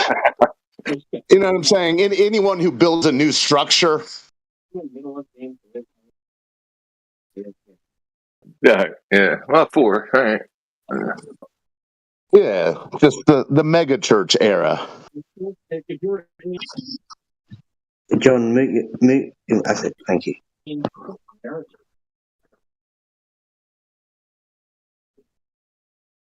Yeah, the science savior is a puny megachurch pastor.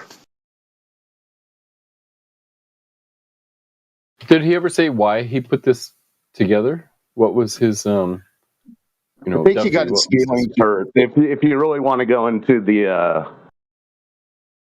what would they call that for comic book heroes? The creation story or whatever. I think he got his feelings hurt. The origin. Well, he got flat smacked in his church by. Now I'm going down the soap opera road by, I believe, his son. So he decided to spend the Christmas season instead with his flock. He went on a boys' trip to Snowville. His fifis, though. Well, I think we're mixing them up, but I think the guy maybe it was some other mega church pastor. Yeah, I think the other mega guy. Yeah, there was some debate in his church, and he got his fifis involved, and he goes, "I'll show them.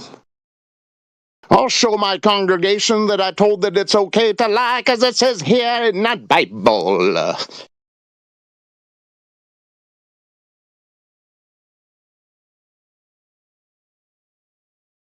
Yeah, but it's just like the old days. They used to wear tunics and then collars. This guy just has some weird goatee.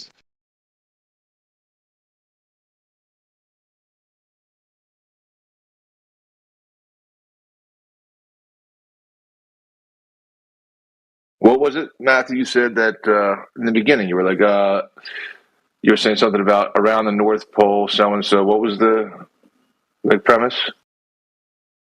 Oh, so he was highlighting the religiosity. Yeah, I was saying the A thing that some flat earthers say is the sun is above the flat Earth, going around the North Pole, kind of like clockwise if you're looking down on it, to explain sunrises and sunsets. Is that what you're asking? Okay, and then the physical object you brought in also. What was that? Oh, I was just saying that the Antarctica thing seems to go against the idea that the sun is a physical object going around the North Pole like that on a flat Earth. In the paradigm of flat Earth, but not globe Earth.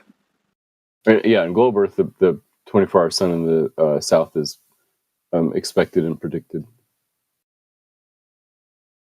Right, if it's an object in its actual location. Right. Yeah.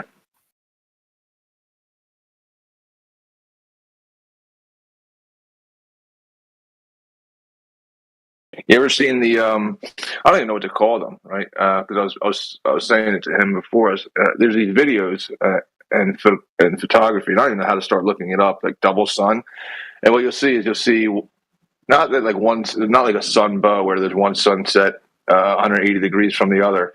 But what you'll see in these videos is like the sun in the sky, and then from a specific angle, another sun exactly matching that sun in the distance behind it.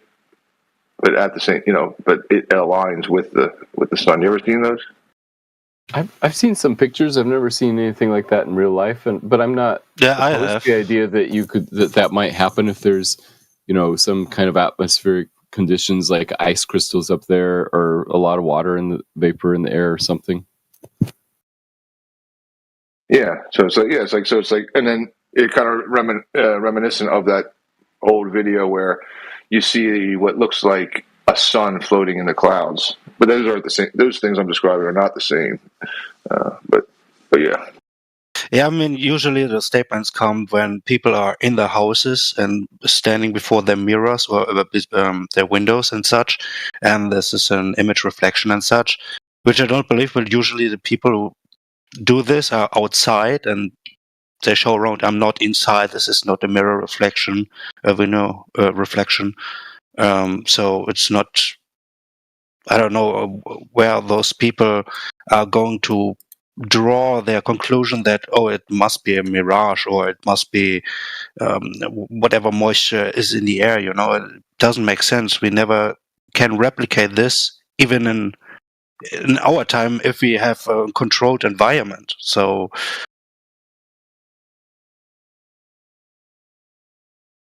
yeah, I know, because it gets into the conversation of is the sun in an apparent position due to a reflection or an absorption of light to a focal point. So what is it in the sky that's allowing us to see two perfect suns at the same time? It's weird.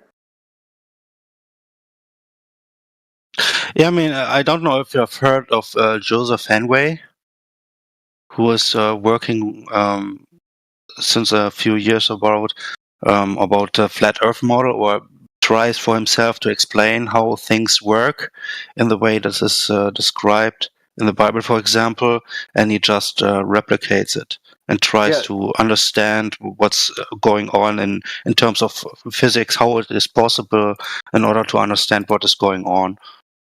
Yes, that was the name I was looking for. That's the person that Austin Whitsitt is looking into right now, trying to. He's sort of investigating whether Henway's model would work. Yeah. I mean, I saw the recent expedition in Antarctica with the Flat Earthers and Globers together, and what they perceived at midnight was that the sun was going oval at midnight, roughly about in between 4 hours. The shape of the sun wasn't round anymore; then it became oval, like egg shape, some way or form. No, it was circular the whole time. No, you can see it in the footage. I mean, if you put filters, 3D camera. if you put filters in the video, you can see that it is distorted, basically. Yeah. So 3D cameras do some kinds of things like that, but when they were there, the sun was perfectly circular all 24 hours. I mean, this is not what I observed on the footage, so I cannot agree. Because that's what I'm saying. The footage is kind of like distorted because they use those 3D cameras with those fisheye lenses that kind of get stitched together. But I'm talking about when they use solar filters to take pictures of the sunspots and everything. Like all those pictures are perfectly circular. What I have seen, nobody was using fisheye lenses. Oh yeah, they were using the 360 cameras. Well, if they were using the 360 this is obvious. Okay, if you look up or down beyond the horizon angle, then of course everything comes over convex or. Yeah, my understanding is they did not have any solar filters on the 360 cameras. So if you're saying you saw a solar filter video footage of a sun. No, I said if you download the footage and put filters like what is it called? Contrasting filters. Contrast filters and such over it, you can see for yourself. Okay, but yeah, I do think that. Yeah, then that was probably on the 360 camera. Because those are the ones that came out immediately were the 360 cameras, because they're just 180 degree plates pressed against each other, and they definitely distort tons of shit. Right. But definitely, yeah. But besides that, I wonder. I don't know the guy who basically explained that the 24-hour sun is basically also possible in the flat Earth model currently. I don't know who made a program and basically explained how it would be possible in this program. Don't know who this was. I guess he was with the in the expedition. No, because there was only 3 people who were flat earthers trying to explain it with a flat Earth, but that would mean it was either Jaron, who's all crazy right now with it, or the girl who nobody knows. That guy who was describing the with the dome and showed how the sun could be apparent for 24 hours over the edge. His last name is Hanley. Is his last name? Okay, yeah. I guess it could be the guy who was doing this. So it makes sense because I was thinking about also that Japan is called the land of the rising sun, right? So if our living place or like the living conditions, like the continents and such, are placed more near and off center in the dome, and everything around, like in Joseph Hanway's model, like everything else is basically in ice, right? So then it could be if the light sources would be then centered and whatever, even Joseph Henry calls it superfluid, in which way whatever position you are in when you're outside or near the edge of the dome, then everything would be also going counterclockwise, which we hear when we go into the south, right? People were trying to explain, how is this possible and such, and if we would not be living on a globe and such.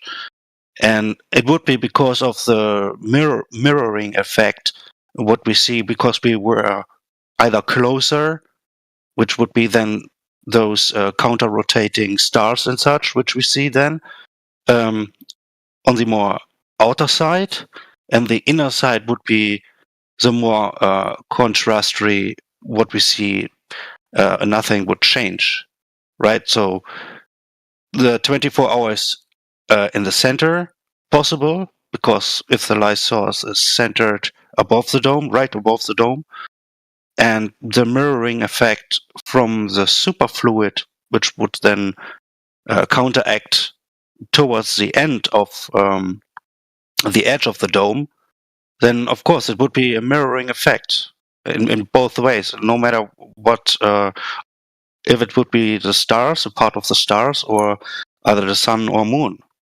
And I don't know, I find it curious because if then due to perspective we see the sun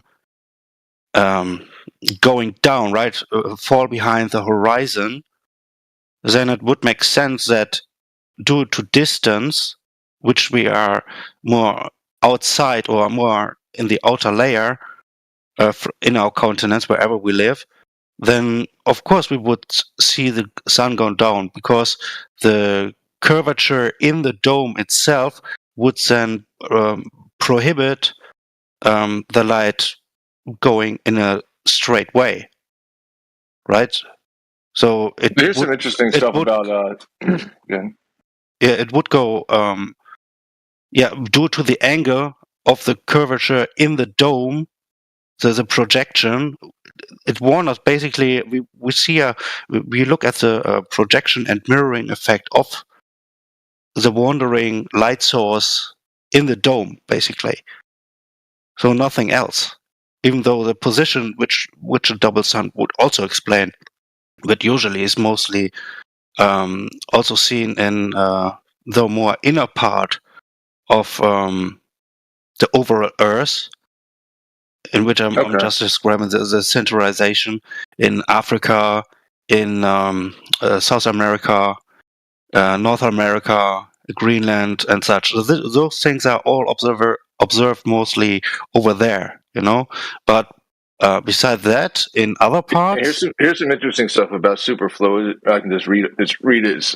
Whatever they've studied and so forth. Superfluid is a different state of matter. It's theorized to exist in other exotic states in astrophysics, where high energy physics and quantum gravity. Superfluid occurs when a certain fluid is cooled very low. Typically, when you take helium, which typically goes up, and cool it, so it'll be H3 and H4. So helium that typically goes up, if it gets cool enough, it loses its energy, can turn into superfluid. Here's some properties of superfluid. It has zero viscosity, which means that a superfluid will flow without friction and without losing any energy whatsoever. It has zero entropy. It says that when this liquid is cooled, it'll slowly rotate. As soon as it cools, it'll quickly rotate. It's a superconductive fluid that can occur in any electrically charged system. The thermal conductivity, superfluid can transfer heat efficiently, and thermal conductivity much higher than metal. It also has a property of vortices that when you stir a superfluid, it forms a vortices that will rotate indefinitely, such as I don't know, I guess you could say like a sun, I don't know. It also defies gravity. It says here that a superfluid can seem to defy gravity by going uphill and escaping containers and going through solids. Yeah. Yeah, I mean, and it could obviously then hover even above helium, right? So it would stay above helium and cause basically a barrier. So it could be possible that this stuff that is going on over there. If it transfer heat, it makes sense when the dome is outside and there's a source outside who projects light and then convects the heat into what we perceive as the sun, basically, right? So, but if also the that was like I think the third. So when it says when a superfluid is cooled into a superfluid while being slowly rotated, it'll appear that it's stopped moving. So but it says that anything stirred in the superfluid will actually never stop. It'll rotate indefinitely. There's been no measured stopping of it. So you can't stop it.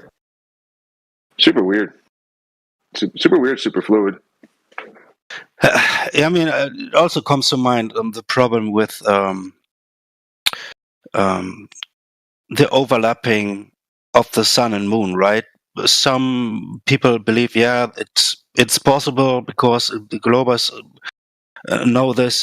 The moon receives its light from the sun, etc. But it's also described in some parts of Scripture, in the Apocrypha, for example, in Enoch, I guess, was it? I've read it, that the sun also, the moon also receives light from the moon, right? So if then those both light sources, if it's true, whether or not people might agree or not of it, it still goes through a container, which, let's say it's glass, for example. So it becomes then polarization. What we do know about polarization, if two polarized objects or light sources meet each other, then they can form a shadow. So if those two then overlap, which is also possible in the flat Earth model, then they will become dark. So it's I heard it argued before that you wouldn't have polarization if the Earth were a globe, but we have polarization, therefore the Earth's not a globe. Yeah, obviously. I mean, we wouldn't then have rainbow, for example, right? So there's that. Like, does polarization on its own debunk globe Earth? What does polarization have to do with the shape of the Earth? I don't understand. Well, I mean, that we because light has to go through a container. Well, we go to the store, we buy polarized sunglasses. The polarization in sunglasses is a linear polarization, right? So in the linear polarization, they're looking for the perpendicular relationship between the polarized lens and the horizontal light. Now, this will only be helpful if the surface of like water, like you wear polarized sunglasses when you go to the ocean or when you go to ice skating or something like that, right? Where you're dealing with a lot of horizontal surfaces that would bounce the light into your eyes. So, I mean, would it be any use if the ocean weren't horizontal, giving you that that perpendicular, vertical, horizontal polarization. Who would wear sunglasses that were polarized if the Earth were not flat? Yeah, good point. Yeah, it would be only. I've heard before that if the Earth were a globe, then it would only be horizontal at a point, like one single point. So then it would only be vertical at one single point. Right? It would only intersect, like with that skiing guy or whatever, at one single point. Who's going to make these sunglasses for one single point? I mean, come on.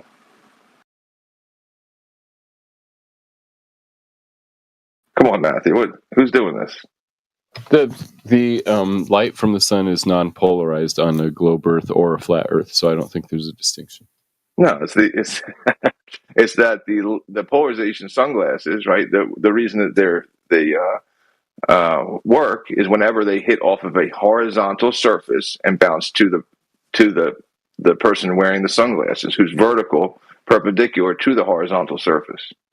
Now, I've heard before that if you're on a globe, there's only horizontal at one point on the surface of water or whatnot. So, so the water is flat enough, even on a globe, that you still get the same effect with sort of normal sunglasses. How is that? That's what I'm saying. If the water, when you say flat, you mean curved, I guess. Yeah, I mean curved very slightly, right? Right, but this only works if it's perpendicular.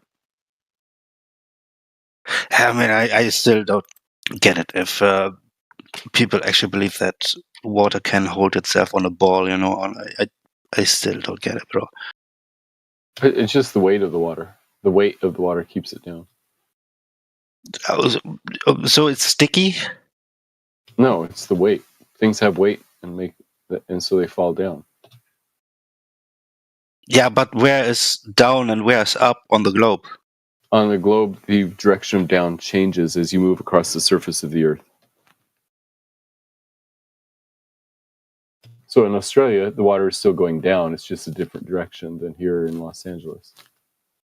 All right, so it would never be perpendicular to another established horizontal then at any other location besides one. In fact, I think that's sort of the quickest way to make a distinction between globe Earth and flat Earth is to say that flat Earth says that the direction of down is parallel everywhere in the world, whereas globe Earthers say, no, the direction of down varies slightly depending on how far apart you are. So the direction of down in Los Angeles is different than the direction of down in New York. Yeah, but you're gonna need what you're gonna need like to like measure the angle different. You're gonna need a like a vertical to say, well, listen, this vertical is off from vertical a little bit. You're gonna need another vertical at that. Vertical is just opposite of the direction of down. I'll just say if you're gonna measure like one of them, if you're gonna try and directly measure, I think it's gonna be hard to directly measure that because the direction of down changes so slightly over. The direction of down is wherever Pastor Duffy leads them. You just hang a plumb bob. That was a good one.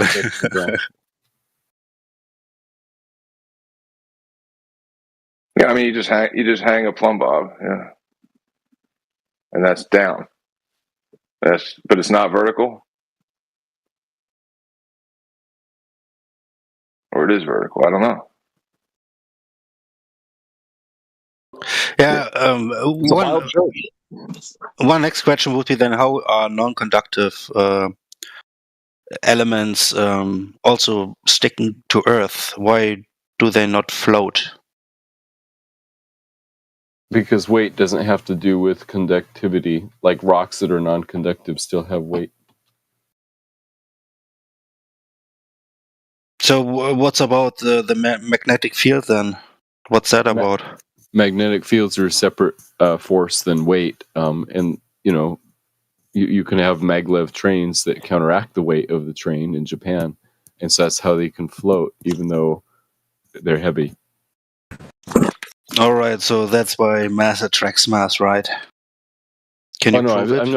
I was talking about the weight of something. The weight of something is just... Yeah, but it's a logical conclusion. What's the logical conclusion? Mass attracts mass. Well, that's one That's one reason that some people give for weight existing. Buoyancy and density would be another one, or electrostatics would be something that I think, like Whitsitt says. I agree. Yeah, so I'm who is it then? Just weight. Who of the four candidates is it then? Wouldn't weight be the downward vector in the medium of air? That's all it is. Yeah, weight is just the force that pushes things down. Yeah, I'm not asking what it does. I know this. But then you're saying, why won't they float? But why would you think they float in the first place? Yeah, I'm asking. Yeah, basically, I'm asking the question how things would work on the globe. That's all. Like the globe has tons of like containers, which is strange. Like they have like the seashore, right, or a lake. It has all these edges to the water that doesn't need a container. It's just a weird thing. Well, wait, would you call Yeah, it that's why I said earlier. Why is it sticky? Wow.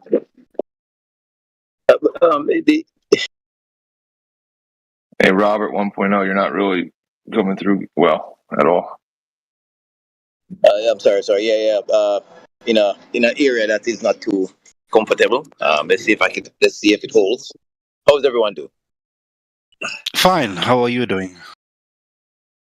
Good. I heard that last comment about the riverbanking containing water. That is very interesting. So you're saying that water is not being contained from the top? Is that what you're referencing? Yeah, well, it's just I don't know. I mean, I don't know, whatever coincidence or necessary thing. It requires lateral containment. Yeah, left, right, all around. Yeah, because water is very malleable, very flexible, so it goes wherever there's a gradient. You sound like a surfer. Right. Well, yeah. Well, like a surfer. A surfer goes wherever the gradient is. The waves is a gradient. Yeah, they chase the waves. Andy sounds like Bruce Lee. Yeah, because the water. Because the water. Because the wave. The wave is on a gradient. Bruce Lee. Right. So the wave is on a gradient. So that's why the surfer is going downward. You put the water in a teapot, it becomes a teapot. Yeah. Correct. That's right. Water can flow and it can crash. Be water, my friend. That's right. Bruce Lee. I like that reference, big man. So water, the water in his teapot at the surface is flat. The waves are for surfing, Bruce. No, well, first of all, the surface is not flat either. You know that, right? Yeah, otherwise it wouldn't be containing the water. For the meniscus? No, you mean the surface of the water, or the surface that's holding in the water? That's holding in the water. Or the surfing grounds. The surface of the water is not flat either. You know that. Yeah, are you speaking of some sort of meniscus? Yeah, correct. Okay. When the meniscus breaks, back to flat. Don't tell me you're claiming. Yeah, don't tell me you're running towards the surface tension of a glass of water for your water ball proof. Well, there's no because with all the currents and waves and all the waves and winds and currents, no way that meniscus would hold. There's waves, remember? Yeah, but it's always there. Water can crash, water can flow. You put the water in a teapot, it becomes a teapot. But at the surface, it's flat. No, it's not. It's not flat. Well, yeah, you would have a meniscus, and when the meniscus breaks, yes, it is. No. Just because it breaks there, the water reestablishes its meniscus if it's not being disturbed. Okay. Listen, as soon as water touches anything, it creates a meniscus, okay? Right. As soon as water... It's a necessity. So... Exactly. So, by the way, the water molecule itself is curved. H2O has a curved architecture to it. Go look at it. I've looked at it through microscopes. It's really interesting. and when you put all your water in a and when you put all your water in a container, its surface is flat and level. No, it's not. Water surface is also curved. Dude. Yeah, if you're running towards meniscus's existence as your savior for your water ball, I don't know, bro. Is that what you're trying to do? The meniscus is part of the water. Pedantic? Are you trying to split a hair that isn't there? No, the meniscus is the water. It's not a separate thing. Did you know that, right? Is the meniscus the curvature you're speaking of? Yes, absolutely, at the top, absolutely. Okay, so now the curve that you've noticed has nothing to do with the water ball. It's just a meniscus. Yeah, but the question is... but nothing. Yeah, but nothing. Oh, yeah, but nothing. I don't understand that reference. I'm saying water curves. Cool story. No. We just went through it. Do you want to go through it? Yeah, a meniscus. Yeah, a meniscus. No, so that's not the curvature we're speaking of. We're asking for the curvature of if this were a water ball. Yeah, but you have to understand not a meniscus. Are you just trying to be just splitting hairs that aren't there, bro?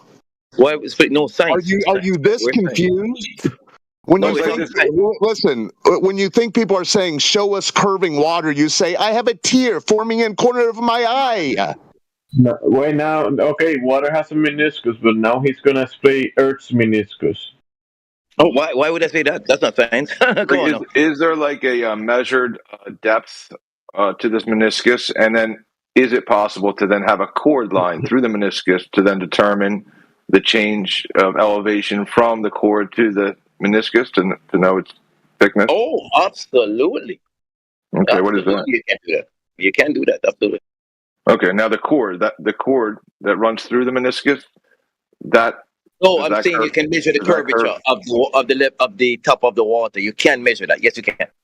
Okay, all right, but the cord, the straight line, does that curve also, or? What straight line are we referencing here? The cord part of your yeah. So to measure the thickness of the meniscus, right? Like if it's whatever it is, right? The thickness of it, we can run a cord, right? Straight line distance from A to B, from the beginning of the lake to the end of the lake, and then we can measure the thickness of this meniscus. But the cord line, right? The cord. No. The cord is too thick. You can't do that. Don't use that. You have to use very. Oh, he changed his mind. Don't use cord. Don't use cord. Cords are too thick. Don't do that. You need something more sensitive. Oh, bro, he's lost. The cord is just the cord is just. You think you're talking about twine? Yeah, but the cord is a solid, so it's breaking the meniscus. You know what I mean? He's not even in the plot. He's in the wrong library. Yeah, the chord is just a geometric. Robert, the chord is just a geometric term, right? It'll be the straight line that bisects like a circumference, right? So you're saying the meniscus is curved. So the chord line would be the shorter distance between A and B, right? The straight line distance, and then the chord would be a certain thickness, like on top of it, which would be like a little bit of a curve, like a meniscus on top of water. It's just a geometric term. The chord, not an actual wire. But that chord line, that straight line distance, to now measure how thick the meniscus is, that chord line can't curve, right? The distance. It's CH, not CO. Twine guy. Yeah, maybe chord. The H is silent. I mean, don't use that. That is not what we're talking. Okay, but if we don't use that, then we can't measure the meniscus. That's my point. Why didn't you use curvature? Why didn't you use that? Well, I'm saying if there's no chord line to measure the change in elevation from the chord line, then we can't measure the meniscus. We don't, we need that straight line to measure if something's going up from it. Yeah. Are you saying we can't measure curvature? Yeah, we can, absolutely. That's what I'm saying. We can measure curvature. Lines are straight. You don't need anything straight. You don't need anything like that. Then how do you measure? Yeah, how do you measure what you don't want to need? That's what it is. What you need? Your meniscus is above the curve, the chord. The CH chord, not the twine. Yeah, so how do you measure then, Robert, a change in elevation? Do you measure that from, what do you measure it from? What do you reference to measure a change in elevation? Well, you need a horizontal. You need a vertical reference, like a theodolite. Okay, so we do require the straight line. So we know that there's a meniscus, which is like a small curve on the top on the surface of water, created by surface tension. Therefore, it's measured because we know it's there, and we measured it from the straight line, which is the chord line, which is the horizontal distance between the 2 points. Are you right? I mean, we all agree to that stuff. You're not possibly suggesting that the chord line is now also curving, are you? Yeah. Do you see the folly in now clinging to this last ditch effort to save water curving? No, water does using curve. a meniscus as your wild card. So don't You don't see the folly in it, do you? Well, your cord line. If you need something like a laser light straight through, you could and you can create. That's how they know, like a theodolite, or something that an electron microscope can produce, right? And you can't get that straight. The top of the water. If you look through an electron microscope, you will literally see that curved surface. You will. Okay, well, you still didn't answer my question. Is the chord line, does that curve? The which one? The one that you're using to do the straight for the baseline from one point to the next? Correct. Yeah, to know that we have a meniscus. Well, you remember, you're trying to see the curvature. You're trying to measure that curvature, right? So you got to keep that as straight as possible. Yeah, you're trying hard. So you need to keep that as straight as possible. That's no problem. The point is, it's like the roof of your car is curved. How do you measure that? Go ahead. Yeah, I mean, I could tell you later, but I just don't want you to not. I don't want you to not have the opportunity to answer yes or no to the question I've asked you several times. Does the chord line also curve? Yes or no? Brother, no. The chord line is a straight line, big man. Straight. Right underneath. This is the second time he's flat smacked himself. Come on, brother. Come on. You know exactly what I'm saying, right? You do, right? Yeah, you self-flat smacked her. It was a self-flat smack. I heard it clearly. Right. Yeah, I'm just trying to make you know that any curved surface you can measure curvature. So point A to point B. Yes, you got your chord. Perfect. It's just like the roof of your car. Your roof of your car, you can do that as well, brother. You know what I'm saying? Is the top of your car flat, brother? Right, brother. So come on now. Is the roof of your car flat? No, it's curved. But the well, maybe is straight, I got an old box car from the 70s. You don't know, but yeah. No, that's a design. I'm talking about modern cars. Give me some modern cars. You know, like a sedan, like a Honda Accord. You know, a Honda Civic. I got you. Something nice. Yeah, exactly. It's curved. But something nice would be something nice would be a convertible. At least that option would be there. No roof at all is the best option. But so now on the surface of a lake, we say, okay, it's got a meniscus closer to the edge or whatever, right? It's got this meniscus, maybe, right? We measure that from the chord line. Now we know that's a straight line. So from end to end of the lake, right, where we measure to prove there's a meniscus, right? There's a chord, and that's a straight line. So that doesn't, from the one end of the water to the center of the lake, it doesn't curve, right? Just to the center. Right, so we're at the edge of the lake, and then we go to the center. Does that one doesn't curve? We agree. Point A to point B, sure, is right underneath the curve. Yes. Okay, and then from B to C to the other end of the lake, they all are at the same elevation. There's no curve to this line. If you're underneath the curve, straight. Yes.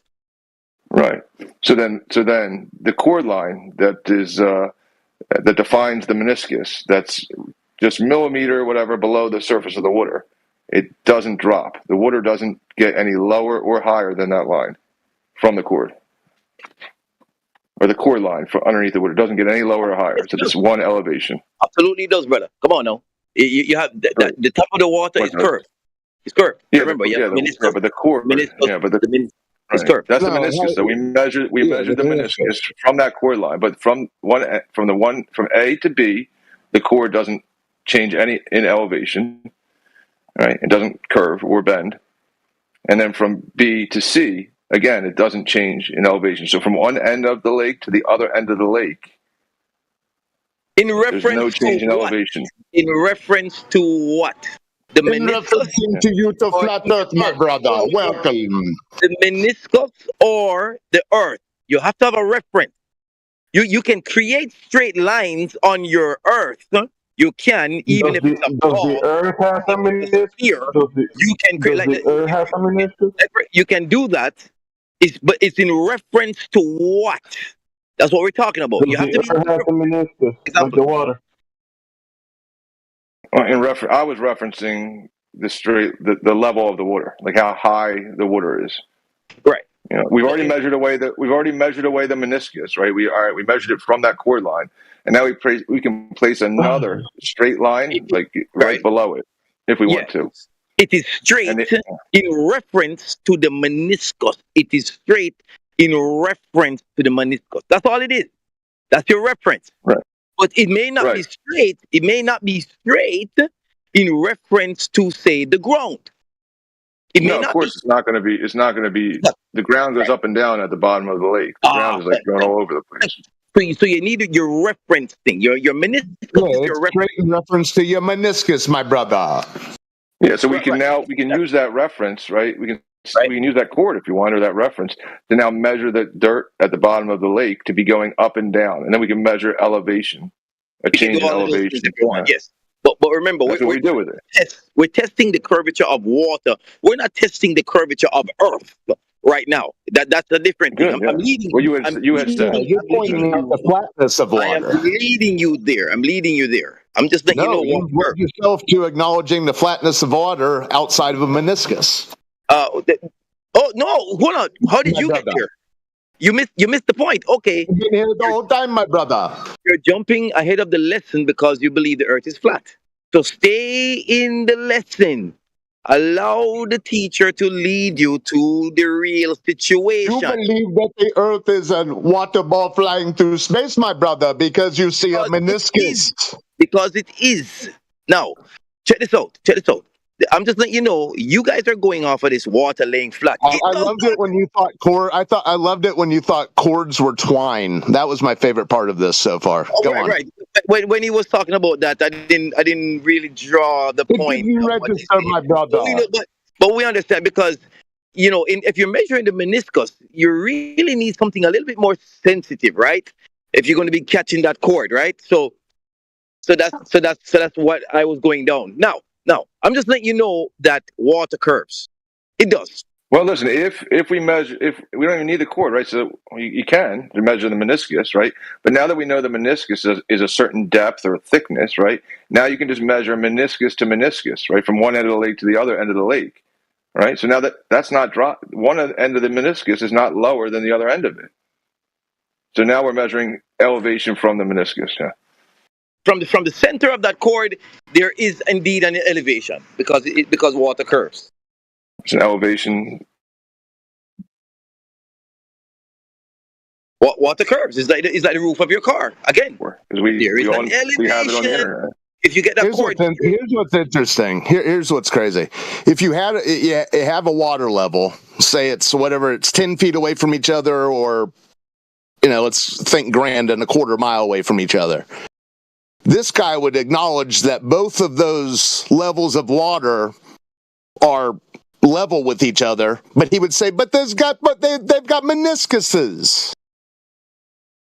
And that's what we're at. He's acknowledging the flatness of this water that has a meniscus. No, I'm acknowledging that water curves. Yeah, meniscuses. Yeah, a meniscus will cause the water to curve. What's the meniscus made of? What's the meniscus made of? Yeah, but he's on about point A to B. You've got the meniscus between point A and B. Right. And then from B to C, across the next lake, you've got another meniscus. But water gives itself a natural curve. The same elevation. It's still a flat plane. You've got a meniscus across a flat plane. That's all he's saying. Yeah, and if you add, listen, if that was the end of the lake, Robert, right? And if I dug out some more dirt and then, the water kind of leveled out, right? Or it would still be the same. It would still be A, B, C, D. They'd all still lie equidistant from that cord line again. And you could dig a little more and it will fill in. A, B, C, D, E, all again would be a straight line. The chord line can't bend, right? How long until does the chord line bend, or and if so, how long until the chord bends? Straight line. The distance, the shortest distance between A and E now. How long until that bends?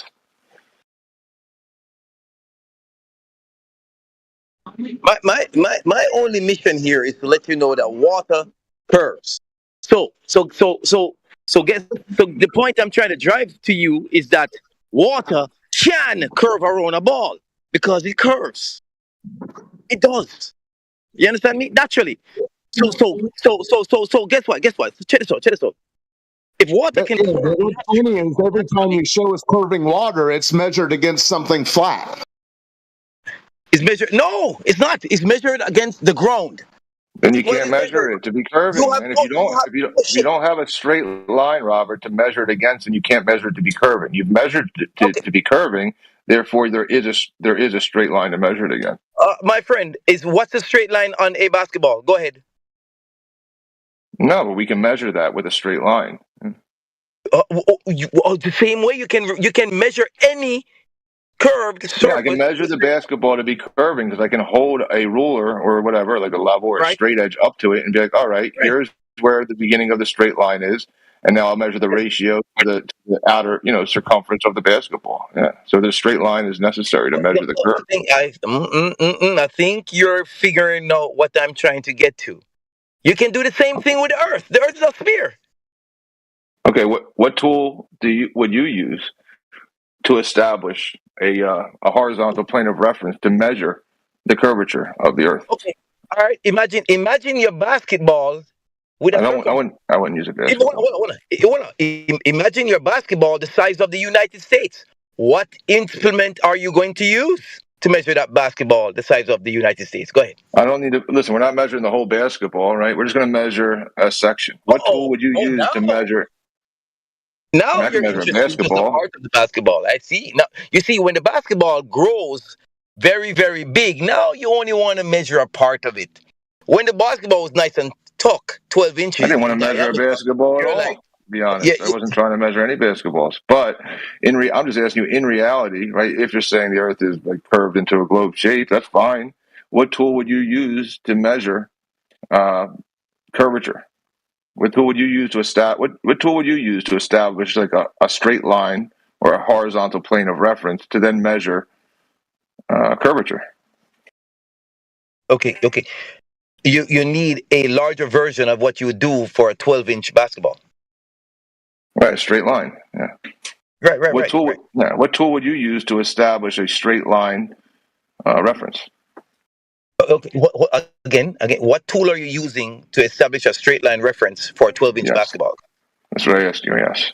Yeah. Well, what tool are you using for a 12-inch basketball? Well, because I can hold the basketball in my hand as an object that has a volume and perimeters to it, I would just measure it with a tape measure. Okay. What if the basketball was the size of, say, the state of Texas? There we go. Now we're back to my question that I asked you, Robert. What tool would you use to establish a horizontal plane of reference to measure Earth's curvature? Okay. I just want to pause right on this very point. This is very important. You see, don't lose the idea of what you use to measure the 12-inch basketball. If the basketball grew to the size of Texas, don't lose that. I remember. I'll restate it. I used a level when you gave me the basketball in the imagination. I said, okay, I'll just hold a level up and it'll be straight, and I'll measure the ratio to the circumference of the basketball from that straight line. Exactly. So you have a level for the 12-inch basketball, correct? Okay. I did. Right. So what if the basketball was the size of Texas? Do you just give up? Do you just throw your hands in the air and say, "Hey, there's no instrument size of a no. There's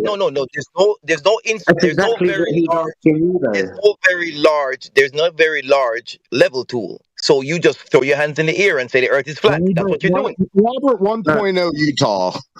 Relax. Let me ask you a question real quick. Yeah, whoever tried to tell me that you're running off the rails, bro. Let me ask you something.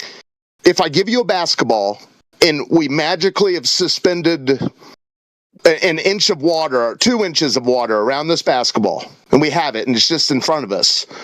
When I said, can you measure some curving water there? What would you point to the meniscus then? The meniscus example is the curving water. No, I'm just letting you know that water curves. Water can bend. So answer my question. If I had your basketball, your precious wet basketball, if I said, show me some measuring water curving on that basketball, what do you show me? The same level tool that you use to measure the basketball is what you would measure that the water curves around it. Yes, sir. Okay, so then you wouldn't point to meniscuses. Because it's funny, when we ask you to show it in real life, you can't do that. With what you can do with the wet basketball, you can't do that in real life. You can just say meniscuses. Do you see the problem there? No, there's no problem. If the Earth were a water ball the size of Texas, you would not be pointing to meniscuses to prove the water ball. You would be showing us drop over distance. You wouldn't be saying this water is level, yes, but it has a meniscus. No, you're flat smacking yourself, dude. You're flat smacking yourself every time you point to meniscuses as your only evidence of water ball. Yes, because water can curve. So now it doesn't matter what water is on. Water can be on a flat surface, it can be on a triangle, it can be on a ball. It will So you know that you need a container for water, right? That water takes the shape of its container and rests horizontally, level, flat.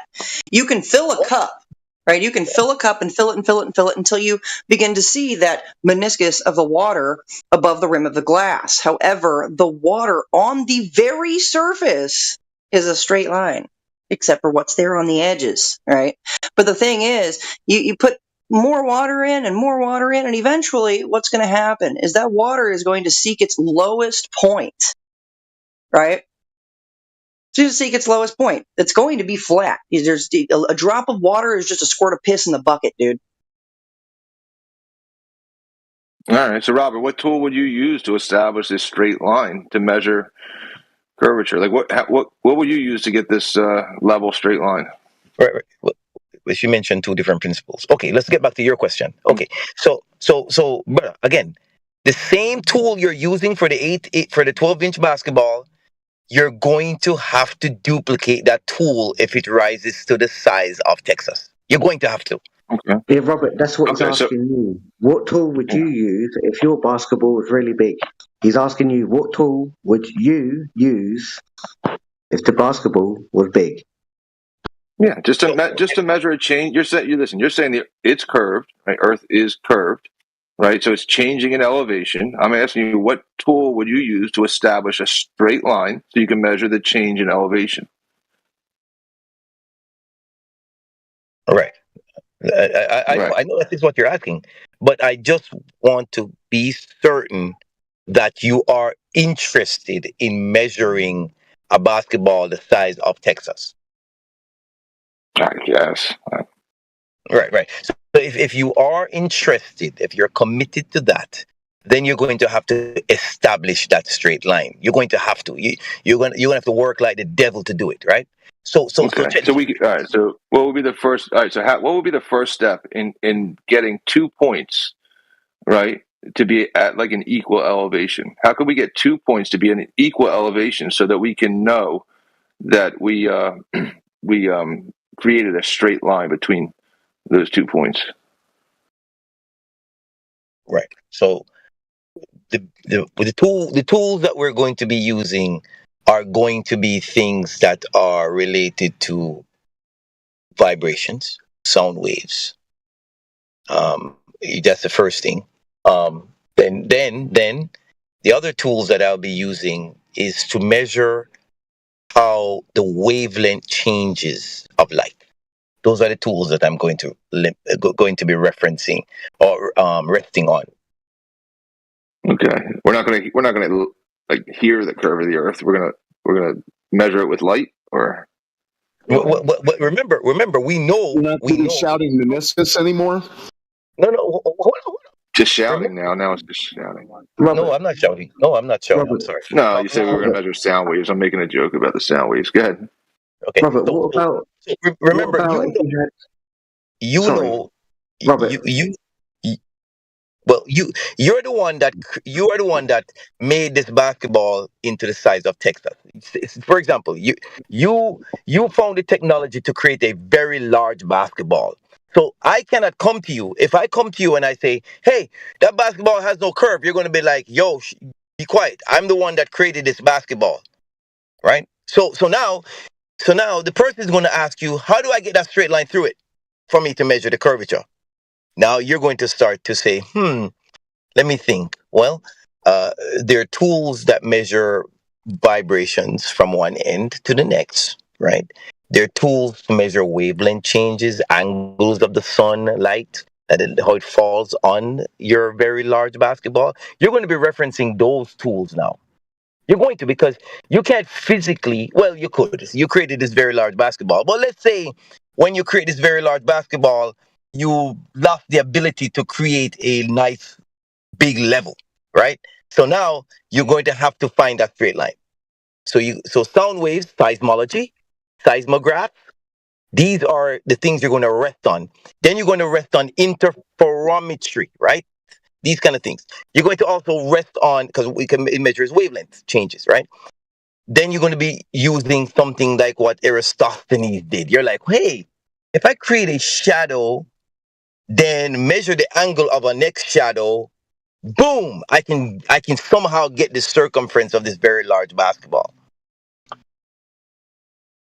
That's okay. Those are the. All right. So now you have you have some sort of interferometer, and you're going to measure the Earth now. Oh yeah. Interferometry. This is technology that they use. They have polar orbiting satellites that have interferometer technology, right? Look up. No. What are you? Listen. What are you going to do? Like, what are you going to do? What tool would you use? That was my question. What tool would you use to measure a change? To establish a horizontal plane of reference to then measure elevation change from it. What would you use? First thing, me personally, I'm going to fly something around that basketball to measure its circumference. That's what I'm going to do. No, I don't know if it's a basketball at all. I mean, I'm not asking you about the basketball at this point. I'm asking you what tool you would use to create a horizontal plane of reference, a straight line, so that you can measure if something's going up or down from it. No, I'm going to leave. I'm going to go away because I cannot physically get a straight line through it. It's too big. So I'm moving away. You can't make a straight line anywhere in reality. Like in your house, if you were hanging up a picture, like hang a picture on the wall, could you do that? Okay, you've reduced your basketball back to a small thing. You have to get away from that. I mean, can you extend a small thing into a big thing? That's my question. It can't small thing become an extent? Can you extend a straight line to be a longer straight line? No. I'm trying to get away from that now. You're going to have to fly something around it. Robert, what do you use? Robert, what if you use something level?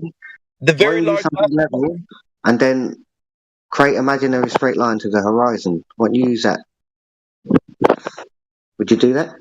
No. I'm going to personally, I'm going to fly something around it and measure it. That's what I'm going to do.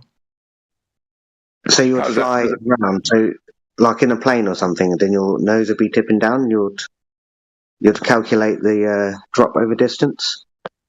Exactly. You're going to measure the circumference. You're literally going to start at point A, and you're literally going to go around, taking your distance calculations, getting right back to that same point that you started. That's what you're going to do. And then you're going to get a circumference. You're going to get back to where you started? Right. Oh, the basketball. Just A to B, man. Just A to B. Like if there's a mountain, right? If I got I got a hill somewhere, how am I going to measure the elevation of the hill? Because that's what you're saying is happening on this basketball. Oh yeah, it's easy to. You're starting at one. You're starting at one place from A to, and then there's another place B, right?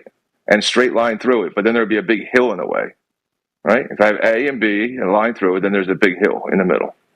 No, brother. Listen. Just. The circumference is inversely related to the radius of the ball. The circumference of the ball is inversely related to the radius or the diameter of the ball. Okay? So if you have the circumference, I flew my aircraft around it. I've got the circumference. That distance is all you're going to get is a distance, man. That's all you're getting is a distance. No, you don't. Check this out. You got the distance. This is really good. When you got the distance, that's your circumference. Then you're going to use pi, because you know circumference is pi r. So check this out. This is really good, guys. Now that you got the circumference, you take pi, you take the circumference, divide it by pi, and now you have your straight line. Yeah, I don't know, you're boring me, man. You won't answer the initial question. What is it that you're going to create as a horizontal reference to measure curvature or rise or drop? What is it? And you're saying you're going to fly in an airplane in a straight line? I don't know. You're just saying you're going to fly in an airplane and you're going to get a distance, right? But I mean, you're going to say you came back to where you started. I don't know how you're doing this. These are all things that you're doing. You're saying I don't know how you're doing this, but somehow you're doing it. And you're going to go in an airplane, go in a straight line. Somehow you're going to tell me how you know the line was straight that you flew in. And then you're going to get back to where you started and then claim that was a straight line. And then you're going to calculate a radius that is necessary for a circle because of the relationship of pi and the diameter. These are all things you're going to do? Fuck me. Yeah. All right. Again, if you see you go to the dealer to buy a car, you walk around it, don't you? You've covered a distance. Okay. You're like, I'm going to check this car out. So you walk around the car and you get back. So you start from the front. You start from the hood. So you walk around. You see the door. Okay, how do you know you weren't going? How do you know you weren't when you walked around? How do you know you weren't going downhill for part of it, then uphill for another part of it, then straight for another part to then get your distance calculation to give yourself a wiggly circle? No, you're gonna need points at an equal elevation in order for it to be a circle. Oh, absolutely. Okay, what tool will you use to establish points at equal elevation to then get the straight line distance between the two things to measure up and down from that straight line? Back to the same question. I mean, you have to keep the same altitude to go around it. You have to. Okay. So yeah. Okay. So if you're flying around it, you're keeping the same altitude around all the way around it. From the ground. Don't dip. Don't go down. You're staying. How do you know you're at the same altitude? Now we're into that. How do you know you're at the same altitude? Well, if you say, like, for example, the basketball surface is the same all the way around it. Now, if it's the Earth, but in reality, you don't have that. We don't have that on the dirt. If it's the Earth, right, you have to stay over water for as much as you can. Okay, so we're going to stay over water, and to maintain an altitude of equal points, right, where it's going to be a straight line. We're going to travel over water, like say, 5,000 feet above the water. Right. And if we maintain 5,000 feet, then that will be a straight line. Yes. Remember, you're 5,000 feet above that horizon, right? You are keeping that as a constant. So you're going to be So you're traveling. There's two distances. Your altitude and how far you traveled. Okay. How far you traveled is the circumference. You have to keep the same altitude. Keep that constant, because if that changes, your distance changes. Right. Because there will be nothing shorter. There's nothing shorter than a straight line distance, right? Like that's the shortest possible distance between 2 points. Now, if we have them at so if we have them at the same elevation, say 5,000 feet above water, and we go from A all the way over to B, and we're like, all right, that's we've traveled a couple different ways. We changed altitude on one flight, and that was a longer line, a longer distance. But then when we maintained 5,000 feet, that was the shortest possible distance between A and B. Is that correct?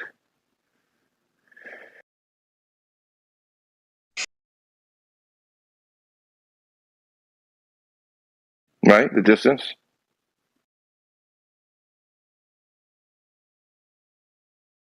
So there's nothing shorter than a horizontal straight line distance. And we confirm it when we go 5,000 feet above water from A and then to B. Yeah, we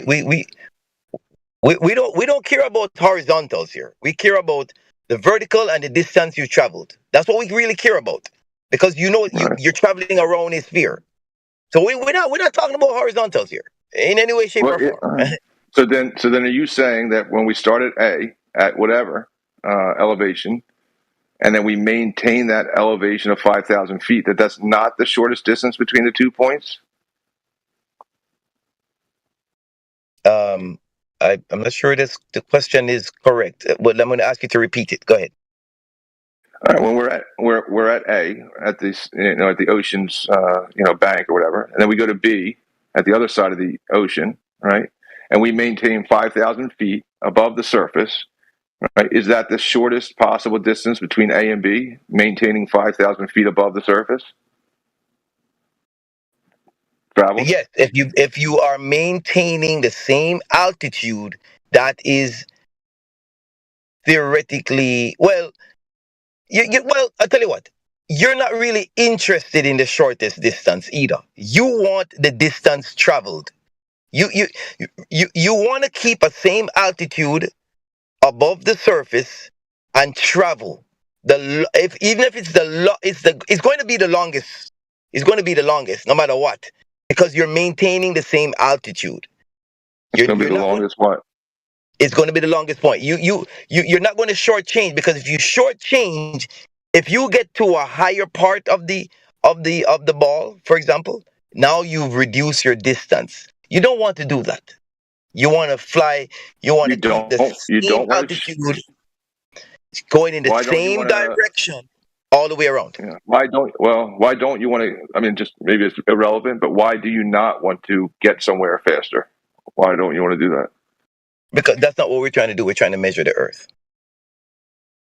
Well, I mean, the airplane is trying to get somewhere, right? But they're trying to get somewhere, and then we're saying we're going to somehow make a straight line to now measure the Earth to be a somewhat of a curve. And then you were telling me that we could do that with an airplane by flying from A to B, because that's going to give us a straight line to then measure the curve of the Earth. Yeah, because the circumference is inversely related to that straight line. Remember, the circumference is an inverse relationship with that straight line you're talking about. So I'm going to derive the straight line by traveling the circumference, because there's a constant called pi. There's a constant called pi, 3.142. That is a constant in our universe when it comes to circles and spheres, right? So now all I need, if I have the diameter, pi is a ratio. I mean, just real quick, pi is a ratio between a straight line and the circumference. So it's a ratio of, like, okay, if you're at one end of the straight line, it's a certain distance, then it gets highest at its apex at the center, and then but it follows a consistent ratio of curve from a straight line. Yeah. But you're saying we're going to fly in a straight. So all right, we're going to fly in a straight line then from A to B. The decider of where the next line. Or are we going to be flying in a curved line? I don't know which one we're doing. No. Remember, you're maintaining the same altitude, so you're going to be curving. So if you detect that your altitude is changing, you have to adjust. So we're not. So that's. I asked you what tool you would use to establish a straight line. You said airplane. Now you're saying the airplane's curving. Meniscus Airlines. Now, this is letter 2 of That's actually kind of sounds right. The tool I'm using, yes, Meniscus Airlines. The tool I'm using is the circumference over the pi. That is the relationship that I'm using. That is math. Math is the key here. It's worked every time. So there is a shorter distance from A to B in the airplane. Then, like there's no reason to be. There's a shorter distance between the ground and 5,000 feet at A, and between the ground at 5,000 feet in B. Even though you're saying the airplane is flying 5,000 flying right over a curved like arc of a circle. And that's what they're doing. But there's actually a shorter distance between the 2 points that's in between that. All right, thank you so much, Chairman. We'll check out with you. Appreciate it. All right, the White House President Biden. Like the straight line is obviously shorter than the curved line. Federal resources to help the people of California affected by right. But you're not really interested in traveling the shortest distance. You're really interested in traveling. We are. That was the whole thing we were interested in. Is what tool would you use to establish a horizontal plane of reference to measure a change in elevation? And you said an airplane, but now you're saying the airplane's just flying in a curve, which is not the shortest distance between A and B. So any kind of like proof that anybody brings up and say, well, airplane, flight paths prove the Earth to be a globe because they're flying the shortest possible distance between A and B, you would be debunking them all. You'd be like, no, motherfucker, it doesn't show you that because it's following curve. So that's all out the window for shortest, for globe proof. You're saying your proof of, what would be entailed as a consequence of your proof is that all assertions that that airplanes fly the shortest distance between A and B would be out the window because you're saying it's a curve. Yeah. But I mean, that's not what we were arguing, but it's just a consequence of what you're saying. But I don't even know if we're arguing. We're just trying to create a straight line in reality somewhere, a shortest distance between 2 points. Doesn't necessarily mean that it's even in the horizontal orientation at this point, right? It could just be you draw a point on the wall and another point on the wall. You draw a straight line, the shortest possible distance between those 2 points. That doesn't mean it's horizontal.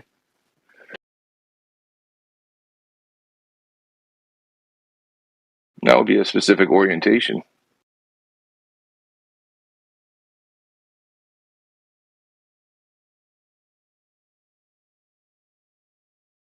No, I don't know why you're brainstorming, I guess. I still like the Meniscus Airlines. That's actually like kind of catchy. Yeah, I can just hear the jingles. Yeah. When you're flying straight, imagining a curve, Meniscus Airlines. Oh my god, it would get so popular. They could have the little arc, they could have it. Yep. Yeah, it'll be like the modern day TWA. I don't, you just see those sky hostesses and long mini skirts, really long mini skirts, and you just want to travel somewhere.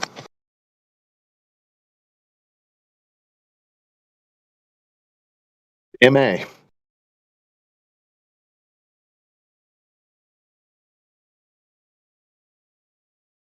Maybe MWA, Meniscus World Airlines. It's catchy. It's catchy. Smile is the curvature. Dude, yeah, like they can do an upside down meniscus. Yeah, it's like a little smile. Yeah. They can hire Bobby McFerrin. Some Don't Worry, Be Happy. Our competition doesn't measure meniscus around the Earth, but we do. Meniscus Airlines, we care about the meniscus curvature to take you wherever you want to go. Yeah. I mean, all an airline would need to do is just bring back the honey roasted nuts. That's all.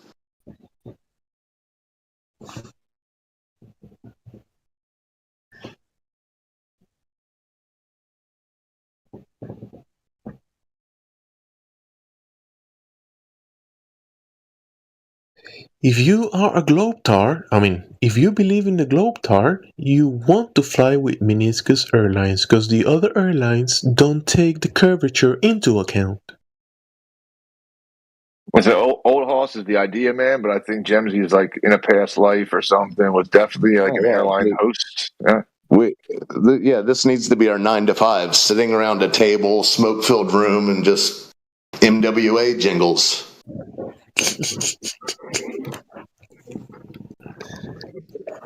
Globers definitely should fly only in Meniscus Airlines because the other airlines they don't take the globe into account to travel. This should be the most popular airline for Globers. When you want to pretend you're landing upside down, MWA.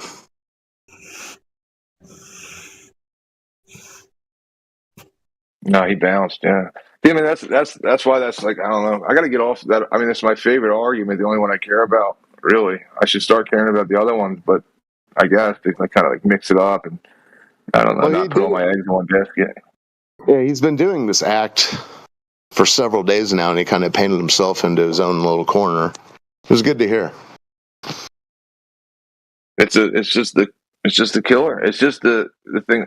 It's just the killer is that if you're saying you measure the Earth to be a globe, the tools that you need to measure the curvature would be the tools that they wouldn't work if it was what they're saying it is. It's like what is it called? It's like a self-defeating argument or it refutes itself. The argument refutes itself. That you can create or measure. The Earth has been measured to be a specific shape, right? And in order to measure this specific shape, you need the geometric principles to hold true, and the tools to establish these geometric principles couldn't be true if the Earth was this shape. So then you can't have measured your Earth to be a shape. So you just have to believe it. Yeah.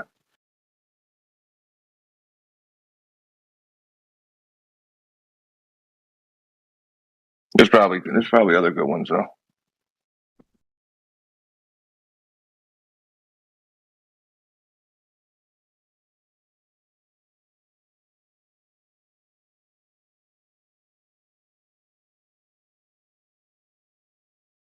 I mean, maybe it's just a personal thing. That's what like kind of shook me out of it. And however many years ago, before I didn't argue with anybody. I just looked up shit and I weighed out the consequences. And I was like, it puts you into this paradox, right? You get into the paradox. You're saying, no, like, listen, if it was this, then this would be happening. So then it's like, you get into this paradox in that regard. That's what took me out of it. And then I put the motion into it after that. I was like, okay, so it'll be moving but not moving while it's level but not level.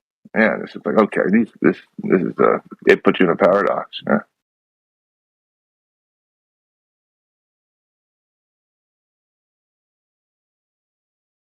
Yeah, another highlight of that was when he went he brought up a basketball, and then he said the basketball the size of Texas, and then 10 minutes later he was saying it's you who has created this basketball the size of Texas.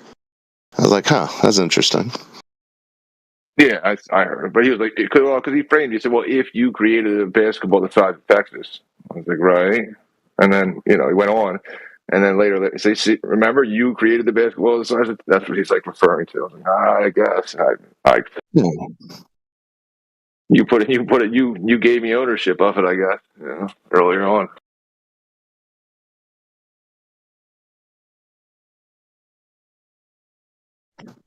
Yeah, that'll be handled by our Southwest region ad team. Travel to Texas. It's the size of a basketball. Something. I'll let Jim say work on it.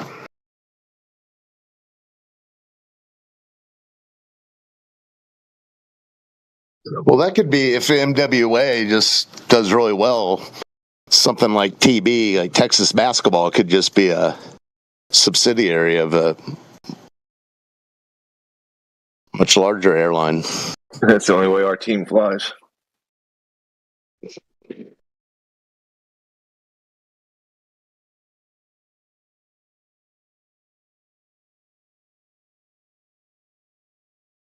Yeah, I remember Shaq's. I'm always blown away by like when the NBA guys flew commercial.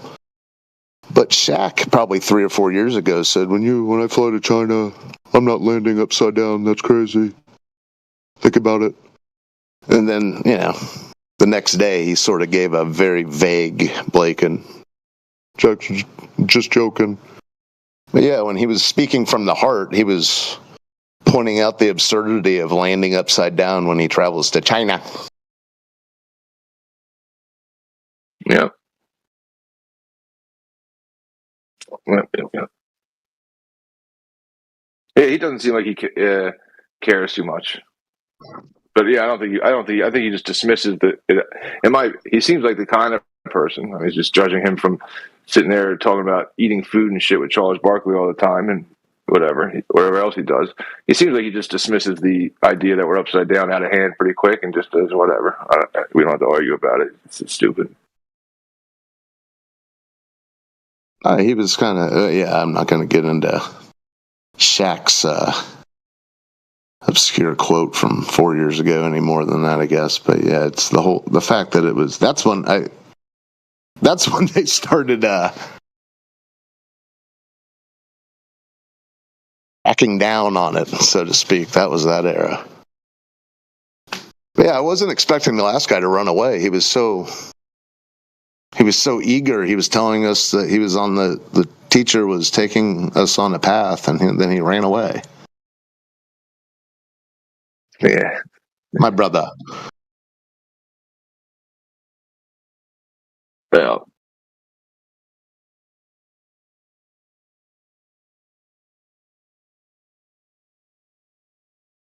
Brand new Foucault pendulum video just dropped.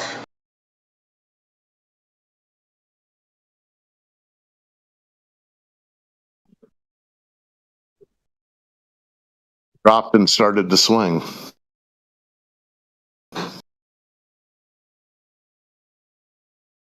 It's for advanced experimenters. It's pretty in-depth, very rigorous.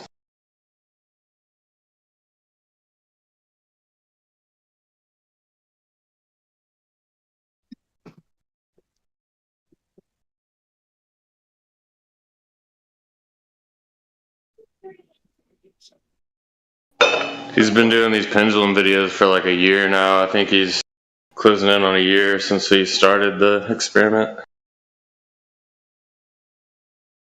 Yeah, it did just drop that video. It's just like 6 hours ago or something. And then he references Critical Think, wasn't he on that Antarctic trip?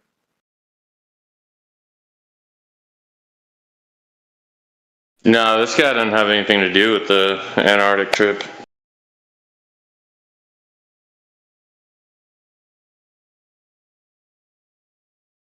Oh, you're saying he's talking about the Antarctic trip? In the video, I just like kind of moved it forward for a second. He says, "Well, I'm doing this, and we just saw that our good friend Critical Think, who's been doing some videos as well and getting people around the world to do their pendulums." I thought I could be wrong, but I thought he was like the guy who was debating flat Earth. Oh, okay. Yeah, I think he is trying to start a movement for the pendulums, trying to get more of them done, showing people how to do them correctly, explaining to people how to make plumb bobs. Wow, how to make plumb bobs is fucking easy. Get any kind of weight on a string and let her go and measure the string. Yeah, it doesn't work for a pendulum though. You gotta more involved. You just said a plumb bob. Well, yeah, that's a component of a pendulum. Yeah, you said some guy was on a crusade to teach people how to tie a string to something. No. Pendulums. Yeah. I got a good one. Since Bruh one wants to debate and Rick is going to go play video games, I posted that. They're just screenshots from that video of that X-15, the NASA U.S. Air Force coordinated flight to quote unquote space. over 350,000 feet, right? And these goonberries declare that they see Earth curve, right? But according to their mind ball mythos, the curvature of Earth should be visibly dramatic. I mean dramatic from beyond the Kármán line. And at 350,000 feet, you're well beyond the Kármán line. And you see a slight Earth curve, and you want to tell me that that's dramatic Earth curve? What a fucking cope, dude.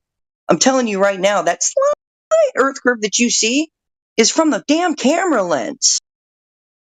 It's a bit of barrel distortion. Do you know that your human eyes work the same damn way?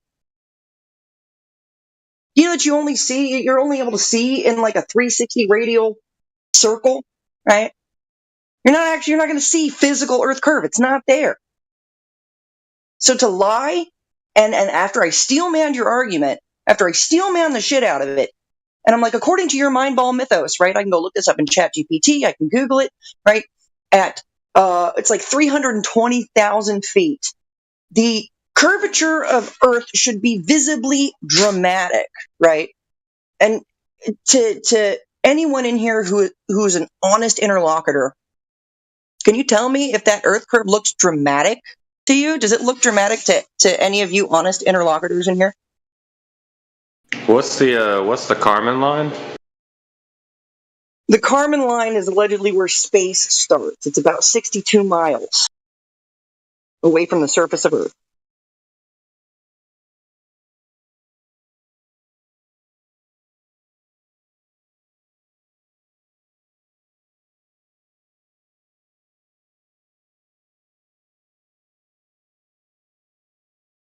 You put a picture up or something, you're saying? Yeah, it's I took some screenshots from the 1960s X-15 flight, piloted by Joe Walker.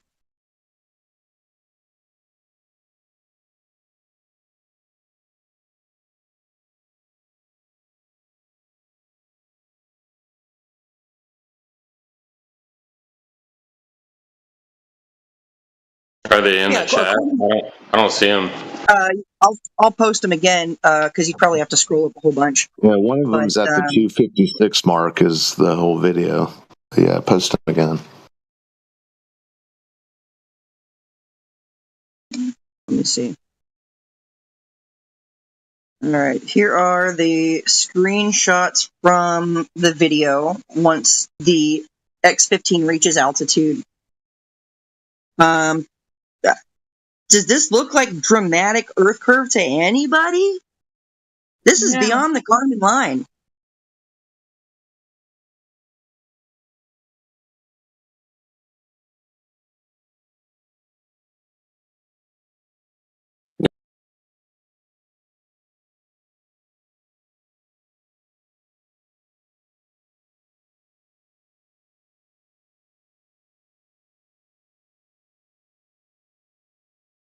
No, absolutely not. Was somebody claiming that it was? Yes. Rick and Bruh1 were both claiming that they see Earth curve. And Rick was saying that to him, it looks dramatic. He considers it to be dramatic Earth curve that he's seeing. What a bullshit liar. Like, I literally steel-manned his argument, and I'm like, okay, so the Earth should be, according to your mind ball mythos story, right, at the Kármán line, right, at like 320,000 feet, the curve of Earth should be dramatic. And here we are at over 350,000 feet, and it's not dramatic. So yeah. So that slight, like I said, the slight curve that they see is due to barrel distortion. It's very common.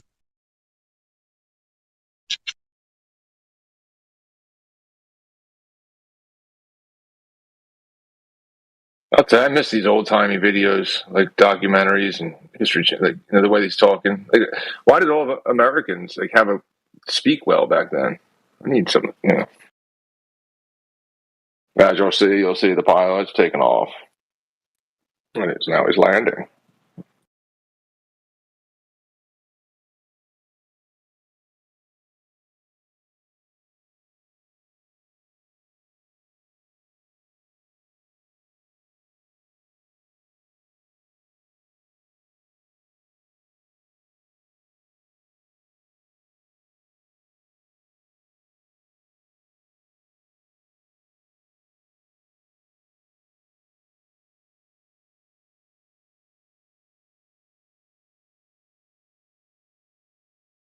Yeah, I will not speak to these clowns in chat. They can forget about it because they want to fucking lie and say that, oh, to me it's dramatic. Fucking liar.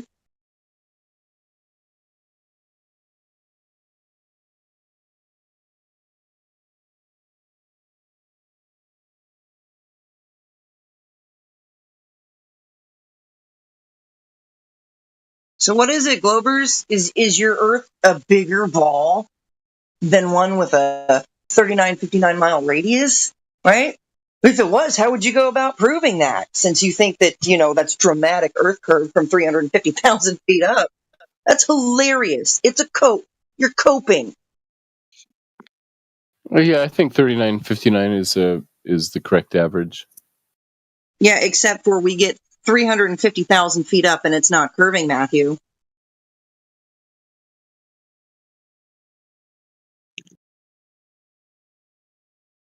Excuse me, I'm not involved, but I just came. I don't know if Facebook, but seen the coverage of the. You might want to fix your mic there, bud. Nobody can hear you. But yeah, we should have been seeing that Earth curve at 50,000 feet. 50,000 feet should have been seeing that Earth curve, according to the Mind Ball mythos. And then from 320,000 feet, it should look dramatic. And neither of those things are true. Yeah. They have been demonstrably debunked. Excuse me, ma'am. Yes, sir. I have been on a plane and I have witnessed the Earth's curvature. No, sir, you have not. You have not. And I'm going to tell you why you have not. What was Okay, I seeing? typically, the windows in airplanes have convexity to them. So what you're seeing is caused by the window, just like what they're seeing is caused by a lens. But the thing is, I didn't see this until the plane was at the maximum altitude. Yeah, I've been from California to Florida and back, and all I ever saw was flat. I was actually amazed at how much I could see. So you're not seeing Earth curve at 35,000 feet. I'm going to tell you why, right? Listen. I was not on a commercial. Please let me finish. I was not on a commercial plane. I was on a rented plane. Okay, that's fine. And what was your altitude? 30,000 feet? 33,000 feet? 34? I don't know feet. We were at around 15,000 meters in the air. I don't know how that translates to feet, but I'm guessing it's around 50,000. No, it translates to around 30,000 to 35,000 feet. Which, like I said, according to the Globe story, you should not be able to see that Earth curve until you get up to 50,000 feet. It's 49,000 feet, ma'am. 49,000 feet. Wonderful, right? But still, I've shown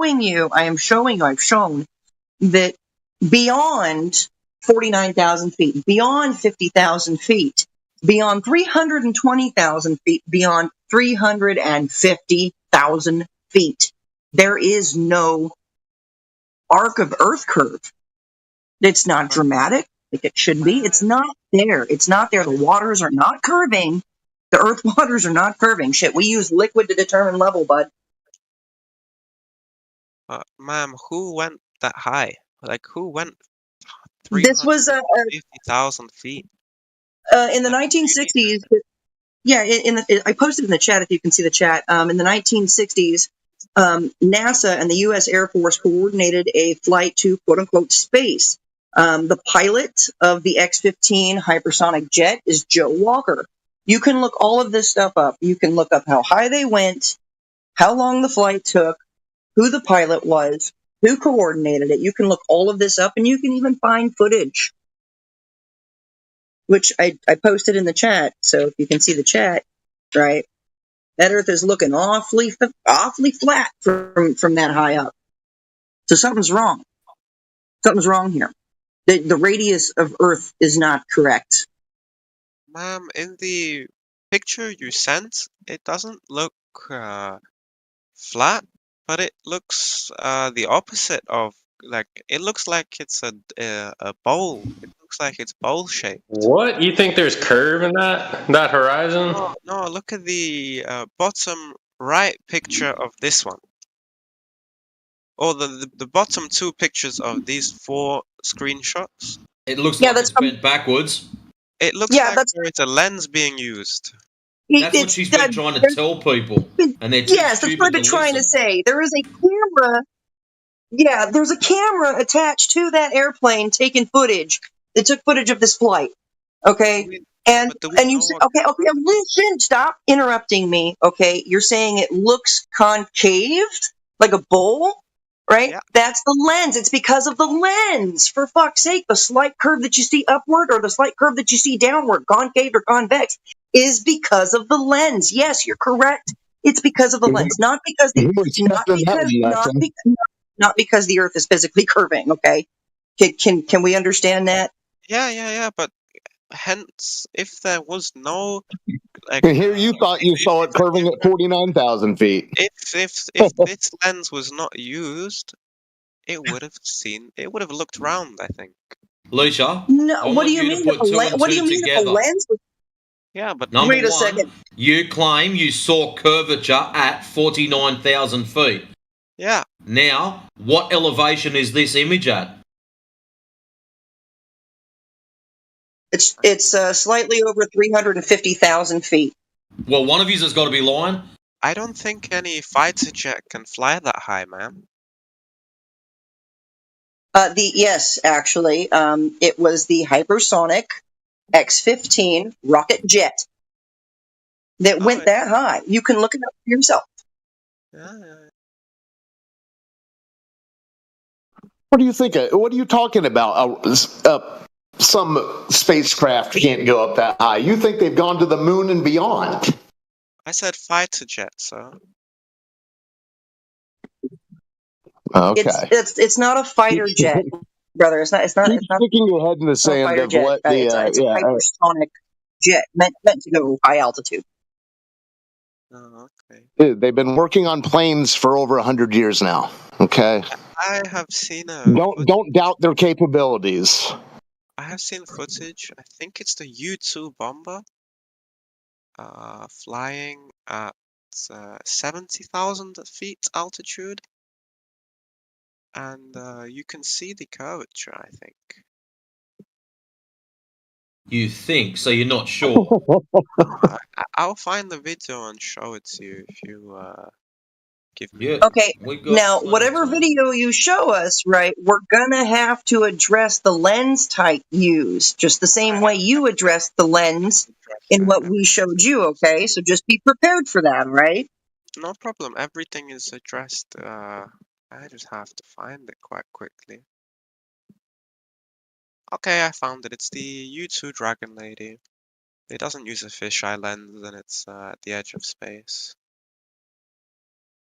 So, Jenna, you're saying it depends on the lens, but then you're saying also that it's straight. But I thought we couldn't determine anything if it's depending on the lens. Because couldn't a lens make a curved image? I can tell. No, Matthew, don't you straw man me like that. You know better. I'm asking. Right? I can look at something, right, and I can look at a picture or a video, and I can know what lens is being used. I can tell if it's a wide angle, fisheye, whatever, right? Yeah. Anybody can tell. At least most of us here can tell that by now, right? I hope.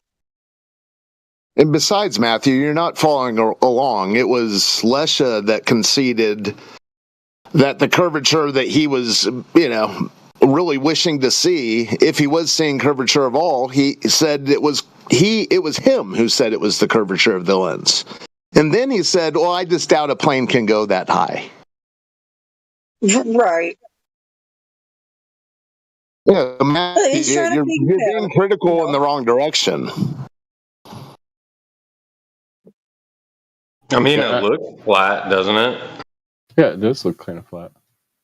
Well, kind of very flat. I mean, like I said, according to the Mindball story that Glover's believe so deeply in, It tells you when and where you should see the curve. And then here we have all of this evidence that shows that there's no curve at these altitudes that we should be seeing curve at.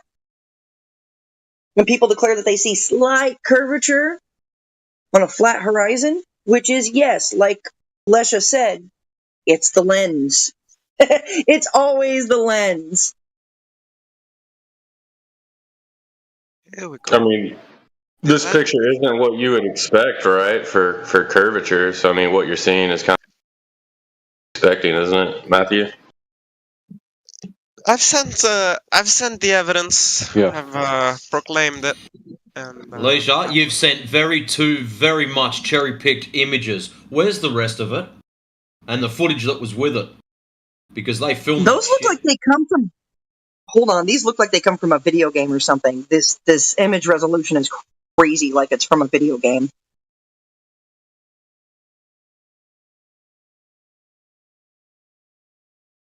I'll find it. Give me a moment.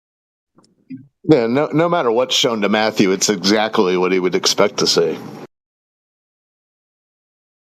Right. I mean, I'm just looking at this evidence and using my preconceived notion that the Earth is a globe. Yeah, no matter what, you know. Right. Yeah, the evidence is so overwhelming. Even if it's water ball myth or if it's flat reality, it's exactly what I would expect to see. Wait, he said he didn't. He wouldn't expect to see it that flat. And that's exactly what he would expect to see. What he wouldn't see. No, I'm saying that it makes sense, like Jana said, that the lens may be to blame for what we see. Why were you hounding her? Are you now finding out when it was Leisha's concession? Now you're backtracking. Anyways. Wait, asking a question is hounding her? No. It just the fact that the way you pointed your critique to the wrong person. That's all I'm saying. No, I didn't. I was looking at the images and asking whether the. But it was Lesha that conceded. Why didn't you say, Lesha? How is it that you know that that's the curve created by a lens? Why did you wait until it got volleyed back to the flat earthers? Well, he's saying the lens is creating the flatness, though. Like it's looking flat because of the lens. Or maybe I'm misunderstanding. Yeah, a lens can distort a curved image to look flat or a flat image to look curved. So that's why I'm saying, why are we looking at these images if we're not sure what type of lens they use? No, if we don't know the exact... no, wrong, false. It's the other way around, right? Most lenses cause straight lines to look curved. Yeah, they can do both, right?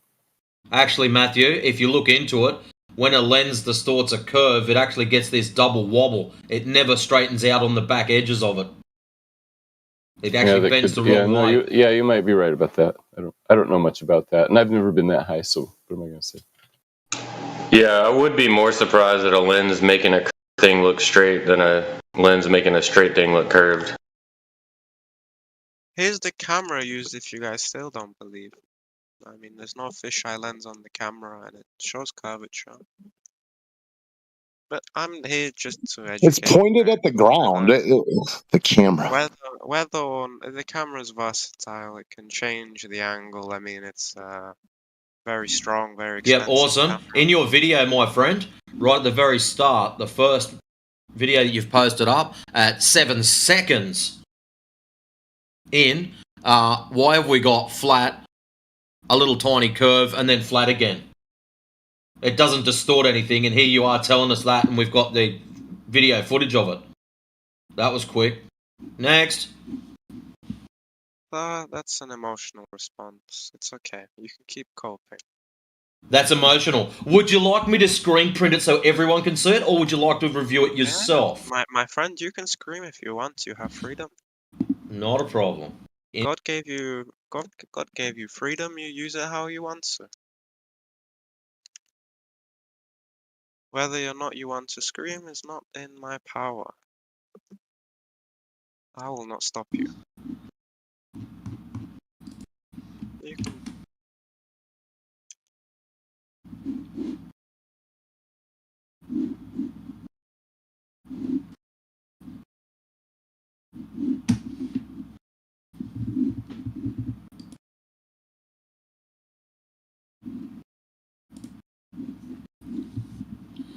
Doesn't distort images. Yeah, thanks.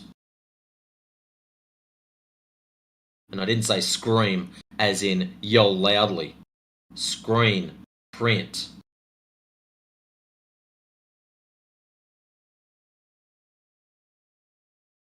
Man, do what you want. Do what you want. So now who's getting educated, boy? I mean, you are, but I don't think you want to be educated, so...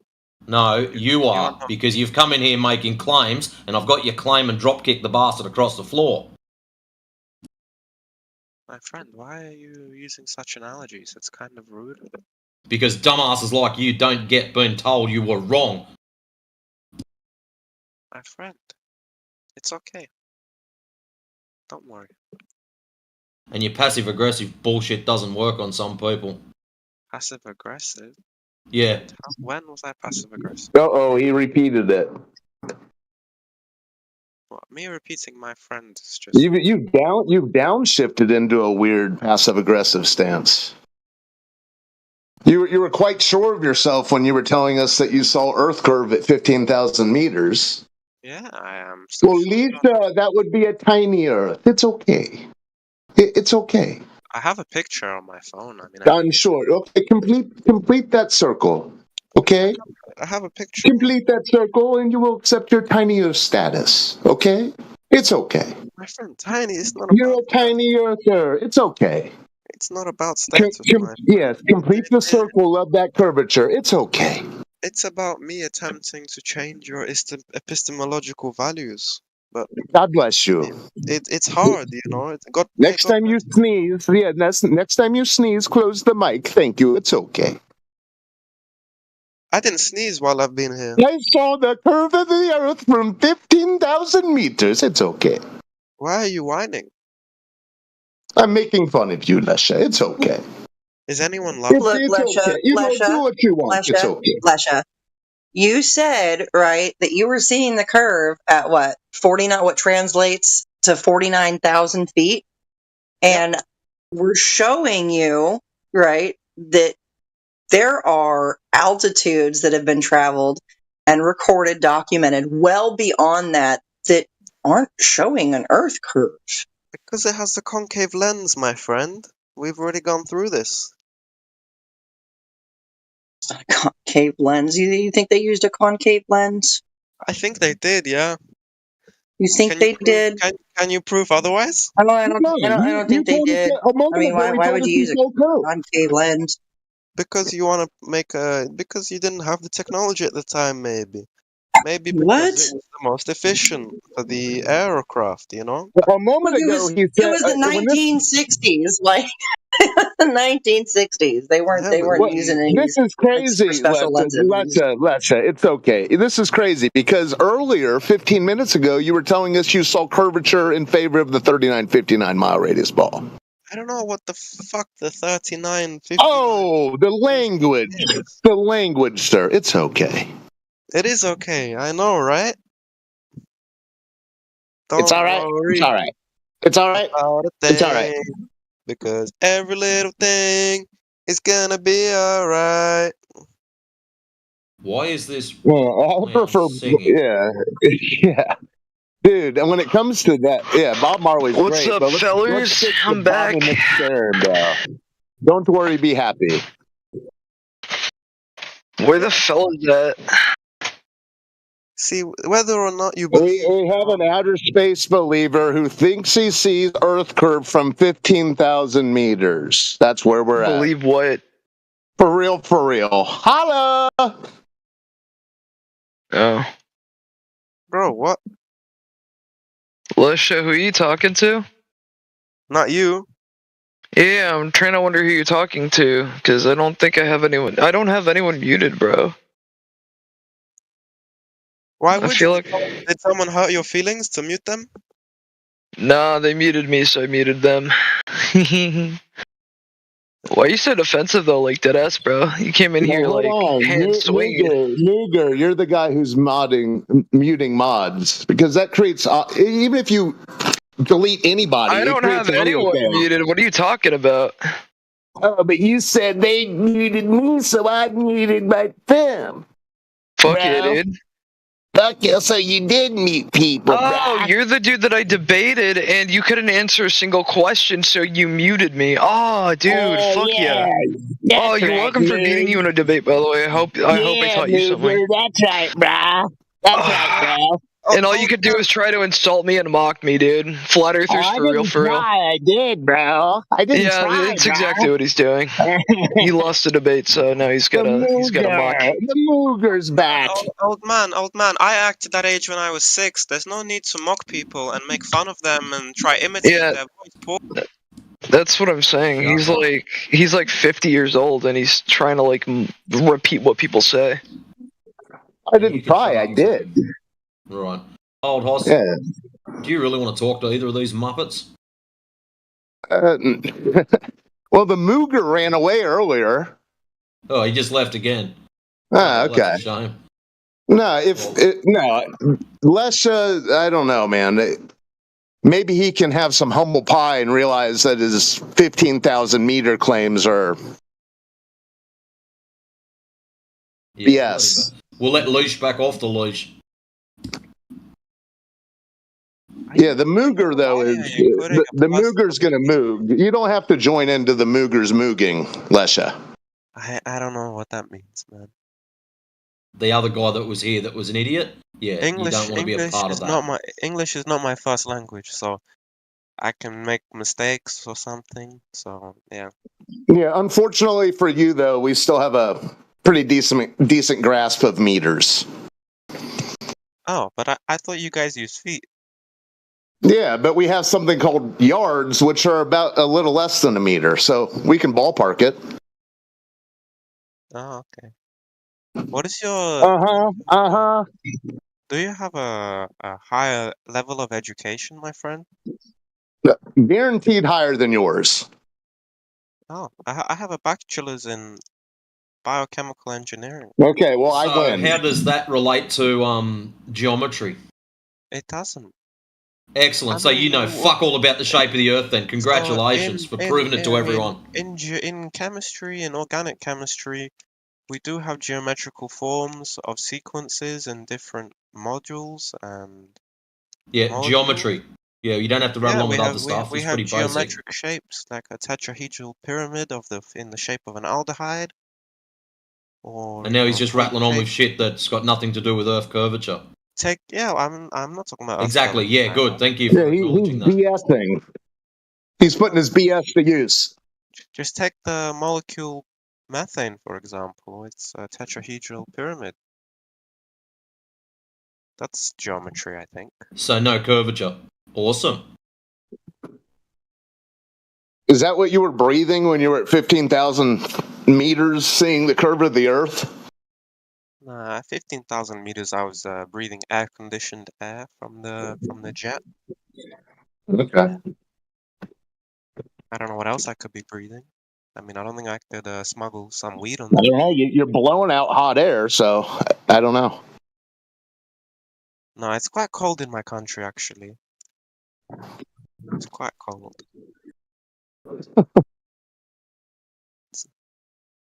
I mean, this week it's been really warm, actually. It's been 4 degrees Celsius. See, I don't do Fahrenheit because I'm not American, but yeah.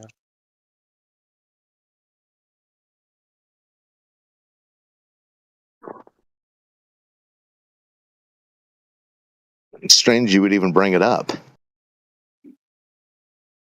So when you read Fahrenheit 451, what was it called in your country? If it's cold, you must have read that book. What? What? What are you talking about, bro? What does that have to do with curvature or geometry? I just wondered if they retitled it for you people. If it still had the same ring to it. No, I don't know, man. I'm in Russia.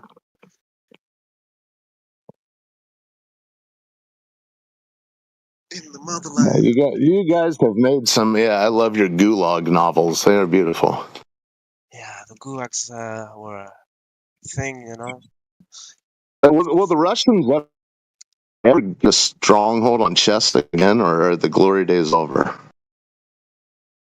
Russia had a very big empire. I mean, I think Russian Empire was the third or No, chess. They used to be head and shoulders above the rest. Now they're just, yes, they have their geniuses, Dubov and all, but I mean, yeah, Dubov is it over?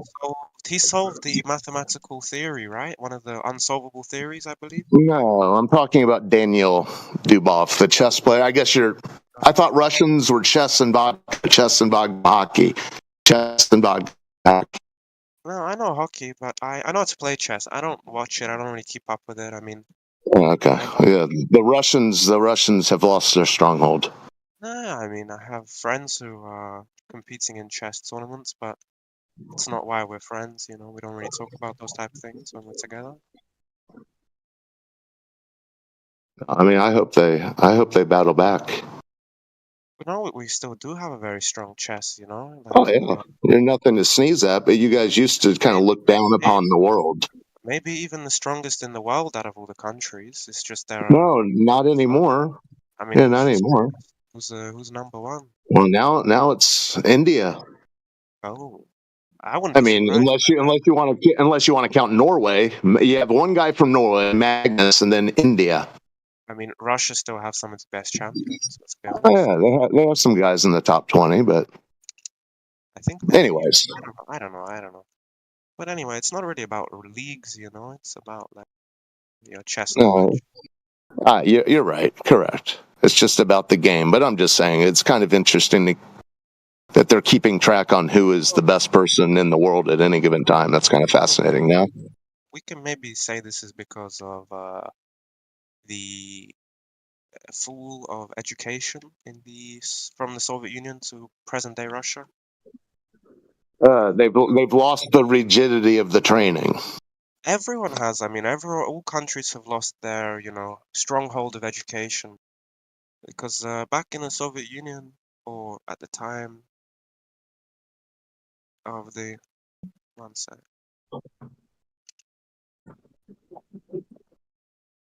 One second.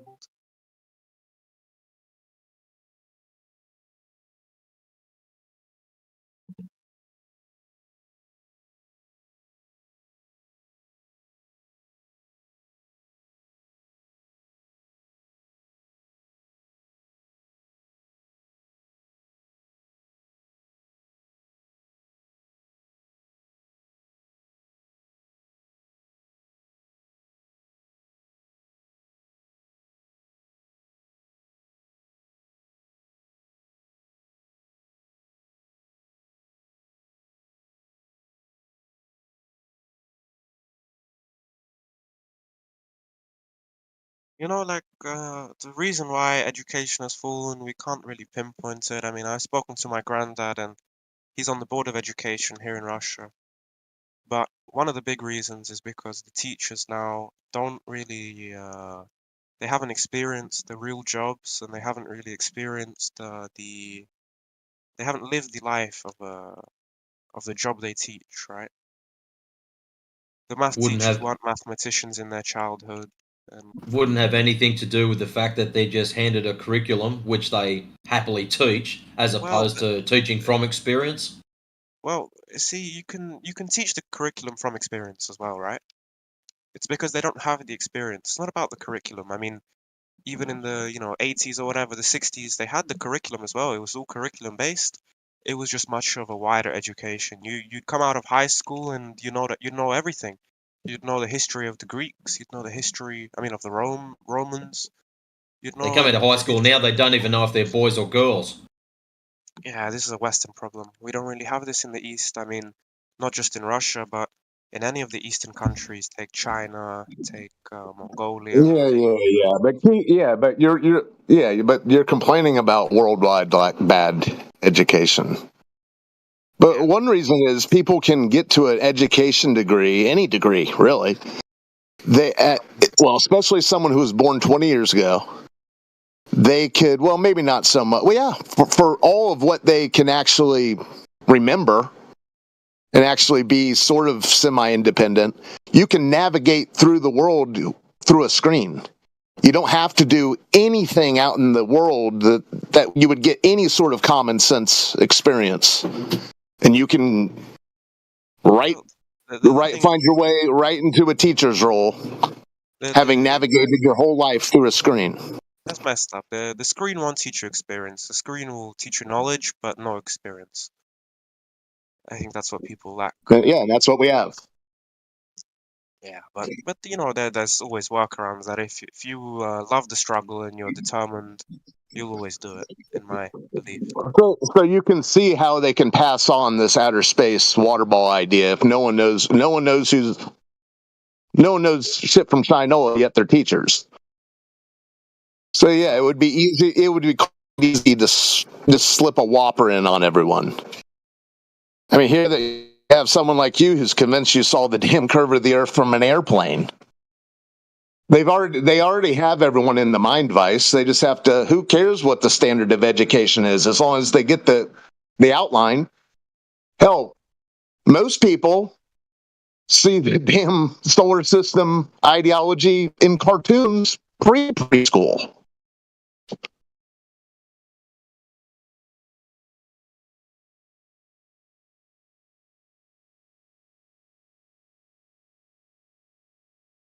Yeah, it's the blind leading the blind.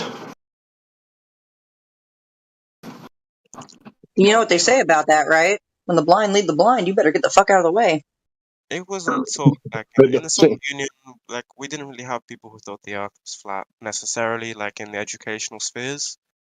I'm aware that there were some people who were paid out by certain people who went online and said the Earth was flat later on, after they were fired from their job and after they became a bum and they had no money. These are like severe exceptions, you know. These are people who are truly struggling and they don't love it, and so they resort to dirty tactics to make their money. Tricking people.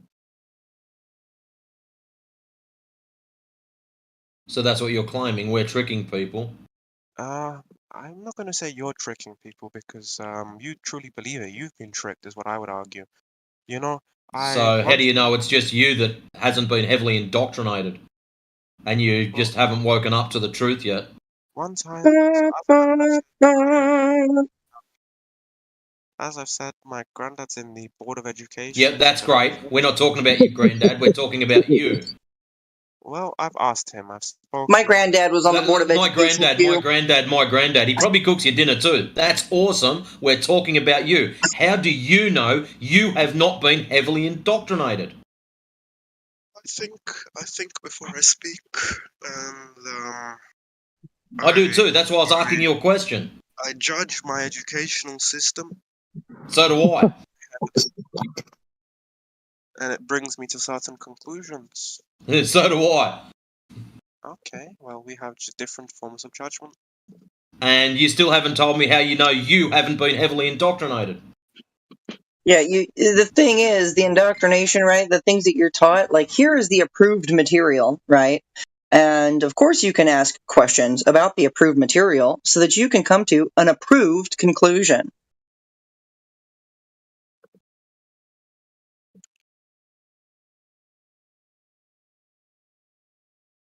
So it's not actually a realistic conclusion that people are coming to about these things. They're approved conclusions. They are forced upon us. It's not education, it's indoctrination. Beware of false education. I just don't get the assumption that we are fooled. How can I be fooled when I go outside and I just accept for what Earth is presenting itself to be? In what way am I being fooled if I see flat sea level water or horizontal horizons? Or an Earth beneath my feet not spinning 1,600 kilometers an hour? In what shape or form am I being fooled, sir? You gotta answer that. You deny science. Sir, I'm No, gonna repeat we myself. don't deny science, right? Because I'm about to hit you with some science of water, okay? And we definitely do not deny the science of water, which states that large bodies of water form a flat surface. 1 second, Jenna. Are you trying to tell me that what Earth presents itself is not true and I can't trust anything in regards to reality when I'm outside? Is that all just an illusion? Well, you can trust certain things, but I don't know if you've heard the saying. They say, Okay, no, stick to the points I made. yes, no, trust none The of Earth standing still is an illusion. 1 second. The Earth standing still, is that an illusion? We are like an ant compared to the size of the world. So it is an illusion. The Earth isn't standing still. It's an illusion. Yes or no? It's spinning. Yes, it's an illusion. Okay, so it's an illusion that I don't feel any motion. Alright, next. Sea level water is an illusion. Water isn't level? Is that an illusion? Hey Clay, remember when you were talking to ChatGPT a while ago? This is what this guy talks like. Level is on a curved plane, my friend. Get all your Is it an information illusion? from ChatGPT, buddy. Is sea level an illusion? I'm playing. Am I being tricked? So, am I being tricked? Is sea level an illusion? Sea level exists, but it's a level on a curved plane. Okay, how can you have level on a sphere? Just mathematically, having level on a sphere is an impossibility. There is no true level ever to be measured on a spherical surface 360 degrees to bend in every direction. So, how can you ever talk about level if you believe there is a sphere? So again, is sea level just an illusion? From ground level, yeah, from standing at sea level. Okay, so sea level is an illusion. It isn't real. No, it's real. An illusion doesn't mean something's fake. It's just not what it seems to be. Okay, so it's actually sea curve, but we choose to name it sea level because it's so curvy. We choose to call it sea level because that's how it looks. There's no way. There's no It's way because this it's level. nonsense. There's no way this nonsense came out of the Soviet Board of Education. Okay, 1 second. So it looks level, but actually it's an illusion. It's actually curved. But we choose to specifically call it sea level, right? Just because it is an illusion. Yeah. Okay. So the next point, horizon. The horizon looks horizontal. And we call it horizon, hence horizontal. But it's actually an illusion. It's actually curved. What horizon specifically? Well, the horizon in general. Best way to see the horizon is, let's say, on the ocean. Yeah, or when it's mildly cloudy, you can see the sun go below the horizon, but you see the sun rays on the bottom of the Well, cloud. I can present to you that I have the opposite, that the sun is doing a circuit in the morning, it comes closer to me, goes right over my head and goes away from me. I have time lapses showing the sun shrinking and then disappearing into the atmosphere due to perspective. 100% fundamentally dictated by perspective. That's how the sun works. Oh my days, man. The sun doesn't appear to be bigger.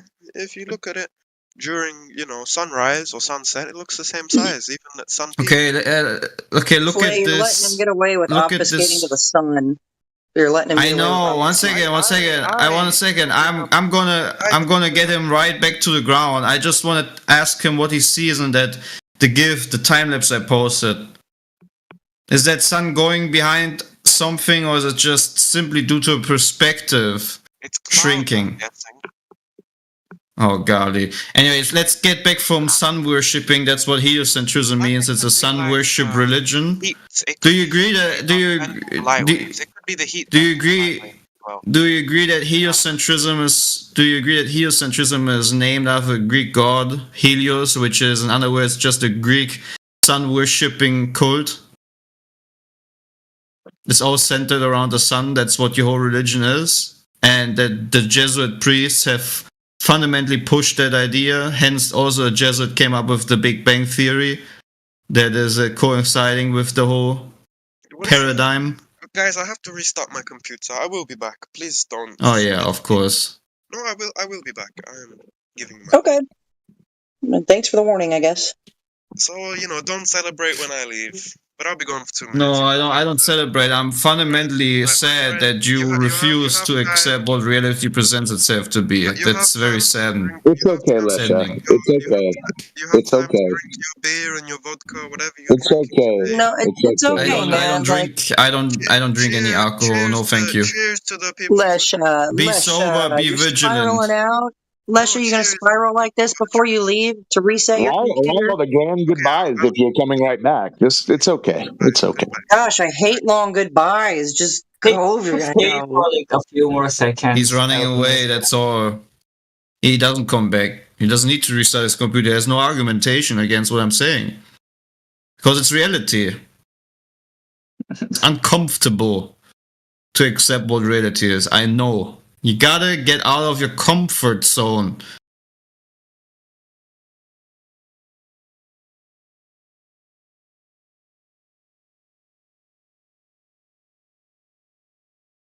Lesha, you're still here? I thought you had to go reset your computer. I think like Discord, like if he just restarts, Discord doesn't register, so the Discord is still assuming he's in the call. See, I wish this word, which means disappointment, in German we say Enttäuschung, and it literally means in German disillusionment. So if someone tries to create an illusion onto you, right, you go through disillusionment, which means you literally see through the illusion. Right? Unfortunately, in English it's just called disappointment, so you can't really use that. But in German, the word is very specific. Enttäuschung is, sometimes in life it's gotta get really uncomfortable for you to realize that you're living a lie. There's a word for it. Pretty cool. I think how certain languages have words that are just missing in other languages. So crazy. You know what? Why German is actually called Deutsch. Deutsche Sprache, German language is called Deutsch because in the word Deutsch itself you find deutlich, which means precise. That's why it's called Deutsch, because it's a precise language. Every word in itself has the meaning within, right? That is the wonderful thing about German. It's literally in German we say Deutsch, which is German, right? Deutsche Sprache, German language, which means precise language. That's what German is. Is English not precise? Well, it doesn't have the let's say it's not as perfect as German. German is literally means precise language. Deutsche Sprache. Precise language. Deutsch. Deutlich. Like, it comes like from it's referred. Well, no, it's referred. Deutsch, which is German, is referred from deutlich, and the word deutlich in German means precise or precisely.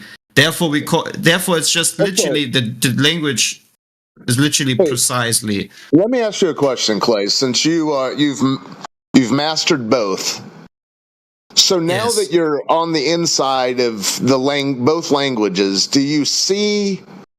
Because when you look at French or you look at Spanish, and then you look at English, you can see the parallels in the sentences. You know, the modifiers and whatever, they might be in a different order. But when you look at German, are there parallels between German and English where it's just the same? It's basically the same thing. You guys have a lot more letters because of the insistence on precision. I think Americans, we use like compound words, and you guys seem to always be creating some new word to describe something very precisely. Yes, I would say English is the perfect language for lazy people like me. That's why I prefer actually English. And don't get me wrong, no offense at all, right? English is a wonderful language. just the way you can lay out certain things without really using much words is sometimes so much more refreshing than German, because in German, if you sometimes want to be talking to your neighbor about just simplistic things, you're going to go into very, very long, precise sentences, because certain words in itself are already pretty long, because of these words themselves always try to be very precise. And this is the reason why Germans are also looked the way they looked at, because the language itself is already a reflection of how their characters mostly are, right? Germans just want to get everything right and correct and do a protocol for everything. And, you got to see the politics here. It's just insanity.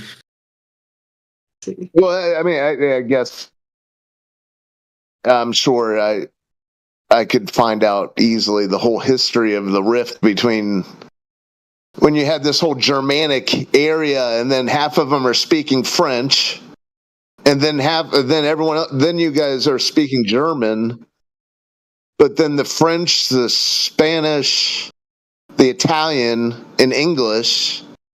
I just don't understand it. It's like if it was all one people speaking French and German. You know what I'm saying? When did this happen? Like 200 years ago? 300 years ago? 1,000 years ago? My favorite German word is Heimscheiße.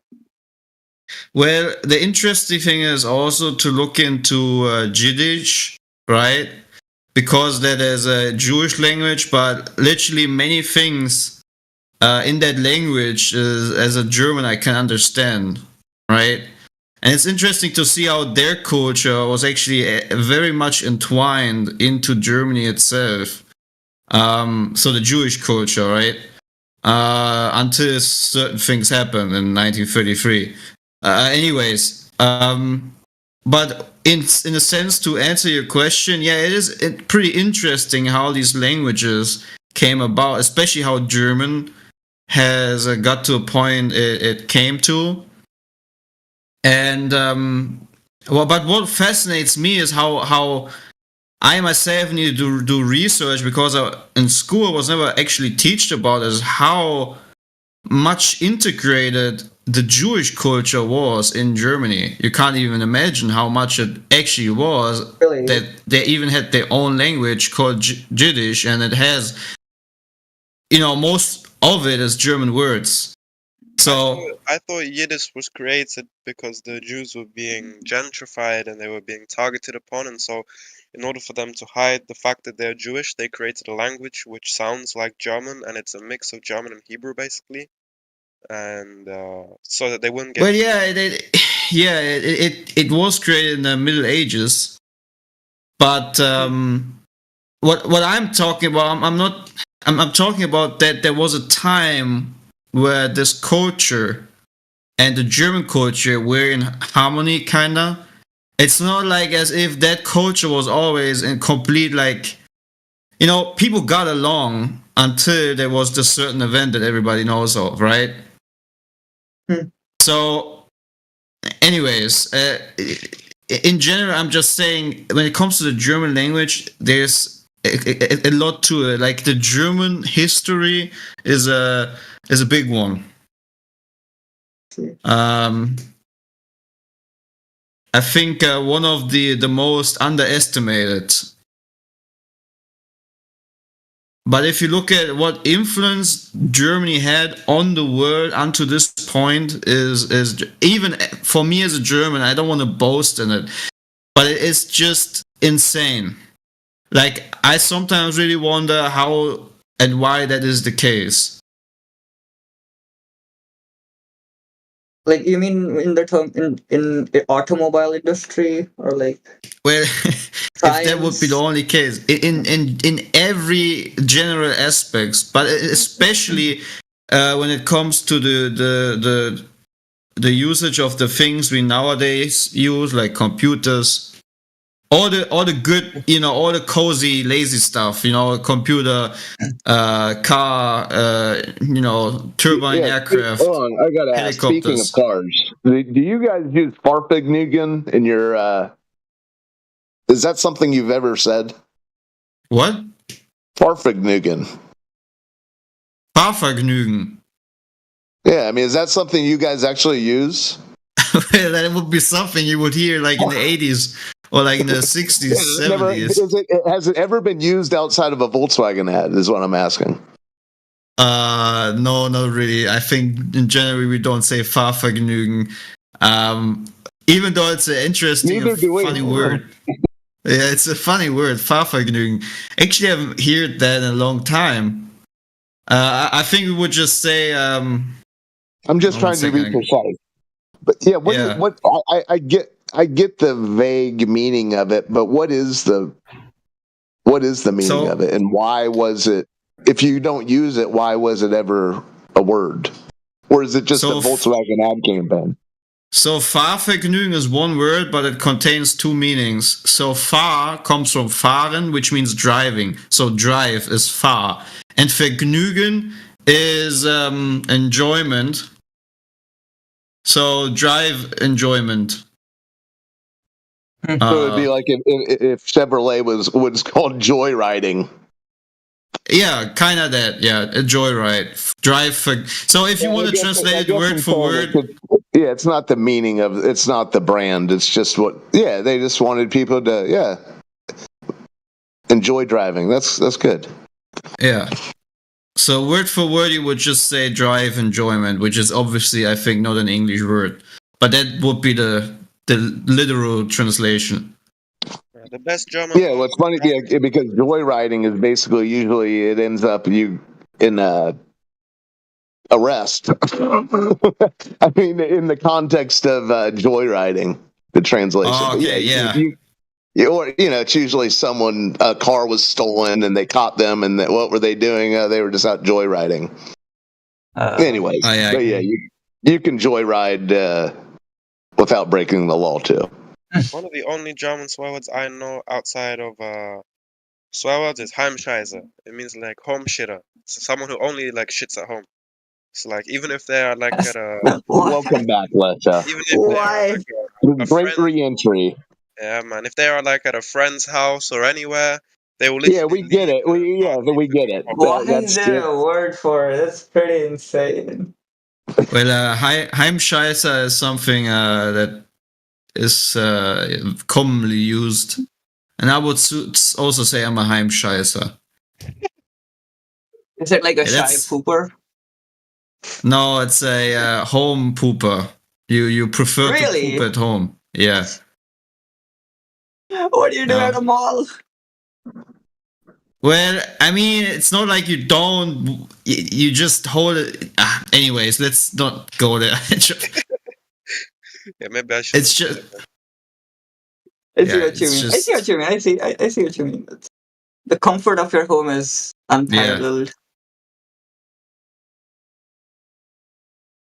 I find these videos always very entertaining when Americans or like people, but especially Americans, see like the stuff we have here in Germany, like brick walls and like shades that roll automatically up and down, which like the window blinds, or like they go to a grocery store and they see the machine that cuts the bread automatically. And they go like, "Oh, it's alien technology." Pretty funny, to be honest. What I find crazy is that in the US, the blinker on your car is just the same red light that is your braking light. And here in Germany, we have orange lights. So, same. Special lights for blinking. Yes, I did not know that. So in US, there are red lights for blinking. That's pretty. As far as I know, yeah. I mean, if there's an American to confirm that. But as far as I know, their braking lights are actually doing the blinking. Yeah, it's pretty insane.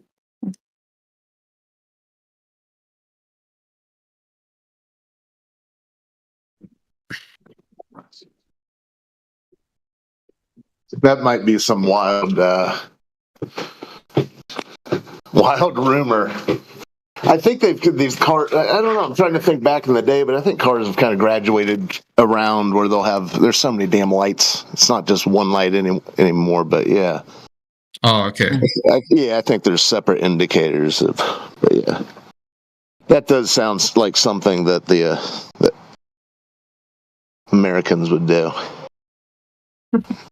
Yeah, it's like once upon a time back in the 50s and 60s. I mean, the lights on the car that's kind of what defined a lot of these cars, and now it's just sort of. I see.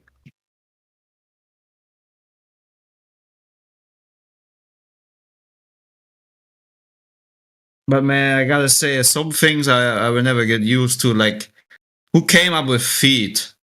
Like we have, if you know the metric system that we have with, that's like brutal. it's just like, oh yeah, let me have like 10 What a feet. nightmare. Oh yeah, I'm gonna put my feet right there. I just have 1 feet. I mean, maybe it's functional, but like it's just as someone who grew up Yeah, you can learning just the use your metric feet. system, Just use your feet. Well, yeah, I mean, Clay, you're laughing now, but if you take off your shoe and then stack however many feet you are, you'll probably be staring yourself right in the face. Okay. It might be. I'm not saying it always works out, but it's one of those things where it is interesting to wonder, did someone stack a boot? I mean, I guess they would have been called boots then. But yeah, it is interesting. Did someone? Yeah, I don't know. Did they have a stamp? They stamped someone's foot, and that was at all the ancient podiatrists, or I guess it's not that ancient. But yeah, whose foot was it? See, but one thing I truly don't understand about this is why do you guys, even if you're really rich, right? Like you have the money, why do you still build houses so just basically out of wood and cardboard? yeah. Like I see the LA fire stuff, and I like the mansions, and it's just all like it's just basically just like trash material. Like why? Like, and it's not even like firm wood. It's like pressed wood. It's like wood. Well, it is interesting that some not even before this fire anywhere there's fires happen here I guess pretty often, but anyway it could just be a single house fire, the whole thing would be gone, and there's someone has it's like, oh wow, they had a really nice stone stove chimney that went all the way to the ground there. So yeah, the way they've built houses is not. It's not great. Like Frank Lloyd Wright said, if he could live 100 more years, he could save everybody. But yeah, I think it's just because they're profiting and people are churning out houses. Yeah, even the big, huge houses. Yeah, I don't know. Like they're like perfectly made for like burning them down or wiping them off the map instantly if you wanted to. Like they have like no resistance at all. I think you can literally drive a car through an American house.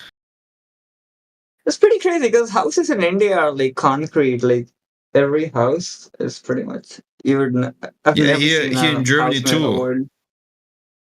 No one here builds a house out of wood, and if they do so, the only houses I have seen made out of complete wood are wood logs, and you can't drive a car through a wood log house. Trust me. Yeah.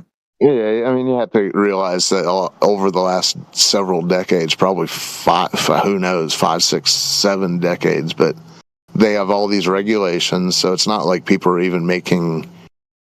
This is just the way it is, it's who's determining it. It's like, it's not, if I said I'm going to build a stone castle, you would have, where are you getting these stones?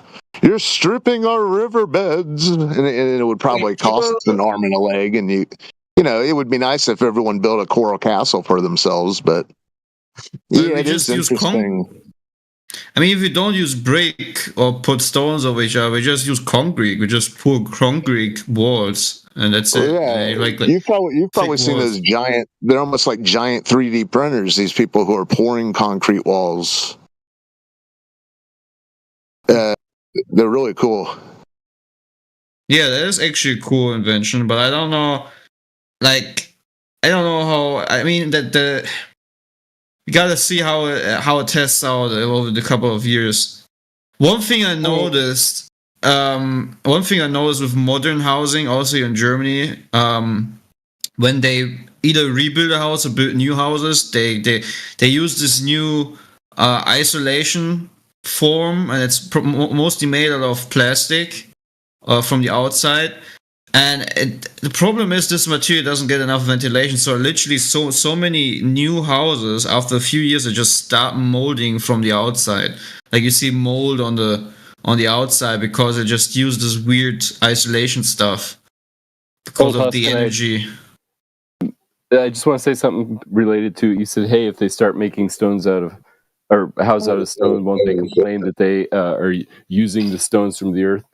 I was literally in Cambria, which is like this super liberal enclave in California, and I posted a picture where they were selling rocks, and they said, oh, don't worry, even though we're selling rocks, we have deep respect for nature and our planet. For every stone we collect, a rough quarry stone is planted back into the sea to tumble into smoothness. So I love it. They've added the disclaimer. They have their disclaimer in there. Yeah, it is crazy. It's like, yeah, it's wild. That is hilarious. I get it. In a perfect world, we should all just be allowed to make our own hobbit homes with no regulations, get whatever stones we wish. We could trade stones. But yeah, it's weird the way they've... And now there's so many houses that exist, and I don't know. $42 for a stone you can pick up yourself on any coastline or riverbed. Who comes to that idea? That's just so. That's like that is. Dude, if there would be some particular people to buy, sorry, no offense, but I would say is in America, there's still people who probably are interested. Liberals in California, which is where it was for sale. You're exactly right, though. But look, they have suggestions of how to use it. Oh, you could use it in entryways to hang coats or hats, or near a shower to hang your robe or towels.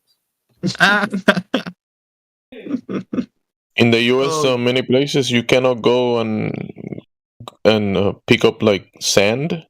You have to go to the store and buy it. You can't just go get the sand. Lord. You have to go to the store. You would be stealing sand on the beach if you keep it. Imagine someone comes along, you can't pick up sand from the beach. Oh my god! I mean, that's actually good because there's sand mafias in India who actually steal sand, but this is ridiculous. Yeah, sand is an important resource, right, for silicons and whatnot, cement, etc. But man, let's be honest here. Like the LA fires, like that is like I haven't seen something like that in a long time, and I've just seen videos. Yeah, it's like pretty bad. I mean, that is just apocalyptic. Like how massive, and it's still going on. It's still like consuming houses in this very moment. There was supposedly a couple in an Airbnb, and allegedly, and they saw like a house just catching fire from the inside. Pretty fucking crazy. Yeah, there is something strange about all this. The timing again, the timing, and then this weird stuff with no water, and then like what the stuff with the insurance companies and the way the government is handling it, the major, and everything about it is just weird. It just doesn't feel that natural. And then you had this. Aren't these houses next to the ocean? These houses are next to the ocean. There's a lot of water in the ocean. Well, I don't know how it is with salt water, and trying to think salt water would like really could be clogging up the whole fire truck stuff. I don't know, that could be a reasonable thing, like that you can't really use that. But I also don't know. I'm not doesn't the US has like the biggest military in the world with a bunch of helicopters and a lot of equipment that can be used to solve problems? But when it was the worst on Tuesday, the winds were too high and they couldn't fly in the mountains. So, you know, it was like 60, 70, 80 miles an hour. It's definitely very. I can only imagine how you feel when everything is just gone. Like, I mean, it's just. I think I can't really get into the shoes of someone losing his whole house like that. I have a colleague who lost her home. I actually visited that home. It was a while ago, like I don't know, 8 years now. But I have been to one of the homes that was burned. That's sad. I mean, what I gotta agree upon is that due to like I've seen videos and the wind was like extremely strong, and I've seen all these glowing things flying through the air. Like, and I have experienced two fires now, and one like house fire, like a big one. And I still remember, like it was last year. I still remember how extreme the heat was around the whole neighborhood, right? And you were like 150 meters away or 200 meters away, and already was like this extreme heat, like radiating off that house when it was on fire. And I can only imagine when you have like extreme winds and you have like, I mean, it really does make sense that you can have, especially with the material, that it just all burns down in a matter of minutes, you know. I just find it sometimes strange that you have these houses that are completely unfazed, which I don't know how that works. But well, a fire isn't a super systematic thing. It can blow through really quickly. It depends on how dry the surrounding brush is, or if you have well-watered, you know, citrus trees, maybe they don't catch on fire, but other things do. Depends on what type of roof is on your house. If you have a wood shingle versus a tile, so you know, there's lots of different factors, I think. Right. What I find crazy is that due to these winds, you had literally fire rain.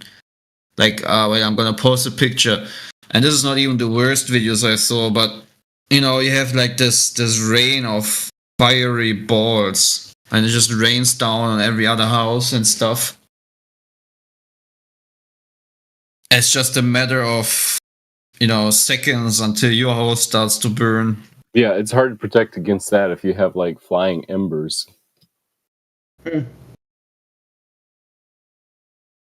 Is Yeah, that it's what's like causing crazy. the fire? That's pretty insane. It really, in some videos, just looks like fire hail. Yep. Kind of looks like hell. That's how I would imagine hell to be. No, fire hail. Yeah, no, I know what you mean. Yeah. That looks pretty, you know, Inferno-esque, I suppose.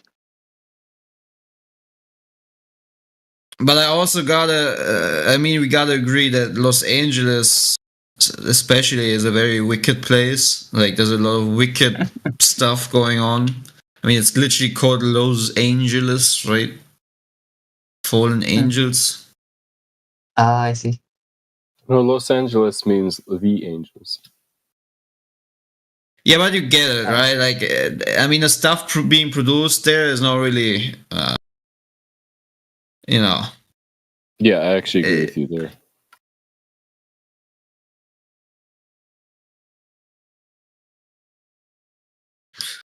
Look at this, I just made a little clip about these flying embers. Like, that is crazy, man. Like, and they even, you know, even still standing and inside all that stuff. I can only imagine the conditions if you can't really stand in that stuff anymore. Pretty fucked. Do you see the clip I posted? It's like literally like, it's like almost like water, but Yeah. fire water. Looks insane. Doesn't even look real. Right? Like, so many videos don't look real. It's not that they aren't real, it's just Yeah, it's just something surreal. you've never seen before in your life, like, and it's pretty surreal. I mean, I've seen fire videos, but this is just on another level. What is happening there? Yeah.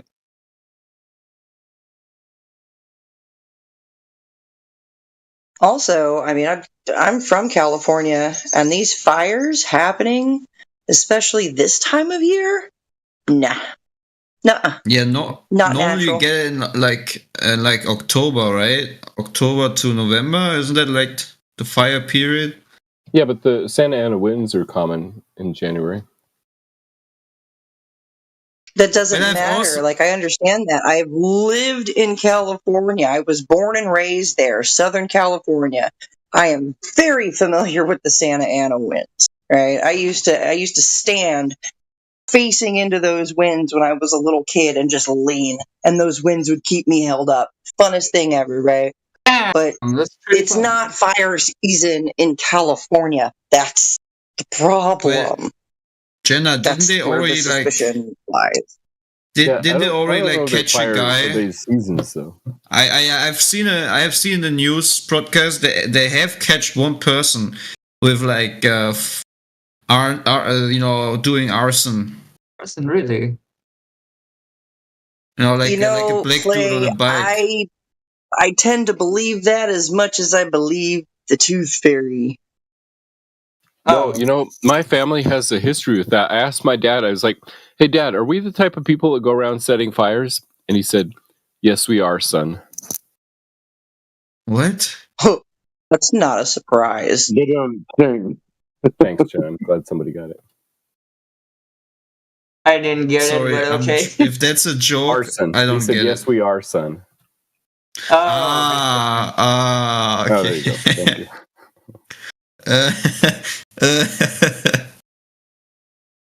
Oh man, you should board Germany, Matthew. You're ahead over there. I'm actually not laughing about the joke right now. I'm always laughing about how I'm too stupid to get it, and then anyways, my excuse is I'm high as fuck, so. it's a English pun, so I understand that it wouldn't be immediately obvious, but but it even happens in German. Trust me, I'm a bit brick-headed when it comes to jokes. I don't know why that is, but that is one thing I ain't good in. I sometimes don't get jokes very well. I guess everybody has his flaws. Sure. But man, these videos.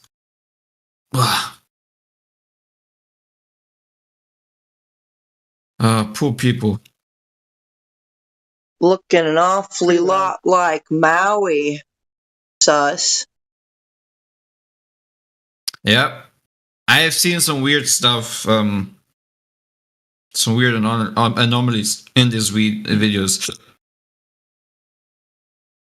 How do you know if it's normal or weird? Because it's such a rare occurrence that it'd be difficult to know what we should expect, right? See, the only thing I can say is weird is the timing, right? Like beginning of 2025, and literally they haven't been prepared at all, and then there's no water, and now I think there's also the military, so they just nobody can really go back to their house at the moment, as far as I know, because of looters, quote unquote. I don't know. I mean, there's even people in most every comment I see on the news. There's a few comments always where people also say this is very strange how it's all unfolded. What I find weird is why on 3 different spots. Like if it doesn't, even there's how can a fire break out such a distance apart and then simultaneously, and then on the right spots where the winds just seem to be the best. Well, in places with high winds, it's more likely for power lines to blow down, and it's also drought conditions in the whole area. And so if winds blew down a couple power lines, they would be in the places with the strongest winds, and downed power lines sometimes start fires. Well, that's a possibility. I don't know how good you guys in the US cut off, leaves in a way, because here in Germany it's very. I can still remember before we had power lines put underneath the earth for our house. We always had them hanging. We have a big garden, and they were like very close to our trees. So there was always some company coming cutting the trees, right? But since now it's all underground. That's what we should do. You're right. Most of the power lines are above ground here, and then all of the trees and brush and everything is all very dry right now. You can see why it would be a big problem. What is also good about having the cable underground is lightning. So I'm not really worried when I'm in front of my PC, because all this stuff is underground. Would be that's a good point. Yeah.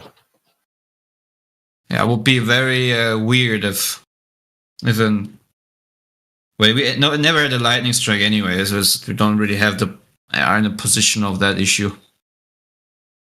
Are these fires like started from a single source, or is it like multiple smaller areas catching fire and then becoming so huge?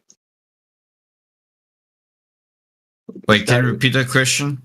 Like, do these fires start because of a single cause? Like someone playing with fires? Either it's arson. At least there's one dude that they caught, with like lighter liquid and a torch thing or whatever. But I can imagine looking at the winds. I mean, if you just do a little fire and that thing just spreads, like, with wind, I have seen one video here in Germany where there was strong winds and there was a block of house, and there was literally, even with all the firemen, that they couldn't do anything. It was just jumping to the house, to the next house, the next house, the next house. Like, and I have asked a fireman myself, right? Talked to about him, because we had a recent fire close to my working place. But I talked about him, about fire itself, and then we came to winds, and he said basically if you have strong enough winds, then it doesn't matter how much water you push at, the water is just, as soon as it hits the fire, it's already vaporizing, because when you have strong winds, it just no water can't really do anything at that moment. It's just gonna burn that thing off, and it's probably gonna jump to the next house if it's close by, right? Yeah, he's right to ask, where does the fire start? And there's lots of different causes. Arson would be one of them, but even just something as simple as like a car driving in a mountain with a backfire, a little spark comes out, and there's really dry brush. Really, that's happened before. Cause all of this? Well, all you have to have is one little spark, somebody throwing a cigarette out their window, and that can start it. Also, downed power lines can arc and start fires. So these are all things that we know about. For these specific fires, I don't think anybody they haven't investigated and known exactly where it started yet. But so who knows? I thought it's like, multiple smaller areas catch fire, and then like together it sort of becomes like a massive fire. Well, here in California, there are sort of three main fires near Los Angeles County that were separate but started around the same time, right when there's really strong winds through the mountains. So, it would make sense that maybe downed power lines started them. Right. Matthew, do you live close to the fire? About maybe 40 kilometers. No, the closest one's probably 20 kilometers. So, and are you in danger? No, not at all. But hypothetically, if your region would catch fire, are you in danger in general? Not really, because we're in the flat suburbs, which isn't close to any mountains, which is where it's hard to control them. So all the places that burned were near enough to mountains where they had those strong winds, especially where they had canyons where the winds would sort of concentrate and go up to like 120 kilometers an hour or something. So that's where it was really dangerous. But I do have friends that live in those areas. I've had a couple friends evacuated, and like I said, one colleague whose house already burned down. But I mean, if that is a common thing, like these fires, why haven't they like built these build these neighborhoods fireproof. Like for example, here in Germany, we have like literally if houses are close to each other, right, in a bigger neighborhood, they have so-called firewalls. So it's literally like a firewall between each house as extra protection. So in the case of the fire trying to go over, there's still like this brick wall between, you know. Well, so Not part of the everywhere, answer, part of the answer is because those are expensive, and people just want to get by and build as cheaply as they can, and they just say, "Oh, I'll just get fire insurance," and the insurance is artificially cheap because of state regulations that you can't raise the insurance too much, and so that's why some people. And so the companies are like, well, we can't raise the rates to be the market price of the risk. And so there are many insurance companies that just stopped insuring in California. They just cut people off and said, okay, we're not insuring you anymore. Go find somebody else. And so there's a significant number of people who didn't even have fire insurance. But doesn't have LA particularly like have like extremely crazy prices for housing and yes, and like I mean I've seen some price like for like some like not even big house, you know, like here in Germany I wouldn't even say that's a big house, but it's like 38 million or something, and it's just I just don't get it. It's just wood and a bit of plaster. And you pay right. 38 You're paying for the land and location, but you're right. It's not just the physical building. And so the people whose houses burned down, they retain the land, and so there's some value in that. So, for example, Pacific Palisades, where whole neighborhoods burned down, those houses were between $1.5 and $2.5 million. My colleague who lived in Pasadena, her house was probably worth $2.4 million, something like that. So, you know, they're expensive houses, but most of that expense is in the land, not just the physical structure. I mean, it's going to still take $300,000 or $400,000 to recreate the physical structure, but then the land. What about your house, Matthew? How much is your house worth? Probably $1.1 million. Oh, so you're a millionaire. Pretty crazy. That's the house where I live. I do not own the house where I live. I see. Unfortunately. Why didn't you buy it before it went up? Because I was not smart. Back in the day when I was looking at houses, I was like, "Oh, I want to buy this one house." I said, "Oh, it's way too expensive. I can't buy it because it's $189,000." Now that same house is worth $900,000. I should have bought it. That was back in 1997. Yeah, the market here in Germany is very good also for housing. It's actually has gotten up a lot. Well, for myself, I can be happy because I got my dad's house, like where he grew up, and and he renovated it. So, you know, without making anyone's nose longer, it's just, you know, blessing, I would say, to have something like this as a backup. Not that I, you know, it's just a backup, you know, not that I would, as soon as I can, like, sell it or anything like that. That would be stupid.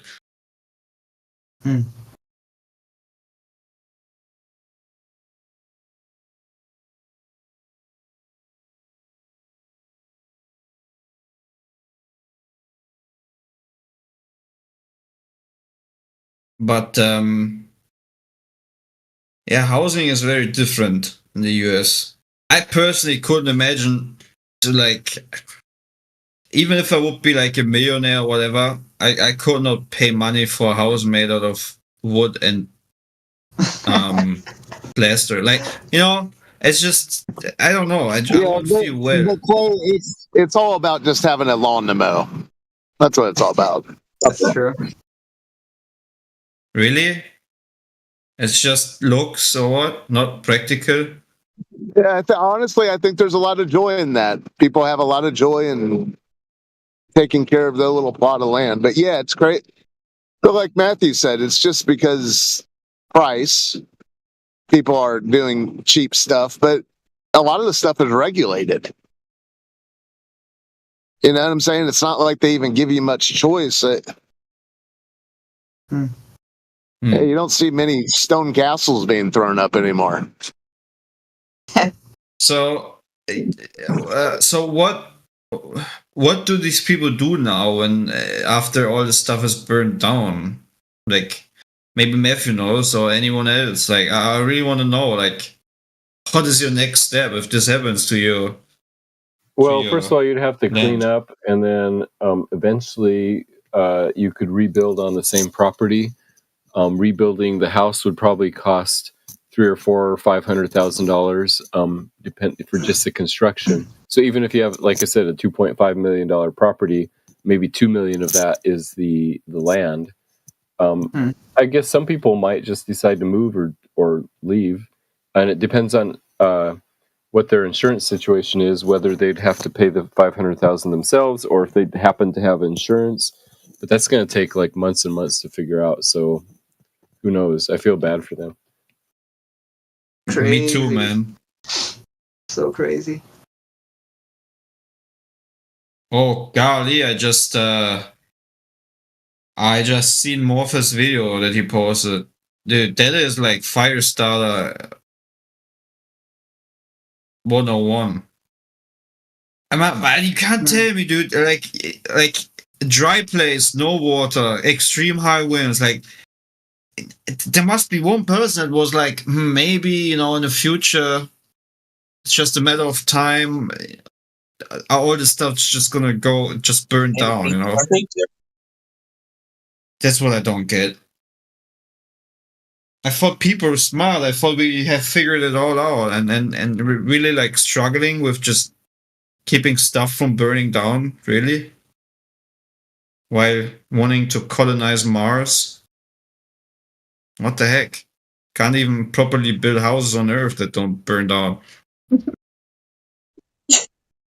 That's a good point, Clay. Yeah, I mean, I don't know. It's kind of weird that like all of the fire hydrants and stuff, these water sources were like drained and unavailable just coincidentally, right? Yeah. Yeah. And that I think they also defunded the funding was lowered on on the fire department. Yep, it's almost like this was by design and not civilian caused, right? But the only thing I can see is why you would do such thing is to lower the prices of the land, and because many people can't really afford to rebuild the house, they're just gonna sell off their property anyways. And if you're a very rich guy, like you have like billions of dollars, and you don't really care either way, it would be the best opportunity to just help these people out and buy the land, right? Helping, quote unquote. Like that's what I see as a strategy. I mean, no denying that these overpriced land in LA was just crazy, if not one of the highest in the whole US, right? Yeah, I mean, also the government gets funding for declaring a state of emergency, so that's something to think about.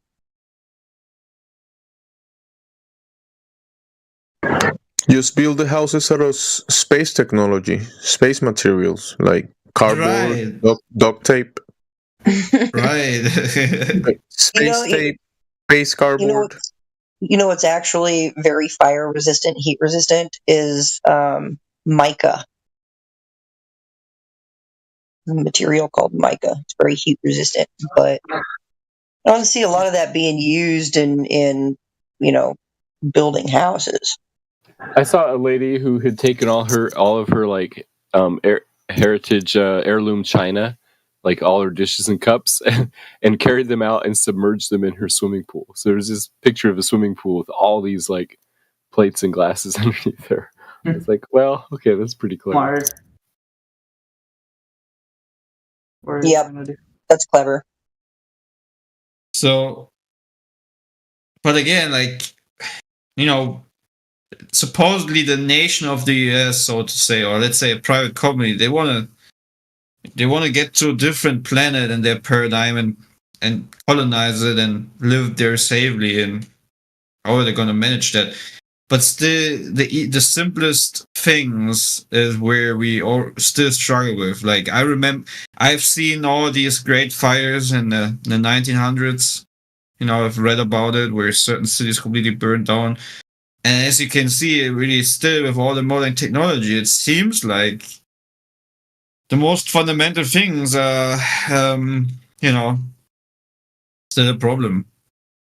And it's not like that there isn't ideas or ways to prevent this, right?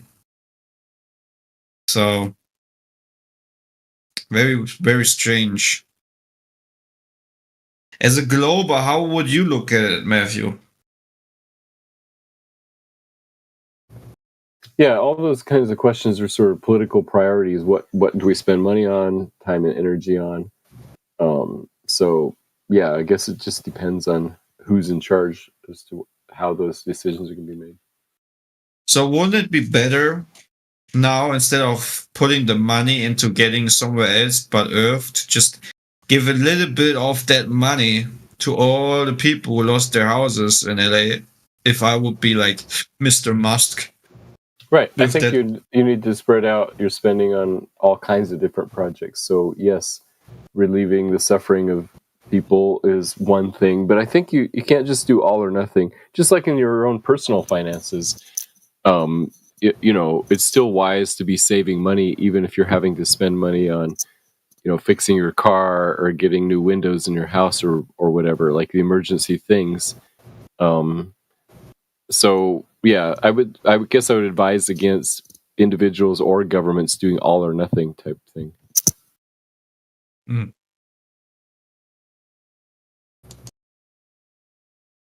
Okay.